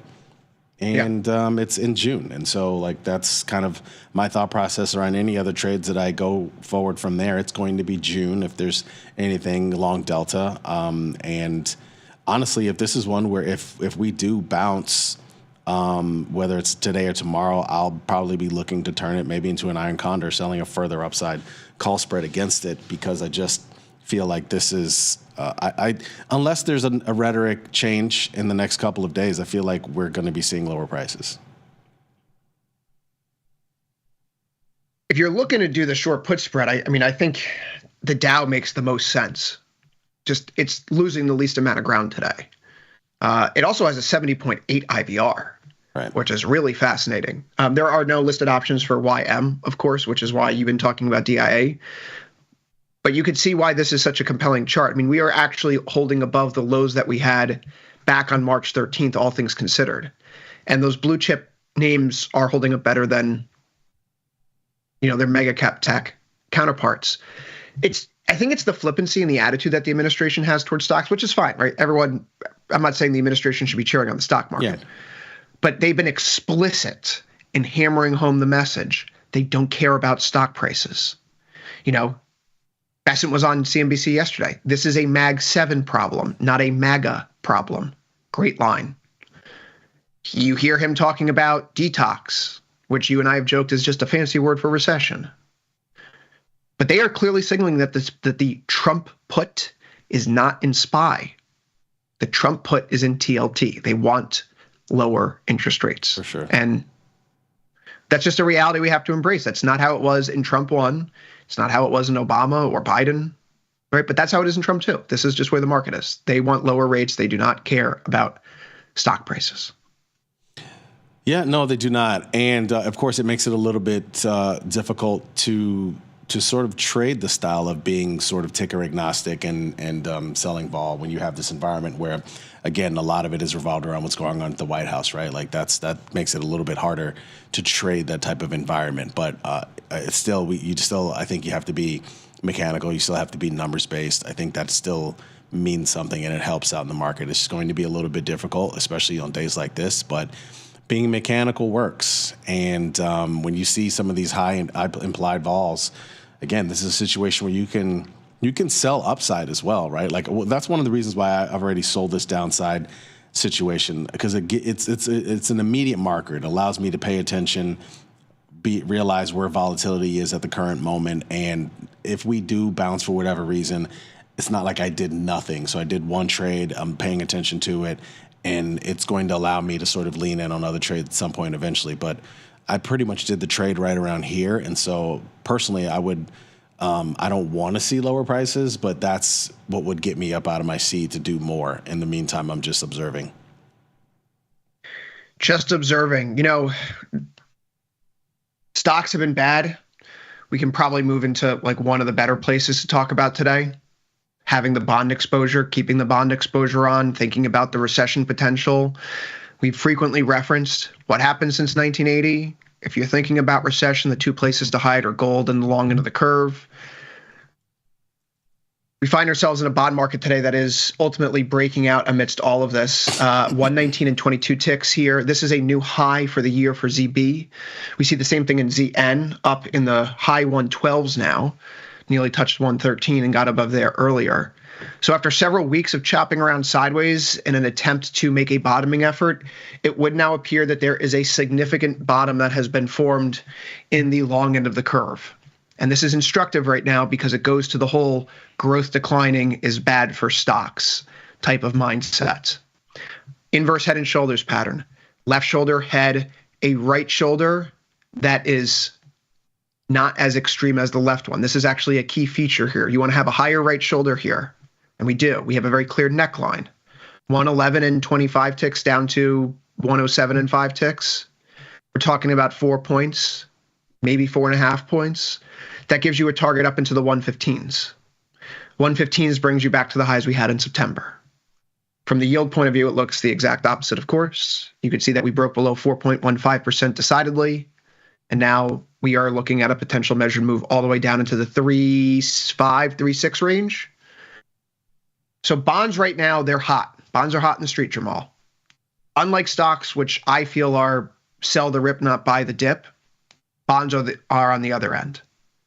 The auction results that we've seen recently have been good. People are trying to lock in rates. This is the only silver lining for today, as far as I can tell, that you and I have been playing in the long end of the bond pool for a little while here, and it is saving our teeth, saving the skin on our teeth today. That's not an expression. We're fine, though. We're less hurt because in recognizing the technical formation here and the fundamental impulse of growth concerns coming through the economy, bonds have been an insulator on what's been an otherwise difficult day for stocks. Yeah, absolutely. I mean, we've had some ups and downs with this one, right? Like, we have been looking at bonds for quite some time, and we've had varying degrees of success because obviously there's been huge oscillations. But how do you fix a 5-year-long bond market, downturn? Well, you almost pushed the economy into a recession, and so that's exactly where we are at this point in time. And we've been talking about it more recently, I think, in different ways, right? Like, we've been monitoring this situation in the discussion of tariffs, and we felt that at some point or another, if this was going to escalate, bonds were going to be the place you wanted to be, and sure enough, that has come to fruition. So I'm not changing anything. However, I will ask you this question. Tell me why I shouldn't sell my bond calls right now. That's a good question. If you think that it's too early to buy the dip in stocks, then you probably still want to have some bond exposure, logically. And for that reason, I'm holding my bond exposure and not adding to a new stock position. I could easily do something like take the 5,800 calls, just it's worthless. So, in theory, if I could add an incremental dollar anywhere, it'd be on a pullback here. It's a 40.5 IVR, which sets up an interesting scenario where one would surmise if, I hate to use this phrase, I feel comfortable selling put spreads and notes and bonds still because of how volatility has evolved in recent sessions, whereby as bonds have moved up, vol has increased. And if the underlying condition that has provoked this move higher in bonds, this uncertainty around tariffs, dissipates, sure, bond prices could pull back, but I expect vol to come back in too. So if I'm short a put spread here, directionally it's working against me, but a decline in volatility coupled with theta decay makes it something easier to stomach than necessarily being long a call. So maybe that's what one might do if I were there, if they were in your shoes, right? If I have long calls that are in the money, they're working, maybe it's time to cash those in and flip the position into something like a short put spread to capitalize on the elevated volatility environment. And you're doing so with the knowledge that if it is a loss, you probably have enough time to operate getting out of there, given the 52.2 IVR, that's going to recede. So it'll be a loser, but it will be a smaller loser than one might otherwise surmise. Yeah, and that's really the well, even though I said sort of a statement, but it's really kind of gets at the question, what's interesting is you remember the other day we were talking and I actually rolled my calls further out. My ZB calls have actually doubled, believe it or not, and I'm up by about 2/3 on the ZN calls, and so that's how much we've seen bond move more recently, and again, there's some vol pumped into it as well. That is sort of one of the thought processes, right? Like, do we sell these and turn these into short put spreads?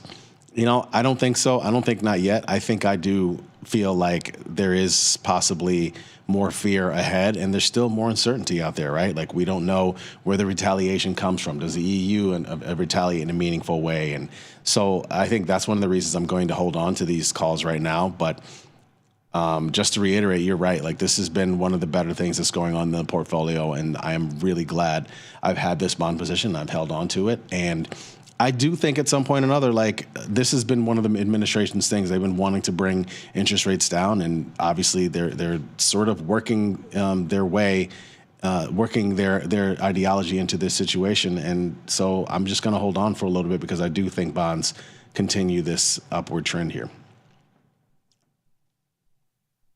You manage your winners sometimes by not managing them at all. In this case, if you early this week, I had a few bond positions on that were like 23, 24 days to expiration. Yesterday, I used the chance to take profits on some or roll them out, right? If you've already rolled them out, you've avoided this week, good on you, right? If you didn't and you played with that fire and you have a winning trade in your pocket and you're now at 22 days to expiration and you still want to be long bonds, just roll. Put the money in your pocket. Don't deal with falling over the wrong side of the decay curve and the convexity that comes with it. It's a double-edged sword, of course. Benchmark, take a few bucks out, put them in your pocket, use the remaining ones to keep the position on. The technicals still look very promising, right? You see that Fibonacci extensions off of recent swing lows give you a 114 measured move. If we went back to that inverse head and shoulders pattern in ZN, you're going to get a move up towards 115 or so. The point is the thrust here is to the upside right now. And even on this longer term chart, Jamal, this is kind of clean looking. This channel that we've re-entered here in recent weeks, right? We hit the lows from last April, May. We bounced back into the channel. Now we're breaking the downtrend. A swing to the channel highs means up towards 117 or 118. So pick your fighter, right? Are you going to be a little bit bullish and look for moving to 114, a little bit more bullish, 115, or really bullish, 118? But you can tell a story technically that makes you feel comfortable staying long bonds throughout all of this. And I know I am. And who would have thought that the old 60-40 portfolio would be saving our neck here today? Huh? I know. I will say, as I look, and there's so many times where we were confident, right? Like going back to even December, et cetera, and all the different rhetoric and all the headlines we just talked about.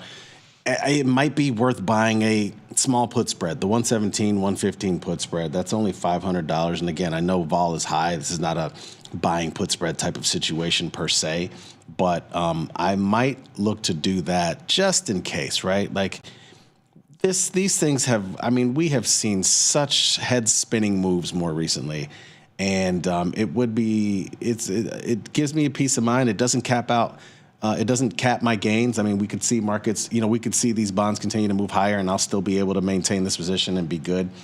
$500 might be worth a peace of mind just in case we do get a pullback or a fall or a turn or about face or whatever that may be. I might do this 117, 115 put spread in May. It's only $500, so I might look to do that. We'll see. Because I believe this is I believe we've seen the bottom in bonds. I feel like bonds are going to bounce from here. I do believe that. And that's one of the reasons why I've had the call as opposed to just a call spread. But just in case, it's happened too many times, Chris, and I'm tired of it. Not your first rodeo. Not going to get caught, right? All right. So we need to talk about metals here who are having their turn in the barrel.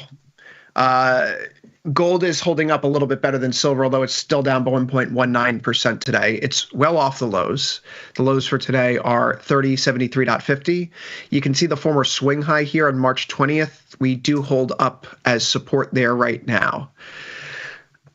This performance today, gold, silver, what you're seeing in energy, which we're going to hit the corner in a little bit, it feels like it's a liquidation type of environment to a certain degree. Like, I need to just raise capital. Over the past few days, the uncertainty, you're going to invest in the shiny rock over the innovation of the NASDAQ. Okay. That doesn't say great things about the direction of the economy, that people think that a rock has more growth potential than the NASDAQ. But nevertheless, that's what's been going on. And now we get to the point in the road where people say, yeah, I'm actually going to cash in on some of my gold winnings over the past several months to help cover up losses. Otherwise, that's a capital raising environment. The US dollar getting slugged today, horrible sign. If you think that tariffs are going to work the way that you want them to work, you need an FX move to offset the difference. You'd want a stronger currency.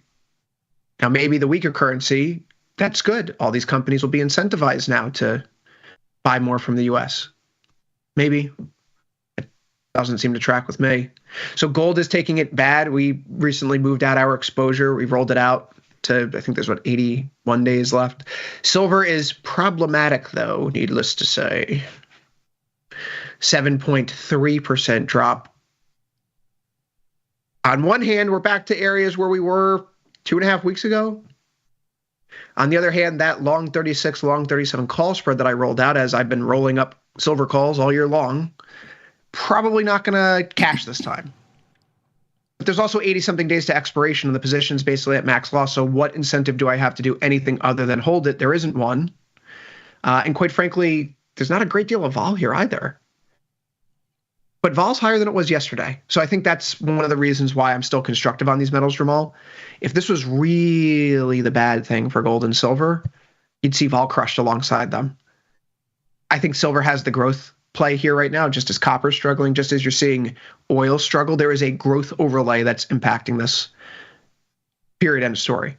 But this is going to be maybe the chariot in the chain that doesn't work out, right? That's the fault of the momentum person. You're going to be riding the trend, and at some point you keep pressing it, and then the trend turns. Now, this is obviously very violent, but that's just the nature of doing that kind of strategy. So this could be a loss. The trade right now is underwater, I think, to the tune of, like $1,000. But again, given what's been going on in silver, if we're 4 trades into this year and the first 3 have been winners, this will be a loser, and net trading in silver this year will still have been positive. So I'm not going to be too upset about one trade being wrong. This is close to support, though. And if I didn't already have on a position, I'd be looking at this chart today and saying, maybe it's worthwhile to take a stab here, because this kind of looks like a triangle that's still forming up. I'm being defensive, though, because this is my baby. This has been my baby. Mm-hmm. What's your take on the metals markets here as we look at this aggressive breakdown in silver and copper on Thursday? Yeah, I mean, this is clearly one of those sort of liquidation type of events for whatever different reason. Somebody's allocating funds into other things. I mean, it's not equities. I don't know exactly what it is. Maybe bonds. I'm not sure. But I think that's exactly, kind of what you're seeing here. It's hard to make that much heads or tails of this one-day event. We'll see what tomorrow and the next day looks like. But I think it's just one of those situations where, okay, this trade has worked for a while, and now I'm sort of allocating funds to somewhere else. This is what it looks like to me. Gold to a lesser extent, but, similar type of deal. It's hard to make, heads or tails out of the one-day move. Again, with equities, we've been seeing like the drop for coming for some time now, right? Like it's been sort of wavering and teetering here and there. Gold and silver obviously have been benefiting from these other fears of tariffs, et cetera, and what it's going to do to the global economy. So this is a little departure from the norm. I think you just have to sort of see how the next couple of days progress. I do want to round back to the point that I made about Israel and the tariffs earlier, because the Israeli government just put out a statement. Quote, "We are in shock. We were sure that the decision to completely cancel tariffs on imports from the U.S. would prevent this move, but it didn't happen." End quote. This is what I talk about, like the sloppiness, the signaling that the administration put out there to the rest of the world. It's a negotiating tactic. If you do X, then we're not going to tariff you. And so Israel went ahead and did this ahead of time. And now their official government stance is we are in shock, because this is clearly not what was described as to being happening, right? That's why yesterday was so momentous. People don't appreciate that. There is that level of trust between counterparties, and flagrantly right now, we're showing that as a country, we're not a reliable counterparty. That is not good. We're here to talk about trading, though. This is on our watch list. We've been looking for a drop in copper prices for the past few weeks, if only because we had that, I say, week and a half, to be fair, if only because we had this evening star candlestick cluster. And copper has been one of the cleanest technical charts you could see on a candlestick charting basis. I know I'm a broken record when I talk about it this week, but for one more time, as there may be new people watching given the market activity today, you have key reversals here in copper that are respected on numerous occasions. You have these morning star and evening star candlestick clusters that have been appearing. And so when this appeared at the end of March, we couldn't help but wonder, is this a sign that we're due for a turn to the downside? We're now back into a place where former highs were carved out. Former highs were carved out right around here.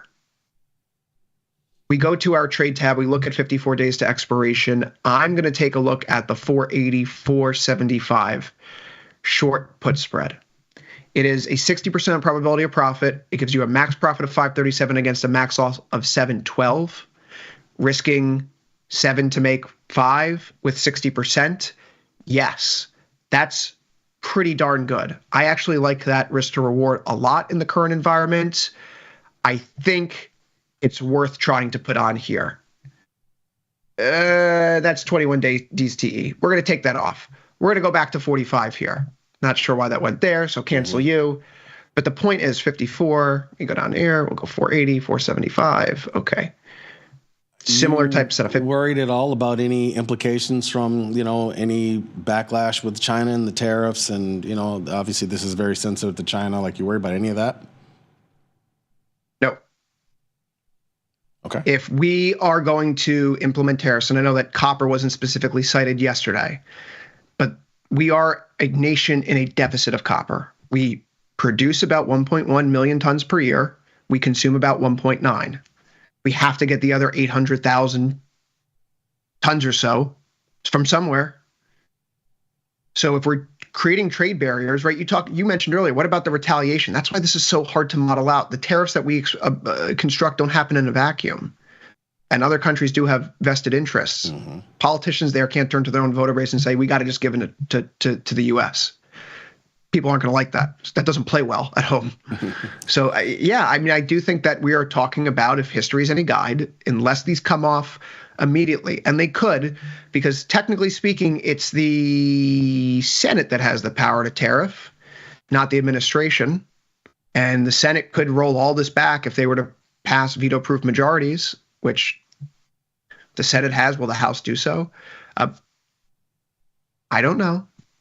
What I will say, though, is that a short put spread here, 54 days to expiration, ignoring the noise, sticking to the plan. The plan was look for a pullback into this zone. It got a little bit deeper into the zone than desired, but I will take that swing here. I think it's worthwhile.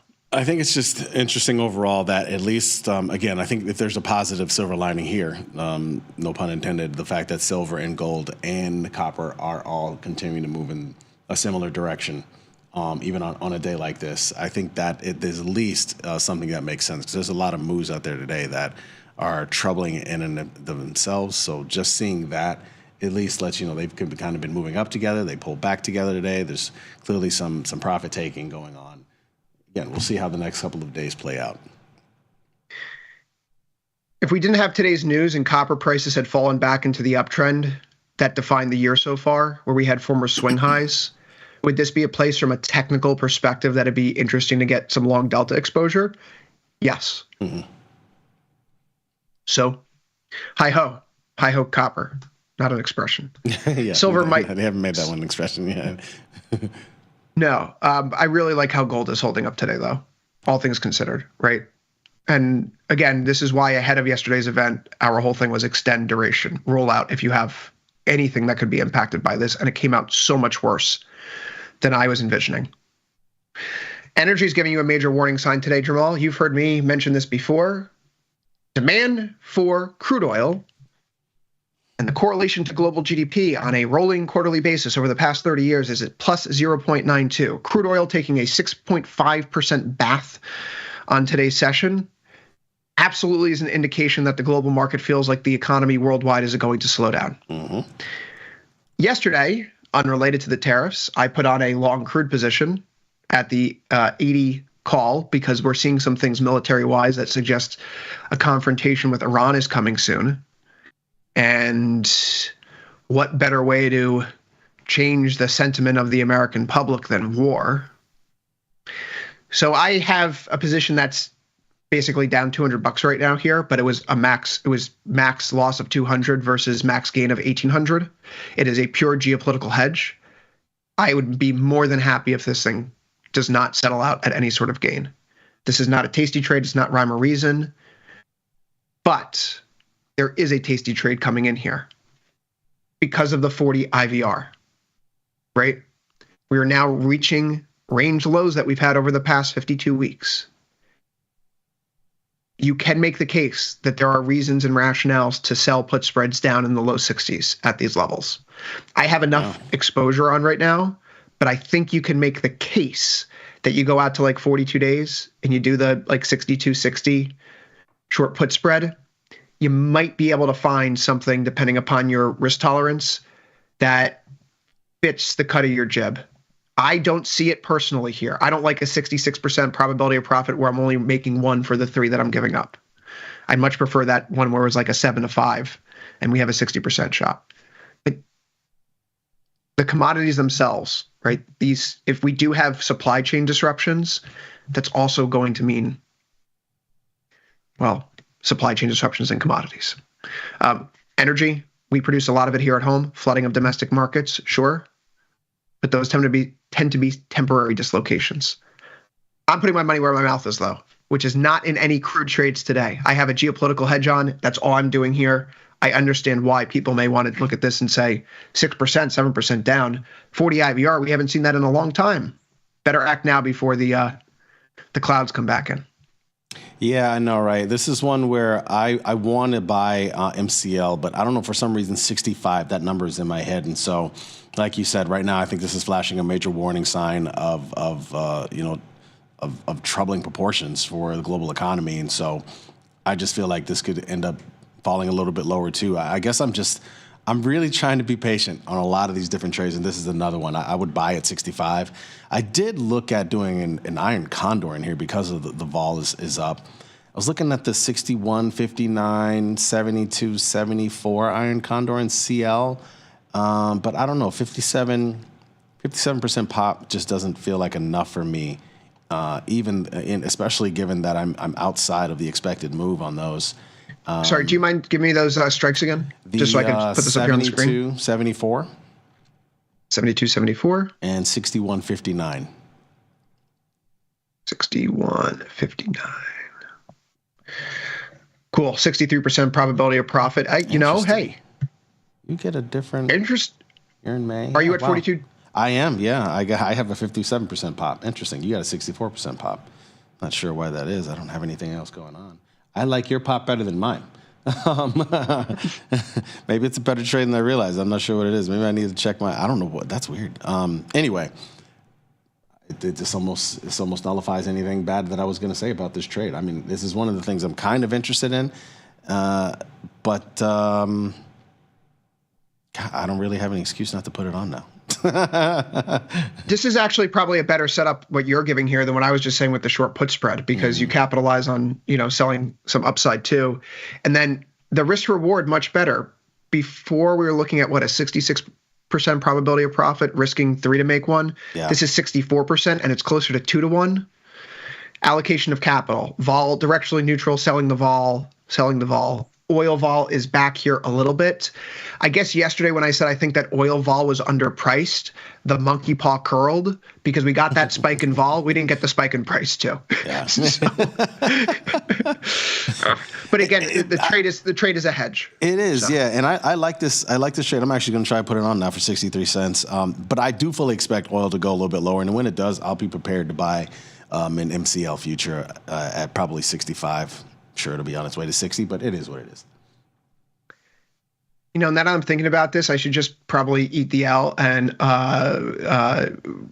move the strikes lower, because buying like the 73, 75 call spread now, much more appealing than holding on to something that's 80 and much less likely to be reached. So perhaps an adjustment is necessary.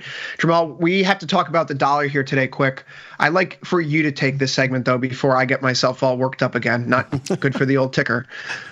You said that today that you found the dollar price action to be alarming. Yeah. What makes the dollar's action today alarming in your experience when we look at what's happening in broader markets? Well, let's just go back to a couple of days ago. We were talking about this, right? I was like, are you surprised the dollar's not moving more? And you were like, yeah, I am. And I think we were both equally surprised given what we knew what was coming ahead.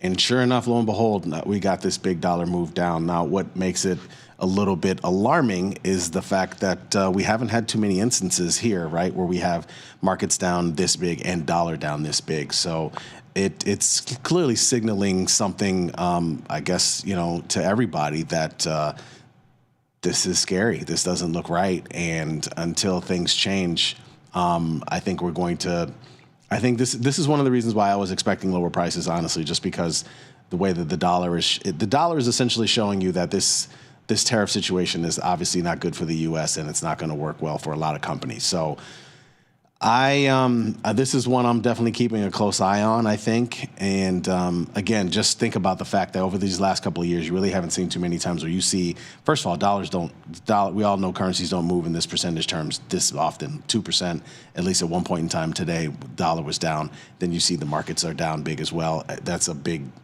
doom signal, I think. And that's one of the reasons why we have kind of brought the doom and gloom to the show today, because this is not normal. Not normal. The dollar should be strengthening as a result of the tariffs if the market is seeing the tariffs and trying to neutralize the impact through FX channels. Okay. Where does this play for us? I mean, if you've been in the yen pool, the trade that we've been riding out here uncomfortably for the past few weeks, the James Bond position, as we like to joke and call it, 007 calls, some form or fashion.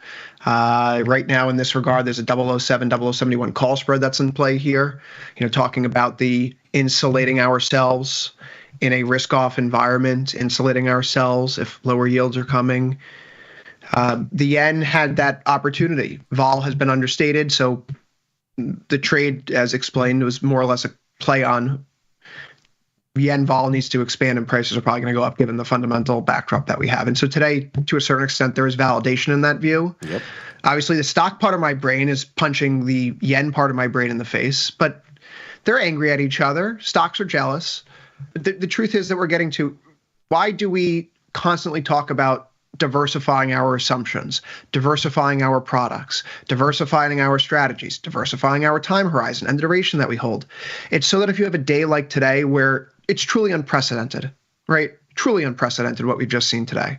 It's that you don't get completely knocked out. So yeah, I'm biting the bullet in silver. The equity positions I have are eating dirt. On the flip side, the yen and the bonds are doing pretty well. Gold is holding up. And net, we'll be able to walk away and say we'll be able to trade tomorrow, of course.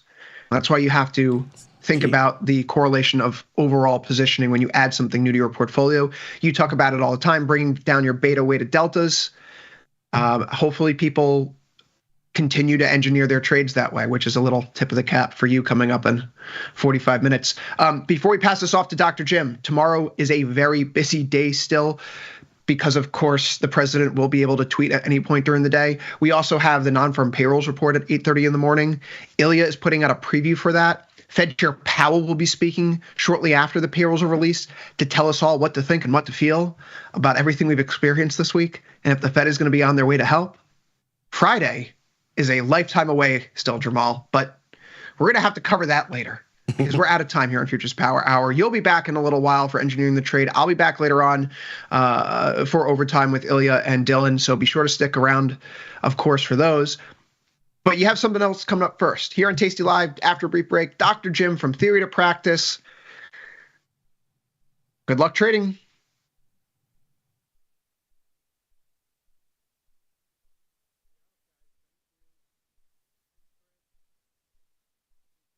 In the world of investing, a beast lurks between the numbers. Some watch from the safety of the sidelines, but others saddle up and ride that one-ton rowdy ribeye for all he's got. If that's you, join us on Tasty Trade, named best online broker for options trading. Genius loves company. Regulation time may have expired, but the conversation is just getting started. This is Overtime, the post-market scrimmage for market junkies. Join Chris Vecchio, Ilya Spivak, and me, Dylan Radigan, as we analyze the X's and O's for everything from earnings to politics to macro events and more. Nothing's out of bounds on Overtime. We break down the news to provide you a playbook for your trades. Watch Overtime Monday through Thursday only on Tasty Live. We built Tasty Trade's web platform for today's traders. See it, click it, trade it. Research with fundamentals, endless forecasts, and more. Drill into data, find opportunity, and track the action with hundreds of indicators. Track your options profit and loss history over time per symbol. Note your progress and plan your tactics with a trading journal. See probabilities, max profit, and Greeks in one click. Fund your account and start trading right in the app. The tools, the data, the knowledge. See it, click it, trade it. Join the club. Tasty Trade.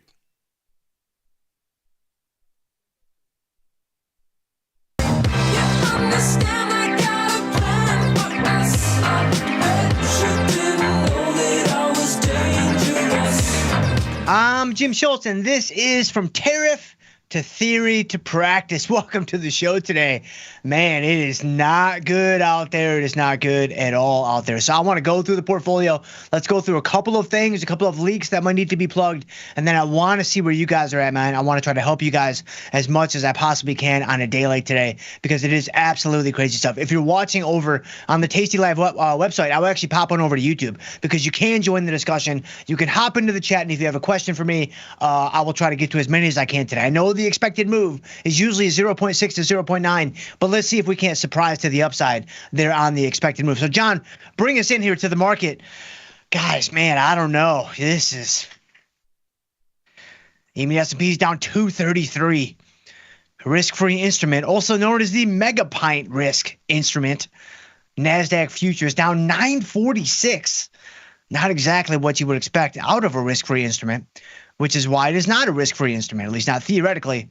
Although practically speaking, it might be a different matter. Although I don't know, on a day like today, do we need to retire that label? Do we need to retire our qualifier for the risk-free instrument? Like, I don't think we do.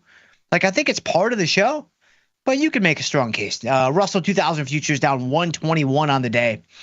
And bonds up 122. You got notes up 109. Got gold down 36. And it was down a whole bunch more earlier this morning. Man, somebody said, I don't know who it was, but somebody said, man, gold's going to be down 70, 80, 90 one of these days coming up pretty soon. And I'm pretty sure it was down about 90 early this morning. Now, of course, I think that same person may have told you to get short gold around 30.30 or maybe 30.40, but let's focus on the positive. Like, let's focus on the silver linings today. But yeah, gold not looking super hot after having an amazing run last night. I mean, gold ran up to, it was 3,200, I think, right? 3,200, like almost like to the tick. So last night on the Trump tariff announcement, the market rallied and gold sold off hard. And so I was like, oh, like, wow, that's crazy. Like, I wasn't watching the news. I didn't know what happened. I was just watching the market. And it was pretty obvious when, news began to break. The market started to rally really hard and gold started to take a nosedive. So I was like, oh, he chickened out. Like, he chickened out.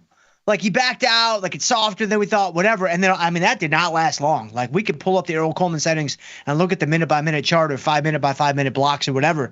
And, it reversed course in a hurry. The market, I think it's when he broke out his little board, like his little, kind of like poster board of, like, the breakdown of, like here's where we're going to hit, Vietnam with, and here's where we're going to hit, Sri Lanka with, 75% tariffs on whatever Sri Lanka makes. It's going to be a lot more expensive now. And so, market took a dive. Gold got on its horse, but then, I don't know. I think maybe is today the day to go ahead and liberate gold from its flight to quality status. I don't know. Maybe it's a little too early. Again, maybe it's a little bit too early. I don't think we should be retiring any labels today. Like the risk-free asset, here to stay, gold as a flight to quality. We don't want to upset our shifties because they are quite numerous in nature. But yeah, gold was down to 30.73 this morning. Man, that's some crazy stuff. And so fairly quickly, if you look at the portfolio, we've seen better days. Just to be perfectly frank with you all, like we've seen, it's been rosier at times, I think. But here's what's really interesting. Here's what's fascinating. And I know a lot of you guys out there are hurting. I know a lot of you guys out there have similar positions and you're not quite sure what to do. And that's why I want to get to as many of you guys as I can here in a couple of minutes. But this is why, and again, we say it so many times. But on a day like today, this is where you get exposed. On a day like today, just to be perfectly frank with you all, again, Frankie Walsh with you all, like, not going to sugarcoat it. This is a day where if you are oversized, you're going to be exposed.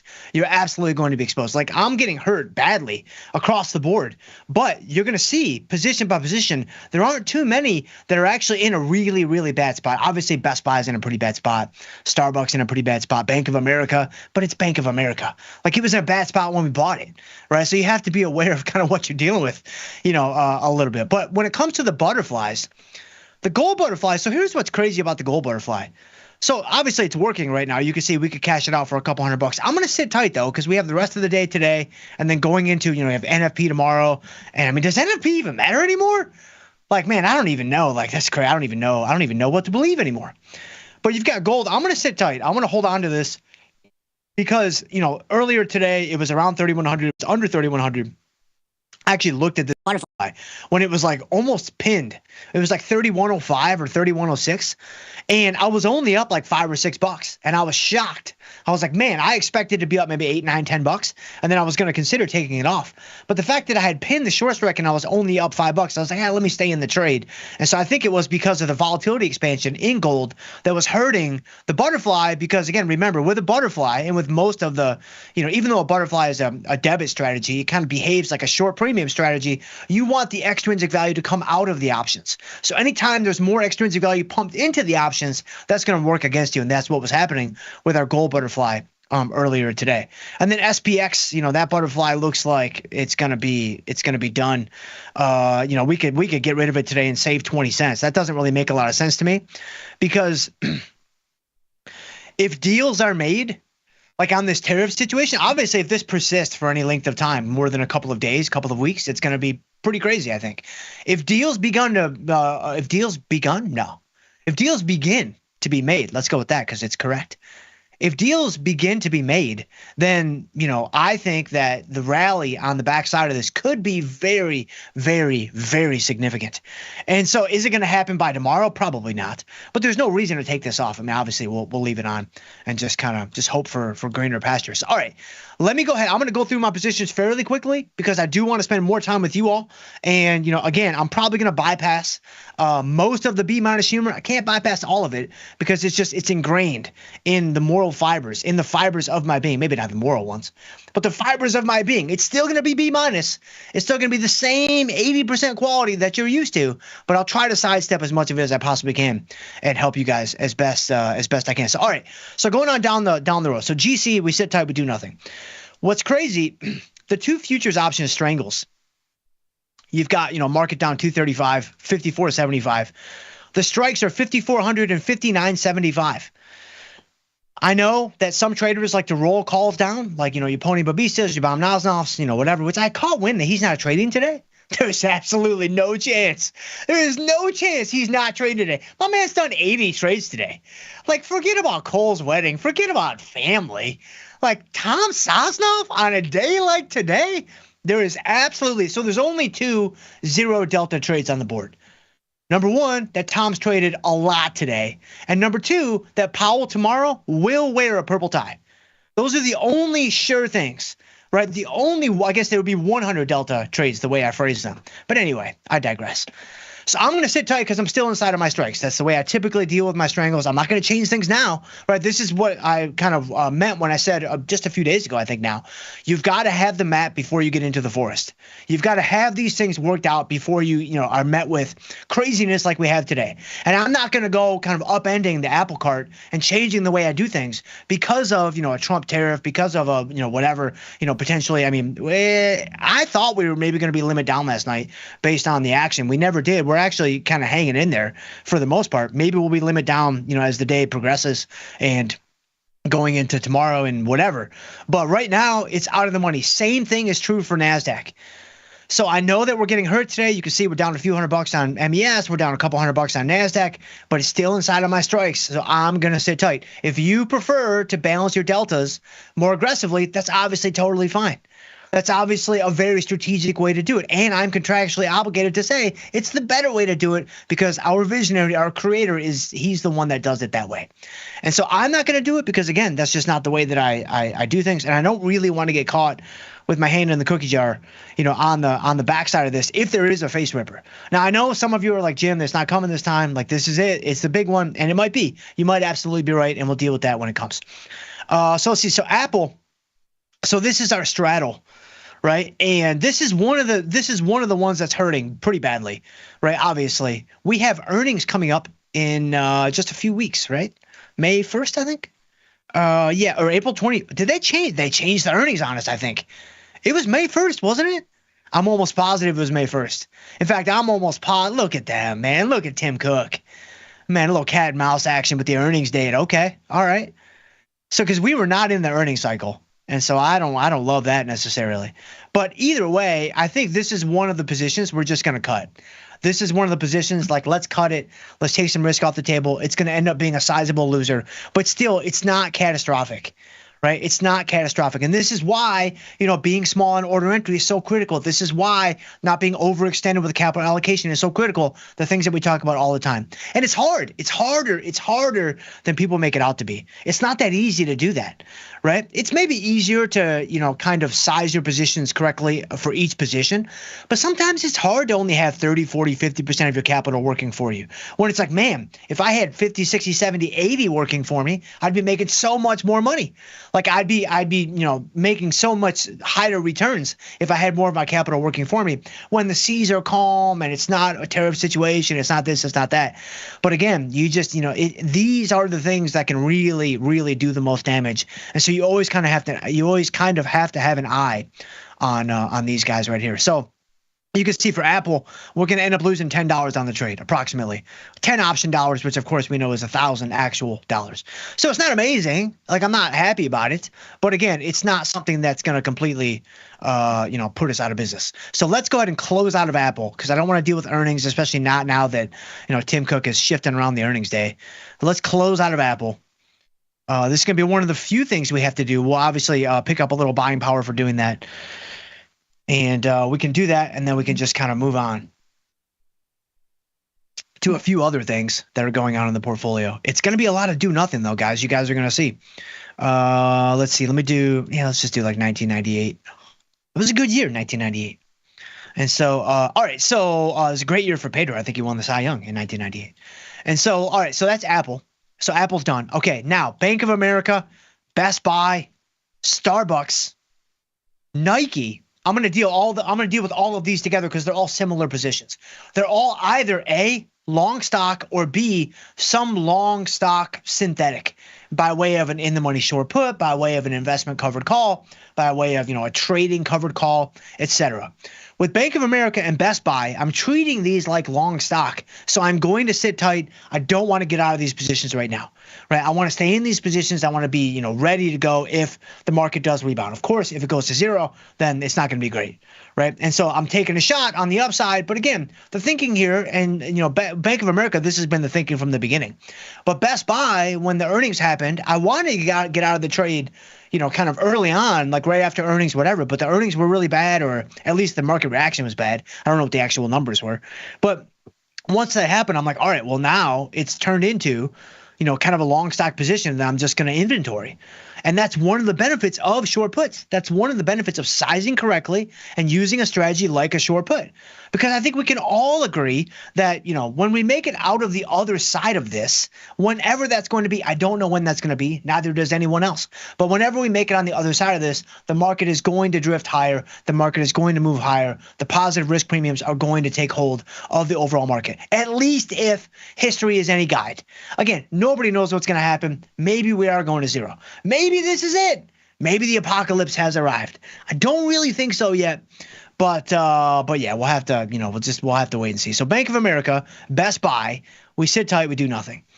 Nike and Starbucks are a little bit different only because, you can see my short call on Starbucks is only worth 23 cents. You can see that right here. So this guy is 23 cents. There's not much of a reason to hold that anymore because I really kind of, if deals are made and whatever, and then Starbucks rips back $12 tomorrow, I don't really want to have that short call, kind of acting as a stick in the mud when I've essentially extracted maximum profit and maximum value out of it right now. So I'm kind of thinking, man, let's get out of the short call.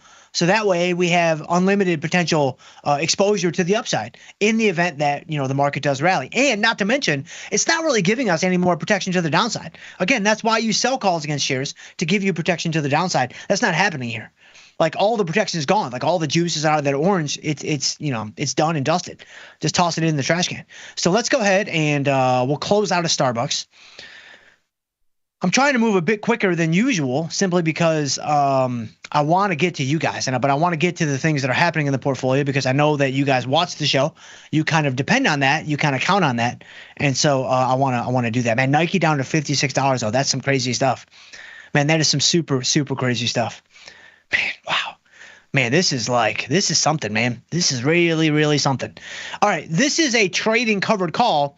But again, I've gotten more than 50% of max profit out of this call. This is our second call on this position. I am going to close it. I'm not going to put out new premium. We're going to keep some clean delta to the upside in Nike for just at least a wee little bit here and just kind of see what happens. All right, so that's Bank of America, Best Buy, Nike, and Starbucks all together. And then the other positions I have on, believe it or not, we already did SPX. The other ones, we're going to do them as a group. I kind of like this grouping function when it comes to working through positions. It forces me to not be as detailed in my thoughts around certain things, which that may be a gimme, that may be a gotcha, depending on what you prefer. It doesn't feel natural to me. I'm more used to going through things in more detail, but I know we have limited time, and I know we're already almost halfway done with the show, which is crazy, and I want to try to get to as many of you guys as I possibly can. And so let's see, Chipotle, Reddit, Shopify, Walmart. So these are all going to be do nothing. These are all going to be sit tight, do nothing. Chipotle, look at Chipotle, only down $1.80. I mean, it's still about 3%, so it's about right for the move. But we are inside the strikes, we do nothing. Now we're kind of testing on the put strike, but we're technically still inside the strike, so we do nothing. So that one's fine. Reddit is a defined risk strategy that is clearly not working now. With Reddit down $13, but it's defined risk, so there's nothing to do there. So that's the beauty of defined risk. Again, defined risk has a lot of gotchas, and defined risk has a lot of cons associated with it. And I still don't think it's the way forward when it comes to consistency and profitability and all the things that you want. I still think on a day like today, it's going to be undefined risk. I 100% still feel that way. But again, position sizing, capital allocation, these things are absolutely key. They're absolutely critical. And so with Reddit, we do nothing because it is defined risk, and we don't have to worry about, this thing, the bottom falling out like we do with other positions like an Apple straddle or even Best Buy, Bank of America, whatever. So that is Reddit. That is Chipotle. And then Shopify, it's crazy with Shopify down $18, but we're actually still in an okay spot on this position because we're inside of the strikes. You've got an 80 put strike and a 110 call strike, and you've got the stock at 82. So we sit tight, we do nothing. And so it's crazy to look at this, and I'm like, wow, we're at like a scratch. We're at like a scratch on the trade. How is that even possible? So I'm like, man, was I up a ton of money yesterday? I'm like, I actually apparently wasn't. I was only, up maybe $1 on the trade, and now I'm about even on the trade. And so that's pretty crazy for the Shopify situation. And then also Walmart. Walmart's hanging in there pretty well. It's basically right between our two strikes. It's at 87. My strikes are 80 and 92.5. So lots of doing nothing, which is what you've come to expect, right, from this show. But even on a day like today, this is when, again, you got to have the map before you go into the forest. You got to have it ironed out. You got to have a really clear idea of what you want to do when it hits the fan, right? And today obviously classifies as it and maybe many things hitting the fan. And so I've got a pretty clear idea of what I'm trying to accomplish and what I want to do to get there and the different management techniques I'm going to deploy. And it's all the things I've talked about for a long, long time and all the things you guys have seen me do. And so I think it's important that you're still able to do those things when you are a bit under duress. And so, all right, let's go in though. Man, I see you guys. I appreciate you guys. Man, I appreciate you guys so much. Let me try to help. Let's try to help as many of you guys as I possibly can. But I see Scramble Everything, Howie Egg's in the house, man. CM's in the house. Robert's in the house, man. DW3 in the house. Jackie W in the house. Let's see. Oh, Steve-O in the house, man. Look at you. Look at you guys, I meant to say. I got myself on like 3X, and so trying to get to as many as I can. David Gallimore in the house. Man, Weiss in the house. Sam L in the house. Man, look at you guys. Let me go ahead and here we go. Okay. So I'm gonna let's see. I'm gonna surprise and delight somebody. Here we go. Daniel Rooney in the house. So Daniel Rooney says, "Hey, Dr. Jim, almost followed you on that SPX trade. When do you choose a butterfly over a call spread?" Man, that's a great question. That's a great question. And so like, for example, we'll even bring one up like for tomorrow. If you wanted to trade like NFP tomorrow, I'm not going to because I already have SPX working. I mean, sort of. I have gold working. And it's like, man, I don't know. Like, I don't know that we're going to make it to tomorrow. Like this really could be it. Like this really could be it. And I'll tell you what, man, I let you guys down. I let myself down.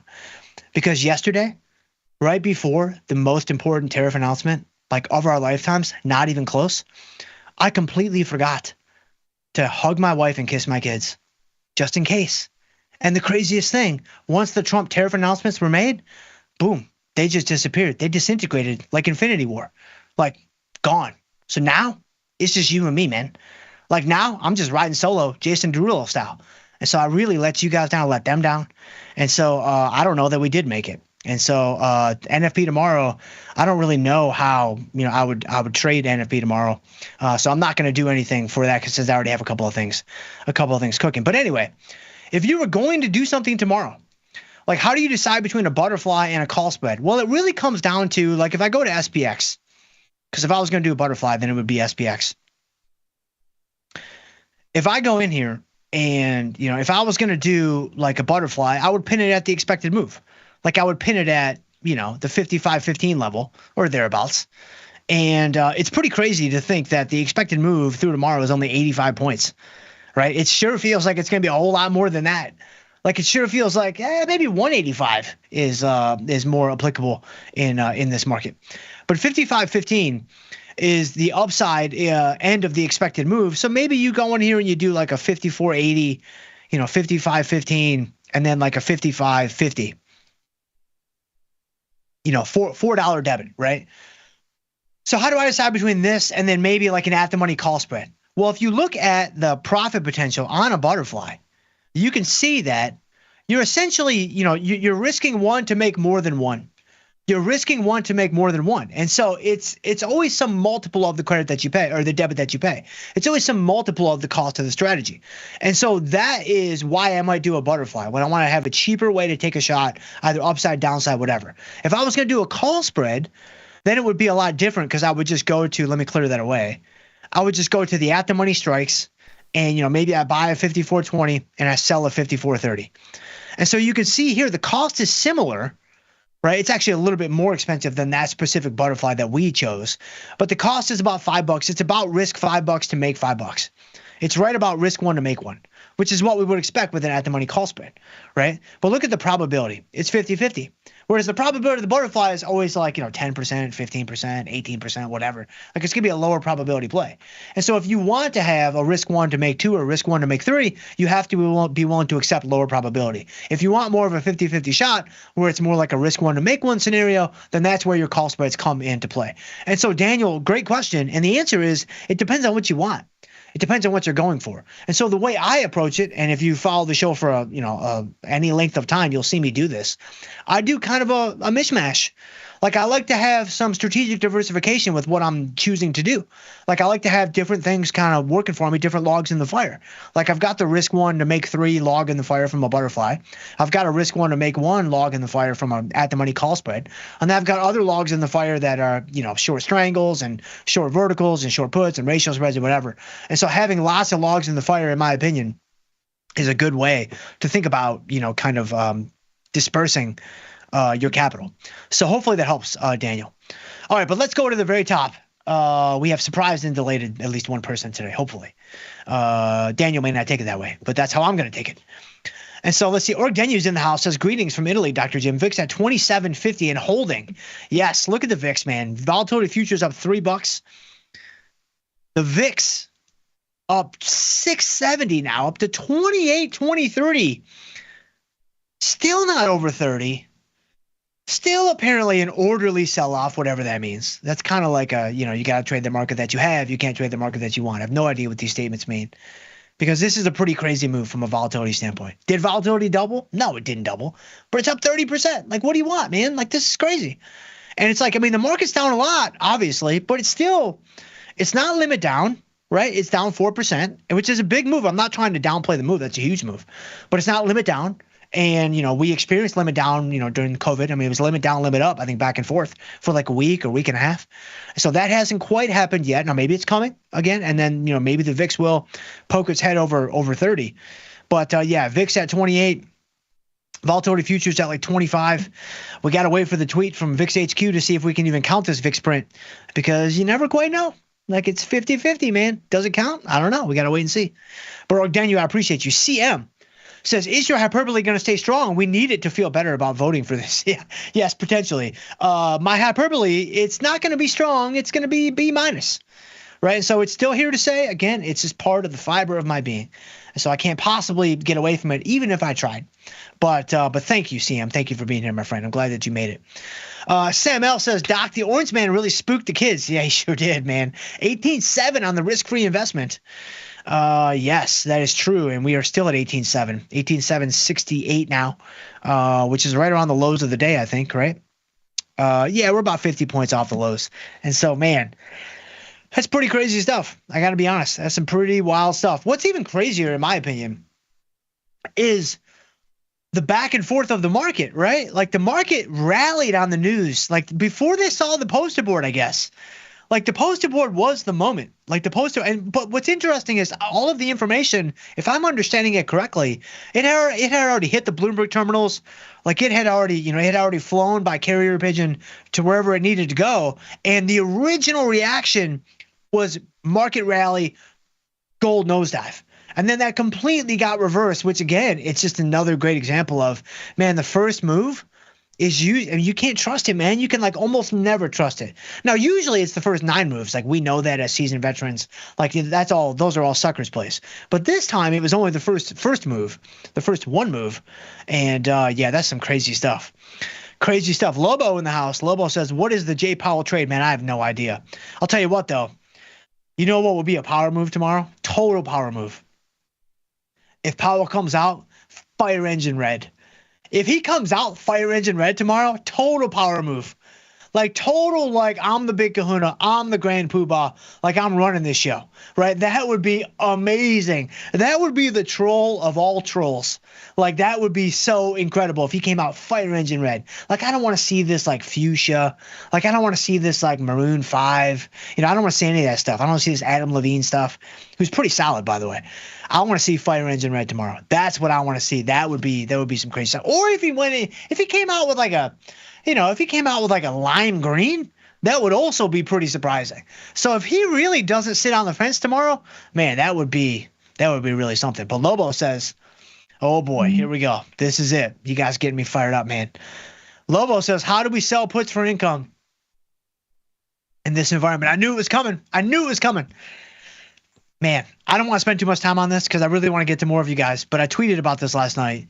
And all kidding aside, like leave the B- humor on the shelf. Like put it all aside. Like this is serious business right now. This is why you can't do that. This is why you can't sell puts for quote unquote income. The way that all the internet furus are labeling income.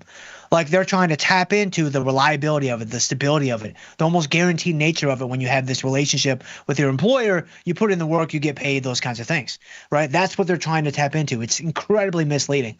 And that's the problem that I have with it. I know that there are a lot of people that trade for a living. I know that there are a lot of people that, this is all they make and this is their profits and they file the IRS and it goes as income and it does all these things. I understand all that. But that's not the connotation that the internet bros and brosets are trying to tap into. And that's what gets me fired up. You'll never meet a bigger proponent of selling premium, the power of derivatives, and all the things that we do than me. But you just have to understand that it comes along with things like this. It comes along with, moments like this that you're going to have to navigate, which this is not income. Like this is not income. Like the short puts that you've been holding, like they're underwater right now, right? When you go to work, you're not usually underwater. Now, maybe you work on a full commission like I did when I was 18 and you're selling windows. That's a whole different story for another time. But anyway, I digress. Thank you, Lobo. I appreciate you. We actually got through that story pretty quickly. So Adam Armfield in the house. Hey, Jim. Took off all my call spreads today that go with my underwater put spreads. Yes. I was thinking to sell some more tomorrow. Better to wait until the SPY is picked up. Yeah, I have no idea, man. I have no idea. And neither does anyone else. NASDAQ now down a crisp 1,000. On the day. And so nobody else knows. I don't know. Like when is the optimal time from a direction standpoint to enter new trades and new positions? I don't know. All I know is right now volatility has skyrocketed. And if you're looking to sell volatility, now's a pretty good time to do that. Now, should you be bullish? Should you be bearish? Should you be neutral? That's going to be your call. I would probably lean a little bit bullish right now. I wouldn't necessarily go like hog wild, like let's load the boat with all the short puts I can find and all the long stock I can find and all that kind of stuff. I wouldn't do that. But I do think kind of, wading into the water, continuing with, how you typically deploy positions and looking at overall capital allocation levels and things like that, I would lean bullish for sure. And so, maybe it's wrong, maybe it's right. But in terms of, volatility specifically, volatility has a hard time staying high at these levels. Now, maybe this is only a stepping stone to 30, 35, 40, 60, 80. I mean, it's possible. It's happened before. It could happen again. It probably will happen again at some point. But generally speaking, leaning on the Tasty research, generally speaking, looking at a chart of the VIX, like if I look at a chart of, VIX, you can see that, it doesn't like, well, let me zoom out actually. Let's just do like a 1 day, couple years. You can see, just look at it visually. You don't even need high level math. You don't need to do modeling. You don't need any of that. You don't need to look at arch models and volatility clusters and all that kind of stuff. You can see for yourself that it likes to spike and then come back down. Now, again, this one doesn't count according to VIX HQ. But the other ones, I think most of them counted. There may have been a couple others that we have to eliminate. But if you look at the fact that, okay, volatility's up. Now, is it going up here? I don't know. There's a little Mario question box for you guys. Is it going down here? I don't know that either. Right? But we know that based on the research that, the market volatility likes to contract. It's not even research. It's like there's mathematical reasoning for this. I mean, we have all the empirical findings too, and that's where the research can really help. But the actual mathematical, when you start looking at like volatility mean reversion, you start looking at like, the stationary aspect of volatility. I'm actually going to do a skinny on this pretty soon. I was going to do it this Monday in a couple of days. But so I'm working on, now don't hold me to this because I may not be able to put it together in time, but I'm actually working on a game theoretical framework for the tariff situation that we find ourselves in. It's actually very timely. I hope I can pull it off, but I have to think through. I'm not a game theory expert necessarily, not even necessarily. I'm not a game theory expert, but I've talked about game theory before on the show at various times, but it never had quite the oomph that it potentially has today because of the tariff situation that we find ourselves in.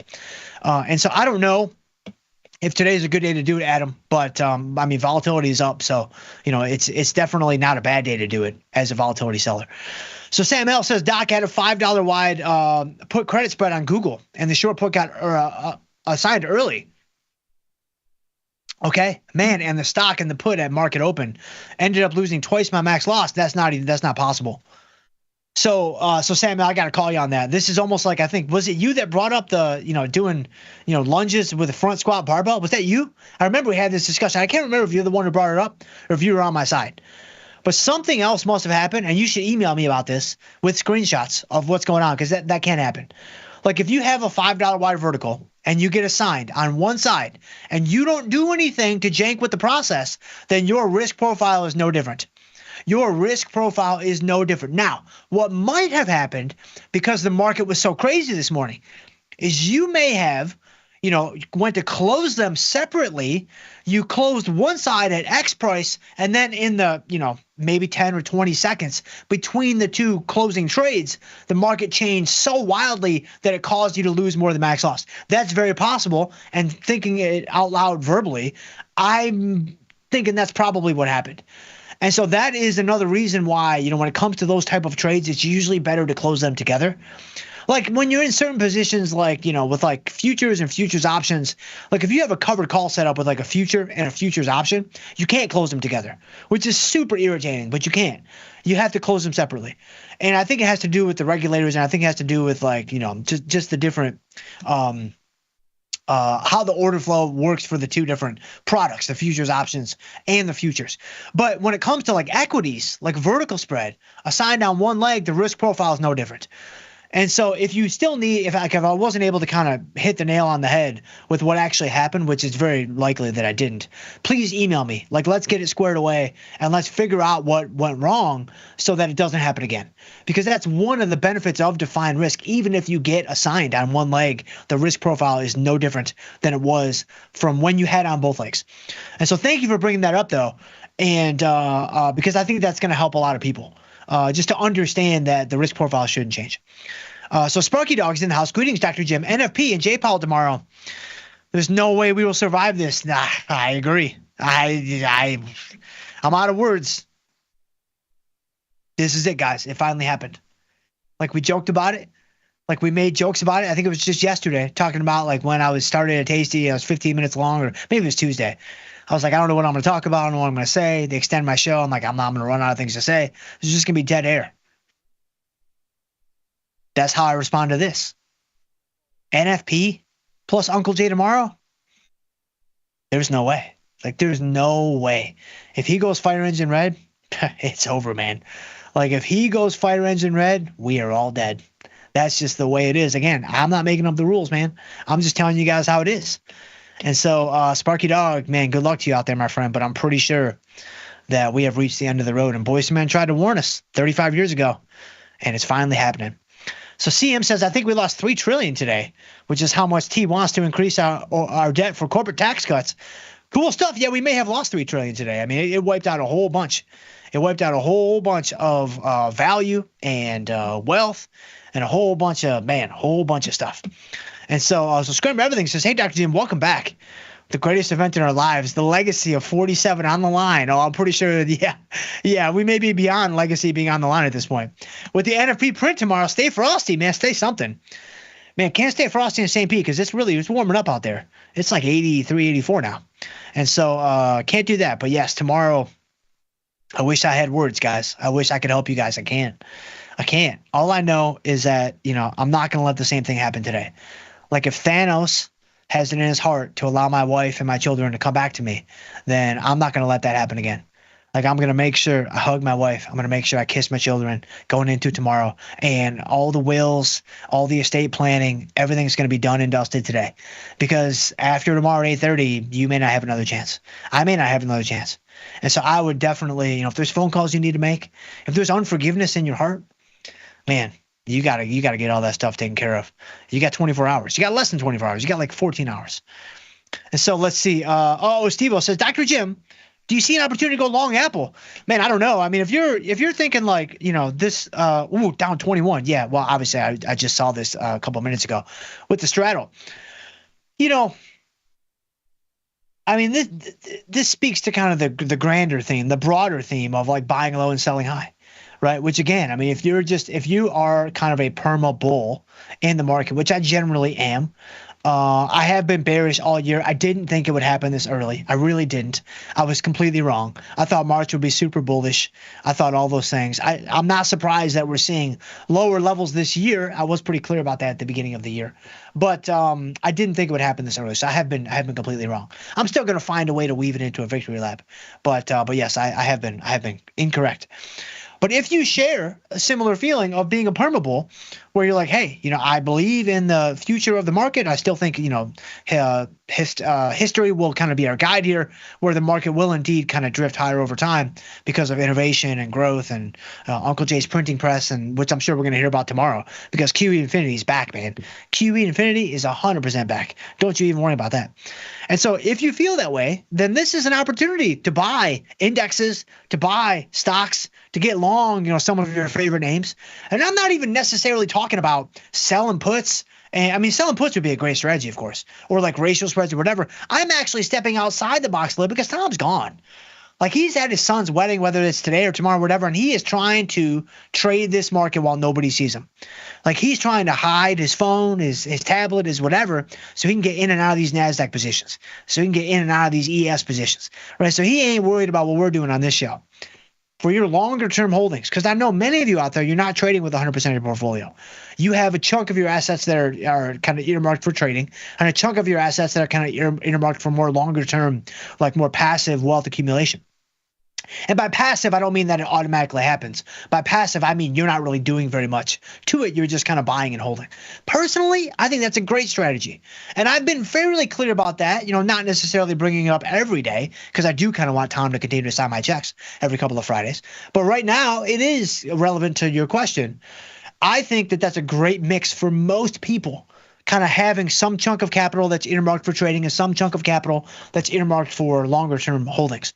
You can decide how to split that up. You can decide what percentage should go into each, 50-50, 75-25, 25-75, I mean, however you want to do it. But today is a great opportunity like for the stocks that you believe in the future, whether it be an Apple, whether it be a McDonald's, whether it be, a General Electric, whether it be a Snapchat, right? I mean, obviously it's not Snapchat, but any of the others that we mentioned, it could be. And so, I would see, this is as good an opportunity as any other, in my opinion. And so let's see. Sergio says, good evening, Dr. Jim. What's going on there, Sergio? I appreciate you very much. Cynthia's in the house. Dr. Jim, please share with us your experience in the 2008 market crash. Yes. So a couple of things, and I only have a couple minutes to go, so I'll share this story quickly, and then maybe get to one or two more if I can. So 2008 was a crazy time in my life because that's when I was still in my PhD program, and during October 2008, I was actually I was in Dallas. I went to the University of Memphis. That's where I earned my PhD in finance. I worked under Dr. Robert Wood and Dr. Thomas McInnish, and Pankaj Jain and Christine Zhang. I mean, they were amazing. And University of Memphis actually specializes in what's called market microstructure. So I started studying like the tick by tick movements of the market, like the intraday stuff that happens, all the stuff that kind of we're trading. I started studying it in 2005 when I obviously I didn't even know Tasty existed. I don't even know if Tasty did exist in 2005. Did it? I'm not sure that it did. But anyway, like I didn't really know where my career was headed necessarily, but that's where I started studying. So anyway, in October of 2008, I was actually at a conference, me and all the other two PhD guys that were going to be on the job market the next year to take a job in academia or for the government, whatever.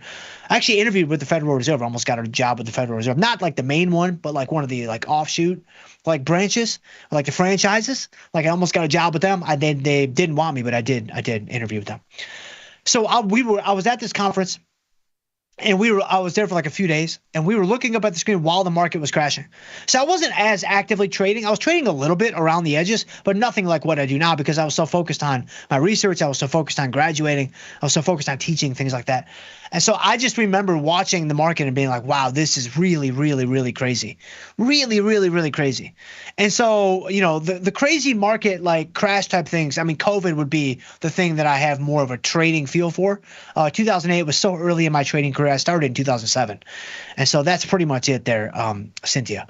But hold on, let's see. Scramble Everything says Lulu 516, 320 call, 280 put. Time to straddle or invert. Ooh, let's take a look. I don't know how much you collected. There, Scramble Everything, so I don't know. You kind of need to know how much you've collected. But generally speaking, with the stock down this much, probably at least straddle and maybe consider inverting just because it's so far outside of your strikes now. Let's get to at least one more. Let's see. Sam L's asking about Tesla. We don't have Tesla anymore, so I'm not going to answer that one. And then Junior Max says, good morning from Australia. White says, Dr. Jim, I'm feeling the pain. It's not DOMS. No, it's not. It's not DOMS at all. Adriel says, yo, Dr. Jim, what's good, man? I appreciate you. And then David Gallimore, really quick. David Gallimore says, earlier today, I was down over 13,000. My hedges have really saved me today. Average of 40 to 50% loss reduction. I could not have done it with you. With me? Did you mean without me? I hope he meant without me, but if he meant with me, that might be a fair point too. And so nice job on the hedges though, David Gallimore. That's a good job, man. And so that's why you have hedges. Where of course we know that the best hedge and the most organic hedge is staying small on order entry. So guys, I appreciate you guys, man. I hope that this was helpful for you guys in some way, shape, or form. If anything, to maybe give you a bit of light brevity in a market that's pretty crazy. If I can ever help you guys though, please reach out to me. I'm happy to do it. I'll be checking my emails all night and I'll try to get back to you guys as quickly as I can. So you can email me. I'm jschultz@tastylive.com, or we can connect on Twitter. I'm at jschultzf3. I would love to hear from you guys on there as well. But stay tuned. We do have Jamal coming up next with engineering the trade. In the meantime, guys, trade them small, trade them heavy, and stay generous. We'll see you guys tomorrow.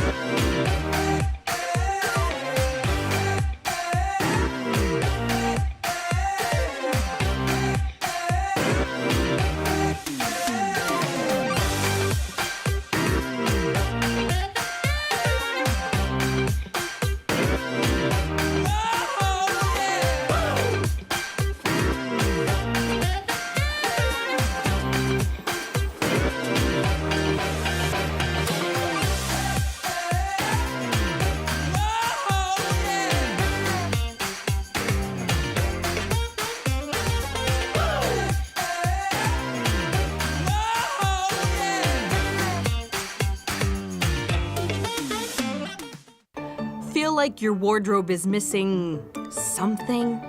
Like style, purpose, and maybe a dancing dog? Can I pet that dog? The new Tasty Trade and tastylive web store is now live. New merch, bold designs. Did we mention all net proceeds go to one tail at a time? Invest in the real bull market, dogs. Go to tastytrade.threadless.com. Grab some gear and help some pups. You get merch, they get a home. This is Chicago. We invented the skyscraper, the Italian beef, and the standardized options market. SIBO is not only the birthplace of options, it's also where Liz and Jenny got their start. In an industry first, 2 female former floor traders broadcast live from the floor. Hear the sounds of live market action and feel the electricity as they present real-time trade ideas and research-backed market studies live from the SIBO's SPX pit. Watch Liz and Jenny live from the SIBO, only on Tasty Live.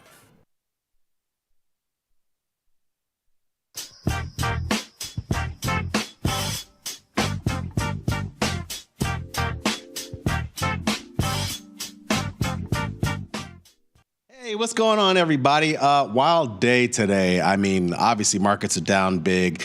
You got Jim drawing things on screens. Who knows what's going to happen here in markets today? But look, hey, no slides, lots to talk about, plenty to look at. I want to hear from you guys in the chat, and let's just do it and have fun, man. I mean, you know, I tell you what, this is a strange day because obviously, besides the tariffs, being sort of initiated here, I got to tell you, when I see a day where markets are down 4% and then you have the dollar down like 2%, we really haven't had too many days like that in equity markets across these last couple of years, and it makes me a little bit more fearful to do anything in the near term. I've done a couple of trades today, but nothing crazy, and we'll get into that in a little bit. I do want to talk about Val Kilmer real quick. I know Val Kilmer passed away and yesterday, and I just, you know, it was an actor that I always really loved. I can remember one of the first thing I ever saw him in was Top Secret, and I don't know how many of you, that's dating myself a little bit, but Top Secret was in the same vein as like the Airplane movies, and like if you ever heard like the Kentucky Fried Movie, like it was a lot of those same people who made that movie. It was incredible to me to see this like cool looking actor, funny dude, good looking guy on the screen acting like I used to act in school. I was always kind of a class clown, so like a movie like that was right up my alley, man. It was just incredible. And then after that, a movie that I often talk about a lot, and Josh Fabian shares the love of that movie with me, is oh geez, I just blanked on it. I hate when that happens. Is Real Genius. Real Genius is an incredible movie because, you know, at the end of the day, it basically is a movie that talks about sort of champions smart people, champions the nerds of the world, if you will, right?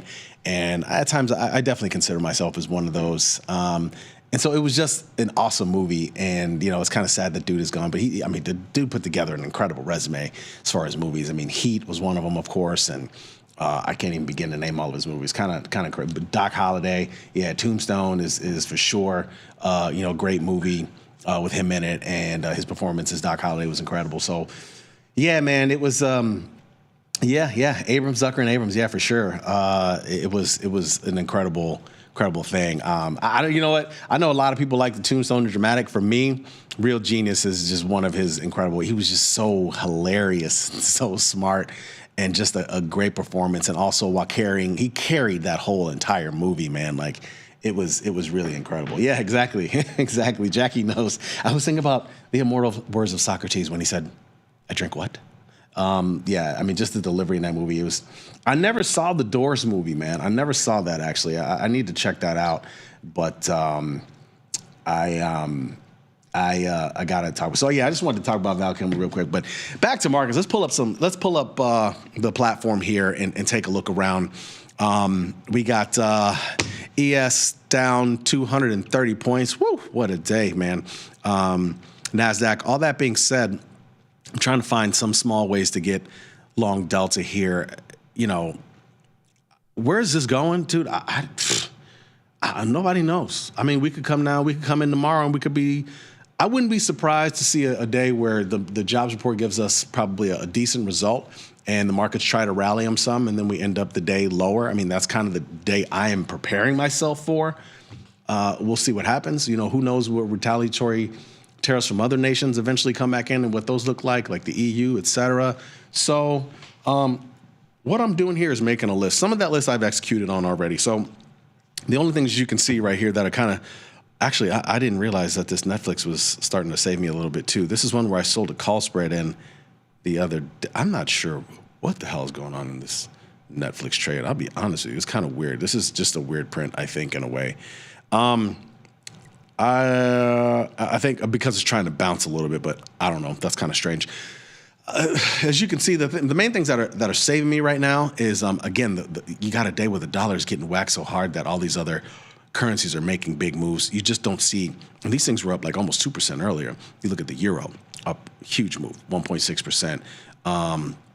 Canadian dollar, you would almost expect these to be down, but again, the way that our dollar is down is causing these currencies to bounce. What that says to me is that this is not good for the American economy, the way that these tariffs are being initiated and issued. I am glad that I followed Chris Vecchio into a long call spread in the yen. I'm short the 007, 0071. This is definitely, I mean, the fact that this trade is winning, the fact that my ZN calls are winning, right? And I just rolled these out to June the other day. I'm long the 114.5s.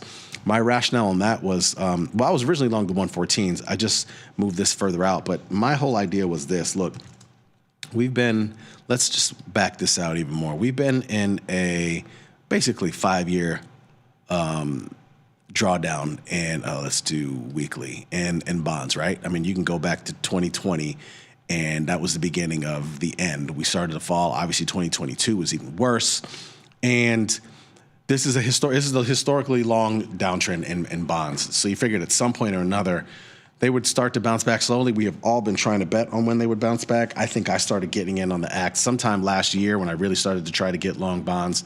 Obviously, it's been a seesaw. You could argue maybe they're starting to seesaw again. I don't know. And maybe some rhetoric comes out in the next couple of days that causes this to fall. But,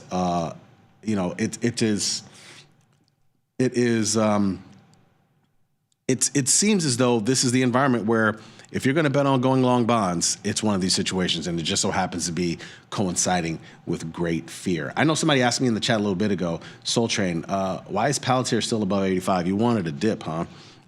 Let me see. PLTR. I'm a little surprised that this is not lower as well.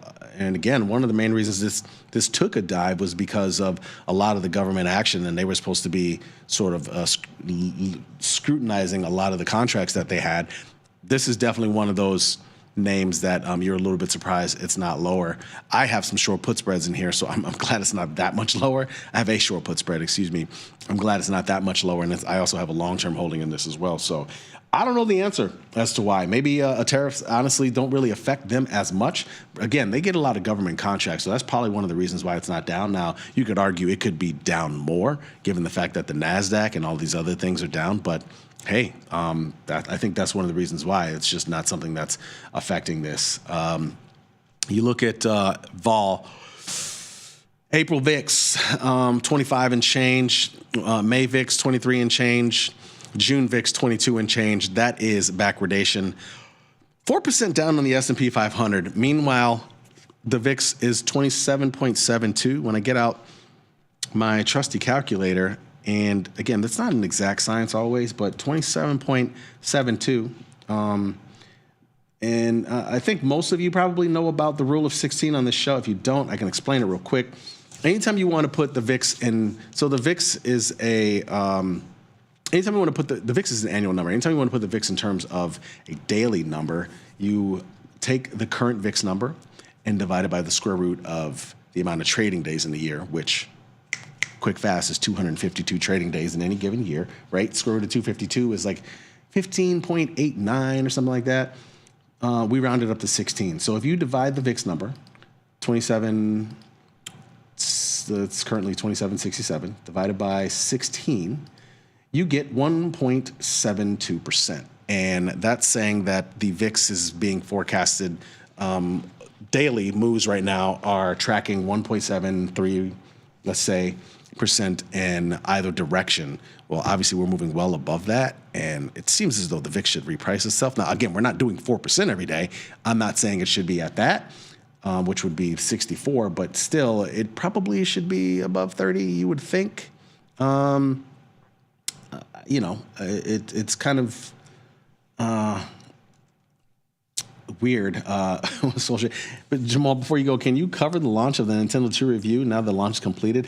I actually didn't look at the launch yesterday. I know I talked about, and I showed a chart, obviously, of Nintendo's most successful games. I didn't look at the launch. I really didn't see and look what was going on.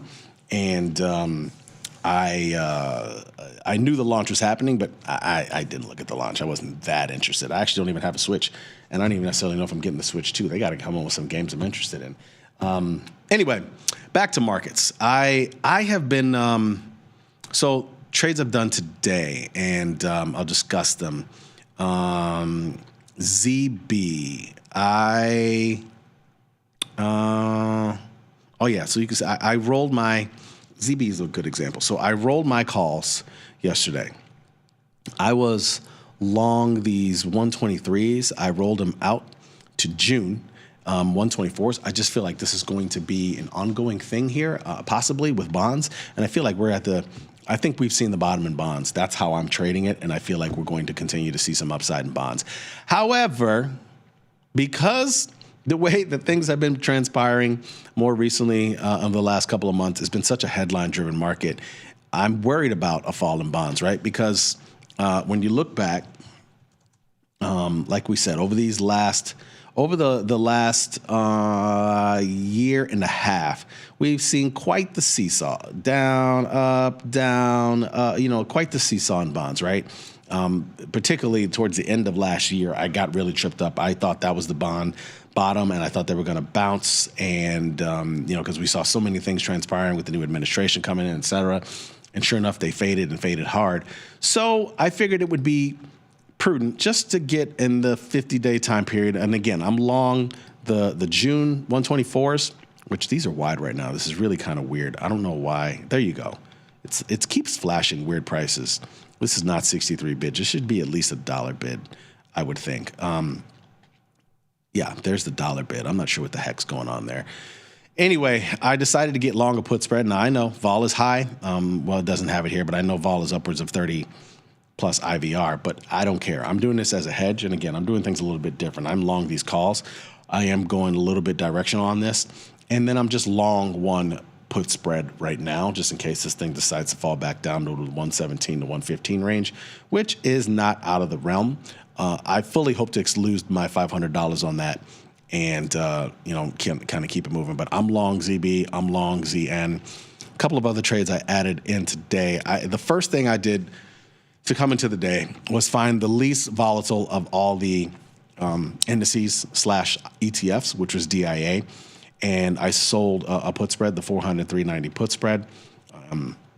Just thinking, I always like when you have a big down day like this, if you have the ability, I like to try and get, long some delta, at least very small, just so I can monitor things and see how things are going. And at least I didn't completely miss out. I did one trade. That's cool. We'll live with that. Garrison, I'm with you. I kind of want to flush to the low on today too. If it doesn't do it, then my next thought process is I think maybe they try to bounce them in the morning on the jobs number, and then eventually we end the day on the low. I think that would be very ugly to end the weekend. And honestly, I could see that happening, especially after a week like this. And, then you have all the talk over the weekend is about the market. Every Sunday morning show is about the market. That's just kind of how it's going to be, I think. But we'll see. Let's see.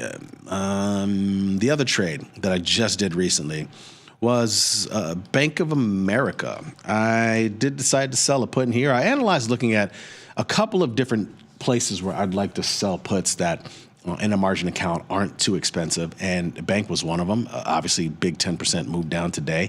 Clearly, banks don't like any of this. You could sort of again, losing the interest rates were supposed to be good for banks. Right now, they're about to, interest rates are clearly pricing in some type of cuts. And so this is one where banks are getting crushed today. Another one that I've looked at, and again, I got these ideas, but I haven't executed on a bunch of them. Wells Fargo is another. I was looking at, I'm looking at some point maybe some puts a put in here. Again, this is a lower buying power situation. You could get a pretty decent, value on that put. The 60 put for $2 and change. I like that one. Again, you guys got any other ideas? You feel free to shout them out, and we can talk through it and look through them with you. Again, like I said, I did diamonds. I do have SPY. I do have a SPY put spread already that's really far in the money, and I'm short. Actually, I sold a call spread against it more recently. Just basically I'm a bag holder on this thing, right? It's 400 SPOO points or 40 points away in SPY. It is what it is. Qs, I do not have a position currently, but this is one that I'm ready to fire off a short put spread in this at some point. Honestly, I should probably, and I've analyzed some of these things to have short call spreads. This might be one. The 490, huh? We all know that when this thing gets going, though, it can really get going. Let's see. 490 is essentially, that's like 10%, huh? Boy, that's nothing. I mean, we're down 4.5% today, but maybe this is one to consider. Again, at some point or another, you got to sort of analyze like a few short delta trades to offset some long deltas if you have them. And again, I got a couple of different short put spreads. Some short puts that I put on today. Others I'm gonna try and sell this for $275 actually. Hold on. Do I want the 490? And yeah, I'm going out to June at this point, guys, on a lot of different things. I just well, let me see what the May looks like. The 490, 500. That's 175. 78% pop. June is 490. I don't know if this is going to be resolved in the manner that a lot of people think so soon. This is going to take some time. And yeah, I'm going to try, not the pennies matter. I mean, 277, 279, 280. Like, does it really matter? I don't think so, but let's try 280. We'll see if we'll get filled on that. We'll put spread in Apple. Yeah, CM. I actually already have one of those. I'm pretty deep in the money on that one. 235, 245. I just analyzed this the other day. Apple is one that's really been taken to the woodshed over the last couple of trading sessions. It started here, right? Because I had this short put spread, and the other day I was like, oh, okay, cool. This thing is sorry, I'm on weekly still. Let's go 1 year. Let's go daily. Just the other day, it was sitting $20 away, and I was like, okay, I feel good about it. But now I got the one. I'm just going to stick with it. We always talk about managing your positions and not rolling for a debit, but I still might roll this for a debit. It's one of the biggest names in the world, and again, it's a proxy. It's in the Dow. It's in the S&P 500, and I feel like if and when there is a bounce, it's just one of the ones I'm going to bounce. Lone Wolf of Wall Street. I've rolled my strangle M and Q about 25 times since mid-Feb. I've been buying 45 DTE, 20 Delta, but geez, if I hadn't rolled, I would have been clapped by the crackheads. I'm sure you would have. Yeah, I hear you. Insurers are up. Yeah, insurers are up. I mean, these are the times where you see kind of, things like that, these outliers, right? There's been, I'm sure you've heard a lot about this today. A lot of consumer staples names. Those things are positive and have been places to go. Of course, people are buying consumer staples because they're getting rid of all the communication names and they're selling all the consumer discretionary names, et cetera. Another one I looked at is Starbucks. Now, I'm holding out on a couple of these ideas, and I'll tell you why. Like, again, Starbucks is a lot of I assume, I don't necessarily think they're growing coffee here in the U.S. I actually have never looked into it. I'm not one that does all that stuff. I'm sure a lot of people do. I used to do that kind of stuff, that kind of analysis on trades. Now I just, trade the vol, et cetera. When you see 120 vol, I'm guessing that means that Starbucks gets a ton of their coffee, et cetera, from obviously Colombia and overseas. And so if there's going to be tariffs, that's going to affect them fairly hard. I'm waiting to see if this were another day, if tomorrow Starbucks is down like this, then I jump in. And that's why I put this on my watch list. I want to keep it in front of mine. But yeah, right now buying power is fairly low for this one when you sell a put. So I'm going to hold off on doing Starbucks just yet. Another one like that is Nike. Let me tell you something. Nike's in serious trouble. We all know Nike relies heavily on stuff from China. So yeah, it really makes sense that this one's getting crushed today. And you see a lot of different names, right? Lulu. I don't know where Lulu gets a lot of their clothing from, but I wouldn't be surprised if it's Vietnam at all. I mean, we get a lot of clothing from Vietnam, as you guys probably know. So this is one to really watch out for. And I can tell you what, my vol trading friends who trade at firms are probably buying vol in Lulu right now. Buying vol and because, expect more carnage from this type of name. This is a name where things can really get hairy in a really quick amount of time. Again, if you really do look and delve into some of their stuff and where they get their clothes from and how much tariffs they're going to be affected by, it could be the thing. It could be a thing for sure. But this is not one of the names I'm looking at. I just brought it up because I was looking at Nike.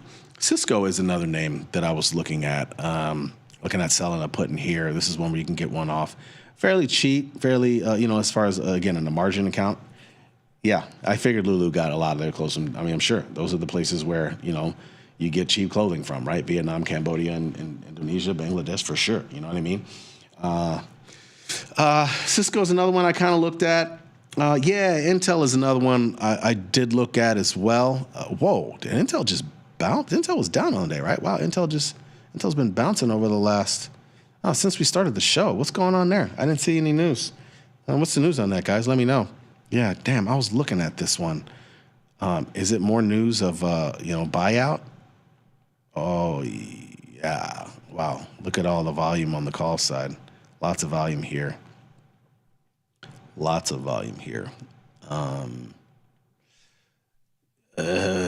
VX, no, Sergio. No, sir, not for me. You are a bold man, I tell you. Sergio, I am not shorting any vol here. I should say I'm not doing it that way. I'm not shorting the mini, but you can go right ahead. If and when vol gets above 30, I will be looking at something like a VXX, and I will be looking at shorting vol here somehow. Maybe it's hard to do call spreads in this thing because the vol is so jacked to the upside. You don't really get paid well in this. I like to do, and I know this is crazy to some people, but this is how I look at things. I like to do, I like to try to find long put spreads to buy in things like this, and almost tasty style, buying in 50% pop. I like to do something like that. Oh, Intel joint venture. Yeah. It may have been announced at. No, it was. It had to be. Was it announced at that time? Well, I'll tell you what. Somebody found out 12 minutes before that, because if you look at this bar right here, you can see it started moving at 1:48 p.m. Central, 2:48 p.m. Eastern, and it really started bouncing there. So I was actually looking at selling a put in this name today, but I didn't. It was the first trade I looked at in a while. Some of the other things, and again, these are just, I'm making a list because I just feel like we're not done falling yet. I am looking at our Russell 2000 micro. I'm looking at buying one of these. Again, just kind of, lower dollar trades. You could buy debit on this. And I think, one of these I could hold for a little bit and not get too beat up if we had like another 5% down day. Let's see. Intel does have all their fabs in the U.S. Other things that I have looked at, when you talk about sector ETFs, and these are the safer things that I'm talking about right now. That's why I like some of these. XLE is one that I was looking at some point. Probably this one would require maybe a put spread, and again, it would be June. But looking at, I don't necessarily know if I would do the 83.73. I'd probably, after a move like this, I'd probably do 85, 75 maybe. I'd like to get more than $1.98, but I'm looking at this type of name.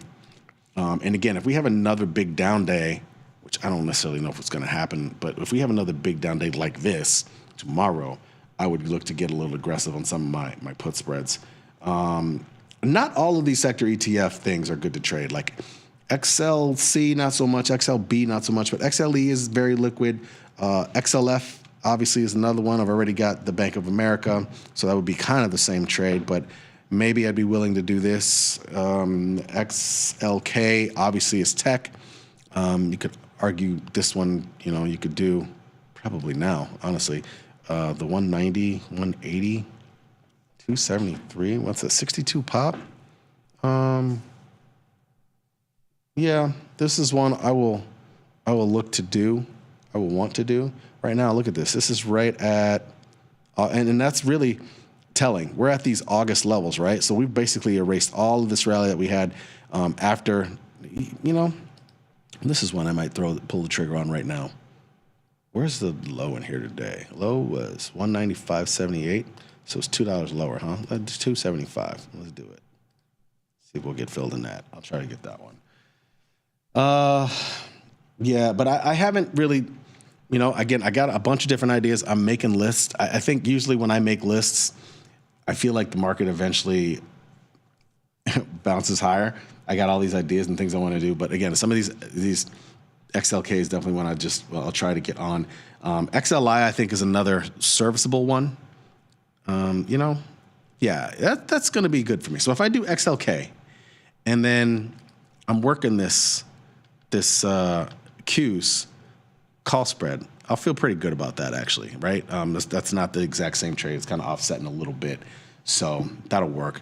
At some point or another, I will probably start to try to find a few upside things to do. I don't necessarily want to, like XLY could be one where I could sell upside. Is that possible?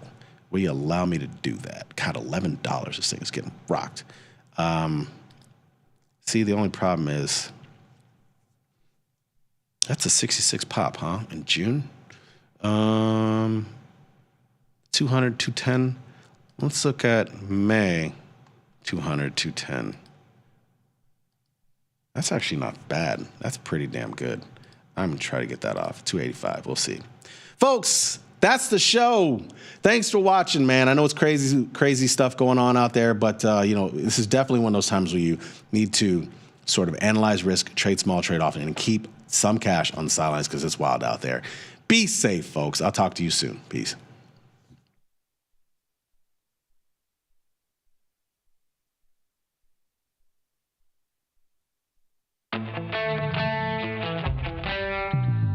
In the world of investing, a beast lurks between the numbers.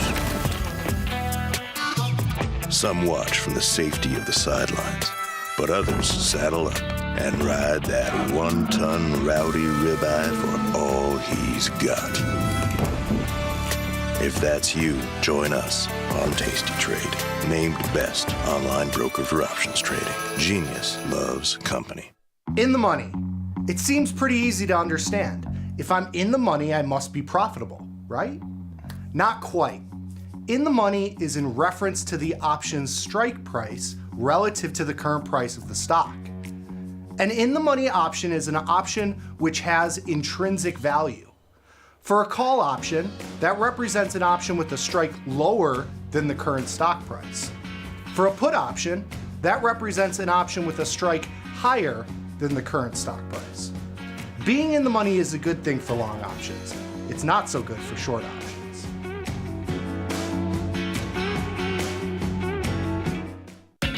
Beat the opening bell. Get trade ideas and market insights before the open. From the creator, Tom Sosnoff, and our chief market strategist, Tom Preston. Every weekday. Sign up at tastylive.com/newsletters.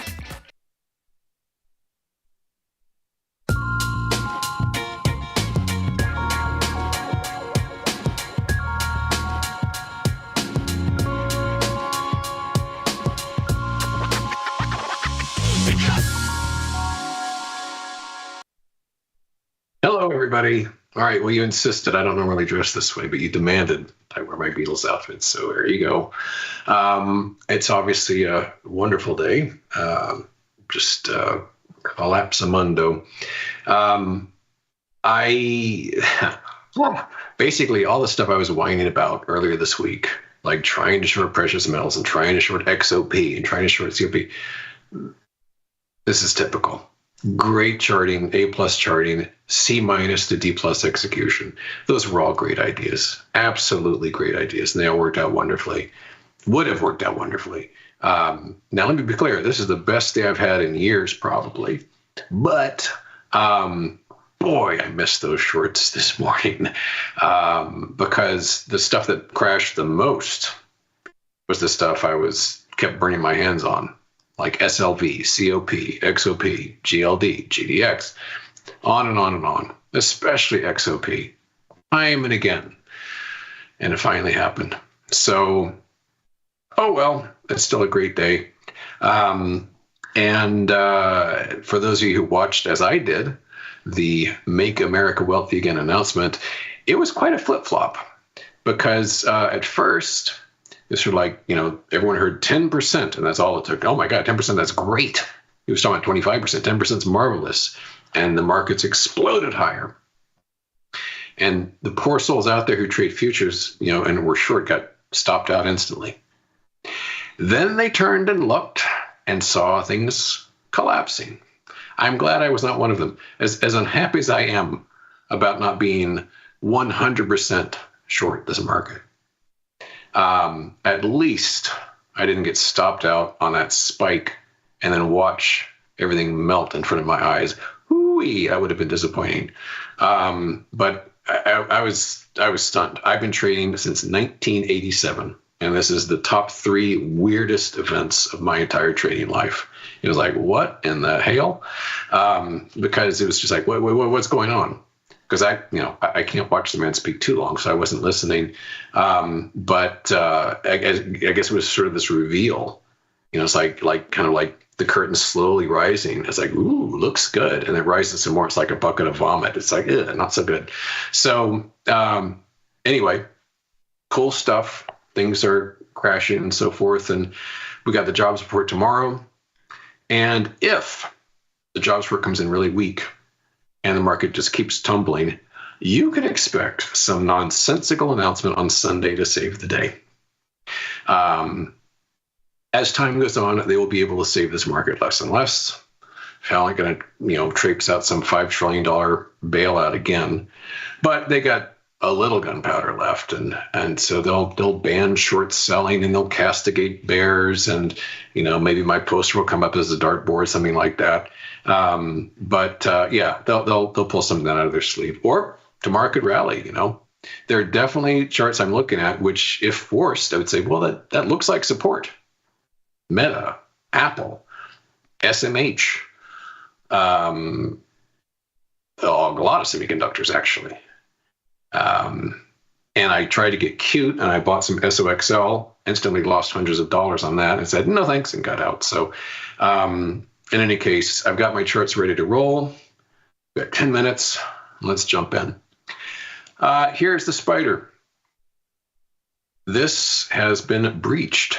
And so this is kind of a whole new range now. We were in this range, then we were in this range. We banged. This was our, wave 2, and then wave 3 began. So sort of 1, 2, and then wave 3 of 3, which could suggest tomorrow's going to be plungeroony as well, because the support's gone.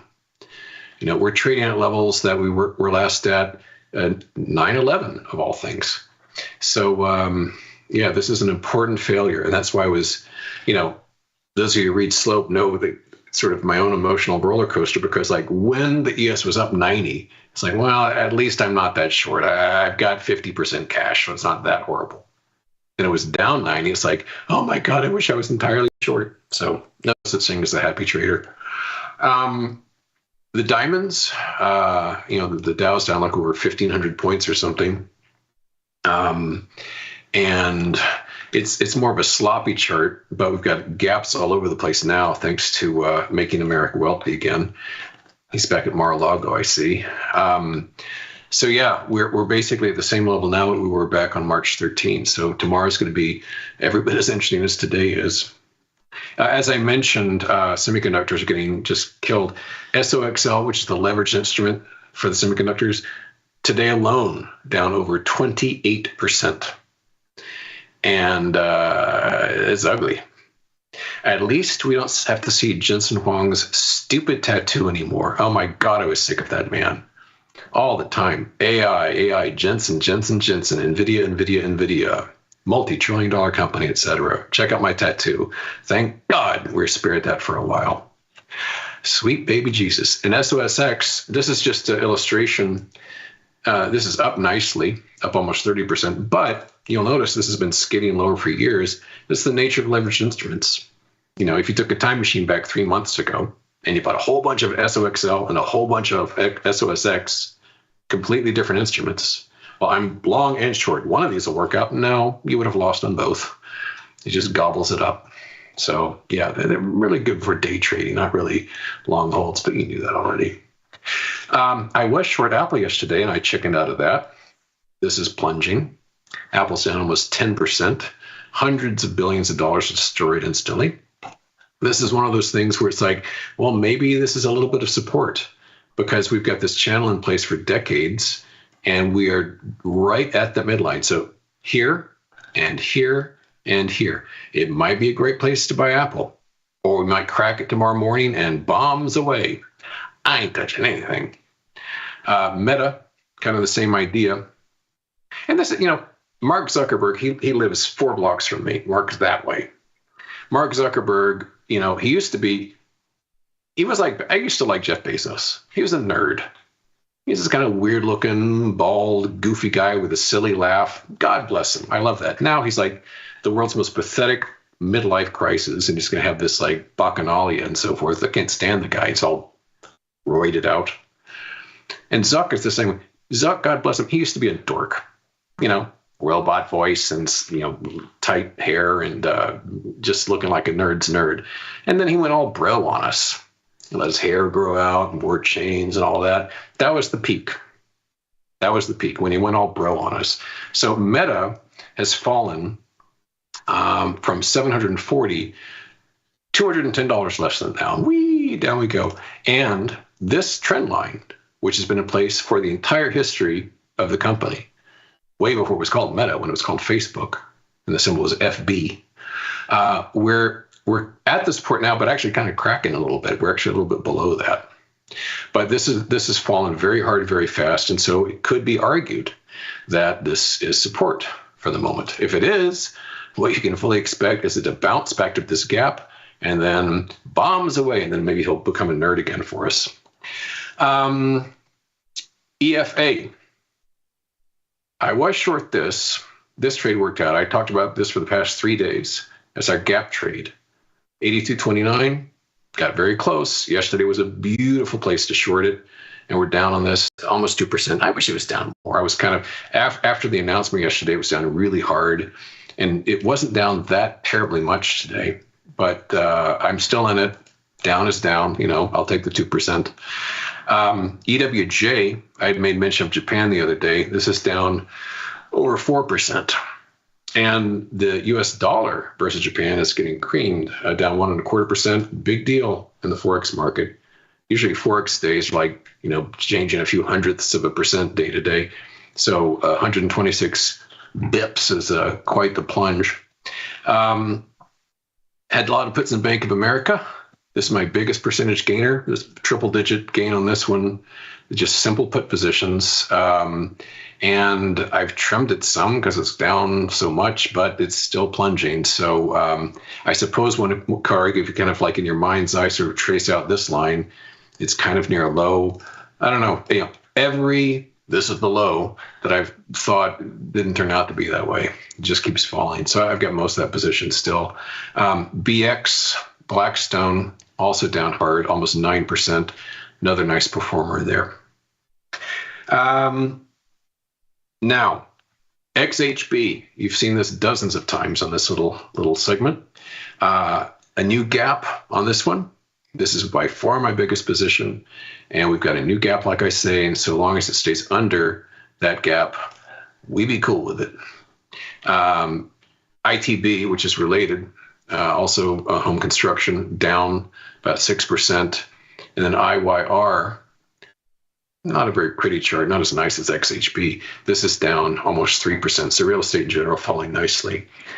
One of the very, very, very few, if only, items that I said bullish things about yesterday is up. Natural gas, NG, our old friend, the sine wave. It's been in place for decades. How would you like to be able to count on something for decades as a reliable indicator? This is the only one I know.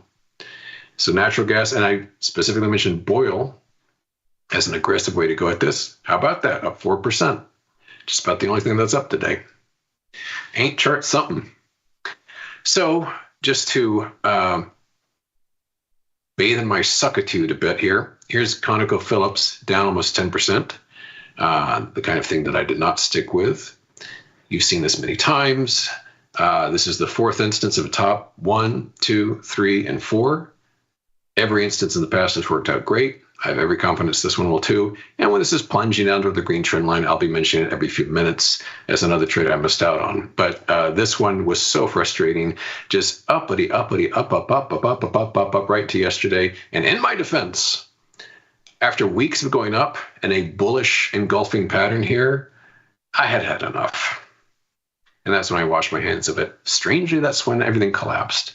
And then even worse, XOP, which I've mentioned ad nauseum here, finally worked out as well. This one too, just up, and actually peaked back here with a shooting star pattern. But annoyingly, it was up Monday and Tuesday and Wednesday, and I was just sick of it. So I gave up. But I will not let myself off the hook on this one because really the appropriate stop loss is the peak of that shooting star. Anyway, weeks of gains destroyed on this for the bulls out there. And this pattern, I think we can absolutely consider this complete. And I suspect XOP is going to go vastly, vastly, vastly lower than it is right now. And I'm not going to be there for it. But one thing that I did do, I don't actually have the chart here. I actually did mention it, so shame on me for not including it, is we talked about materials yesterday, which I think is XHB, or XLB, excuse me, XLB. And that saved the day because I shorted a bunch of XLB, which is down not as much as XOP, but it's down very nicely. And so I don't know why I didn't include it, but good heavens, I'll just show it at the end, okay? That's a deal. Oh, we're already out of time. Patience. Almost done. IEF, this is the 7 to 10-year Treasury bond. This is up over 1%. Nice inverted head and shoulders on that, so that's strengthening. And as far as precious metals go, gold has been trying to hold its own. Actually, gold's down almost $40. This chart is not accurate. Down $40 down now. And as I had said specifically, if gold even thinks about weakening, silver is really going to weaken. Well, that kind of worked out, right? Because silver is down over 8% on the front month, just getting fricasseed.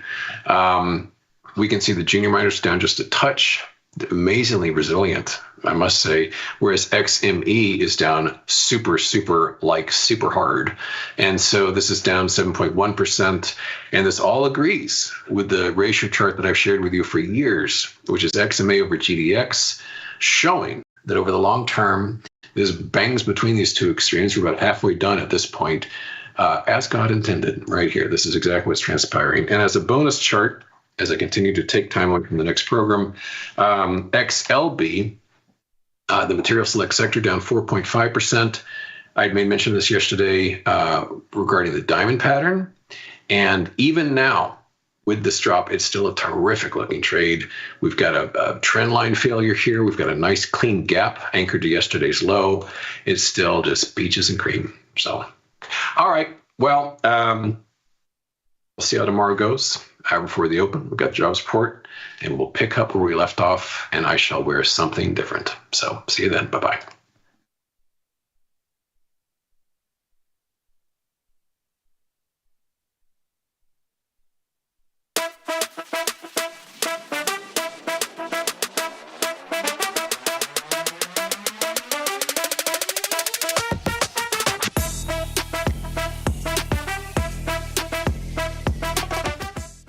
you missed the live show, here's our cherry on top weekly recap.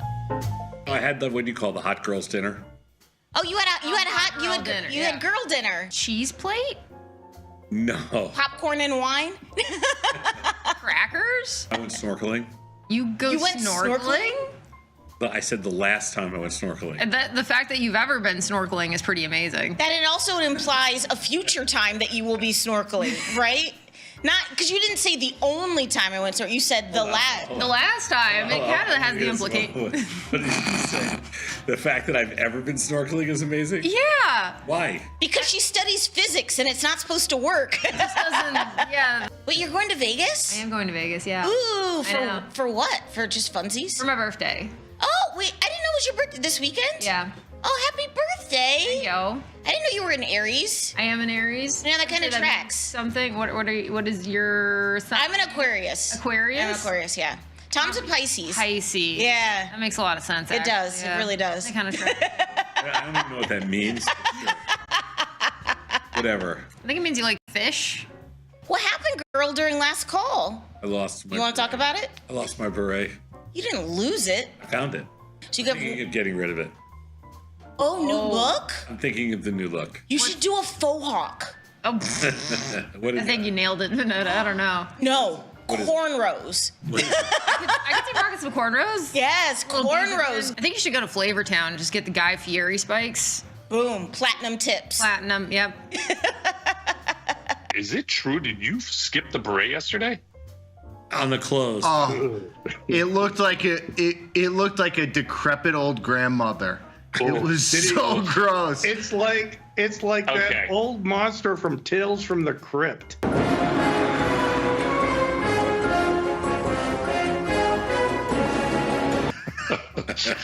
Get the full scoop by checking out the archives at tastylive.com. So why are we all doing all the things that we do inside of the active trading space? Simple. To make money and generate returns. Well, inside of the Tasty universe, there are essentially 5 keys to making those returns. And in this crash course, we're going to break down all the details of each one of those keys. So I'll see you inside.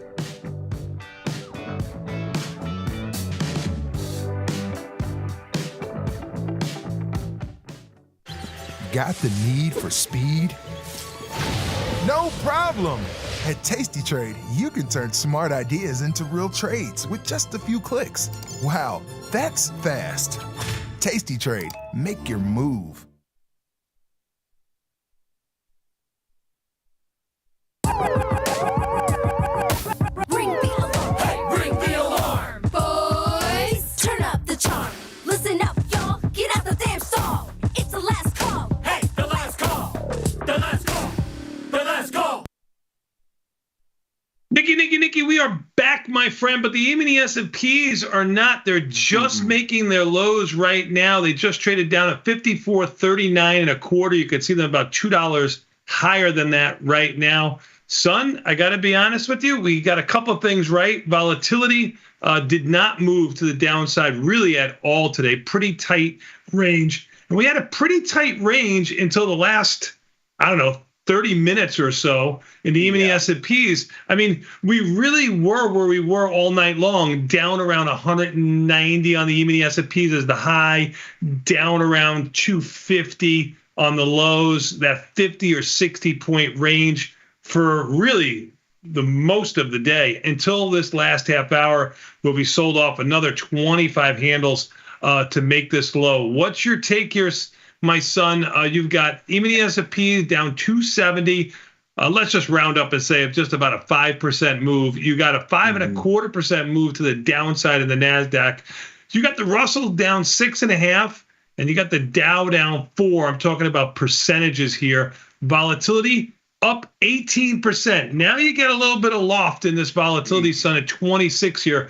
Still not that 30 area that we both talked about, but volatility stayed bid all day long. Bond staying bid, up 117, and everything else keeping the same way too. Gold, oil lower by $4.95, a big move, $7 lower there. Gold down $42. That's the first time gold been down, but gold is well off of its lows of 3,073. It's 31.23. So you're looking at 40 points higher off of its lows in gold. Silver, on the other hand, is closer to its lows, just about on its lows, down 8.5% or 8.33% in silver. And then you've got the euro, which has continued its upward move by about 1.5%. It's off of its highs for the day, but I still think you've got a market that's a little bit in trouble here. What do you think? Yeah, I mean, there hasn't been a bid all day today in the market. It's been, we sat around down 180 or 190 for most of the morning session. Since then, it has just been straight down. There's been no sort of upside move. Volatility is certainly perking up here. I mean, the VIX itself is near the high of the day. 29.40 was the high of the session. I got to think we get a 30 VIX into the close today. I imagine that there's a little bit more to the downside. There's got to be some sort of little flush out here, which is good. I mean, and by good, well, it's not good, but it might be healthy. Yes, that was kind of. I mean, I don't want to play on words, but that's a play on words. Hey, keep your thought in your mind for a moment. If you want to call in, I'll keep the phone lines open. If you call in, I'll interrupt and get to your phone calls. 855-238-2789 or 855-BE-TASTY. That's the phone number to call if you got a question going into the close here on a position that you may have. Please give us a buzz. I will, with anybody who's trading any kind of SPY or anything that has the daily and even one-day options in here. Be careful about your exercise and your assignment here. You'll notice that these puts that are $4 or $5 out of the money are still trading for 6, 7 cents, 4 cents. These calls that are out of the money are trading for the same. Don't be penny wise and dollar foolish. Don't eat like a bird and poop like an elephant. Cover those wings, cover that spread. You may think that you're okay with a spread. You got a $1 wide spread, $2 wide spread. You know your risk in there. You don't know your risk because you can get assigned on anything really at any moment with the way the market's been moving in the after hours section. Go ahead, Nick. Sorry. Yeah, and don't mess around with those options in the last couple minutes, thinking that there's some free money there, because you do have that expiration risk, and those options are going to stay bid into the close. Like those will have value. Even on the close. I mean, like we close at 3 o'clock, 3:15, at 3:18, 3:17. They're still going to be penny 2, 3 cents. Close. I mean, you can do whatever you want. But if you want to stay in business for the long haul, close them. Hey, let's go to a quick phone call, and then we can go right back to the market. I've only got one call at this time. Arizona CM. Hey, guys. Hello. I just wanted to make sure you heard me. Just calling in to say hi. Love you guys, but I am I wish you guys would kind of own a little bit of the responsibility for this, since, you kind of, we know we don't know for sure, but you likely voted for this. And, this is kind of what was obviously going to happen to anyone who truly wanted to pay attention. And, I'm a conservative person. I'm a free trade person. I love the markets. And you guys went along with a person who doesn't believe anything that's based in reality. And I love what I watched you teach, Nick, back in the day. I've watched you guys for decades, and you, Tony, you were never political, but you did kind of get political. You were spoken to by these people, and it's very disappointing. And I love you guys, but it's very disappointing to see what happened, and to see how, even as we started going down, that especially Nick was just, and again, with all due respect, I've learned a lot from you guys, but you have to understand, some of us actually live in reality, where math is math and reality is reality. And with all due respect, you guys were a big disappointment. And Tom, too, because he didn't seem to be as bearish as they used to be back in the day. Again, with respect, love you, but humongous disappointment. And I think you guys should take some ownership of it and at least fess up that, look, maybe you misunderstood at least, Tony, go ahead and say thank Trump every single time we go down. Love you guys. Take it easy. I'll take my response offline. Listen. No respect needed when you've got a movement of 20%.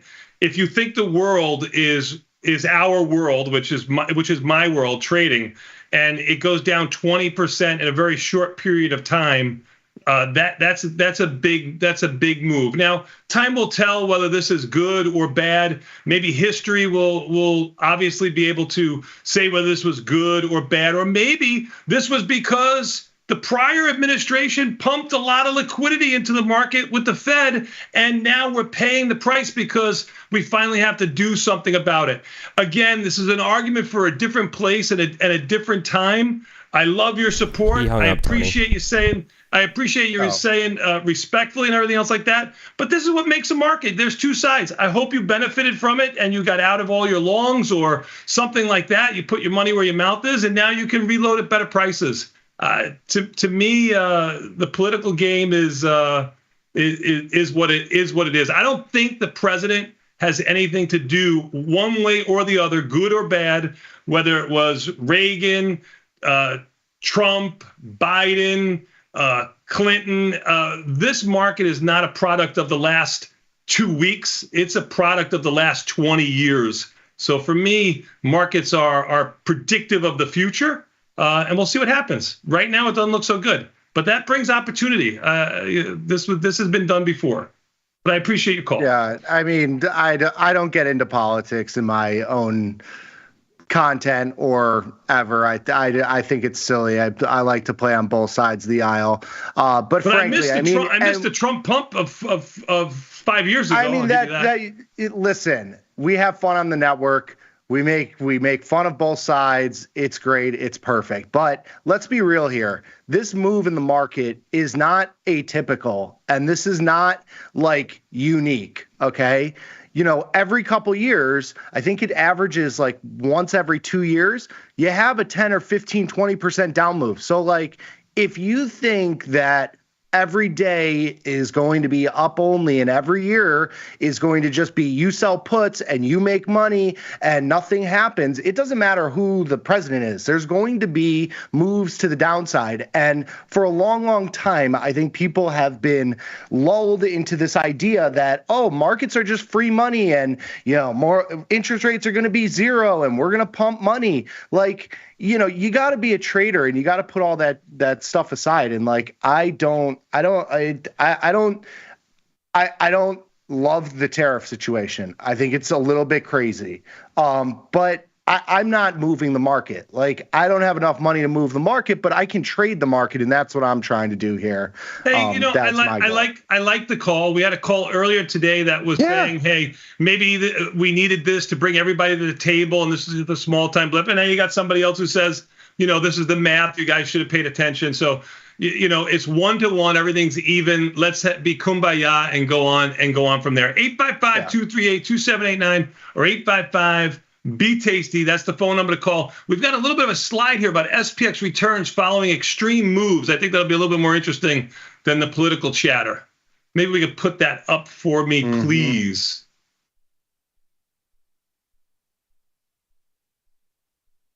Four green bars with VIX spike. This is going to be under 30 and over 30, and SPX drops 4% or more. There's 10 historical times. We got more calls too. You want to get to them? Sure. Take them while they load that. Then what's the next call, son? Oh, there we go. Sean in Los Angeles. Sean. Good afternoon. This is totally apolitical trading-wise. It is a trading question. AXP, American Express, the darling company, everyone has it. Warren Buffett owns it. Is down 27. What is going on? And this, is it because, it is the market, but 27 points down, slide. And Tesla, on the other hand, the second question, has not slid as much. It has maintained itself at only 14 points down in this huge downslide. So what is your take on AXP and Tesla? Man, hard ones. I don't know. That's what makes a market, though, too. Yeah. Like, not everything's. You can't always explain everything in the short term. But go on, Dad. Yeah, no, I don't know. I mean, why? I mean, maybe it's credit card reform more than anything else. Maybe it's the possibility of having a cap on the amount of interest that could be charged on the credit cards. That's the first thing that comes to my mind. I think it's really just a fear of a recession. If there's a recession, which I think. Who was it? Maybe Deutsche Bank came out and said that a fear of recession is 50-50 now instead of 75-25. I listen, I know it's just a poly market has it at 50-50. It's all anybody's guess. Those things can change on a dime. As a matter of fact, tomorrow, I think we have an economic number that might change things. Tomorrow we have unemployment, right? So tomorrow we have unemployment. That might change things. You got that coming out too. But for American Express, I really think it's probably recession related. Listen, it's the market as a whole. I mean, you look at the S&P 500 and 80 to 90% of stocks are down. When you have these sort of moves, we talk about this all the time of correlations and diversification and all that sort of stuff. And over a longer time frame, that's all great. In a short time frame when the market's down 4 or 5%, everything goes to one. Everything's down. Maybe something's down more than something else. You could say Tesla is already down 50 or 60%, so maybe that bear market is baked into it. I mean, it's hard to put context around it. Like, look at gold. Gold's down $42 and silver's down, almost 10%, Bitcoin down 6%. Those were a week ago considered safe haven assets, and even they're down today. So I think it's important to just kind of take a step back, zoom out on the chart, and take a look at the market as a whole and be like, you know what? Things are rolling over. There's no safe space. And, of course, we talk about position size. That's how you kind of combat that. Do I think one is better? I got a bunch of calls. Let's go on. Chapel Hill, Mike in Chapel Hill, what's up? Hey, what's going on, fellas? Today is a good day. Being down this much is a good day. These are the days that teach you how to trade. These are the days that really test your emotions. These are the days that that you want to be in, that you want to be around, because they teach you to stay small. And, they teach you to evaluate yourself, because the most important thing is manage your emotions right now. And the market is not down because of the president. It's not down. It's just people's emotions. And it's up and down all the time. So I don't blame you guys for anything other than giving me the opportunity to invest in a smart way with smart strategies. And thank you. Thank you, man. Mike. Appreciate the call. Yeah, I wish I had some power on the market to be able to move markets. I'd help everybody on my last day. That's what I would do. It'd be my parting gift. Texas, Jerry in Texas. Yes. Can you guys hear me? Sure can. Yes, sir. Okay. I first time caller, and just want to let you guys know I really appreciate everything that you show us, you teach. Thanks, I mean, I know it's a lot, and it's a lot for people to grasp, but hey, I've got a trade. I'm probably just going to hold it, but it's an iron condor on UNH. Mm-hmm. And UNH is one of those.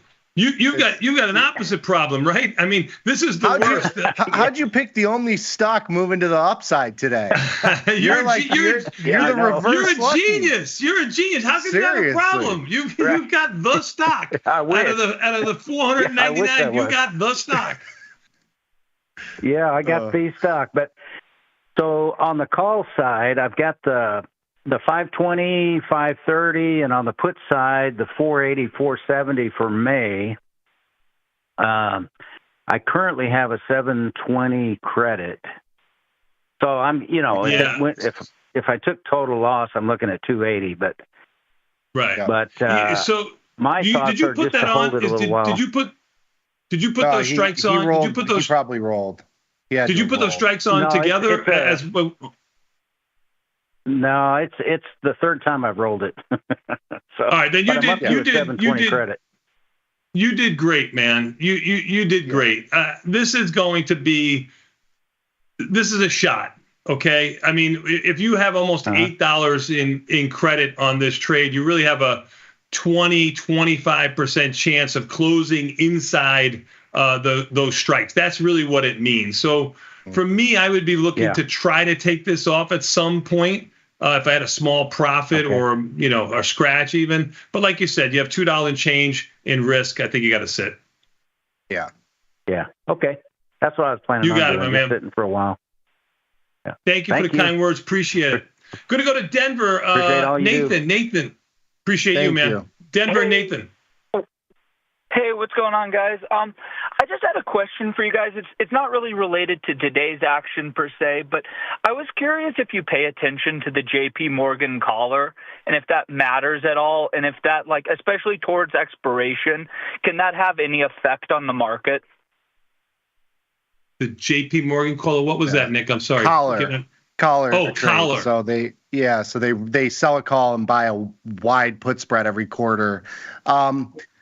I mean, yeah. So from a market dynamics, it's a huge position, and if it's anywhere near close to expiration, it can certainly have an effect on the short-term price action, just due to hedging and the size of the position and just the gamma of the position as it changes. I mean, I think it somewhat came into play on March 31st. I think we were the long put was 55.65, I think, in SPX. Yeah, that's or somewhere what it was. around there. Yeah. So, I mean, that's basically where we closed that day. And, I don't think it means that, I don't think you can look at the JPM calendar today and be like, oh, well, we're going to have to be at, I think the strike now is at 48 or 4,900, something like that. Am I right? It's 5,200. Their short, I think, is 4,400, and then the long put is 5,200. At 5,200, I don't know if that matters right now. I mean, that position over the next 90 days, it's not like it has any market dynamics at the moment. It's been hedged. The day it was. Remember, the other side didn't just put it on and say, "Ooh, this looks like a good trade. I'm going to keep it." The other side took that and then had to sell stock against it. That's really what it comes down to. The day of expiration, it has a lot of gamma. Yeah, to sure. It. And so. If you're right, that's where it comes into play. I don't know if you can really look at it and have it matter right now. And the best part about it is that, they don't monetize it in any way. It just stays open. So they're this money is thrown out the window. Yeah. You know what I'm saying? It's a downside hedge is really all it is. That's it. It's a cap to their downside risk. All right, let's go to the next question. I've got about 4 or 5 of them. Thank you, guys. And you got it. I only got a couple of minutes. Going to go to Michigan. Randy, Michigan. I'm a new tasty. Randy in Detroit, in Detroit area, Michigan. Yep. Go ahead, sir. Yes, I'm a new tasty trader. Just funded my account within the last couple of weeks. Baptism by fire here. I've placed one of your Tasty Trader trades. That's Iron Condor on XOP. May 115, 120 puts, 145, 150 calls. It just dipped into the money in the last half hour. The put did. I know there's not a lot I can do to manage from what I hear you guys say with an Iron Condor. I want to verify that. And then the other question is, what risk of getting assigned do I have in the May in the money put at this point? You have no risk of getting assigned on anything with 43 days to go. You probably have no risk of getting assigned in 95% of the situations that you're going to have. Even if you do get assigned, you will have the other side. Your risk will not change. Your cost to carry overnight might change, but your risk of that trade will not change. Let's just assume that the 120 put was exercised on you and you come in long stock. You'll be able to the next day sell your stock and sell your put that you have, and then you would be you'd be flat again with no monetary pennies of monetary gain or loss, depending on what the market did the next day. What's your call spread that you're short? That's a 145, 150. 145, 150. I mean, with so much time, since the 145, 150 call spread is really only trading for about 10 or 20 cents here, you could buy back this call spread and sell a closer $5 wide call spread, like, just for argument's sakes, the 130, 135, or the 133, 138, and collect a little bit of premium. If you did something like that, you'd be able to, maybe collect another 50, 60, 70 cents on the spread. Reduce your risk by that much, tighten up your strike. Yep, you got it. Okay, so but no risk of assignment. Don't worry about it. Okay, no sounds assignment. good. Appreciate it, guys. No need to roll out. And congrats, because this has been quite the time to start trading through. So when things get easy, you're going to understand, the other side of that coin. So good Illinois, Michael in Illinois. Thank you, sir. Thanks. Hey, guys, can you hear me okay? Yep, go ahead. Yes, sir. All right. I'll make it quick. I won't go through every little detail, but I opened a strangle up on Micron back in January 31st when, you were okay sleeping at night and you could keep your doors unlocked and all that good stuff. Right. I rolling it a couple of times out in time, rolling put sides up, rolling call sides down. So now I'm sitting with a May 16th 95 strangle. And obviously the put side's very much in the money. I think I'm at like 70 something delta. And I'm not sure if I should, turn it into a straddle, roll the call down again. I've never gone inverted. And I guess at the end of the day, I still have 43 days, and I'm not opposed to taking Micron stock and then just selling calls against it later on. So any advice? Sure. There's many things you can do with this trade, but let's realize exactly what it is right now. It is basically long stock. I know you're saying you have 73 long deltas, but these 95 calls, they're not going to move for the next 43 days. Even if the stock goes higher, they're not going to go much higher. If the stock goes lower, they're not going to help you to the downside. So you're basically long stock. So if this was me, I would probably buy back the 95 strangle that you have on. And if you're slightly bullish, I would probably sell the at the money 75 put. And if you were less bullish, I might go out and sell the 85 or 90 call. Basically, I'd be buying the guts. I would be buying these back and selling something like this that left me with a little bit of long delta to it. You would be doing this for a $9, almost $10 debit. You probably will be locking in a loss on your on your old trade, but you'll at least be able to make back $7 or $8 if your strangle that you're left with was to go out worthless. Does that make sense? I want to see if you do that, you're reducing your delta by half. You're going from 75 long deltas and basically no extrinsic premium to 43 long deltas and all extrinsic premium. Okay. Yeah. Good point. Something to think about. Appreciate it. Yeah, I go tell you what I was going to do. I appreciate the other calls, Daniel, Andrew, and George. Hopefully we can get to them tomorrow. Nick, if I'm with you, it looks like I'll be putting in another day with you. 54.28 is the low on the E-mini S&Ps. They're down 280 right now. There's no sugarcoating this. It could be a lesson. It could be anything else, but it's painful. And again, if you kept your size in check, even though you might have a losing a day today, you're able to open the doors the next day, and that's really the key to this game. You have winning days, you have losing days, but you must be able to open the door every day to keep everything going. Nick, I appreciate your time. Hopefully I'll see you in the morning. Everybody else, I hope I'll see you too. And we'll go to these phone calls, I think, all day long. I think they were really well received one way or another. Hopefully we can keep it to trading-ish. But I don't mind people's emotions getting the better of them. It's good to have passion in everything you do. We'll take a quick 90-second break. We'll come back. We got overtime coming up next. Peace.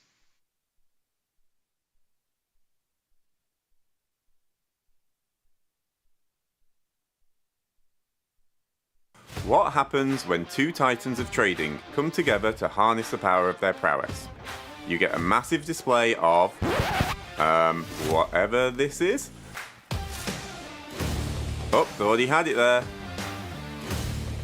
Come on, gents, it's not that hard. Hit the ball with your paddle, mate. Oh, for the love of... Well, lucky for us, Tom and TP are better at writing than they are almost anything else. Subscribe to tastylive Cherry Bomb to get piping hot takes on the market, trade ideas, and more delivered right to your inbox. Sign up at tastylive.com/newsletters.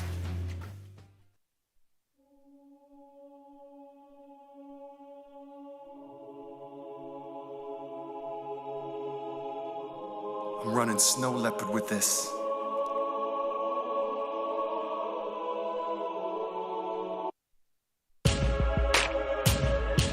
I'm a Mac. I'm a Mac. I'm a Mac. G. Multitask MacBook handler, brother. iPhone in one hand, iPad in the other. Pop open top, Apple logo shining on the back. That's why all these player haters know that I'm the Mac. Easier to see a nun with VD than to see me ever typing on a PC. So if you got one, you can play a sad tune and play it back later in your room on your Zune. Windows made to break, and I'm here to crack it. And if I'm a Mac, that means that I'm immaculate. Style so clean, like it's disinfected. Clean surfaces where white light is reflected. Plastic case, Apple Store, keep my phone protected. Check my toolbar to see if networks are detected. Use my side swipe, applications hidden in it. This is Mac world, bitch, you're just living in it. I'm a Mac. I'm a Mac. I'm a Mac. I'm a Mac. I'm a Mac. I'm a Mac. I'm a Mac. Roll into the coffee shop, know I'm on a power trip. Strapped with my laptop and my own power strip. Eye outlet, about to make your cable drop. Apple logo shining off the marble on the tabletop. So if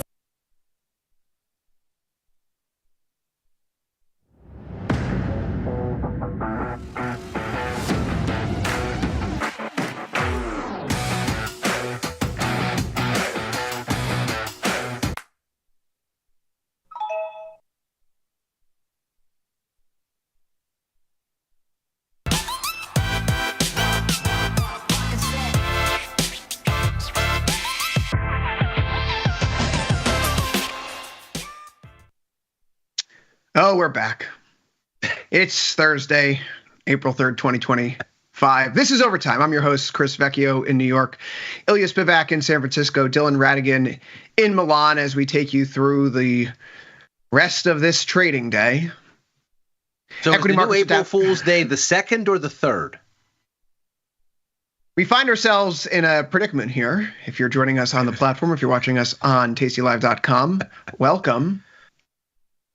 If you're on the platform, come over to YouTube, join the conversation. Tell us what you think of what's happened here over the past 24 hours. If you've been following me today in Futures Power Hour, if you've been looking at my Twitter feed, if you watched the show yesterday, you've been witnessing a slow descent into madness. So I hope you've been enjoying it. The markets are enjoying a slow descent into madness, or perhaps not so slow. Stocks fall out of bed after the tariffs were announced yesterday in one of the most sloppy and ridiculous fashions that could have been done. To all the people out there saying that I'm just a professional managerial class coastal elitist who's upset that stocks are down, you don't know me. That's not what I'm upset about. I'm upset about how this is not going to help any of the problems that we're stating to actually go solve. It's going to make things worse. But the market hasn't fully. Can we talk about that? Can I just go right there? Sure, Can I make a recommendation from the peanut gallery? As you were. there's no shortage of criticisms and obvious critiques to be had here, and there's no shortage of, trading issues to reflect upon. Obviously, recession probabilities have gone up, all the things. But let us just suspend all judgment for a moment and presume that the President of the United States is correct in his desire and his efforts to return manufacturing to the United States of America. He does not work for the financial class. He does not work for the investor class. He works for the forgotten American worker who was abandoned by NAFTA and abused in the financial crisis, and is now bringing manufacturing back to America at the expense of the Wall Street fat cats. Why is he wrong? Why? Not why is he wrong? Because there's 1,000 wrongs. Why do you think that? Do you when you say he won't get what he wants, do you think that this will not help the lower middle class American manufacturing worker? Well, right off the bat, today we have job cuts announced in the United States, with companies citing the tariffs specifically. Maytag is shuttering a factory in Iowa, about 600 jobs. Stellantis is closing down a factory, idling a factory in Michigan, a few hundred jobs there as well. They're also shutting down plants in Mexico and Canada as they work through the supply chain issue. I don't know if people recall one of the frustrations of the Biden era, which was they spent all this money to build infrastructure, to electrify the grid, to connect transmission lines, to put charging stations everywhere, and it became a running joke that they couldn't accomplish a single damn thing because there was too much red tape to go through. And of course, you ascribe this to a deliberate waterfall process. If you talk to any policy experts, you can't just move on from stage one to stage two of the process until all of stage one is complete, and it goes on a state-by-state basis. So once it happens, it's going to happen all at once, but it took a long time. That is the same problem right now that the Trump administration has, because the continuing resolution that they just passed a few weeks ago extends the laws that were set forth under the Biden White House, which means all of the bureaucratic red tape to laying new infrastructure and building new factories remains. And we now find ourselves in a problem where we have these multi-year review processes, if it's NEPA or any of the other widely abused bureaucratic overreaches that are intended for good purposes, protect the environment, ensure that people aren't screwed when a factory moves into town and gives all their kids asthma. Those processes have been abused, and we're not building things anymore. So you're saying that the Trump voter, that the alienated Trump voter shall not be served? Not in a timeline before there is an immense amount of pain if the results do boomerang back to us. It takes years to get a factory built and open here in the United States. It's not something that happens in just a few months, particularly if we're thinking about the supply chain critical issues like the semiconductors. Can I just say, forget building a factory here?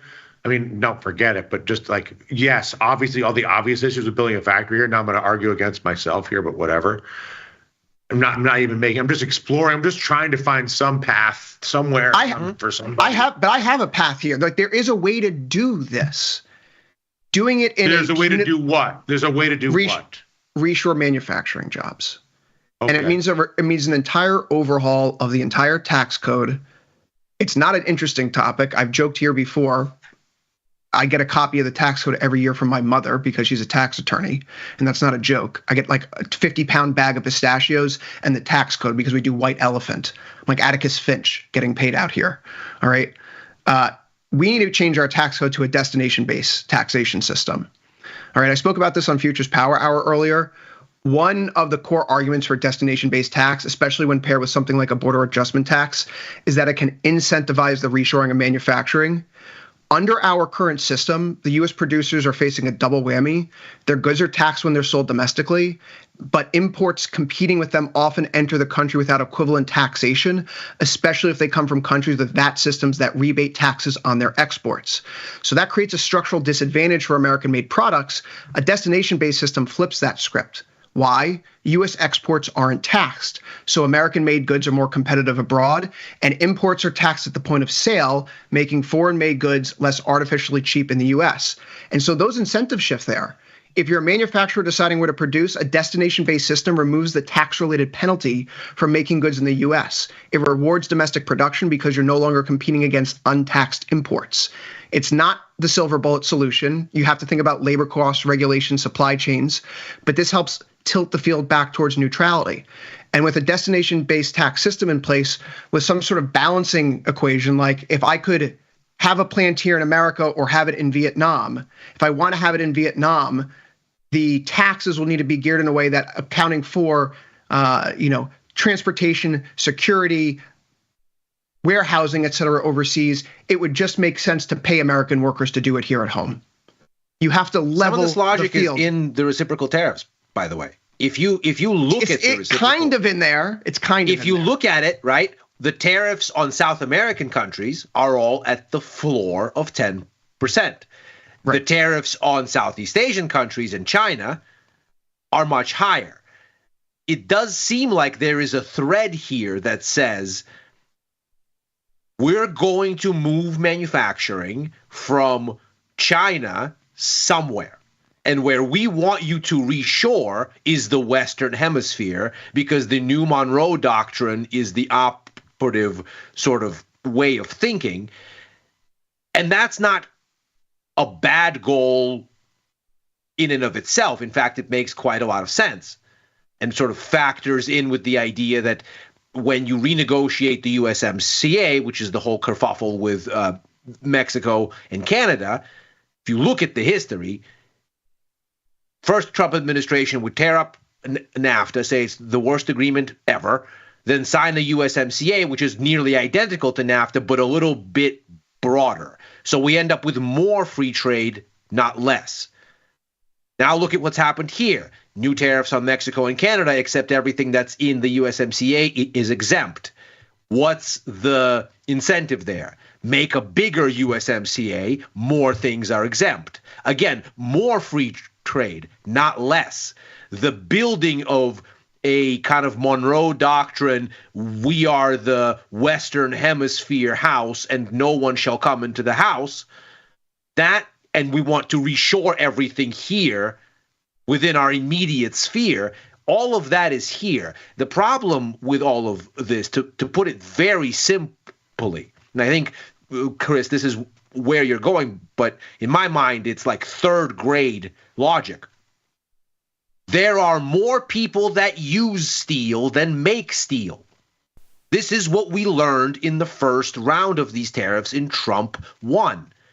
When you do this with this instrument, you hurt more manufacturing than you help. It's really that simple. It doesn't need to be any more complex. This is free trade in reverse. If what free trade does is help most American people, Brexit? Is this a version of American Brexit? This might be more foolish than that. Because what this does effectively is this says, if free trade helps most people but hurts a minority, and the object is to help the minority, then what this does is it hurts most people but helps a minority. And now you have a very big issue to solve rather than a smaller issue. Moreover, if the markets were afraid of tariffs as such, we would see this in November, but we didn't. This is not about tariffs as such. It's about the implementation. And what the president has done here is unveiled a bilateral schedule of tariffs. This is an opening bid on a renegotiation. It's going to take forever to negotiate each one of these individually. What the market wanted was certainty. This is the opposite of certainty. it feels like there's a lot more uncertainty, and I can't, I'm trying to place my finger on whether or not the market is upset about the tariffs themselves or the methodology by which they were derived.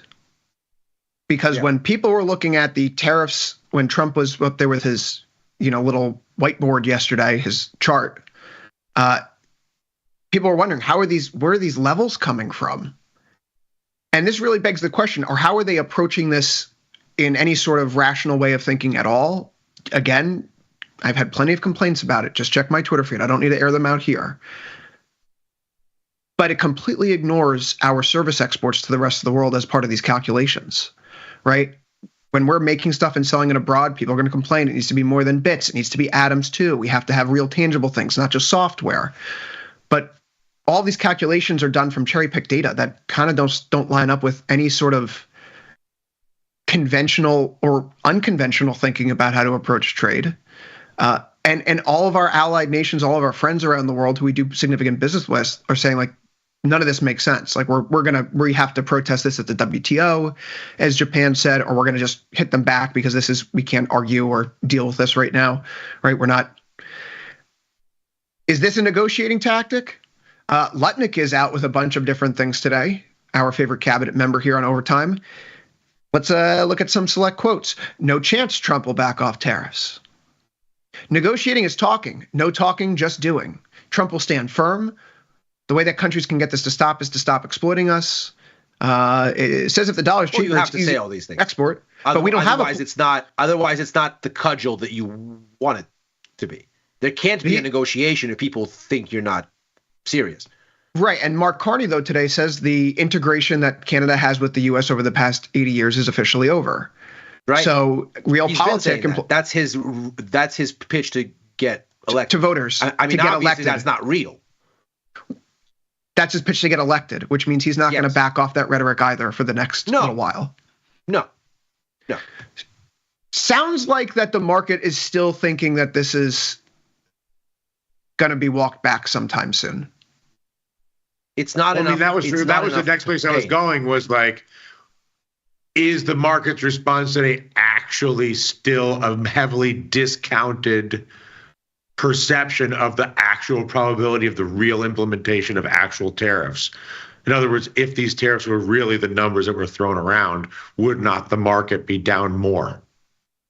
I'm going to go back to my favorite broken record, which is to say that what the markets do when fiscal policy makes no sense and is counterproductive is they turn, as Princess Leia in the opening of the first Star Wars movie might, to Jay Powell and go, help us. You're our only hope.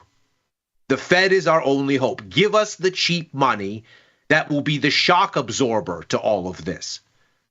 And the markets, I don't think, are prepared to do the full capitulation because we have NFP tomorrow and Powell speaks. And we're going to see if he comes out and goes, okay, everyone, here we go. The ISM data today was awful.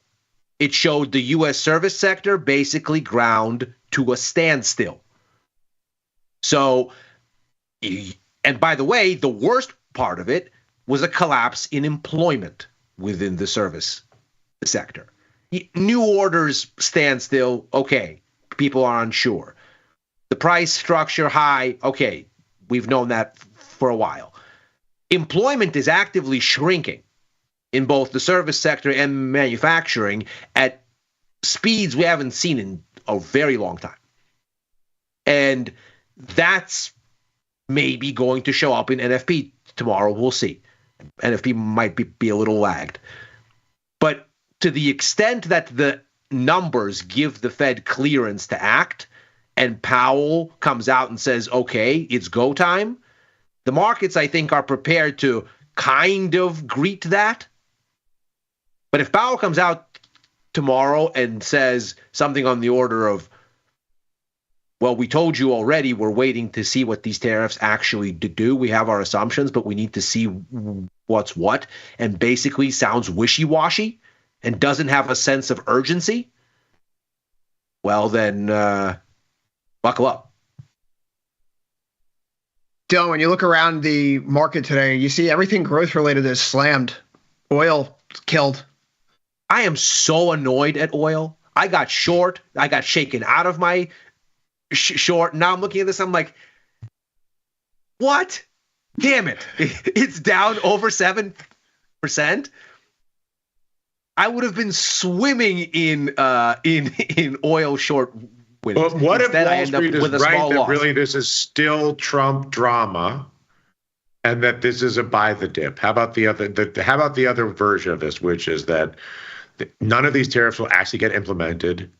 There's going to be a whole wave of deal making the next week to recut all these deals, and things are going to ultimately normalize, not become chaotic.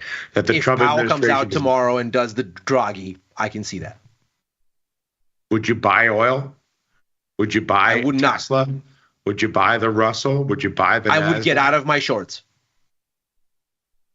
I might get out of my shorts. It depends, obviously. It depends You're on saying the you might market get out of your action. shorts contingent on a Powell accommodation narrative. Contingent on how the market responds to that kind of a narrative. It's all about the price action. If Powell comes out tomorrow and says, look here, we will do whatever it takes.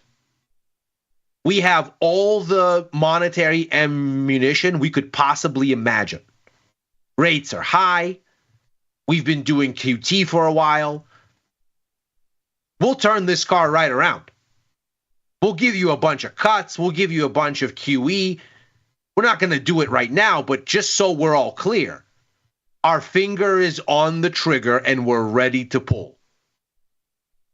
I think the market is going to unclench. You know what the worst part about all this is? Is that the dollar didn't strengthen today. I think that reflects what the market wants, which is easing.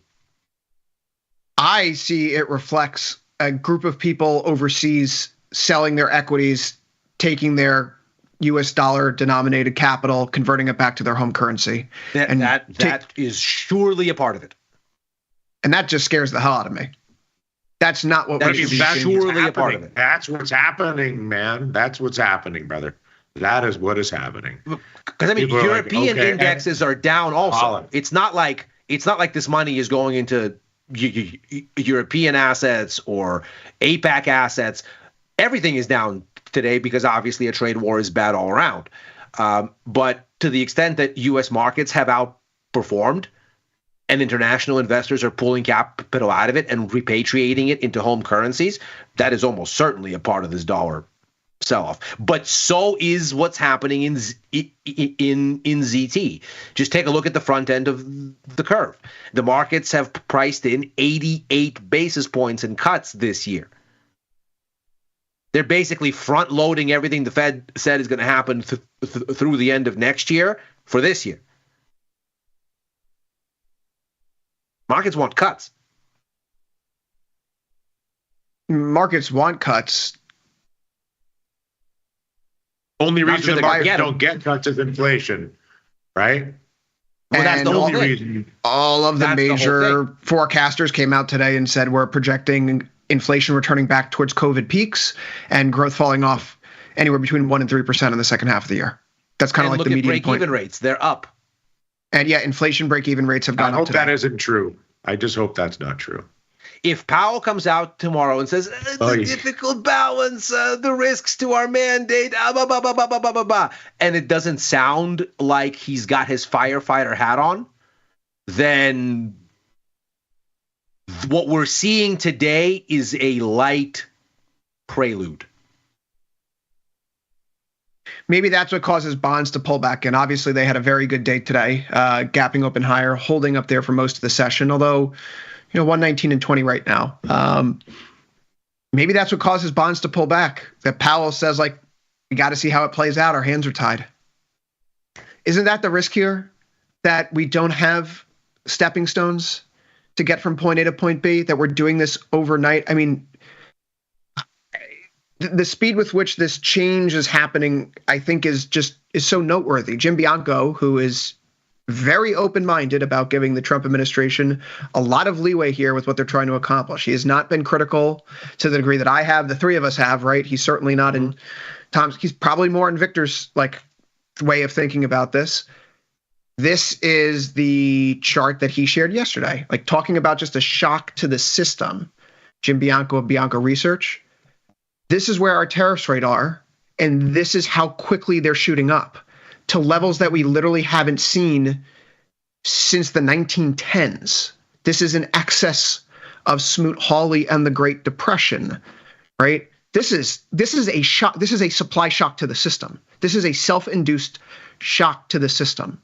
It's not like this is a graduated thing. We're going to be moving to these tariff rates over the next year, and we're starting off with a 5% bump, and every 3 months we're going to move them up another quarter of the way. And that way, if in 12 months you're going to be at the 100% level that we're threatening you with here today, so you have some time. This is a moreover, it's not legislation. Shock. It's executive fiat, which means you can't trust that this stays. It can be undone. That is also the big problem here. That if you're a company, if you're Nike with your 550,000 employees over in Vietnam, which was wild to read about today, but their share prices fell out of bed by 14.46%. If you're Nike and you see that this is done through executive fiat, do you move your factories back to the United States? Do you switch operations to perhaps a Latin American country where you already have some factories and you ramp them up there? Why would you bring them back to the U.S.? Because odds are these could be undone. Congress is already starting, right? So Congress is already starting to push back on the tariffs, in this case localized to Canada. They've gotten Republicans to vote on it to push back some of these tariffs. We didn't even have to wait for an administration change. We didn't even have to wait for midterms. First rule of politics: protect your own behind. These people understand that workers in their constituencies are going to lose jobs over this. Congress is already starting to undo it in bits and pieces and fits and starts. So besides the fact that you now have a bilateral negotiation with everybody from the European Union to Botswana, you also have the inherent impermanence of the regime, first of all, because the president has shown a capricious nature. Things are on, things are off, things change all the time. That's one issue with executive fiat. The other thing is the next executive can easily undo this. And of course, the third more immediate thing is that Congress can undo it and is starting to undo it already. So if you're a business, why in the world would you change anything on this basis? Dylan, you would probably remember better than I do. Tell us about how TARP 1.0 and Congress's inability to solve the problem quickly resulted in the market melting down more. And I ask you that because it feels like there's a parallel here. If Congress only acts in fits and starts to remove this piece by piece, this feels like this is a TARP 1.0 situation. What you're getting at is, for the financial crisis in 2008, it was not until there was a catastrophic, unlimited intervention by the central banks at every layer of the market, from commercial paper, long end, short end, high end, short end, tall end, any end. And as long as there was incremental intervention of any kind, it only catalyzed much more severe selling, which I suppose is what you're kind of getting at. Because then it says the thing that we just did wasn't enough. And it says that the people in charge don't even understand what the F they're doing, as evidenced by the fact that they're taking these incremental interventions. It just comes across as weak and indecisive. Weak and incompetent. If Congress is going to act to stop this, Congress has to do it in one fell swoop. You can't just pick and choose. Otherwise, the selling continues. But hey, you know what, Ilya? This is the uncertainty we're talking about. We mock, we deride Elliott wave theory. A, B, C. 17,300 becomes your target in a NASDAQ pullback. S&P 500 now down 5.12% here. Still falling after hours. A, B, C, 5173. Equity markets could still have some flush to them. I think that's what also alarms me about today. You look at the flow on the tape, we barely got to a 30 VIX by the end of the session. Barely. Technical damage is not nearly enough to say that what you've had is a capitulation low. This is not capitulation. This does not feel, in my personal experience, granted not as long as others, but it doesn't feel like a low now, given the tape. Just look at July of 2008. Everybody likes to talk about Lehman. Oh, Lehman. Lehman was the crescendo, not the start.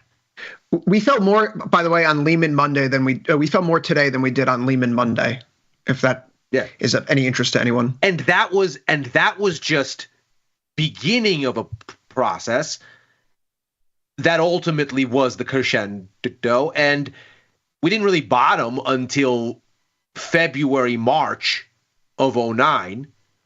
And we were selling long before then.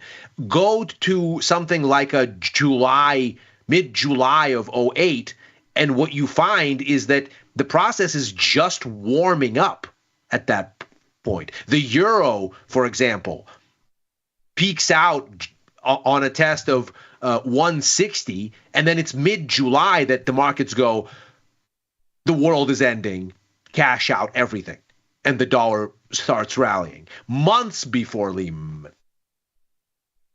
We're just getting started here, if this is how this is going to go. This is an appetizer. Oh, yeah, this could get a lot worse. This could get much uglier. Yeah, Dylan, you asked the question at the start of the show, is Wall Street still swimming in a sea of, its own nonsense, that it really hasn't fully priced this in yet? We've come 10% of the highs. I was just sort of conjecting that it's like, if you buy the rhetoric, which is Trump doesn't care about Wall Street. Trump's working for the working man. And it's screw Wall Street. It's high time finally a president worked for the working man. But the issue is I don't find that to be credible personally, because I don't see the benefit to the so-called working man from any of these policies. I see it through the same lens as Brexit, but to your point, maybe worse. And the other thing is, it's all political. So I also think that there's an incentive for the Democrats to stand out of, like, when they're one of many sort of sayings, I guess, but when there's a runaway freight train, the best thing to do is step back, get out of the way, and let it hit the wall. And so there's an incentive for the Democratic Party to do nothing right now. I think that's awful. And let the Republicans do as much damage as humanly possible to the global economy and the American economy, because it's in their political self-interest in 2026 for the American economy to be a catastrophe, even if that's an abdication of their responsibility to be a custodian of the people of America. And that the Democrats, I believe, are just as willing to sacrifice the people of America for their political self-interest. Furthermore, the only reason Donald Trump is the president is due to incomprehensible incompetence on the part of the Democratic Party in their inability to actually run a normal primary and field a presidential candidate who could have credible standing in the electorate, which they refuse to do, which is the only reason, in my opinion, why Donald Trump is the president in the first place. And now the Democrats basically allowed a fruitcake to become the president, and now they're standing out of the way to let the fruitcake run the fruit train straight into the wall so that they can then get political advantage in 2026 without any self-reflection as to what it says about them that the American people preferred a fruitcake to what they were offering.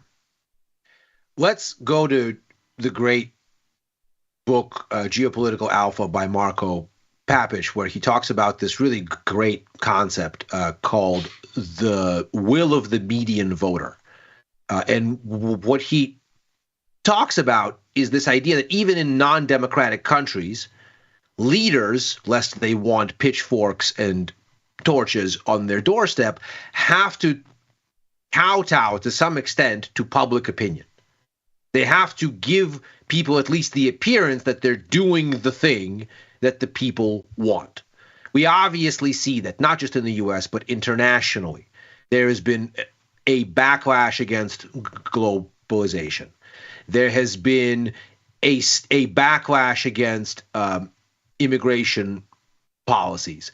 There has been a backlash against China and the sort of free rein that it was given with its admission into the WTO and sort of everything that followed, the sort of aspirational perspective on China, saying, well, let's just give them the access now, and that will discipline them into international norms, rather than let them first become disciplined to international norms and then let them in. Not unlike the absorbing of Portugal, Spain, and Greece into the Eurozone before they were ready. A sort of aspirational move that, of course, later turned out to be a giant crisis. So the median voter has already expressed displeasure with all these things for a long time. What I think you're seeing around the world is there's a lot of people that recognized this and then a lot of people that didn't. And the people that didn't aren't winning elections. And the people that did are not sticking the landing on implementation. So the thing to do for people that want to win power is to recognize the moment, but then to implement well and in a sane fashion. I do want to address something that just came in here over direct message. I think someone's listening right now. Chris, I saw that markets are in turmoil on CNBC. This is a very important sticking point for us here on Overtime. Wow. That is not true. That's not true. That's not true. No, but it didn't happen. I want to just put that out there. Okay. The Federal Reserve is not likely to rescue markets and economy from tariff turmoil anytime soon. No, that's not it. No, that's we need the Chiron. Turmoil. We need the PM special. That's what we're looking for. 8 p.m. Eastern is the key. That's what we're looking for. Right? You need the big evening special. You need the Chiron. Now, that's when you back up the truck. That's when you borrow from your uncle. That's right. Exactly. Right. So this is the headline has the words markets and turmoil on CNBC. That is true. No. We are looking for something very specific. It is this Chiron. It's this image. If you see it, send it to me. My kids' college fund will thank you. The cover of The Economist this week, very important to look at as well. We'll see how that goes. But why do we bring up this cover? I want to remind everyone, because we haven't talked about it in about a month. Charlie Below on Twitter from Compound. Every time that CNBC has run this, period, it's been a 100% positive hit rate a year later with an average return of 40% higher for stocks. Every time. And not a small sample size either, like 63 occurrences. No, right? No. Solid. Statistically significant. So that's why we joke about it, but legitimately it is one of those, okay, if you've seen it ascend to this level of fear, then you're probably in the bottoming process, which I hosted a bunch of those, by the way. I was the host of a number of markets and turmoil 8 p.m. specials, particularly in 2008. I'm just so you know, you can thank me. Your children, were they to exist in 2008, which they didn't, but if they did, should thank me for their sort of luxurious college lifestyle in the future. The cover of The Economist this week has Donald Trump with a saw. And the tag is Ruination Day. So I'm not sure. I like that. I saw that cover. I thought that was very I'm not creative. sure we're quite there yet. I'm not sure we've kind of reached. I think we're still kind of noodling on tariff policy. We haven't How gotten about that bond position, though, Spivak? You got that thing working, my man. Not mad at it. Beauty. Not mad at it. I thought of you this morning. I was like, my man in Portola is feeling all right. Pretty good. I like the euro. I like that long. That's working. Looking good. Well. Looking good. I'm also feeling good, Billy Ray. Feeling good. Right. Looking good. I'm also looking with a lot of curiosity at Chris's favorite racehorse, because you'd think gold would be up, but it's not, and that kind of it's an interesting sort of thing. I felt like people were raising capital today. I get that sense. I was also talking. Silver scares me. Silver scares the hell out of me, though. I was also thinking a lot about this and how gold has basically ignored yields in the dollar in this entire run-up, and sort of thinking about gold is, let's say you have a war that breaks out, right? What happened when Russia initially invaded Ukraine, right? Gold surged. Why? How is gold a haven against Russia invading Ukraine? It isn't. But the reflexive thing is people go, I don't know what's going on. The one thing I can do is buy some gold because that's a thing I can do when I know nothing else.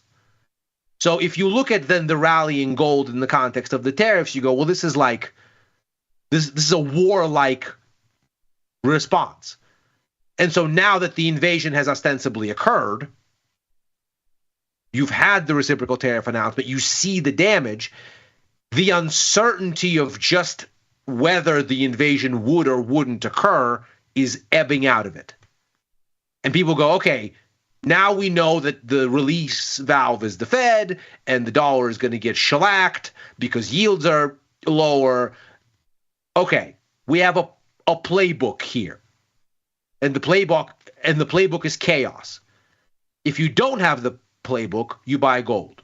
If you get the playbook, maybe that part of it is over.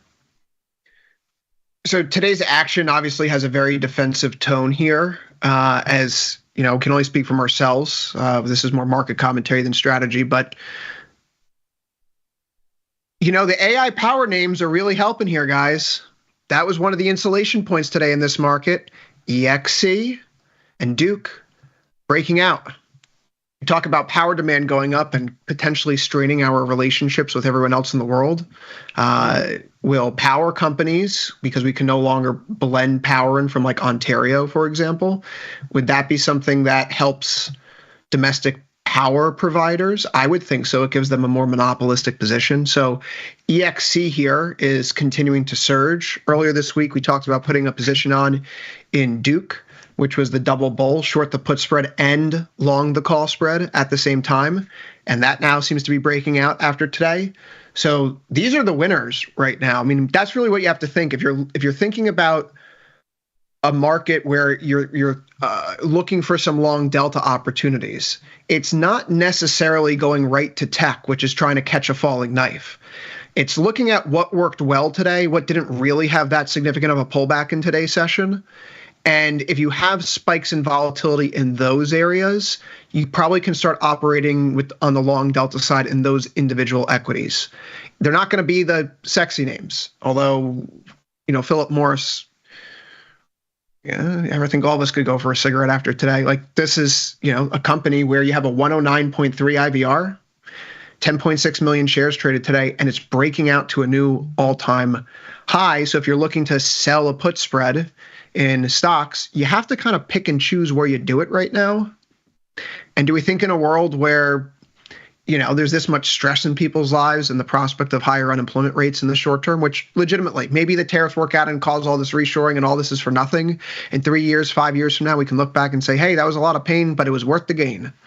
I don't think that will happen, but, you know, I want the country to succeed. I think a lot of people are going to be stressed out in the short term. Yeah. So owning a cigarette company seems like a tongue-in-cheek good idea, but it's a staple. It's a staple. PepsiCo is a staple that's moving higher today, right? Unlike other stocks, it's holding up throughout today's session. It has a 93.4 IVR. We can operate on the long side still selectively. I feel much more comfortable selling a put spread in a name like a PepsiCo or a Coca-Cola or a Duke Energy or an Exelon right now than I do when I look at the NASDAQ and think 5% down, this is a gift. This may be a gift if you're a long-term investor. As a trader, we have no idea what's going to happen next. And I said earlier this week I had no conviction whatsoever. I was, this is the outcome that was possible in the fat tail. This is the fat tail realized. And I only wish that I had acted on those feelings a little bit more. This kind of sucks. This kind of sucks. This kind of sucks. Dylan, what's your give us I'm happy I bought the bond. I'm happy. I woke up today. I saw this whole situation. I'm happy that Ilya sort of pointed me in the direction of the bond not that long ago. I'm unhappy about the euro-dollar relationship just because I live a life that earns dollars and spends euros, and it's not that felt like a personal assault from the president, but we'll set that aside. I ultimately go back to a conversation I had with Angeline with IG in Europe yesterday morning, which is to sort of settle into there's going to be this is 2025 is going to be a bad year economically. There's going to be a recession. If there's going to be a recession, it will finally arrive. Other than owning the bond, what do I want to do? Which not to become sort of redundant to what you just finished doing correctly, Chris, which is consumer staples, utilities. You just kind of flip through those charts. And I guess the debate that I'm having, which I'm happy to hear feedback on, is, am I better off to own more bonds and more consumer staples, or should I be noodling around with this opportunity of a lifetime to buy myself some Amazon, to buy myself some Tesla, to buy myself some Apple? The hyper growth, the Mag 7 are getting face pounded, and now's the time. And so the question is or do you do both, or how do you even differentiate between the more conservative position, which is own the bond, own staples, wait it out, and the more aggressive position, which is own the bond, own some staples, but come on, party boy. If you want to, you think Apple's going away, you think Amazon's going away, you think Meta, Tesla, is going away, unlikely. So get them while they're cheap. I don't know. I feel like a lot of countries would be happy to use this moment to get Meta and Facebook out of their ecosystems, right? I don't doubt that, but I'm not sure that's so easy that's easier said than done, Yeah, well, you're taking something away from people, and that's going to stink. Meta obviously has a very big breakdown here, but again, you talk about the significant technical damage, or Ilya's been, saying significant technical damage. This is falling through a lot of support very quickly. It's an area that we bounced off of just last week. Maybe that's what we need to contextualize here. Compared to last week's low, 553.30 in Meta. Today we're at, 531. We're not talking about something enormous to get a little bit higher here. Meta could move that very easily in a day or two and get back to a place where we were at the start of the week. And all of a sudden you're like, okay, what's the damage? I think that's a fault. This is a sell the rip, not a buy the dip kind of environment right now. And you can see it across the board. What did Scott Bessent say yesterday about the declines in equity markets? That's a Mag 7 problem, not a MAGA problem. That is an awesome line. That's a great line. That's a great line. It's a great line. Got to give it to him. 45.2 IVR in the mags, so volatility really hasn't pushed up here. We haven't seen it blow out. We look at the volatility futures curve right now. If we go out to VXJ, yes, it has jumped, but it's 26.4. We can keep going out. We'll go out to June, 26.38, right? You're not seeing crazy numbers here on the board just yet. 22.5 for September. We're in backwardation, but stocks don't like backwardated VIX futures curves. Mike Butler was talking about this yesterday with us, Ilya. Mm-hmm. That's right. How stocks do not rally when you have a flat vol curve, futures curve, or you have one in backwardation. You needed to get back into contango, and we move further away from that today. So it's difficult skis here. I guess in terms of some position management, I'm going to keep bonds on for the time being. I think you are too, Ilya. I guess there's a question of what to do with silver. Two sides of this coin. We rolled it earlier this week to get out of the way of being at 21 or 22 DTE on Friday. Good, because this would have turned a winner into a loser. This is now a loser, and there's some 80-odd days to expiration. Volatility is creeping up. I'm going to have to rest on my fundamental laurels here. That in recessions, bonds and metals are the place to hide. That served me well so far this year. It obviously sucks on this particular trade. But gold's only off less than 1% throughout all this. We talk about the gold-silver ratio blowing out. Mm-hmm.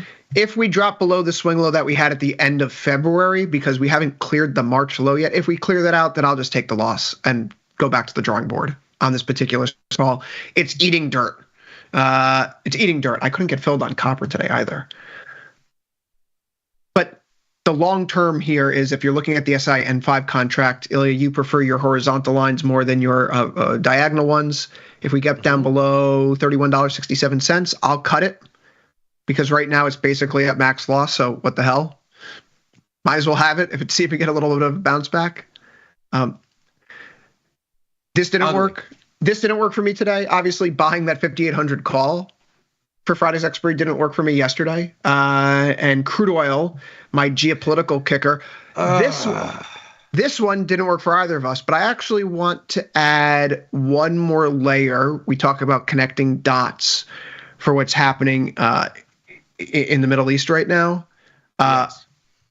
We've started to move even more assets over into the Middle Eastern theater.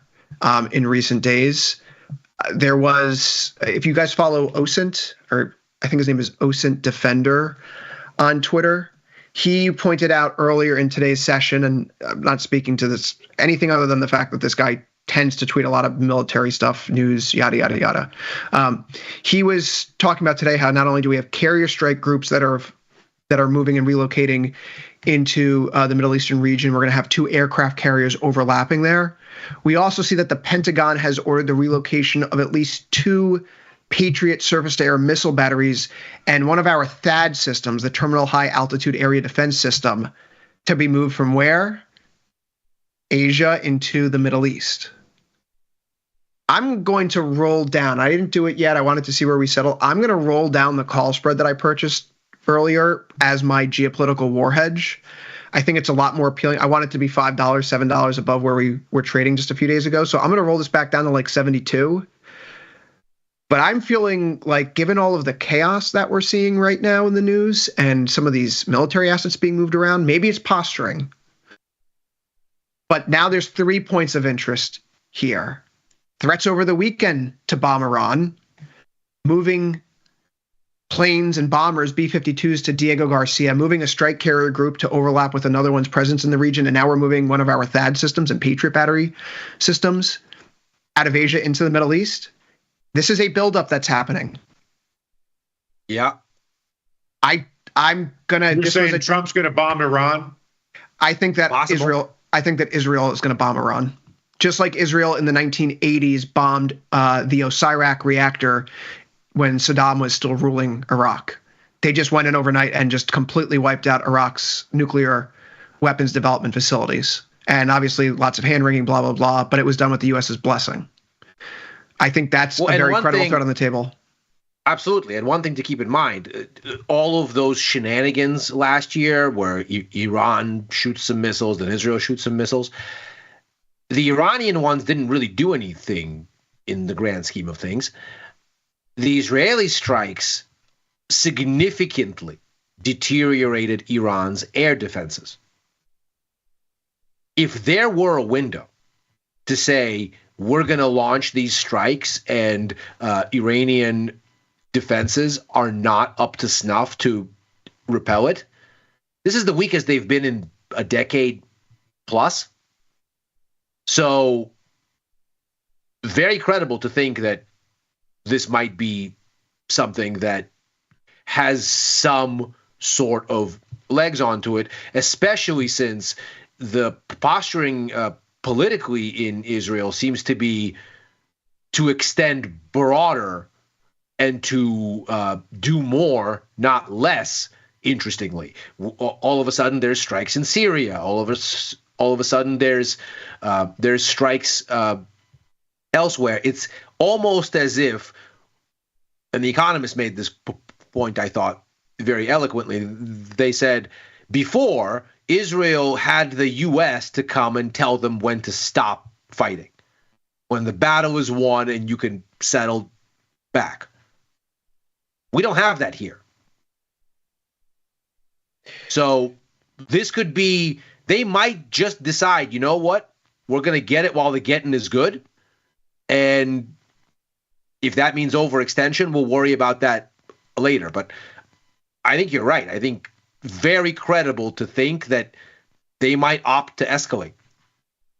Along those lines, I would look at a company that today came out unscathed throughout all this. If you don't want to play in the crude oil pool, Lockheed Martin has a 91.6 IVR. It was up by 0.42% today. Again, a survivor on a very bad day in this market. Recent swing lows coming near 420. If you wanted to bracket that, like a 400, 425 short put spread, or tighten up the strikes a little bit, you could look at something that's going to give you like a 2.5 to 1 risk to reward, with a probability of profit of somewhere in the 60s or 70%. But I think that's the game plan for tonight, folks. You know, if you're going through your watch list, if you're going through your watch list and you're looking, okay, I have capital to deploy, I need to clean up a mess, make your position adjustments, right? The goal here is to not hold on to losers that are running. It's to cut them ruthlessly, and then adjust, and then always adjust. As traders, we have to be willing to let go of any preconceived notions, strong convictions always held loosely, and really you don't hold them that tightly whatsoever. But if it held up today, of all days, right, and it has high volatility, it's probably going to hold up if stocks do bounce back, right? Costco, for example, fits that quite well, up 0.21% today. Right? Why is that the case? It was down earlier, comes back because people are still going to have to buy stuff and survive, and companies that source their stuff domestically are going to have an edge over their competitors. We have to think differently. This is a different market. There's a regime change going on. Do the tariffs stay? Do they not stay? I don't know. Could they do lasting damage? Perhaps. Could they lead to great success? Maybe. I don't think so, given global history. But this is a crisis market environment right now. Yeah, I mean, to your point, you can have all these high-minded conversations about the long-term economic consequences, but that's hardly the objective as a trader. As a trader, you have to trade the price action in front of you. And just like I would concede repeatedly last year saying, I have all these reasons to be short, I'm going to nibble when it looks like it might be time. But the moment the market proves me wrong and the price action says no, I'm not going to sit there and go, no, but I'm right, though. I'm going to run away. I'm going to do it with verticals to keep my risk contained, because I am not going to roll the dice on an idea when the market is telling me, back it up, this is the wrong time. It applies exactly the same way in reverse. The market is setting lower lows and lower highs. This is not the time to be a hero. Dylan, final thought as we close out overtime for this Thursday and this week. Don't overthink it. Get long the recession and tie up your horses, because it's going to be a bumpy ride. Mm-hmm. Mm-hmm. Well, we'll be here tomorrow, of course. Ilya will be back in about 30 seconds. But overtime is done for today and this week. We'll see everyone shortly on Macro Money. So for Ilya Spivak, Dylan Radigan, I've been Chris Vecchio. Good luck trading. Hope today was not terrible. See you tomorrow.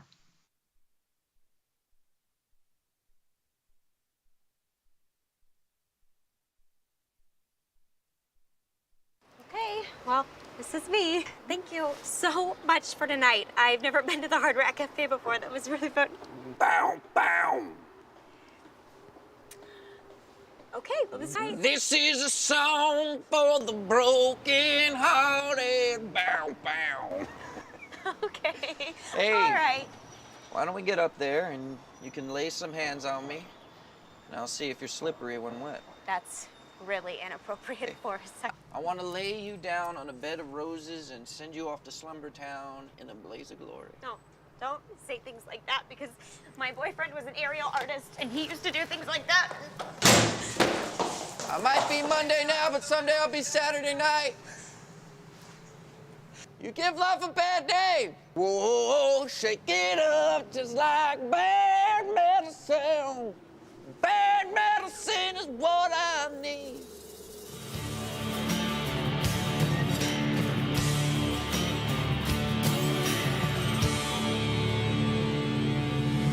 I'm going out in a blaze of glory. Take me now, but know the truth. 'Cause I'm going out in a blaze of glory. Lord, I never dreamed. People are always asking, where can they find my podcast? There it is, son. Look at that. Option Trades Today. You can listen here. And everybody's waiting for my podcast tomorrow. Option Trades Today, every Tuesday and Thursday around noon. If you want to learn, sir, every Tuesdays and Thursday, Option Trades Today. You can find me on YouTube or wherever you find your podcast. Option Trades Today. You listening to me? Option Trades Today comes out every day around noon, every Tuesday and Thursday. You too can stick with the bet. If you missed the live show, here's our cherry on top weekly recap. You are making it seem I want to go. I know you do. I know you do. Listen, there's a lot of things I want to do too. I'll be the night last night. I didn't have it in me. But back in the day, I could do it. I'm older now. You know. Omaha. Hold on, what did you want to do last night? I missed that. Don't repeat that. No. No, what did you want to do? I do this every time I'm here. I just want to know what Every time I'm what did here, he say we gotta he go wanted down to this do? road. What did he say he wanted to do? Do you need me? Do you want me to? Because usually when he wants to do something, he just said, she says, go in the and do. Here you go. Here's the. Yeah, get in the. See you later. Nick is going to be sick. The last 3 weeks I've been on this show on Wednesdays, it's gone down this rabbit hole. Nikki's about to throw up. What do you want me to do? I got 3 old guys talking about. Like, what do you want me to do? Nikki's about to throw The up. thought of you guys is like sickening. I'm sitting here like this, like, oh God. It's hot as hell in here. I'm like sweating, like it smells. Look who's back testing. Tasty Trade now has options back testing for free. Test your trades with over 10 years of data for the most popular symbols. See how your trades would have performed in the past. Look back at profit and loss and take the guess out of guesswork. Oh, did we mention that it's free? Get back testing at Tasty Trade. Just for a minute, let's forget about your favorite stocks. Just for 1 second, let's leave specific strategies on the shelf. Let's talk about what really matters. Your portfolio. How do you build it? What should you target? How do you manage it day to day? The answers to these questions and more are inside our newest crash course. So I'll see you there. I'm just gonna wait for the stock to dip, then I'm a buyer. Buying into weakness is a phrase used to describe the action of getting long a stock into a down move. It's a contrarian trade. Most people want to buy what's hot, the stuff making huge upside moves, the chart line moving up and to the right. Nobody wants the stock at lows. But it's hard to buy high and sell higher, rather than buy low and sell high. There is a phrase for this. When the time comes to buy, you won't want to.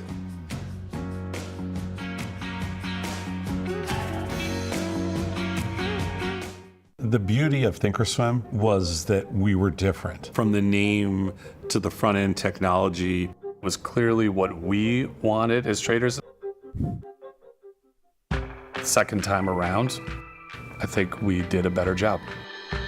Yes, we are known for our ability to support complex derivatives traders, but we also have the tools for somebody who's brand new who wants to come in on the first floor and work their way up to the top of the building. We built Tasty Trade's web platform for today's traders. See it, click it, trade it.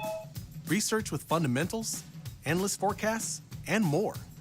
Drill into data, find opportunity, and track the action with hundreds of indicators. Track your options profit and loss history over time per symbol. Note your progress and plan your tactics with a trading journal. See probabilities, max profit, and Greeks in one click. Fund your account and start trading right in the app. The tools, the data, the knowledge. See it, click it, trade it. Join the club. Tasty Trade.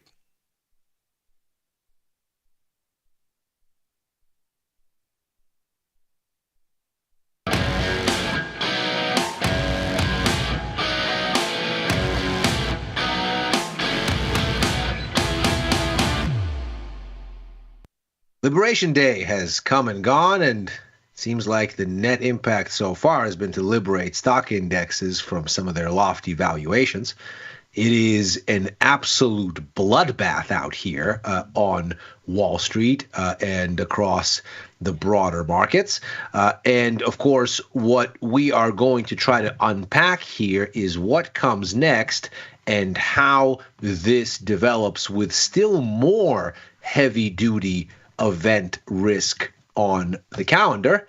This is Macro Money. I'm Ilya Spivak, head of Global Macro here on Tasty Live. And we're going to try to see if we can't make sense of how this progresses.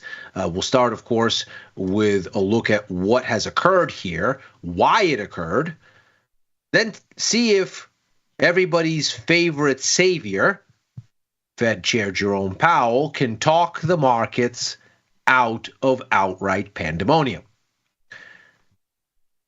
Here is the stock market. Needless to say, it does not look great.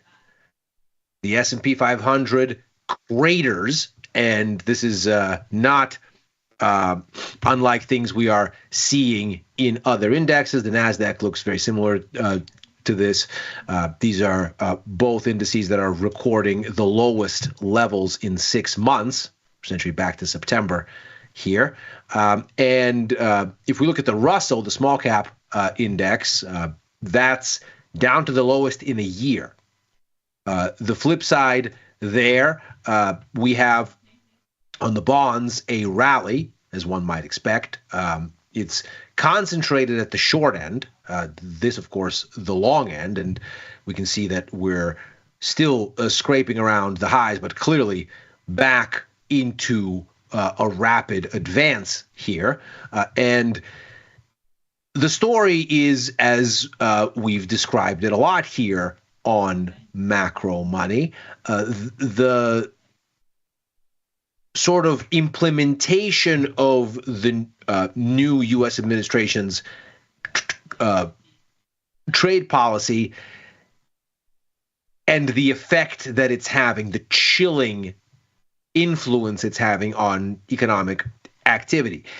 And just to quickly catch up on the logic here, consider that the president has talked about using tariffs extensively on the campaign trail, going into the election, and of course after. So if the markets were afraid of tariffs as such, we would be seeing this pandemonium much earlier. We would be over here in November looking for it. That was clearly not the case. The pandemonium starts here, middle to late February. This is the first big sell-off. Then, of course, we get a little bit of a correction, and then the sell-off has clearly resumed and is now setting lower lows. This is very much a market that is, by definition, a trend lower, the same way this was, by definition, a trend higher. Higher highs, higher lows, lower highs, lower lows. And ostensibly, the reason that this begins where it does, the reason that stocks wait until February here to really make a move is it's not about the tariffs for tariff's sake. It's about how they're being rolled out and the uncertainty therein. And you really get a sense of what that is when you look at the GDP now forecast or nowcast from the Atlanta Fed. And it's not really the level that you're looking at here. The level is ultimately secondary. It's still quite some time before first quarter GDP numbers are published. The idea that we're looking at a 2 to 3% decline, or let's say a 1 to 3% decline somewhere in here, that's still very much open for debate. But that's hardly the point.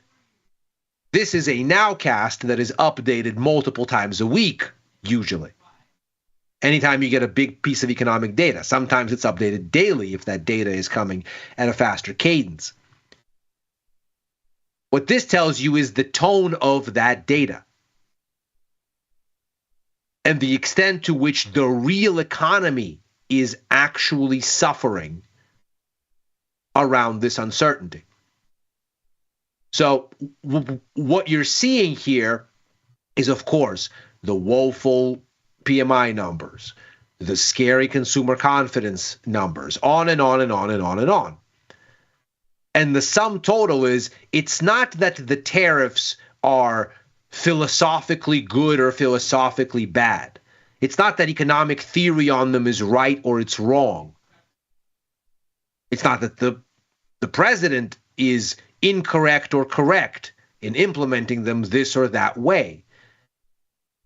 It's that the way that the tariffs have been getting rolled out, for whatever reason you wish to construct, is having a real dampening effect on economic activity, and real economic data is telling you that the economy has significantly suffered as a consequence.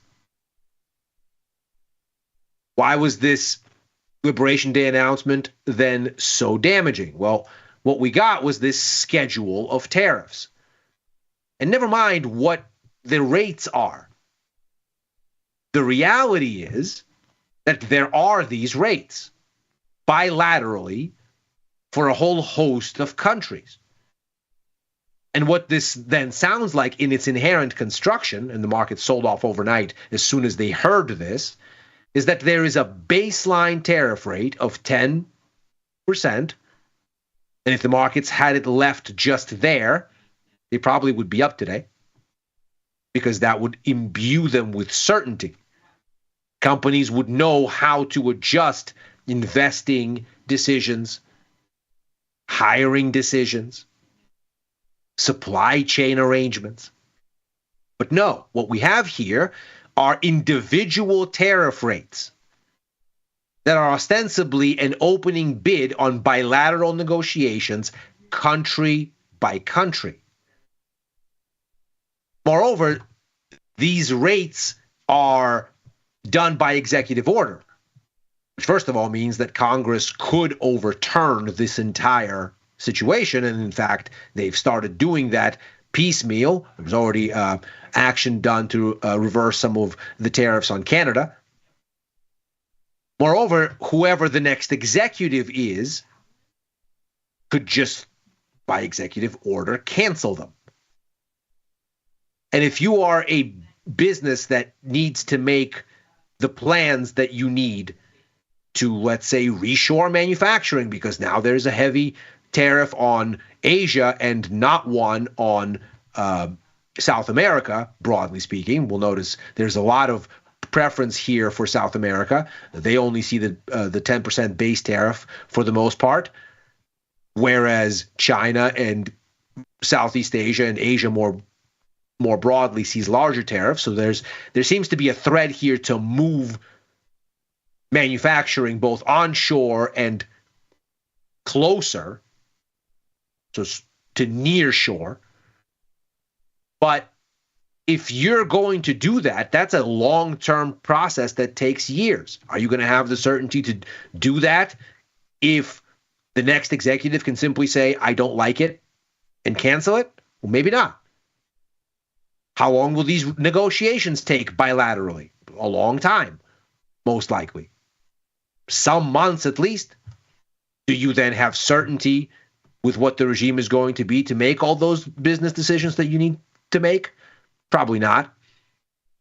And so if the problem here wasn't tariffs per se, but it was uncertainty about them, Well, then the way that these reciprocal tariffs have been rolled out, and we can see this in the market reaction clearly here, it only exacerbates that uncertainty and the fog with which businesses and consumers have to operate. We see that in spades in the ISM service sector data that we see updated today. We now have both manufacturing and services. Service sector in the U.S., of course, the absolute critical engine, not just of U.S. growth, but of global growth. Really from the middle of last year, as we've talked about quite a lot here on the show, the situation in the global economy has been that the three major engines of growth, the U.S., the Eurozone, and China, have given us incredibly lopsided results, where China has been stuck in a deflationary slump since before exiting COVID restrictions, and none of their stimulus appears to be helping. The Eurozone has been in shallow recessions on and off over the past year or two. They're anemic. And the only bit in the U.S. that's been growing and growing quickly has been the service sector, largely powered by domestic demand. In fact, this is why U.S. economic strength was not spilling over to the broader world last year, because most of the demand was for services, and most of that is serviced by American firms, whereas most imports are of goods. But goods was not where the demand was. And so the U.S. service sector was really the one leg of the stool holding up, without which a global recession was almost inevitable. And what we see in this ISM data is that the U.S. service sector has ground to near standstill. At 50.8, in the logic of PMIs, you're barely growing at all. 50 is neutral. Above 50 is growth, below 50 is contraction. The further you go above 50, the faster the growth. The further you go below 50, the faster the contraction. And what you find then here is, of course, earlier in the week, we saw manufacturing contracted at a faster rate than expected. But that wasn't necessarily surprising to a terrible extent. A contraction was already in the forecast. The deviation from where the service sector was expected to be at 53 on the PMI reading is quite significant, where the difference is down to 50.8, which is only a hair above 50 and barely enough growth to avoid total stoppage.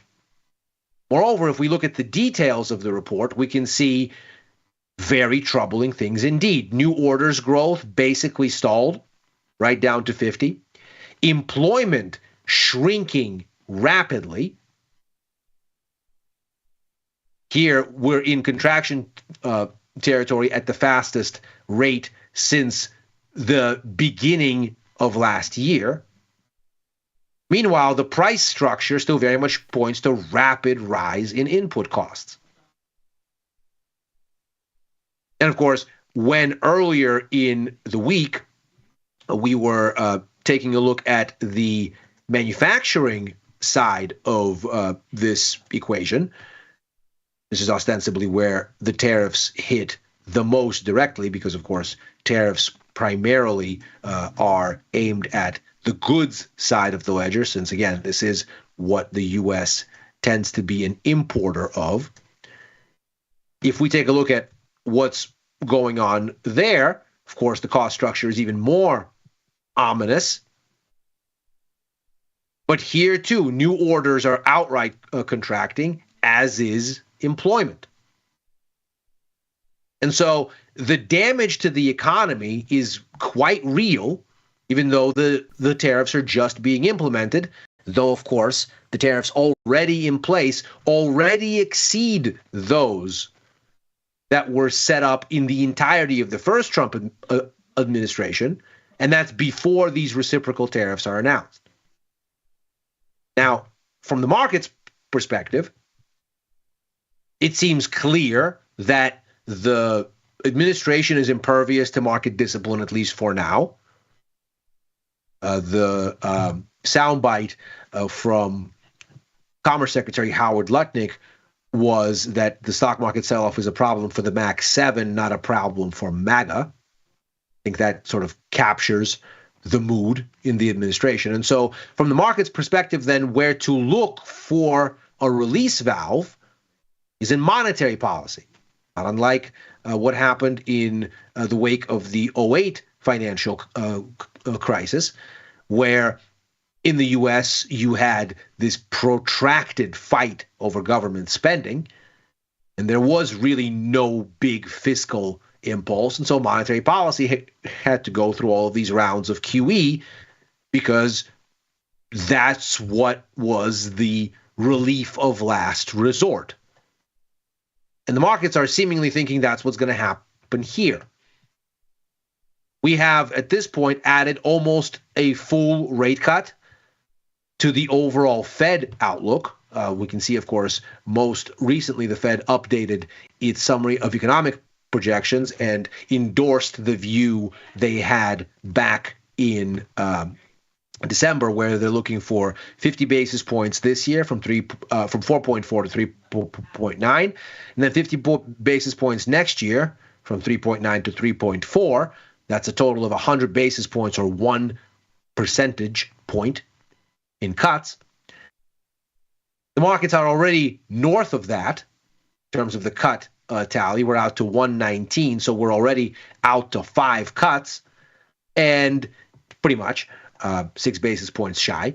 And as we can see, most of them are very much focused on this year, almost a full 1% in cuts already on the menu for this year, but certainly 3 of them already priced in, and then 1 with an option for more on the menu for next year. If we look at the path for this year, we can see the first cut already almost priced in for June, second one in September, third one by December, and of course, in that we are in excess of 75 basis points here, there's room for dovish surprise in all of this, which of course now points the spotlight directly on the U.S. jobs report.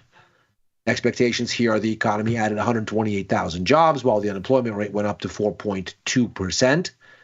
The markets ostensibly would be happy with weaker numbers, if only it meant that the sweet, sweet relief of rate cuts would be closer at hand.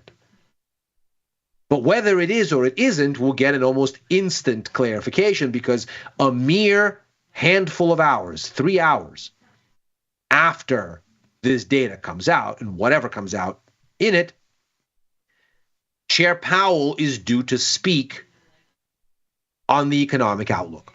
It's the second month in a row now that he is there to speak directly after the jobs report, almost as if this is a press conference after a policy announcement.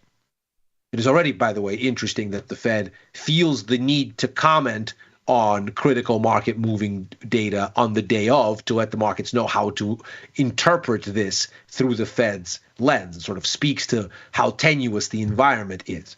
Typically, the Fed doesn't like to immediately jump into the speculative muck by commenting on the data as it's occurring, but clearly they feel the need to make themselves heard and guide the market's thinking. So we're going to get this data, and if we look at the way that U.S. economic data has been performing relative to forecasts, we can see that it's narrowly tended toward disappointment. When you're below 0 on this Citigroup Economic Surprise Index, it tells you that economic data is tending to underperform relative to consensus expectations. And that's usually because there's been some sort of turn in the economy, but analysts' models have not caught up with that turn and need to adjust. And so until we get that adjustment and this thing moves back higher, because there's been a realignment of forecasting and reality, the forecasting still runs the risk of undershooting whatever is actually occurring. And so you have this space then here for downside surprises. But whether a downside surprise on this data will really be impactful or not probably has to do with what Powell says. Now, in the wake of the last FOMC announcement on the 19th of March, Powell said, we see the consternation, we see the warning signs in survey data, or quote-unquote soft data, like ISM, like the S&P Global PMIs, like the University of Michigan Consumer Confidence data, which has cratered as inflation expectations have jumped. But from the Fed's perspective, this could be episodic sentiment and not something that's long-lasting necessarily. What the Fed wanted to see, according to Powell, was the consternation show up in hard data, and NFP, of course, is high at the top of the hard data list. And so we might get this number to disappoint, but whether the Fed takes that as a reason to feel a sense of urgency is really what is necessary here. And if Powell comes out and says, well, yes, there's a lot of consternation in the markets, but we don't want to get it wrong. We see the economy slowing as a consequence of this, or at least taking a hit, and we had this in our forecasts. You can see that the Fed downgraded expectations for growth in March, but they also increased their expectations for inflation, anticipating that adding an additional tax on imported goods will just make the price of those goods higher. At least that's been the historical example, and certainly the Fed isn't wrong to cite it. We see the same thing in the ISMs. The price growth component is not falling off in services, and it's running away to the upside in manufacturing for obvious reasons. And so if the Fed then decides, in Powell's telling, to sit on its hands and let the balance of risks work its way out to where it's unmistakable that they can put inflation in the back of their mind and fight the growth and employment fight, that if the Fed is still inclined to wait and see how things shake out, well, then the market doesn't get its white knight. And if that is how this ultimately goes, then seems to be a lot more selling of stocks to be done and a lot more future easing to price into the long end of the curve, as the market reckons the Fed is going to have to play catch up, and quickly, if it delays for much longer. That is Macro Money for today. As ever, we are here Monday through Thursday, right after overtime, a show I co-host with Dylan Radigan and Chris Vecchio, looking at the Wall Street close and where things may go therefrom. I'll be back with Chris for Futures Power Hour tomorrow, as I am every Friday. I'm also there on Mondays, on with Victor Jones for The Price of Truth on Tuesdays, also on with Victor and Tom for First Call on Sundays, writing for the News and Insights portion of tastylive.com, and commenting at Ilya Spivak on the platform formerly known as Twitter and on Blue Sky. Thanks very much for watching. If you're doing so on YouTube, like and subscribe. Good luck out there. Macro Money's back next week.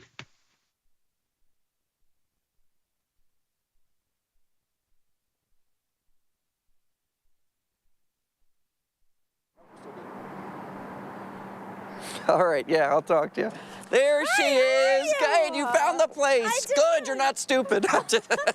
I dated 3 stupid girls in my life. I loved every one of them. So maybe you're the next one. Having a good day? I'm having an awful day. But then it got really good again. Oh, good. So I'm feeling all right. Hey, where'd you go to college? I went to University of Penn State Community College. You didn't know they had one of those, did you?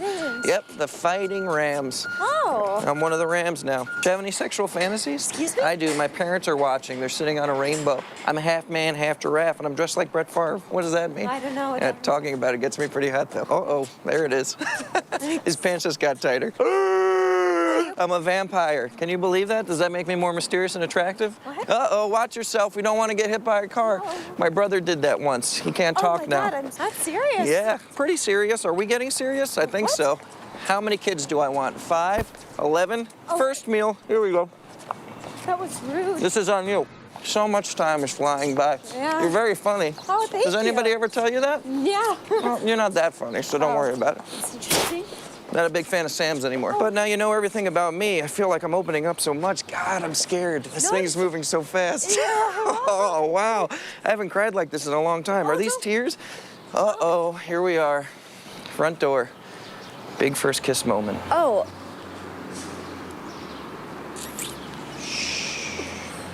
This is just moving a little too quick for me. You're a great kid.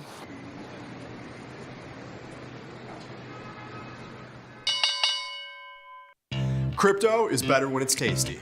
The Tasty Crypto Show, hosted by me, Ryan Grace, and Frank Caberna, will help traders of all levels learn DeFi trading. We'll provide our insights on altcoins, crypto industry news, and blockchain education. And we'll have you swapping, staking, and trading using derivatives in no time, all using the Tasty Crypto Wallet app. So don't fork up your chance to become a crypto master. Watch Tasty Crypto only on Tasty Live. There's a beast in the financial world, and it's not the bull. If that's you, join us on Tasty Trade. Genius loves company. At Tasty Live, we live and breathe the markets. But when the live show's over, are we out of breath? If you want to inhale the latest breaking market news, we've got you covered. The Tasty Live research team and on-air personalities post refreshing content updated daily covering earnings, economic reports, trade ideas, and much more. If you want a breath of fresh air and not stale takes, visit the News and Insights tab at tastylive.com. Beat the opening bell. Get trade ideas and market insights before the open. From the creator, Tom Sosnoff, and our chief market strategist, Tom Preston. Every weekday. Sign up at tastylive.com. Crypto is better when it's tasty. The Tasty Crypto Show, hosted by me, Ryan Grace, and Frank Caberna, will help traders of all levels learn DeFi trading. We'll provide our insights on altcoins, crypto industry news, and blockchain education. And we'll have you swapping, staking, and trading using derivatives in no time, all using the Tasty Crypto Wallet app. So don't fork up your chance to become a crypto master. Watch Tasty Crypto only on Tasty Live. There's a beast in the financial world, and it's not the bull. If that's you, join us on Tasty Trade. Genius loves company. At Tasty Live, we live and breathe the markets. But when the live show's over, are we out of breath? If you want to inhale the latest breaking market news, we've got you covered. The Tasty Live research team and on-air personalities post refreshing content updated daily covering earnings, economic reports, trade ideas, and much more. If you want a breath of fresh air and not stale takes, visit the News and Insights tab at tastylive.com. If you missed the live show, here's our cherry on top yearly recap. So, we're doing the show on Friday, and the bat, he's doing the show in the morning, then he's going away afterwards, right? Yeah. He's all packing up the car, he's doing his stuff. RV. Packing up the Packed RV. up the RV for a 6 to 8 day trip. We're supposed to be there about 4 48 days. hours.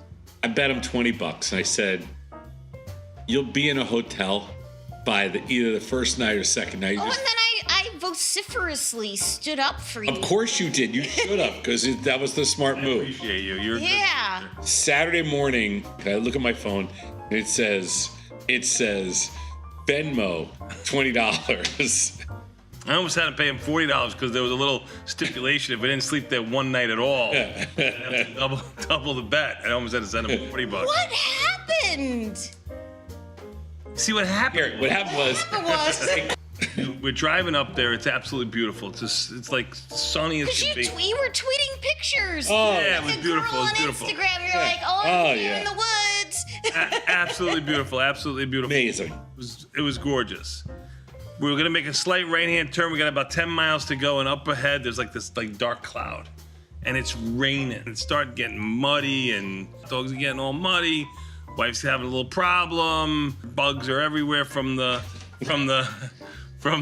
rain. And I realized at that moment that my wife was not a camping gal. That's a surprise. So at 6 o'clock in the morning, I pulled everything out, filled everything up, shoved everything underneath, and I was home. We actually left because we did the show at 10 o'clock in the morning. I said we left at 10:30. I was home at 10 o'clock in the morning the next day. Look at him. You were just jumped in my pool, looked back at my house, and I said, why would I ever leave? Why? He was going to go fishing, catch He's hurt on this one. muskies. Full scoop by checking out the archives at tastylive.com. Beat the opening bell. Get trade ideas and market insights before the open. From the creator, Tom Sosnoff, and our chief market strategist, Tom Preston. Every weekday. Sign up at tastylive.com/newsletters.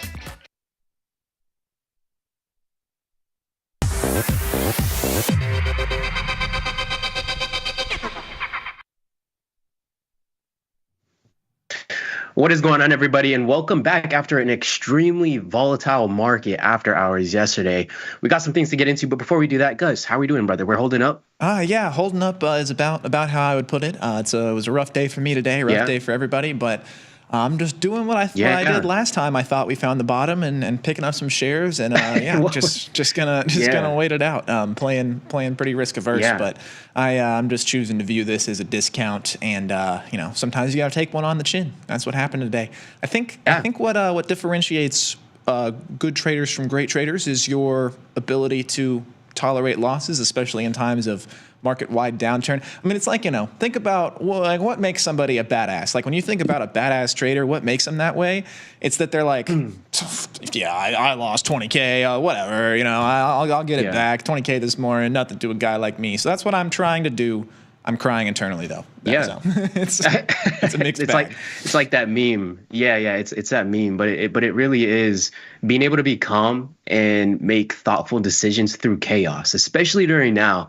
I think a 1,500 point move to the downside in an hour was one of the quickest moves to the downside I think I've ever seen. From the last years, I remember watching March of 2020 a little bit. I know that happened very quickly. The recovery was even quicker, but 1,500 points in just an hour is pretty crazy. But I'm glad everybody else is holding up with us. I was thinking we were going to get a circuit breaker like this morning. I was like, all right, are we going to have to halt this thing? But fortunately we didn't get that far. Yeah.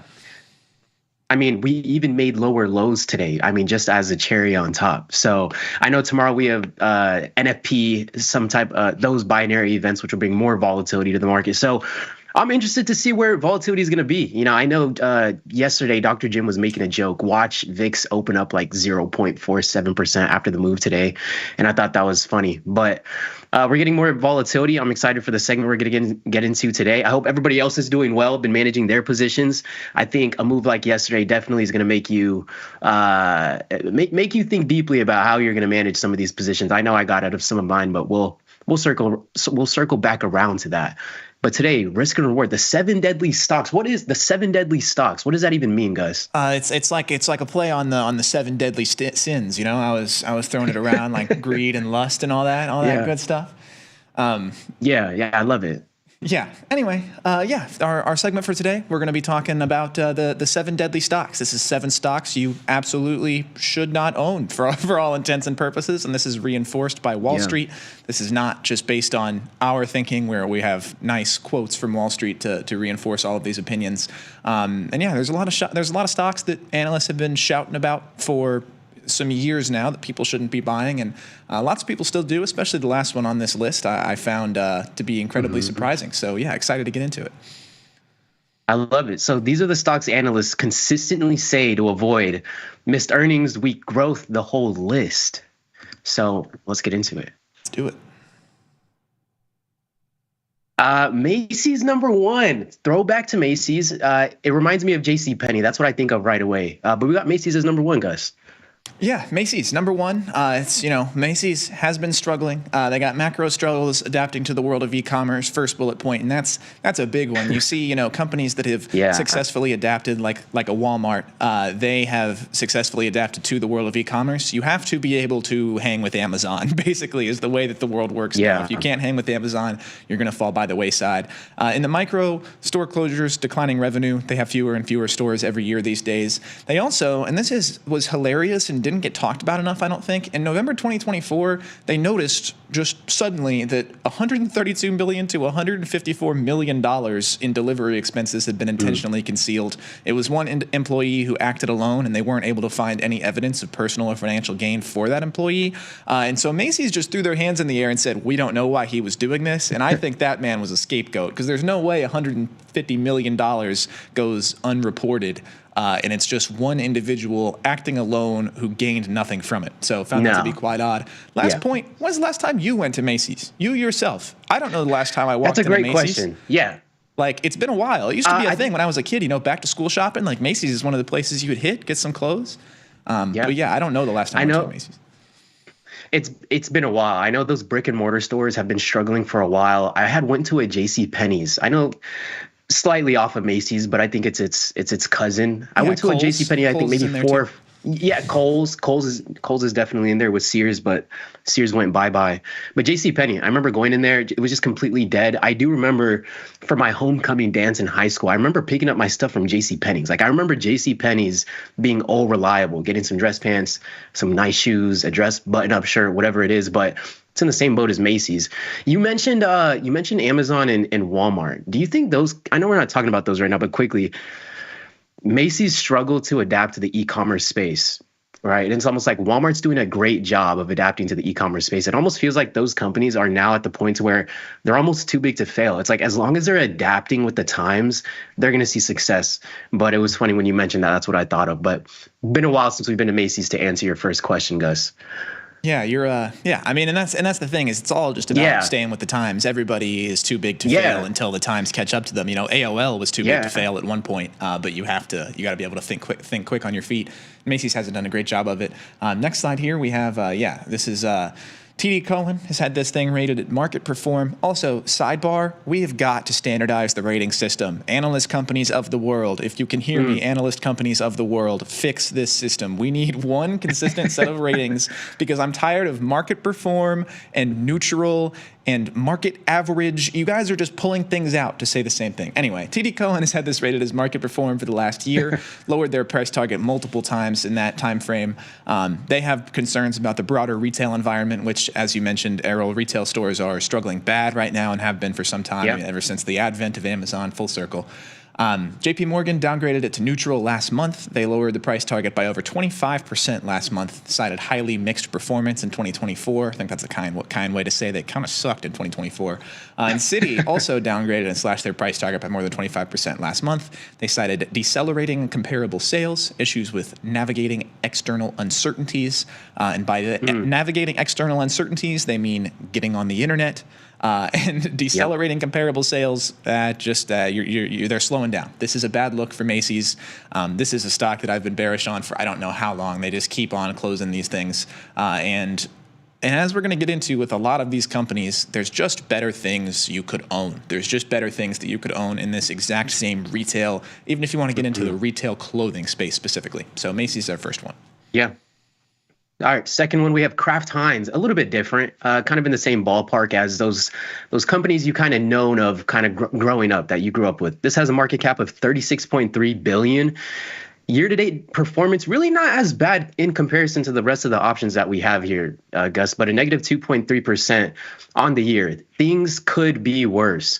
Again, Tesla had their advantage. They had the run up before the massive downside, so they had a little bit of a head start. But Kraft down a couple percent on the year, bogged down by poor retail momentum in the U.S. Consistently missed growth targets in 2024. After looking at some of these other underlying, it's funny how many stocks flew under the radar that was really struggling in 2024. But just the market saturation increasing for all products. I went to Publix the other day and I got a ketchup, and it was Kraft Heinz, and it was like a habanero ketchup, but it was on sale. So I was like, okay, I went here last week. It wasn't on sale. And then I I think I had seen it at Walmart and it was on sale at Walmart. So I was like, okay, maybe they're struggling a little bit, especially when they're getting all crafty with the sauces that they have. Like they have a jalapeno ketchup one, a habanero one, a pickle ketchup one. I'm like, okay, they're getting creative. They're straying off from what they usually do. Maybe they're taking a little bit of a hit. They keep trying to do these horrible collabs with like Lay's potato chips as well. They roll out ranch and ketchup flavored potato chips. And it's like, I see the vision. I see the vision, but like, I see the vision. We could do better. I feel like. Anyway, sorry, go on. Yeah. No, completely. But we got some downgrades. We got Goldman Sachs rated a sell for over a year, lowered price targets in October in 2024. Again, 2024.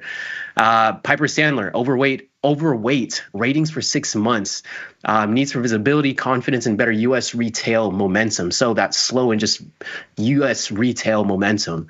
And then we got Mizzou. I hope I don't pronounce that wrong, but Mizzou downgraded in February on growth concerns, cited weak historical execution off trend portfolio, which is challenged for growth. So it's just really looking like we've seen these slowdowns back in 2024, and maybe we see that continue into 2025, especially for Kraft Heinz. Never traded I don't have that in my portfolio either. Have you traded this underlying, Gus? No, actually learned this was, well, I shouldn't say learned this was a public company, but it was brought to my attention once again that this is a public company for the first time as I was doing research for this project. I didn't know. All right, number 3. People might not like this one. On Semiconductor, market cap $19.83 billion. Really poor YTD performance, and also I should add that these slides were made yesterday, so that's before all of the craziness that happened today. These numbers would all be worse. But year-to-date performance, they're down 35.92%. On Semi is, and I'm not going to say semiconductors are a bubble, but it is a slightly oversaturated space right now. And this is just one of those companies that would be easy to see getting squeezed out by the bigger players in this market. They have declining demand in key markets, their 2 key markets being automotive and industrial. Their manufacturing is done in China. The tariffs that just came out are going to hurt. And they're consistently losing market share in the semiconductor space, as I alluded to there at the beginning. The TSMs of the world are going to squeeze out these smaller companies like On Semi more than likely, and that's what's been happening, and that's why they have the declining demand in key markets, is because automakers are choosing to switch to larger companies that can manufacture these things quicker. We can jump over to some analyst stuff here. Yeah, we have CFRA sell rating. Good rating, by the way. Love this rating system. Sell. Good. Anyway, sell rating since July 2024. They cite their poor price to earnings ratio, concerns about competition for silicon carbide, which is what they use to make these things. It was news to me. Perhaps it's news to you. I'm not an engineer. Morgan Stanley, underweight rating, which is bad, by the way. You feel like underweight means like it should be bought up more? Wrong. Underweight is bad. Rating since July 2024. Concerns with their ability to compete in the semiconductor space, essentially saying the same thing a different way. There is increasing competition, increasing market saturation. And Truist Securities, who I am brand aware of because of their sponsorship of the Atlanta Braves baseball stadium. So good on you, Truist. Downgraded from buy to hold in February. They also slashed their price target by almost 30%. They cited deteriorating demand trends in the automotive market, so they're getting more specific. On Semi isn't doing as well with automotive anymore, but really, market-wide, On Semiconductor is having problems. They're getting squeezed out. This market is becoming more saturated as more and more people. It's a gold rush for semiconductors right now. And there are simply better players. And once again, if you want to own a semiconductor stock, there are just better ones to own. So On Semi, it definitely makes the list to avoid in 2025 for me. I know On Semi is down 35, almost 36% on the year. Granted, they had an insane year or an insane run in 2024, all these semiconductor stocks. So adding a little bit of context, it's not as bad as it looks. They started pulling back, or the bubble may have popped, if you will, if you wanted to consider that a bubble, as the year started. So we'll see how these semiconductors perform. But we got good old GoPro. GoPro market cap of $102 million, year-to-date performance, getting absolute slaughtered right now, almost negative 40% on the year. It's failed to diversify products, market saturation constantly increasing, consistently declining demand, and missed multiple sales targets in 2024. 2024 seems to be a very common theme of across all these other underlying. So I know with GoPro, the consistently declining demand, number one, it sounds like consumer sentiment has been down overall. And then on top of that, there's so many more products like a GoPro that's more cost efficient. And I wonder if they're taking a hit in that area too. GoPro has like the name of the like official GoPro. People use these type of cameras for these type of things. And there's so many, I don't want to call them knockoffs, but there's so many other rebrands of things like GoPro for half the price, and maybe they're getting the same output from them. But it's not too much of a shocker to see GoPro on this. But I think seeing it down 40% year to date is a bit of a surprise. Yeah, and GoPro, it's you make a good point. I mean, it's almost like a Kleenex or Velcro situation where GoPro has become the catch-all term for these action cameras. And so we don't really realize that the market saturation is increasing because you assume that it's a GoPro whenever you see these videos, but it is. And yeah, they're getting squeezed out. And again, it reminds me of like Band-Aid for a second. Like Band-Aid is the brand itself, and there's so many different brands of Band-Aid, and they have the name Band-Aid. So that's kind of what it reminds me of when you bring that up again. Now we got Morgan Stanley equal weight and a sell. I love the buy rate, or I love the buy and sell ratings, like you were mentioning. Very straightforward and simple way put. But sell ratings for the last 18 months cite concerns about uncertain outlook. Oppenheimer underperformed ratings for the last 2 years. Skepticism about GoPro's ability to diversify its product lineup and return to growth. As for GoPro, what are their other popular products? Do you have any idea of that? I'm sure they have accessories. Like I mean, straps, accessories. Yeah, you have to. It is like a whole thing. You got to buy like the kit for whatever you're going to be using the GoPro for, and you got to get a waterproof case if you're going to go in the water and all that good stuff. But I don't know that they have another actual high value product. Okay, I'm just curious. I just wonder, like, for example, have you seen those motorcycle videos where they're recording themselves off like a 360 camera that sticks out with an arm? Yeah. Like I was also curious. I wonder if they create anything like that either. But outside of accessories, I don't really know what else main products, like you mentioned, they're selling. But either way, Wedbush Securities has a neutral outlook, and a sell ratings for over a year concerned no sales growth targets will be hit in 2025. That's a pretty bold statement. Concerned no sales growth targets will be hit in 2025. So again, very common thing across 2024 this year. It seems like a lot of these underlyings might be taking a hit, but GoPro is not spared in the destruction of some of these underlyings. But we got GoPro for the third one, Gus. Yeah, Pfizer. Pfizer's our next one. People may be surprised to see this one on the list, but I'm coming with backing. Pfizer, again, is just another one of these where if you want a pharma stock, I can name 3 pharma stocks that would be better to buy right now. I can certainly name 2, Novo Nordisk and Eli Lilly.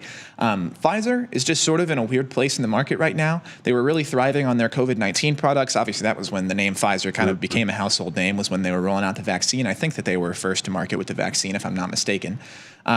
There's increasing competition in the pharmaceutical industry, and most critically, they're very late to the market for weight loss drugs. They do not have a weight loss drug in the market right now, and I've been making this comparison for a while, but weight loss drugs are the AI of pharmaceuticals. If you're a tech company, you can say AI and you will get a price bump, and if you are a pharmaceutical company, you can say GLP-1 or semaglutide, I don't know how to pronounce it, and you will get a price bump. And Pfizer has not done a good job of that. Now, to their credit, they do have a weight loss drug currently under development. It's going to be an oral one, so no injections required, and they're hopeful to have it released by the end of this year. But that's a ways away, and that's a lot of time for these other companies, the Wegovys and Ozempics of the world, to continue diversifying their product line and work on getting their supply chain in place while Pfizer is still working on developing the product in the first place. Additionally, Trump administration, RFK, has made lots and lots of anti-big pharma claims, and it seems that he's really going to try to crack down on big pharma, whether that means more taxes, less subsidies for research, whatever it may be. It's probably going to be a bad presidential administration as far as pharma goes. Again, ratings here pretty similar to what we've been saying. TD Cowen, market perform, UBS Group, neutral. Citi lowered their price target last month, cautious outlook in 2025. Across the table, analysts are not high on Pfizer, and for good reason. I think that they could be a company that falls by the wayside in this space race in pharmaceuticals right now. So Pfizer's our fourth one. Yep. I think it's interesting how they're marketing as like you can take it orally now. I think people getting stick with something like needles, if you can find an alternative to that, I think that's a kind of a very unique angle that they're coming at it with. Yeah. Absolutely. Yeah, exactly. Definitely. Next, we have Lyft. I can't say this is so much of a surprise, and we're going to go over a bullet point that I believe we've touched on over the last couple months, but the market capitalization of Lyft is $5 billion. Year-to-date performance down negative 13% on the year. It is a cheaper underlying, so down 13% is a hefty hit that Lyft is taking year-to-date. But Bank of America downgraded Lyft 2 levels from buy to underperform. Analysts cited Waymo's expanding presence as a direct threat to Lyft's long-term viability. I thought that was really interesting. I know Uber is doing a little bit more when it comes down to the robo-taxis. I'm using that term loosely because I know robo-taxis might go more with a specific industry that might be using them, but growth in autonomous ride-hailing is outpacing Lyft's traditional model. I'm curious to see if they're going to make a mistake of adapting and adjusting and transitioning in a timely manner, or if Lyft is going to get hit when it comes to those things in the industry. Q1 guidance was weak, and revenue growth is slowly dramatically.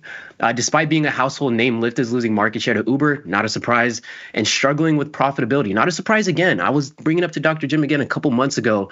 I was kind of surprised about how long Lyft was able to stay in the game, especially with Uber taking up so much of the market share. But then again, I had to remind myself, some companies just want a piece of the pie. You don't really got to be the big dog, the number one in that space to really see any type of success. But I've just been surprised with the domination of Uber kind of turning into one of those names we were just talking about, right? It's like you can get a Lyft, like we call a car picking us up an Uber just naturally, and someone might be like, oh, I actually use Lyft, but we use that term interchangeably again.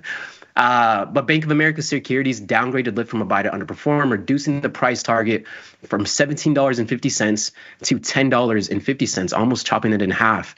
The downgrade was due to concerns over Lyft's slow progress in autonomous vehicle technology and increasing competition from companies like Waymo and Tesla.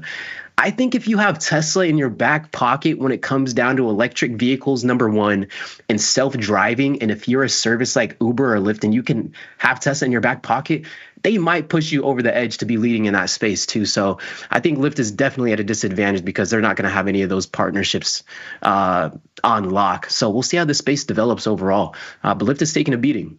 Yeah, I'll say not as a share, but as a company, I am a Lyft user. I use Lyft pretty much exclusively. I've come to find that it is just cheaper than Uber pretty much everywhere I go for the same experience. So as an economist, if I find a cheaper, perfect substitute, I'm going to use it. But I'm not surprised to hear these things. And the brand recognition for Lyft is just so bad, as you mentioned. I noticed walking out of the airport the other day in some city, I've been doing a lot of traveling recently, that the lines that I was following to go to my Lyft all just say Uber pickup. Big Uber logo, big stickers on the floor, Uber pickup, and no one ever is using Lyft in that sort of context, even though that's what I was going to get in. So that's a problem facing them as well, I think. I mean, and you know what's so funny? If we were to think about right before we get into our last one, I know we got a couple minutes left, but you know what is so funny? Uber, before Uber came about, like Uber doesn't sound like an action word or like a Uber, Lyft, if we're speaking 10, 15 years ago, sounds like, right? It's a little bit more on brand for what type of service people have been saying, I'm going to go catch my Lyft forever. My Lyft is here. Yeah. Right. And I agree. It should be better. Right. But anyways, Uber definitely dominating in the long run. But the last one we got here is Nike, Gus. It's been beaten down year to date, but we definitely got some downgrades on it. But we got Nike. What is this one? Nike. These tariffs, you could obviously go on and on about tariffs on a day like today, but Nike is getting hit bad by the Vietnam tariffs. Actually, I didn't realize that Nike did as much production in Vietnam as they do, but that is what's hurting them the most. 30% of manufacturing based in China as well, under heavier tariff pressure, as I mentioned with onsemi. If you're centered in China right now, you're not doing so well in the market today, I assure you that. Slower demand growth in North America and Europe, I would assume that is likely due to increasing substitutes entering the market. I'll float this one. All of these girls wearing Hakas and On Clouds right now were wearing Air Forces 5 years ago, and they're not anymore, which is one very niche example. But there are just more substitutes entering the market, and Nike doesn't have the appeal that they once did, maybe 10, 20 years ago, as being the clear best option if you're looking for shoes or clothes or whatever. And they're also pivoting to DTC, which is not offsetting wholesaler weakness. That's always going to create problems for you. I'm personally a DTC bull in general. Nike has not done a particularly great job with this transition. But Nike struggling. 32 Wall Street analysts. Oh, you got the consensus. Let's go, Errol. Basically, 32 Wall Street analysts over the last 12 months. Moderate buy, 14 hold, 18 buy. And I would assume that people may be pivoting on that stance a little bit more like today, now, after these new things have come out. I would assume that we will see some buys switch to holds. So Nike, weak one. Don't want it in your portfolio 2025 either. Yeah, no, we're coming to a close. I know I was thinking about it the other day. I had a conversation around, things like Lulu, Aloe, like the aesthetics with their merchandise being posted on social media. And it really seems like they're grabbing a chokehold in the fitness industry.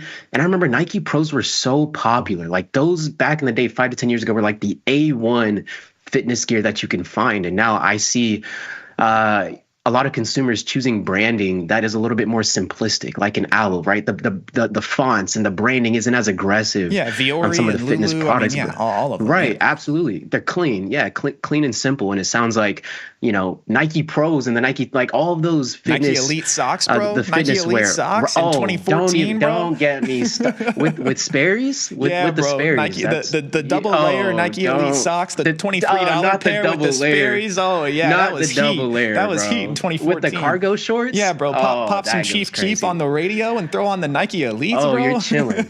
You're chilling, bro. Driving down memory lane right now. But no, I love it. We'll see how Nike performs for the rest of the year. Probably going to still take a hit. I know we got a lot of uncertainty still with all these tariffs, but we'll see what NFP brings tomorrow. We are wrapping. Anything to add before we head out of here today, guys? Yeah, no, nothing. Sorry for the little shorter show, guys. Today we had some technical difficulties, but this chat has been making me laugh this whole time. We love you guys. Mike, Luis, Alpine, CM, Catan, Laid Back Trader. Laid Back Trader. Have you met Terrible Trader? Two different people. Anyway, we love you guys. Appreciate you guys being here. I am reading all the chat. I just didn't. We had no time to defer today, but we appreciate you. Absolutely. Well, thanks for taking the time to be here with us today. We'll see how some of these underlyings perform headed into the rest of the year and how the market digests all this tariff news. We got NFP coming tomorrow, so be sure to stay vigilant for that, and we'll catch you guys next time. Peace.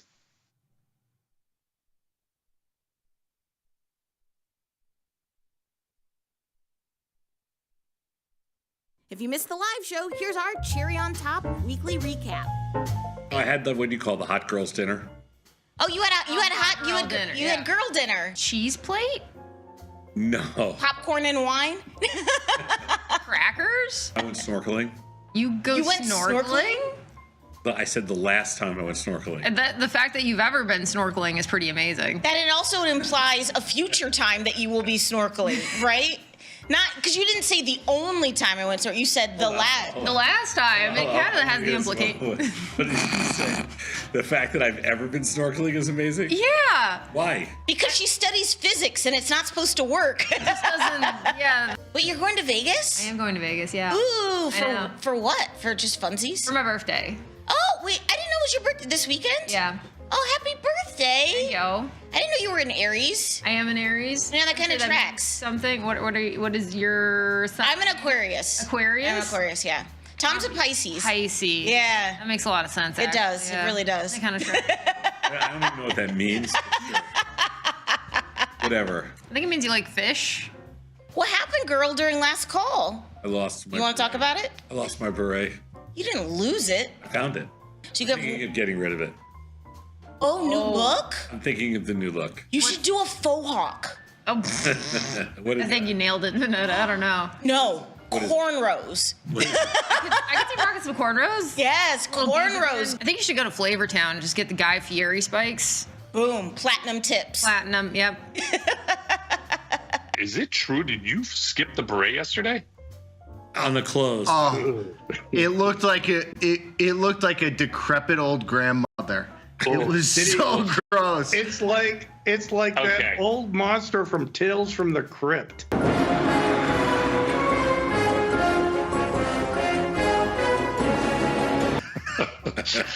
Get the full scoop by checking out the archives at tastylive.com. You hear it all the time. Spoos up or spoos down. What exactly does that mean? Spoos is a slang term for the S&P 500, specifically the S&P 500 futures contract /ES. It's the world's most liquid asset. In the S&P 500, billions and billions of dollars trade hands each day. The S&P 500 represents the top US stocks, all in one basket, traded through one contract. The S&P 500's movement day to day gives you a good overview of the market as a whole and what it's doing.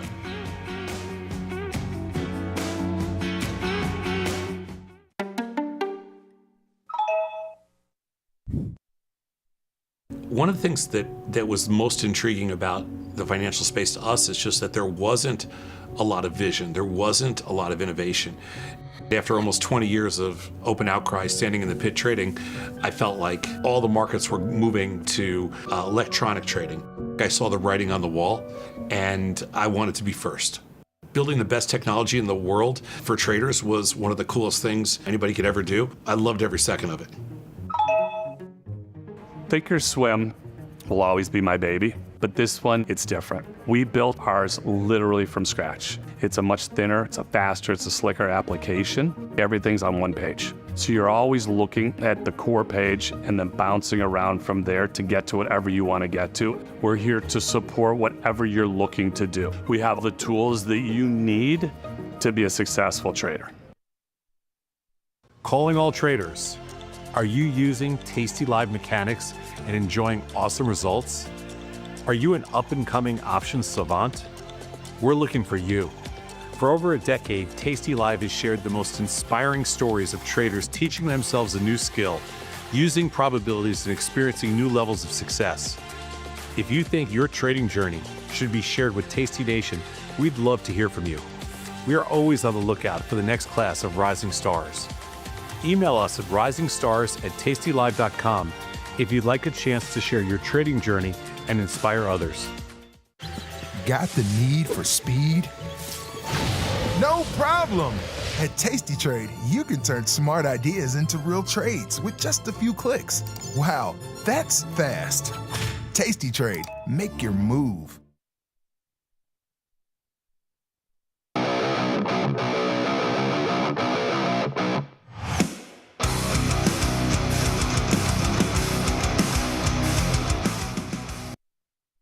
Oh, yeah.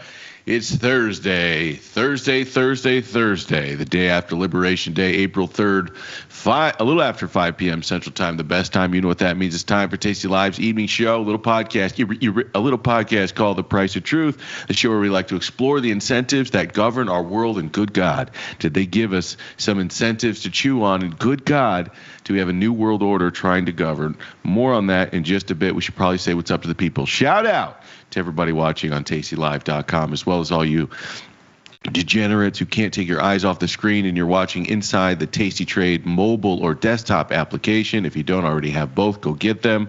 But if you want to be part of Bing, this little guy, this chat box in the middle of your screen, there's only one place to do it, and that's over on evil Google YouTube. So head on over to Tasty Live's YouTube channel, find the chat, and start bashing your metacarpals, your phalanges, your skull, anything, any nub will do.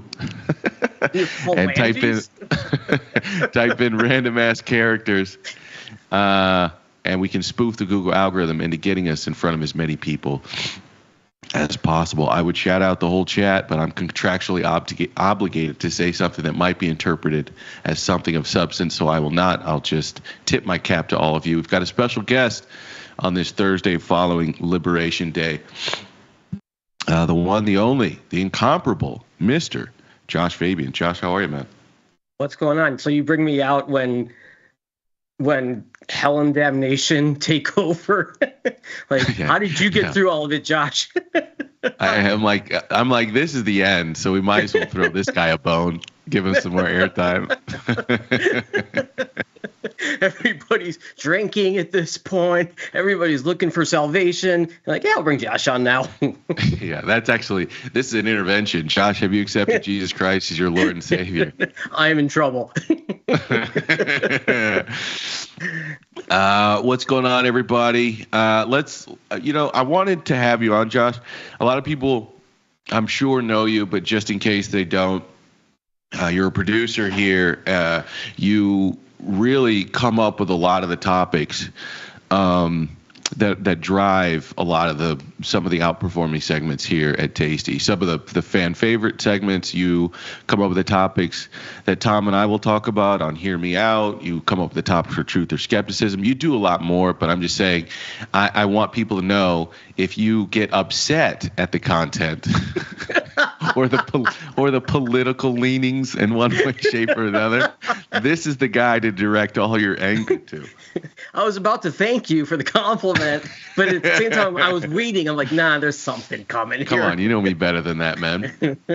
So I thought, given you and I have very spirited discussions in the text message, and I find myself often trying to help you understand the world's events as you're clearly confused. So I thought, trying to save my soul. I'm just kidding. Josh is a really smart guy. We have somewhat differing opinions at some ways, and I thought it would be an interesting discussion to have on a post-Liberation Day. First and foremost, man, I'll just ask you a super general question. What did you think about what you would hear this week and what you would see from markets versus what you ended up hearing and what you ended up seeing from markets? I didn't have a very strong opinion as to what we would hear. I know that the 9 and 10% number was being kicked around quite a bit for the tariffs. So I guess like everybody else, that's sort of what I was assuming. But the fact that there were no leaks on this had me guessing or questioning whether or not that 9-10% was legit. The market reaction, quite honestly, didn't surprise me in the least. I've been holding some short delta. I think that the extent of it was maybe a little surprising. But the thing that, if there is one thing about it that surprised me, is that it still felt orderly up until today. Like we've seen this weakness kind of building and building, but the VIX hadn't really done much of anything. But today you finally got some panic selling, I think. I mean, you look at I just got the CBO's numbers, they were up 33%. So, I mean, you had volumes on the CBO. Yeah, the volume was up 30. Yeah, sorry. So I was expecting selling. I didn't have like a number in mind how far down we would go, but I wasn't surprised to see the selling. Were you? Yes, a bit. I'll explain sort of my thinking. My thinking was very rarely do these things. I don't know. I sort of thought the 9-10% baseline was already in the price. So that like flat tax, that was already in the price, and it had been whispered about prior to the announcement. I think there were probably two things that were pretty shocking. I think the way in which we calculated other people's tariffs on us for then us to put on reciprocal tariffs, I think that was disingenuous. We basically took our trade deficit to that country and divided it by total imports, which sort of assumes that the entirety of a trade deficit to a country is brought about by tariffs or trade barriers. And that's probably a disingenuous interpretation. So I think I was a little bit surprised about that. The market probably was too. And I think I was surprised at, we're playing a poker game, right? So you don't want to come out light, because then the market's not going to take you serious. Your trading partners aren't going to take you serious because you made this big deal about April 2nd. And if you come out light, the market's going to go, okay, this guy's a joke. And then perhaps you got to do something even worse later. And it's just it continues this on again, off again narrative. So I didn't think we'd see something light. But the hard part is, okay, do you do your worst case scenario first? And the reason that becomes a really difficult position in my mind is if you go with your worst case scenario first, you have the upper hand in terms of shock and awe. He's clearly following like this Nixonian madman strategy. He wants to play with foreign policy. It suited Nixon. It seems like he's borrowing some of that. And likely you put max pressure on your trading partners to come to the table and negotiate. But here's the problem. It's a massive, massive gamble. It's a huge gamble because if you don't get your desired output, if you do not get your trade partners coming to the table and negotiating down their tariffs or manufacturing or their investment, if you do not get your desired output, what then? We are now stuck at what Scott Besson has called the ceiling of where we wanted these tariffs to be, with no real catalyst to bring them down. And I think you've seen, so the biggest question once these get announced, coin flip, right? Coin flip, that people come to the table and they negotiate and these get walked down. Coin flip, that you start to see people like Emmanuel Macron, who took a real hard line, seemingly to the public, a hard line stance on this today. And I think that so it becomes really difficult to bet on these outcomes here. And I think you see in that world, I think you see less and less people that want to bet on the right side of the distribution clearly. People are like, look, this might work, but it's a huge gamble. And basically in the next 30 to 60 days, you got to get all your trading partners to come to the table and start wanting to negotiate things and de-escalating. And I'm not so sure that that's the outcome that happens. And you probably get a mix, right? You're probably going to get, over the next couple of weeks, you're going to get some trading partners that capitulate, that come to the table, and you're going to get others that escalate the situation. And how do you mix that soup up into a distribution curve and try to bet on an outcome? And I think, so yeah, I was a bit surprised that he took the max pain point and didn't really give himself a level to escalate. Because imagine, let's say you get Japan, China, Korea, or Europe partners with somebody in Latin America, whatever, and you get retaliation, which it seems like we're going to at some level. They're going to come back over the top. So what was supposed to be a ceiling rate could actually, it's a starting point. It's a starting point that ends up going tit for tat. And so I think people see that part of it and they go, yeah, we might have lower rates in the future. We might have quantitative tightening that's going to go away. We might have quantitative easing, but it's just too much risk to hold on from now until that point. Even if that point is 2 months or 3 months from now, it's too much risk for me to hold on through that volatility. So yeah, I mean, in hindsight, can I say I'm surprised? No. But if I'm being honest with myself and the viewers, I expected this to be a little bit more difficult. I expected the announcement to come, stocks to rally, people to get confused, then we puke. And now you can't make heads or tails of why the market rallied and why the market puked. When we just puke 5 or 6%, everyone goes, okay, this was the catalyst. This is the narrative. This is not complicated anymore. And usually I tend to find that doesn't happen in markets. It's a long-winded way of sort of explaining what I see happening here. Could I ask? Go ahead. Yeah, no, go ahead. Ask your question. And feel free, man. I want to ask you some things I know the answer to, some things I don't. And feel free, this could be a two-way conversation. I think we're going to have Ilya and Chris on it. It's a bit more one way because they only come on once a week. I'm scratching out their brain. In this case, I think we tend to have interesting two-way back and forth. So do you have a personal feeling about tariffs, Josh? I'm opposed to them. I'm opposed to tariffs. I am a believer that in free markets, and because I think once you mix tariffs in, everything gets muddy. If everything is free trade based, I understand the economic implications for that in certain industries, right? Manufacturing, if it becomes too expensive in the United States, it moves somewhere else where a dollar can be stretched further. But on the whole, I think that is a better way to go than it is to have tariff policies that are constantly in flux, that are difficult to adjust your CapEx, forecasts to accommodate. So I'm much more, tariffs get passed down to the people too. Let's just be clear about that. We end up paying for that in some way, shape, or form. And I don't see the positive side at a macro level. I do understand that it protects certain industries and can protect certain jobs, but I think it comes at the detriment of the broader economy. And what do you think about tariffs? So I will answer your question. Let me back up and answer. or ask,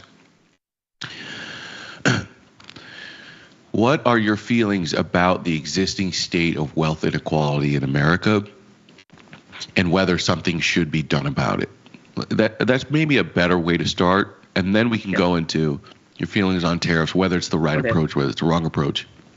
But I think generally speaking, when I listen to people on me, I've got friends on the left, I got friends on the right, I got libertarian friends. I don't judge people by political beliefs, and in fact, I probably tend to be have deeper friendships with people who have different beliefs than me, because it spurs on. I like to debate. It spurs on a lot more engaging philosophical conversation.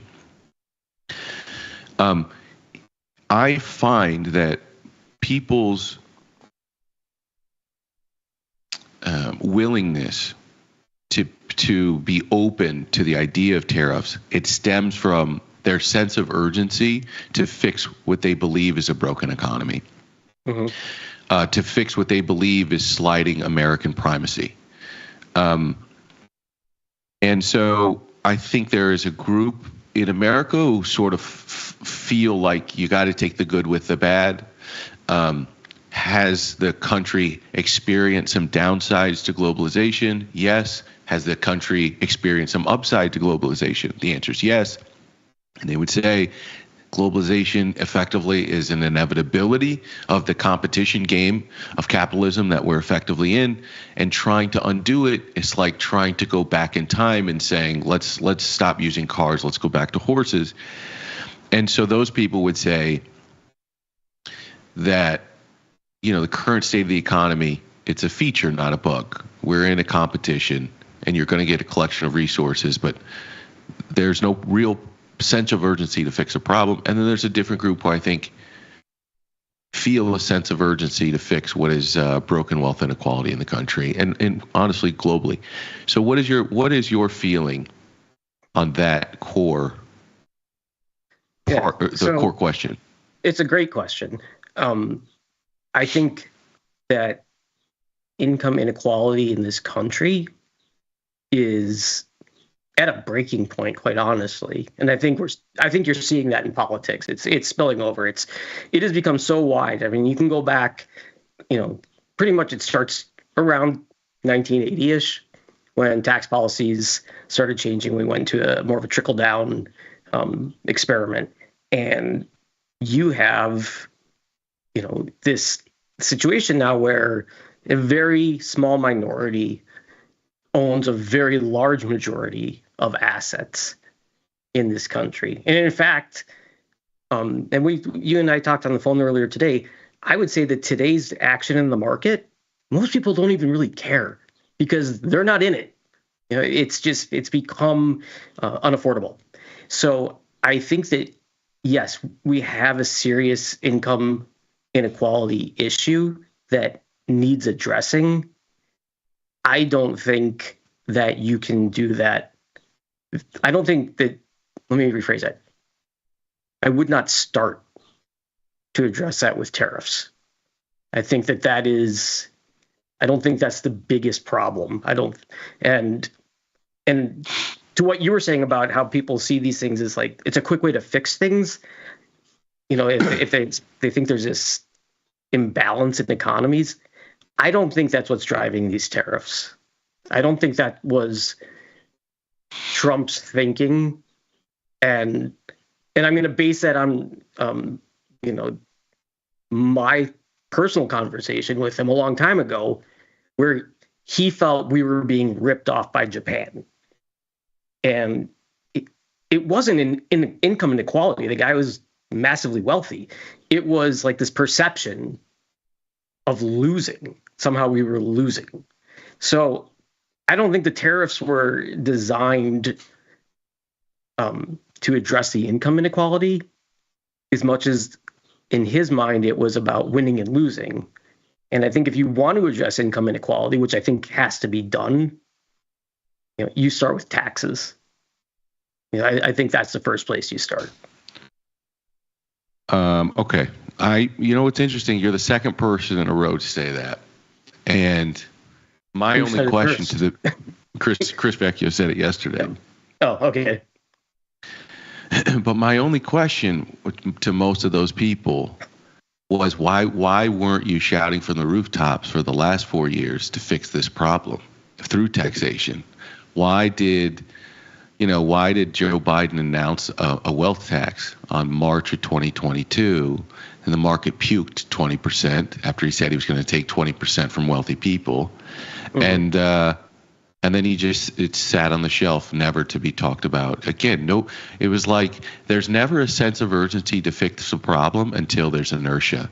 And now that there's inertia on a solution that you don't like, now we're willing all of a sudden to start talking about all the things that nobody did anything about for 20, 30, 40, 50 years. And it got to a point where some group of people who think they're voting for populism voted in a person who would take action, and he is. And now everyone's like, no, this isn't the solution. It's this. And it's like, okay, well, maybe that's true. Maybe that is the better solution. But tell me why the elected representatives that you supported for the last three out of 4 terms, why didn't they do anything about this? They paid lip service to it, but they didn't actually do anything about it. That's number one. Let me answer your original question. What do I think about tariffs? I think I've been sort of non-committal on this, and you're the first person to ask me directly what my opinion is. So here's what I think. I like the idea of tariffs. I like the idea of using them as negotiating leverage. I do not think that they will ever be a meaningful source of revenue, but whatever, it can probably bring in a little bit of money. I think from a protectionist standpoint, I have 2 thoughts. In the short term, it tends to be protectionist, right? But I think you and I both know if you protect a company that doesn't, what you end up getting is atrophy. You end up getting a company that isn't productive, that isn't innovating, that's sucking off the teat of a protective tariff, that's making sure that Chinese EVs, for example, don't come in and completely disrupt our industry, which, I can get down for in some cases and but just broadly speaking, it works in the short term. Generally, in the longer term, I think we're going to have new unintended consequences of industries that lag behind. And so, yeah. And then the other part is the likely, what happens from the tariff. Most people are not just going to lay down and play dead. So what you're either going to get is somehow a politician has really good favorability in their country of origin, and they can say, okay, Donald Trump, we'll give you what you want. I'm going to keep social stability, cohesion. I'm going to keep our economy as strong as possible. Let's make a deal. Then you're going to get people that try to retaliate and escalate this even further. And then you're going to get currency manipulation. You're going to get devaluation. Mm-hmm. And I think that's a real potential risk here on the horizon, that China devalues as a response. And I don't think the administration wants a strong currency. So we're going to devalue. And the ones who lose in that are people like you and me, right? The value of our currency is going down. At the same time, people have a little bit less trust in our debt. We could be in this real sticky spot. So what do I think? I like the idea of tariffs, but the problem is when the whole world knows, like Trump 1.0, he could use tariffs, and people were kind of like, what is this? I've never seen this before. Is he serious? Is he not? I think the whole world kind of believes that he wants his best case outcome is that these are negotiating. This is for negotiation.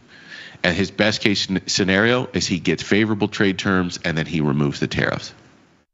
So if you know somebody's cards, it becomes really hard to play that hand at a world poker game.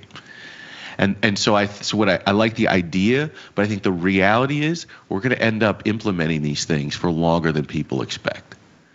And I don't know what the out is that makes our hand. I don't know the spade that falls to make our flush and gives us a nice out on this.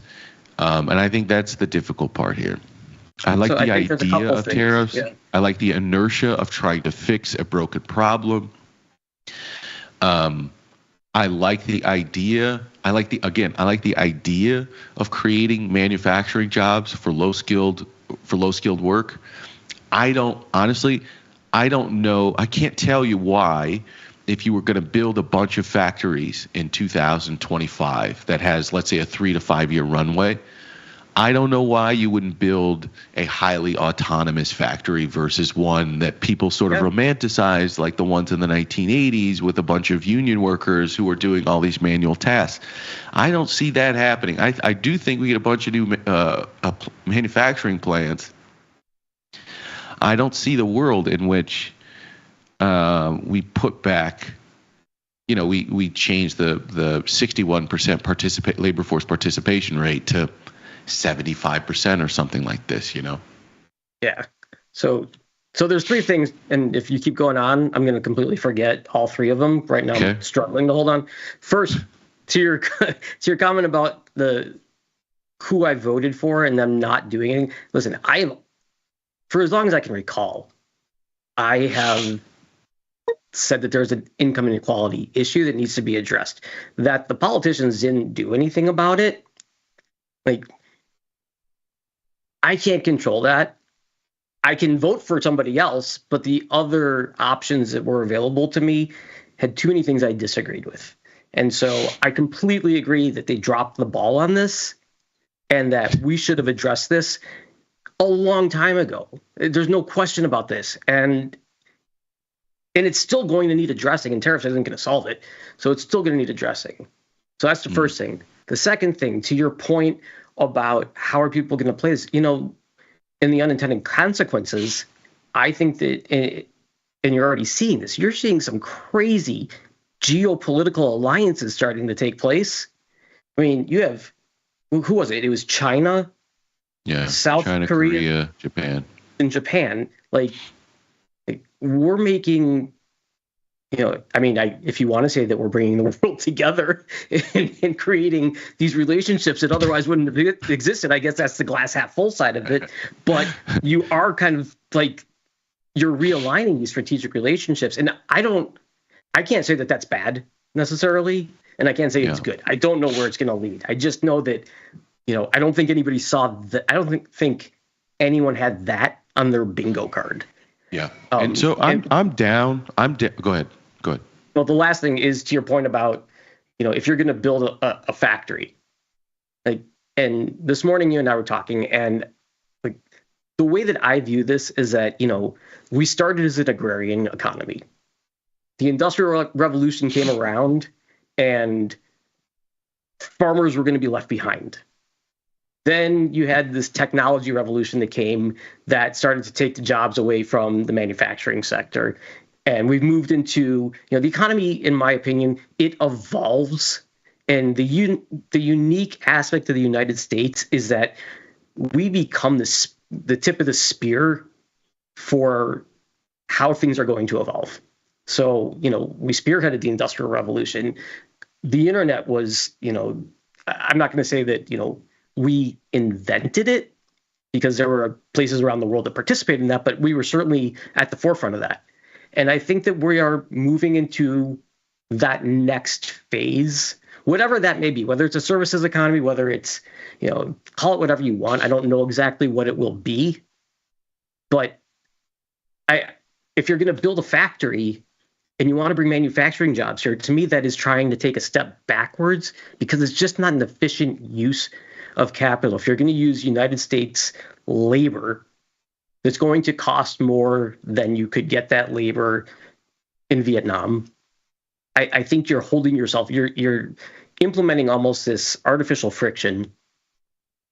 And the crappy side of that, and I admit it, the absolute crappy side of that is that people get displaced. And I think it's heartbreaking when you meet these people that get displaced because of it.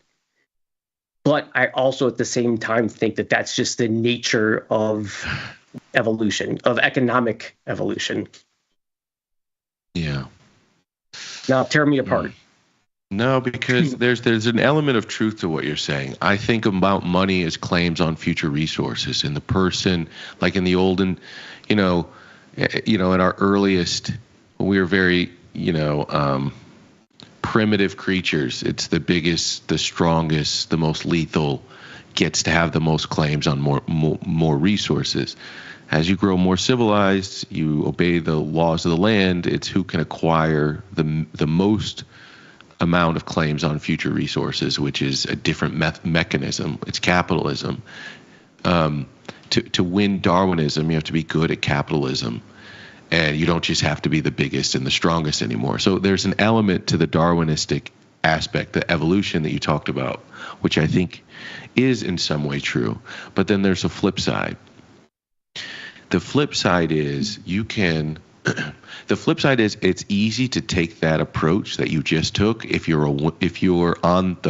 currently on the winning side of capitalism. Sure, fair enough. But the issue is, you, just like anybody else, as soon as you personally get disrupted, as soon as it's no longer the agrarian that gets disrupted, and farmers have a 3.5 times higher suicide rate than the general population. And now it's not just them, it's not just other, okay? And it's not just the manufacturing guy, the 60,000 factories that were closed in America in the last 50 years.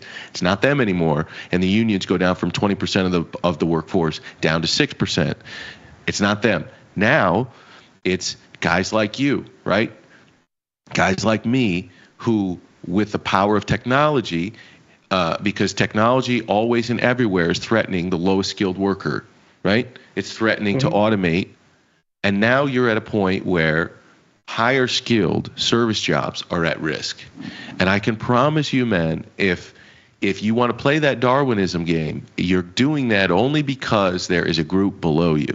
But as soon as you get put with that other group, which is happening right now at a rapid pace, a hollowing out of the middle class, you're not going to feel that way anymore. That's fair to suggest that, but so wait, let me just you're not going to be on the street, bro, begging for money, going, well, I lost the game of Monopoly. So wait, are you saying that people that can't walk are not going to inherit the earth? Is that where that's not where this is all headed? I was told. Your point is fair, and yes, until you are in that boat, until you are the one affected, it is much easier to say, this is how it's going to happen. So, but I also have this acceptance that at some point, okay, I'm with you. It will be obsolete. I'm with you. And by the way, we'll make this a little bit actionable towards the end. And this is going to be more opinion than anything. I don't know that there's a bunch you're going to listen to this and you'll be like, okay, this is highly actionable. I can use this to trade on tomorrow. But I didn't want this to be that type of conversation anyway, Josh. I want it to be a reflection of kind of the chats that you and I have back and forth via text. I think the question then becomes like, what do you think the government's responsibility is, and what do you think society's responsibility is to the loser of the game of Monopoly that we're playing? Because in Monopoly, if you land on Park Place and somebody's got 4 hotels on it, you don't have the money to pay. It's just you can't play the game anymore. In real life, bro, the circumstance is really fucking harsh if you don't win the game. It's not just I got to watch other people play the game. It's a really harsh outcome. And so the question is, what is our responsibility as a civil society and to the least among us, to those that are ultimately not going to win the capitalism competition? And I think you are going to feel one way about it if you're on the winning side, and you're going to feel very differently if you're currently on the losing side. And I think there are things that I think about, solutions that I think about. I go, why?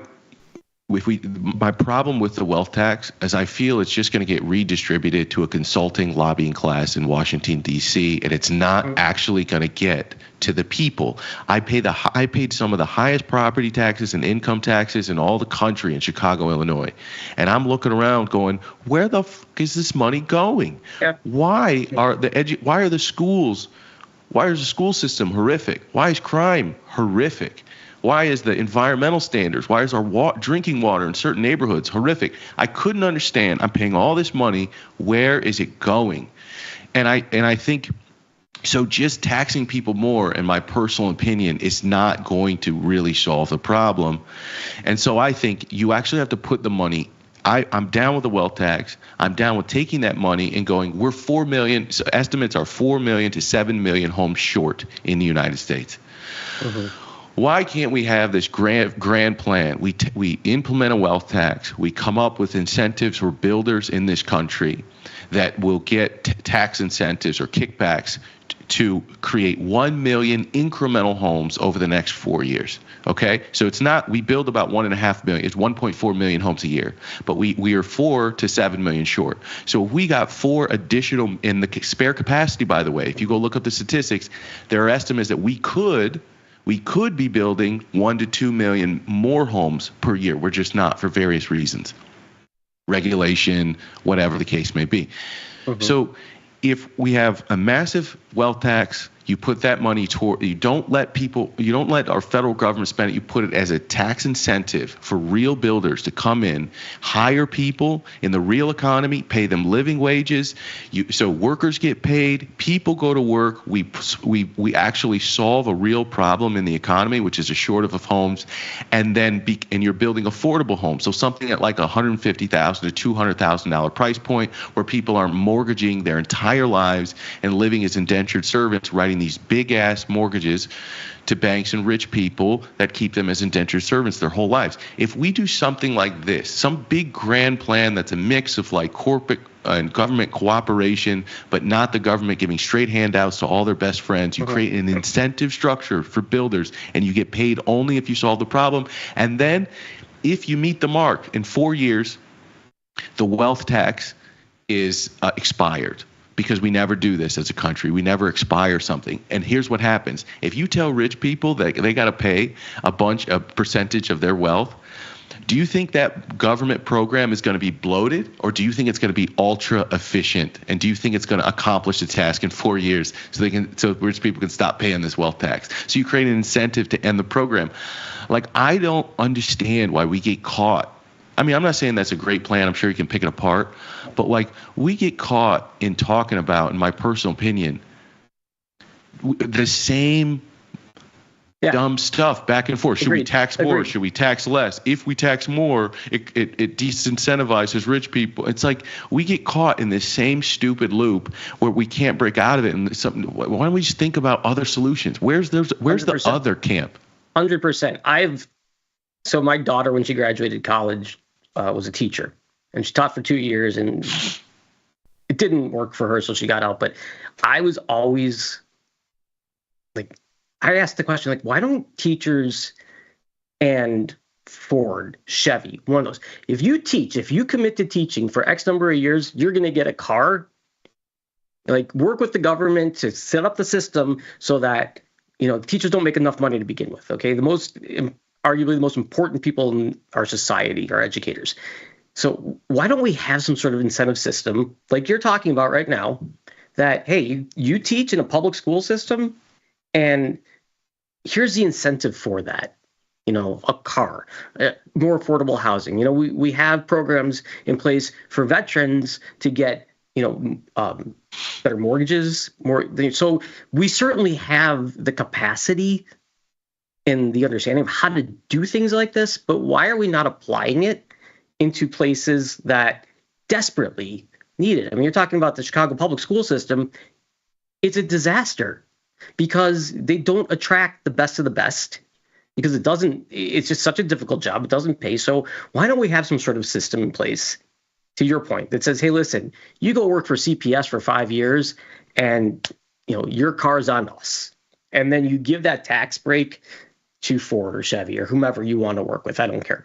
But that type of out of the box thinking, it doesn't exist. To your point, it's always, this is what we're going to, we're going to raise taxes on the rich. It's either raise taxes on the rich or tax cuts for right. But what for everybody. Mean? It's the same binary stuff. It's just exactly. It's clickbait.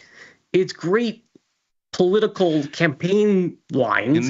In this world, what I think is happening is a little bit more than clickbait. I think this is total conjecture. I think there's an aspect to tariffs which is obviously negative growth, but it is more protectionist, and it's supposed to create incentives for more jobs to be onshored in America. And I think the tax cuts, in a way, are throwing a bone to corporate America. I think if you don't get the tax cuts passed, I think we're going to see a bump in unemployment anyway. The Fed expects it. We're at 4.1% unemployment. The Fed expects that to jump to 4.4% in 2025, which I don't know. It could even be light. I think the tax cuts, in a weird way, are sort of like this incentive, this bone, a bribe, if you want to call it, to corporate America. You can ease their margins, ease their profitability, which will allow them to hold employment higher than they otherwise would. Mm-hmm. If you don't get the tax cuts, I think, and you have this growth scare, I think unemployment gets a little ugly, a little scary out there for a lot of people. So I think in this weird way, there's a bunch of balancing acts going on. It's let's take down growth and implement a consumption tax. In theory, that's going to shift the demand curve.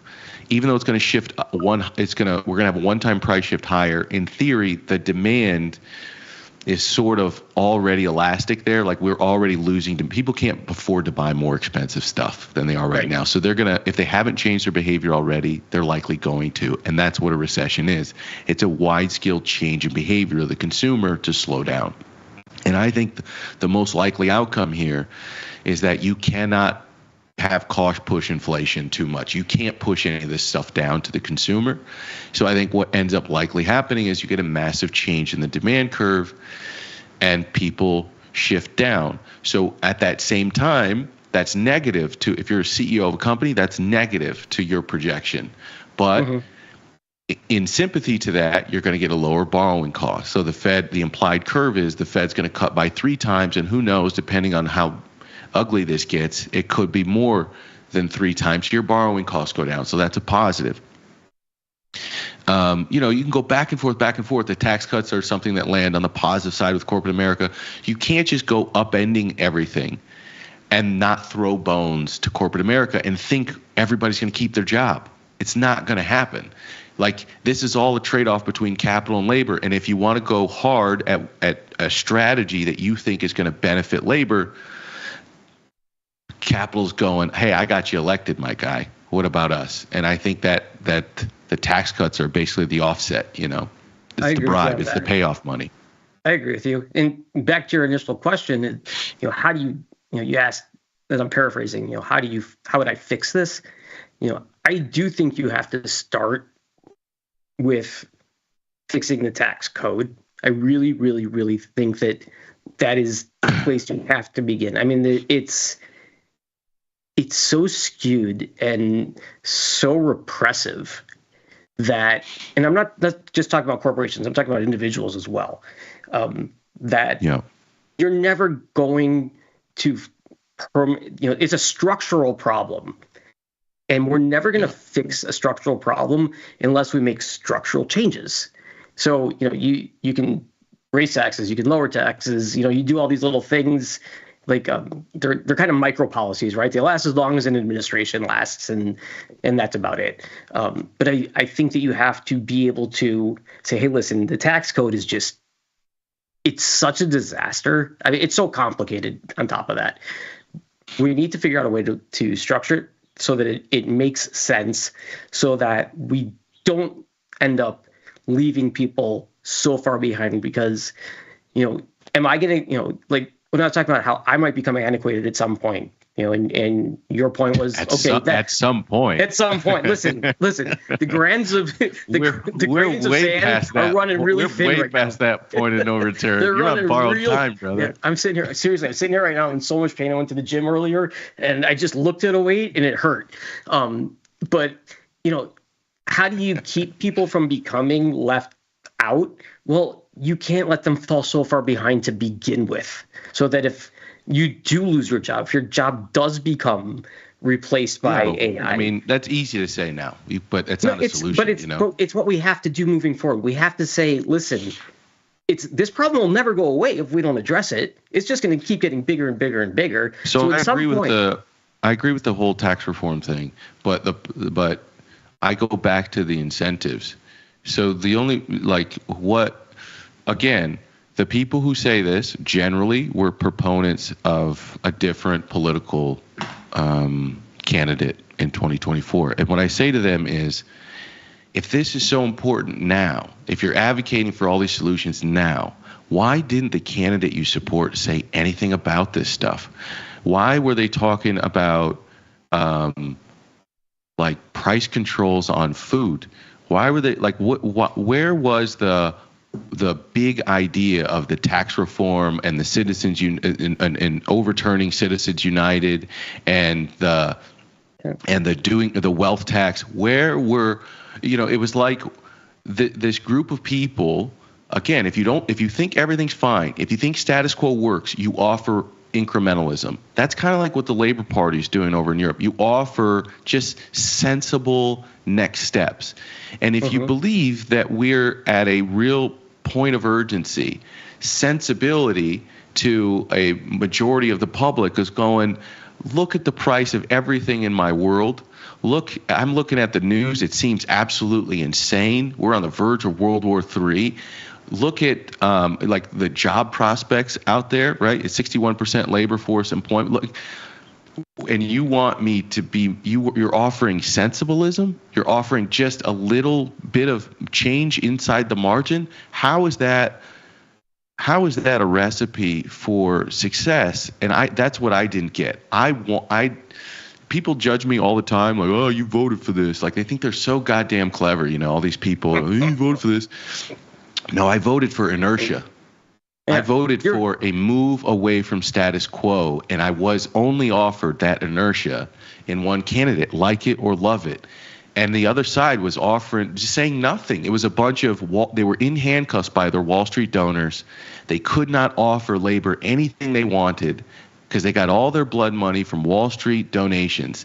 And when you are funded by billionaires, that's the thing. The narrative is that this other side, Elon Musk, and he's unelected, whatever. It's like, give me a break. Is George Soros elected? Is Reid Hoffman elected? Or is Mark Zuckerberg elected?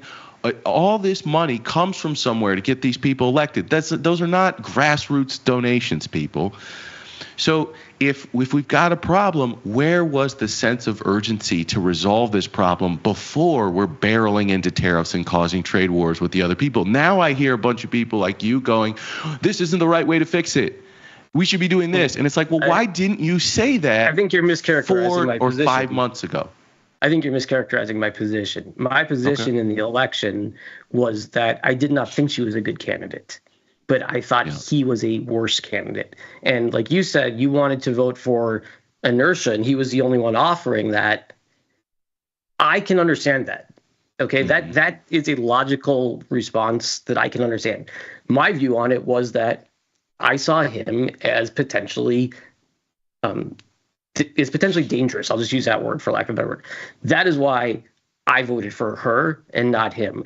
Had you offered me a candidate, like, I wasn't married to her, I wasn't out there saying, yeah, she's great, I really believe her. Yeah. No, I didn't, not in the least bit. And I'm sure if you went back and watched like any show I was on with Jamal or anything, I said it then too. I just thought that I can't vote for the person who I think could get us into a lot of trouble. I would rather stay in the trouble I know versus trading for the trouble I don't know for now, and hope to God in the next election we get somebody who actually recognizes the situation for what it is and brings new ideas to the table and isn't beholden to special interest or the people that have been funding campaigns forever. Somebody who can step up and say, hey, listen, no. We have to change. I love what you're saying, but it's not possible unless you have to start with one incentive at the beginning and then unfold it and peel the onion to get to all the other incentive structures that are creating the outcomes that you see. And you're thinking, if I just got this benevolent person who could withstand all the incentive structures, then they could fix it. But I'm telling you, in my personal opinion, you go after as a public Citizens United first. Then the money is neutralized, and you, as the masses, you have more importance. Then you can start peeling back the onion. But if we don't understand what the root cause is, you're not going to get some, oh, this guy's perfect or this lady's perfect for the job. Because one person in a system of incentives cannot give you wholesale reform. That's number one. Number two, Josh, is I think we romanticize this idea. If you believe that we need major reforms, and what you're talking about, my friend, it's you want major reform delivered with incrementalism. And I'm looking back in history, and I don't know that I've ever seen that happen. In other words, if you want major reform, it doesn't come without somebody paying a bill. Somebody's got to pay for it, either in blood, in tears, in discomfort. All revolution or reform throughout history, if you're a student of history, there was never a group of people in the labor class who simply asked for better treatment, who simply asked for more rights, who simply asked for more equality, and it was given by some benevolent leader. And this, my issue, as I often and people, there's a person in particular in this chat who doesn't understand what I'm saying when I say, in order to win real reform, it must be paid for. There will be pain. If you really want real reform that is actually going to benefit the labor class, not lipstick on a pig like the ACA was, hey, we've got coverage. Oh, but now I can't afford the copay and I can't afford the out-of-pocket, so I can't even go to the doctor. I'm covered, but I can't go to the doctor. Yeah, but the politicians get to say that you're covered, and they fix the problem. If you want real, actual solutions, my thing is I think a bunch of people are looking around going, I want a better outcome, and I don't want to pay for it.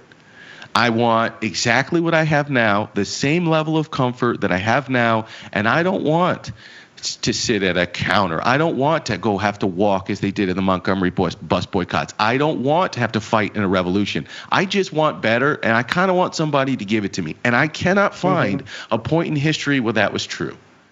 So the people that want big reforms, I go back to you and I go, are you willing to pay for that?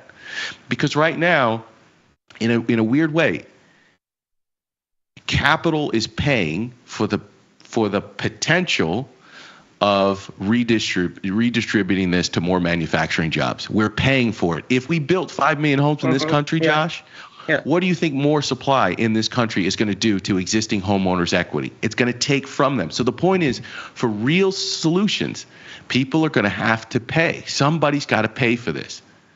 And I don't think you can get wholesale reform on wealth inequality, on taxes, on a lot of the things that sort of plague us today, on Citizens United. I don't think you get it for free, man. And I don't hear enough people looking around going, I'm ready and willing to pay for this. I think you're completely correct. I think that, if you go back in history, just in the US, there was society was more cohesive. I'm specifically thinking of like World War II, where everybody was willing to either, make the sacrifice or accept the sacrifice being imposed upon them to get behind, what we were doing in the war. I'm not going to get into the politics of the war or anything, but people we bought war bonds. People, they went to work in factories that made ammunition and things of that nature. And somewhere along the line, we've lost that. Like, we became so much more about me and mine, my rights, my individuality, versus, recognizing that as the collective does better, so do I. Like, I have an investment in you, Victor. Your show does better. We bring in more viewers. That translates into more accounts being open. I get paid by the company. It's a spider web. Everything is connected. But somewhere along the line, and I don't know, there isn't like a particular point in time that I can say that was it. But we really got away from that. Hey, if I can lift, people around me, it benefits me as well. It became about these individual liberties, and I need to get mine, and that's where the focus went. So I personally, yes, I'm willing to make a sacrifice, okay? I'm willing to make, let me qualify that, a reasonable sacrifice, okay? Yeah. I'm not going to go live in a cardboard box so that I can give my paycheck to social welfare programs. Like that's an unreasonable ask. But I am willing to make reasonable sacrifices because I do recognize that in doing that, the aggregate effect benefits me. It may not immediately benefit me, but it does benefit me.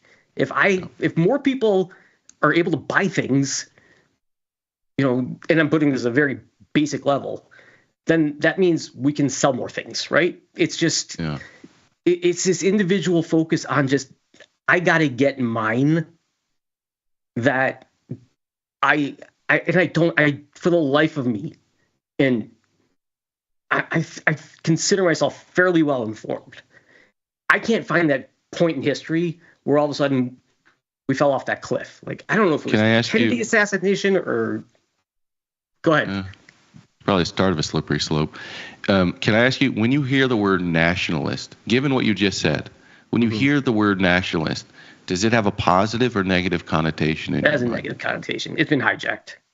I think the word has been, I shouldn't say hijacked. I think the word has been applied in such a way that it has taken on a negative connotation. But if you want to get to the pure definition of a nationalist, it is a good thing.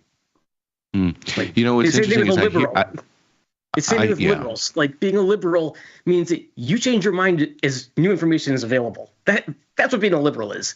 But it's like, you're a libtard. Where'd you get that definition? Where'd you get that definition of liberalism? Yeah. Dictionary. It's changing your mind when you have new facts. I'm summarizing. That's not even, I don't think even close. It is adapting. It's adapting with knowledge, is what it is. It's dictionary. It's adapting with knowledge. I mean, that, like, I'm summarizing it here. I'm putting in my own words, but it is adapting as the knowledge increases. The more I know, like, I am not married to any opinion that I have, because if facts come in that dispute my opinion, I will change my mind. Open to new ideas. Yes. What's interesting is you kind of hold two ideas at the same time. You early in the show, you said that economies evolve, and sometimes there are sort of losers that lose the evolution. They lose the capitalism game at the very beginning. And you also hold this idea of the collectivism over individualism, which you were just describing. So what's interesting is, like, I don't want to call it it's just you seem to hold two ideas at the same time. You hold. I see them as married. The system. How? Because I think that while the evolution is going to leave people behind, I think we can lessen the burden that creates if, as a collective, we do better. So yes, I might lose my job to AI at some point, but if I have been doing better, and I'm not, that's a very ambiguous way to phrase it, but the fall for me may not be as great if I hadn't been so far left behind to begin with. I think people get left behind today and they're done. They're out. There is nowhere to go. And that's because they don't have anything. They have no assets. But I think that if we had a system in which people had a reasonable opportunity to attain more, that if they find themselves in that situation where their job has, which is, I think one of our biggest issues is just money doesn't circulate in the in local economies 100%, like it used to. 100%. The money goes one direction, and those people know how to hoard it. They're not buying goods and services, they're buying assets. So on one side of the spectrum, you have a massive demand for assets, and on another side of the spectrum, you have a massive demand, probably too much demand, honestly, for goods and services. And if somebody in the chat earlier said that the cheap Chinese stuff benefits our quality of life. And I would say that's true up to a point. Mm-hmm. I would say that's true up to a point where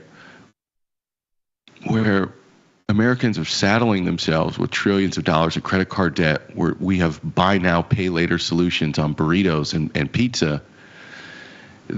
I think what's happening is you have cheap goods and services coupled with horrific financial literacy, horrific understanding of deferred gratification, horrific understanding of appreciating versus depreciating assets, an emptiness that people are trying to fill with consumerism.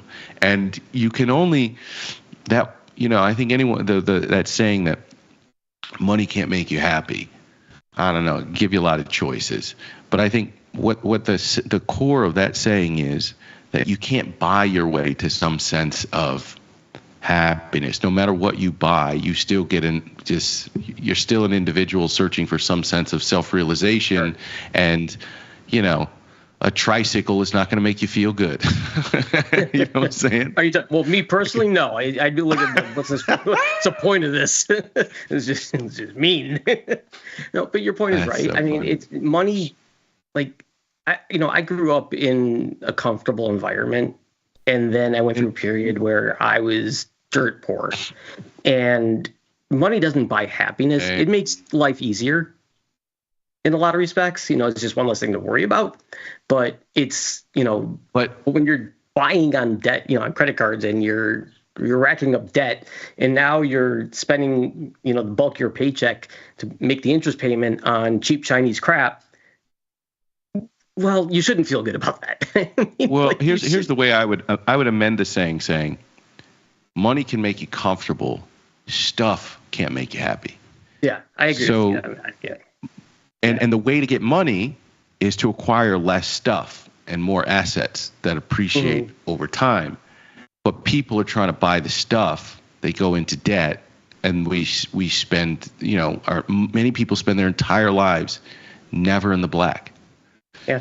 From student debt to the mortgage to the credit cards, they spend their whole life paying off, I'm going to consume today, and I'm going to pay for this stuff later. And we don't have a nation of people who are more likely to defer consumption because that doesn't benefit the system that we've set up. So again, I think at some level, cheaper goods creates a higher standard of living because more people can afford the tables and the chairs and whatever in their home that they can afford. But I think there's an upside limit to that, and I think we crossed that upside limit a long, long time ago. And I think buying less stuff at this point wouldn't necessarily lead to less happiness if people were able to, with those less purchases, build up savings, more potential for future consumption. That's what they did during COVID. For as shitty as the COVID time was, people built up their savings, and generally, I think for all the negatives of COVID, people paid down debt and they had lots of excess savings. Now, unfortunately, that played itself out in a rabid consumer who just wouldn't stop buying shit, was buying everything. Yeah, and that behavior hasn't changed. Yeah. Yeah, but if on the flip side of COVID, okay, we come out and the mind of the American consumer has changed, and it's no longer I'm going to buy everything off of Amazon.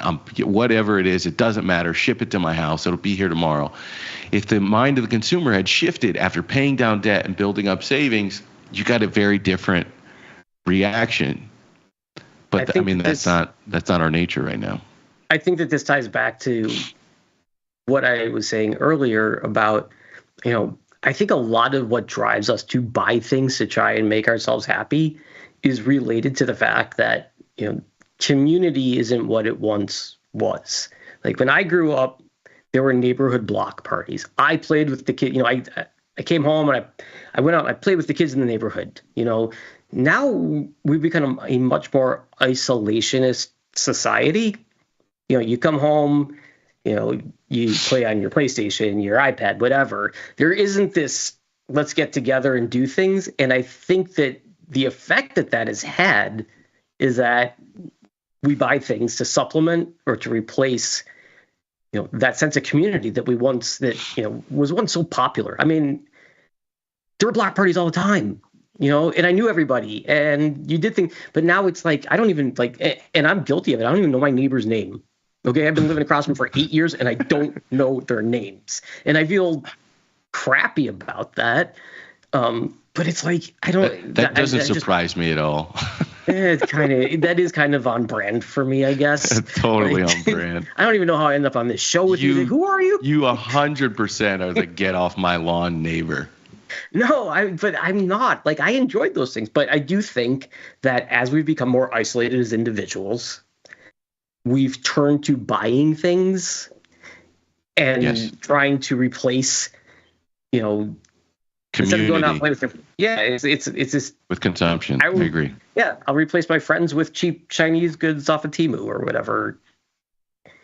And by the way, we keep saying cheap Chinese goods. I don't mean any disrespect. You know what I mean? No, it's just they have a comparative advantage in labor, and that comes across as a cheaper good. And I don't want that to have any negative connotation. I have a Singaporean Chinese wife, so I need to say that. And 2 half Chinese. No, it's fair. It's fair to say, because I don't want to be construed in the wrong way either. But we will replace relationships with stuff, and that's not only to our own personal budget detriment, it's also, to the detriment of the broader economy, and that we don't see the benefits of when everybody, when your neighbor, it's a lot easier to say, yeah, I'm willing to make a sacrifice for that person, right? When I don't know the name of my neighbor, and I'm talking about making sacrifices, it's a little more difficult to pull that one, right? So they know you. They don't know you by name. Oh God, they know me. The naked guy in the windows there again, mommy. Yeah, they definitely know me. Why does he turn the music up so loud? It's because he's going deaf. He's old. I can only imagine the music you listen to at home. I listen to great music. Kyle Hamill says I'm CYAing. I am a bit.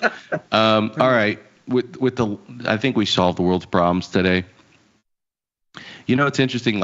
We have a much more civil conversation in person, and when we're looking at each other's faces, than we do on our phones. On our phones, you're an effing idiot. You're an effing idiot. What did you go to third grade? Back on the text. You never got past third grade. Yeah, that was a difference. We just call each other idiots who've drank the Kool-Aid from the other side. I say you're propagandized by MSM, and you say I'm under the hallucination of a con man.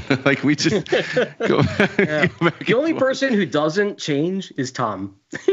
He will be the exact same in person as he is in a text chain like that. But yeah, we do have better, more civil conversations.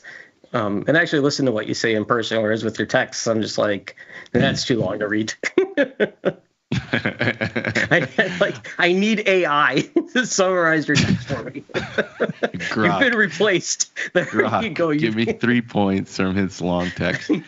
All right, VIX, as you mentioned, vol was kind of quiet for the early part of the sell-off. Yeah. We've now sort of gotten into a level that gets spicy, and we're in pretty decent backwardation as well. The first time we got into backwardation, I took a lot of risk and sold the big handful of those big VX futures, which I don't normally do. I usually play a lot smaller than that. But for some reason, I know the odds say I should get in here and sell vol.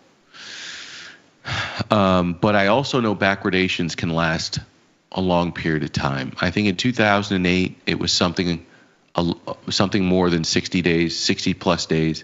In 2011 we had backwardation for somewhere around 70 days.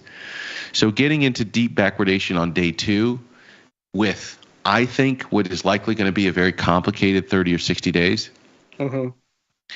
I don't know that I'm as willing to jump in here and try to take explicit short volatility positions through short VX futures. I don't know that that's why I want to play it. I'd rather play small long deltas in stocks that I think are getting cheap, because I ultimately think this is going to end in a big print from the U.S. I just don't know when it comes. It could be 2 months from now. It could be 6 months. It could be longer. I think this ends the same way it has always ended. And I think you want to have hard assets at some point. I think you want some equity exposure. I think, in 2022, I bought a bunch of physical gold, and everyone called me a crazy person. They called me a prepper because I had gold. I have nickel. I have platinum. I have silver. You have iodine. They all call me crazy. I have iodine. I do. And he called me crazy, and now here we are. I mean, gold was probably 1,600, 1,800 then. And here we are at 3,200, and everyone's scrambling to get it at Costco. It's just kind of funny how the world evolves like that. Do you still have your physical gold? Yeah, I sold a little bit, but not, I still have a lot of silver. Okay. Well, to your point about the VIX, listen, I just looked, the VIX futures are 26 and change. That is not panic levels, okay? So it's not panic, but it's elevated, bro. It's elevated for sure. It's definitely elevated. But for me, and I think for a lot of people that I've spoken to, 30 is kind of that level where, like, you don't want to be too far from the bathroom, right? It's like, this is where my stomach starts to do funky things. And I don't, the backwardation, as you said, it can last for a while. I don't think, we're necessarily out of the woods. You've got an employment number coming out tomorrow that, in my opinion, is going to take on greater importance just because it's coming in the midst of all of this. You have a weekend coming up where I think there's potential for, other governments to come out with how are they going to respond to the tariffs. Yeah, while the markets are closed. I think that's the most likely scenario too. Yeah. So I'm with you. Today I was out there looking for things that were down around 10%. In addition to what they already, there were a lot of choices actually. In addition to have already fallen substantially, and like, okay, I'm gonna get some long delta. Like I sold puts in Starbucks. I sold some. I'm trying to remember what else. I can't remember off the top of my head, but that's what I was doing. It's like but I was going very small. Like, I'm gonna dip my toe in the water here. I'm not jumping head first, because I'm not convinced this is over. But I am going to start dipping my toe in the water a little bit on some of this stuff that, there's stocks out there, they're down 50+%. And it's like, okay, well, I don't think you're going out of business. And the sun just came in my place really bright. I look kind of angelic. You like how I call myself angelic? That's what you think? That's what you think you look like? It's either that or... Bro, your self-awareness. They're coming for me. I wish I had the self-confidence that you have. God, you've said on this show so far, I like to be I call myself very well-informed. I look angelic. Like, I wish I had your confidence, bro. I have zero confidence. Trust me, I have zero self-confidence. The non-farm payrolls, to your point, consensus is 131,000, which would be a fairly light job report. The expectation is for unemployment rate to tick up from 4.1 to 4.2%, which is inching us closer to 4.4%. Less people participating in the job in the labor force. Good God, come on, Victor, you do this for a living. I agree with you. All eyes there. Can I ask you, do you think, I suppose it depends on what price they give us. Because if we get stupid cheap, then there will be some people that take some risk into Friday over the weekend. But do you think the typical default disposition on Friday is going to be, I don't really want to hold risk over the weekend? Or do you think it's the opposite, that people might want to hold risk because the greater potential after we had this massive sell-off is for, it's like, where do you have the jump risk? Is the jump risk to the left of the distribution, or is the jump risk to the right? Do you think it's evenly distributed here, or would you rather lean one way or the other, specifically just for a jump risk, just for the 2%, the 3% move in one direction? Where do you think that rests? On the left side of the tail or the right side? That's a great question, because I have been of the opinion that the risk was to the left. And Fridays I was getting short for probably since Congratulations. Nice move. Yeah. No. But then Fridays would be huge rallies. I mean, I thought you said last Friday you got short. No, not last Friday. No. I had been doing that, and Fridays turned into big rally days. It wasn't what I thought made sense didn't play out, which might say something more about me than anything else. But I think that heading into this weekend, I'm of the opinion that the risk is to the left, that there's downside risk here, that, because you could have retaliatory tariffs, and then you could have retaliatory to the retaliatory tariffs. Like, there's 2 days where I can't do anything, and I don't really want to get caught holding anything. So my plan for the weekend, I'm actually going to go in relatively flat. I don't like the lack of I don't like being beholden to Sunday night. What about you? I think as a pattern, I would never bet that pattern. I heard a couple people talking about people selling on Friday, buying on Mondays, and just because it happened, I think it happened like 2 weeks in a row. And then I talked about it on this show. I go, don't do that. I go, that's. I just thought he'd announced tariffs over the weekend. That's what I was waiting for a tariff announcement to take place on a Saturday, and I didn't want to get caught Sunday night opening down 50, 100 points. Oh, then you don't know when the best time slots are for television then, because that's how he makes his decision. He wants ratings, bro. You don't know this guy yet. It's a very fair point. You don't know this guy. Yeah. Between like 7 and 10 p.m. is probably on, like Tuesday through Thursday is probably when something's going to happen. Thursday night, yeah. So I think from here, I am nibbling really. I had a large cash position, and I can't even tell you. I can't emphasize how small the buys are right now, and they're few and far between, and only on targeted assets. Most of them in the material space, because I do feel at some point this is going to end with more liquidity, and if that's the case, I think anything that you can't print is going to go up in value, and so I really like buying targeted material stocks here, though I think everything goes on discount. And the question becomes, I can't tell you how deep I think a recession will be or growth slowdown will be, but the market is in the process of answering this question. The fact that bonds go from 115 to 120, the fact that every consumer discretionary company just got murdered today, the fact that every casino and disposable income company got murdered today. Mm-hmm. I think the fact that crude oil, in some respects, that global growth is being priced in a slowdown. I think you're in the process. This always shows up on your screen first, and it shows up in real life later. And I think it's going to markets are going to tell us how deep the recession is likely to be, how aggressive the Fed is going to need to cut into this. And I think I don't have a real answer for what I think makes the most sense. Maybe it's, maybe a bona fide 20% bear market makes the most sense before you start really getting aggressive to look at a shopping list. And we're only half of that right now. We're only at 10%. But I think what you did is kind of like what I did. Like, okay, I'm not going to give up my coffee. Like, that'll be one of the last things I'm going to give up. So I was willing to get long Starbucks. I looked at DraftKings, was getting crushed, and like, okay, that is the type of thing people will give up. They'll stop betting on sports before they'll give up their coffee. And I mean, it's a very elementary. It's about as elementary as you can possibly get. Yeah. But like, if I'm going to dip my toe, it's going to be in the things that, these might take a little bit of a hit, but I don't care what the economy does. Starbucks is going to sell a lot of coffee. As long as I'm alive, they're going to sell a lot of coffee.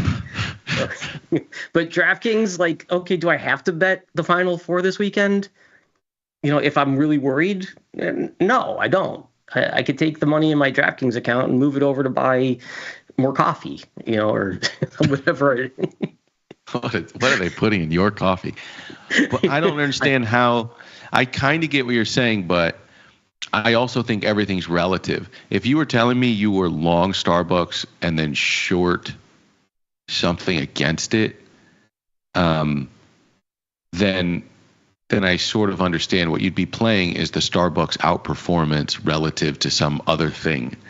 But but we can get correlations to one where people just are like, I'm paying a 20 plus multiple on the earnings for these stocks.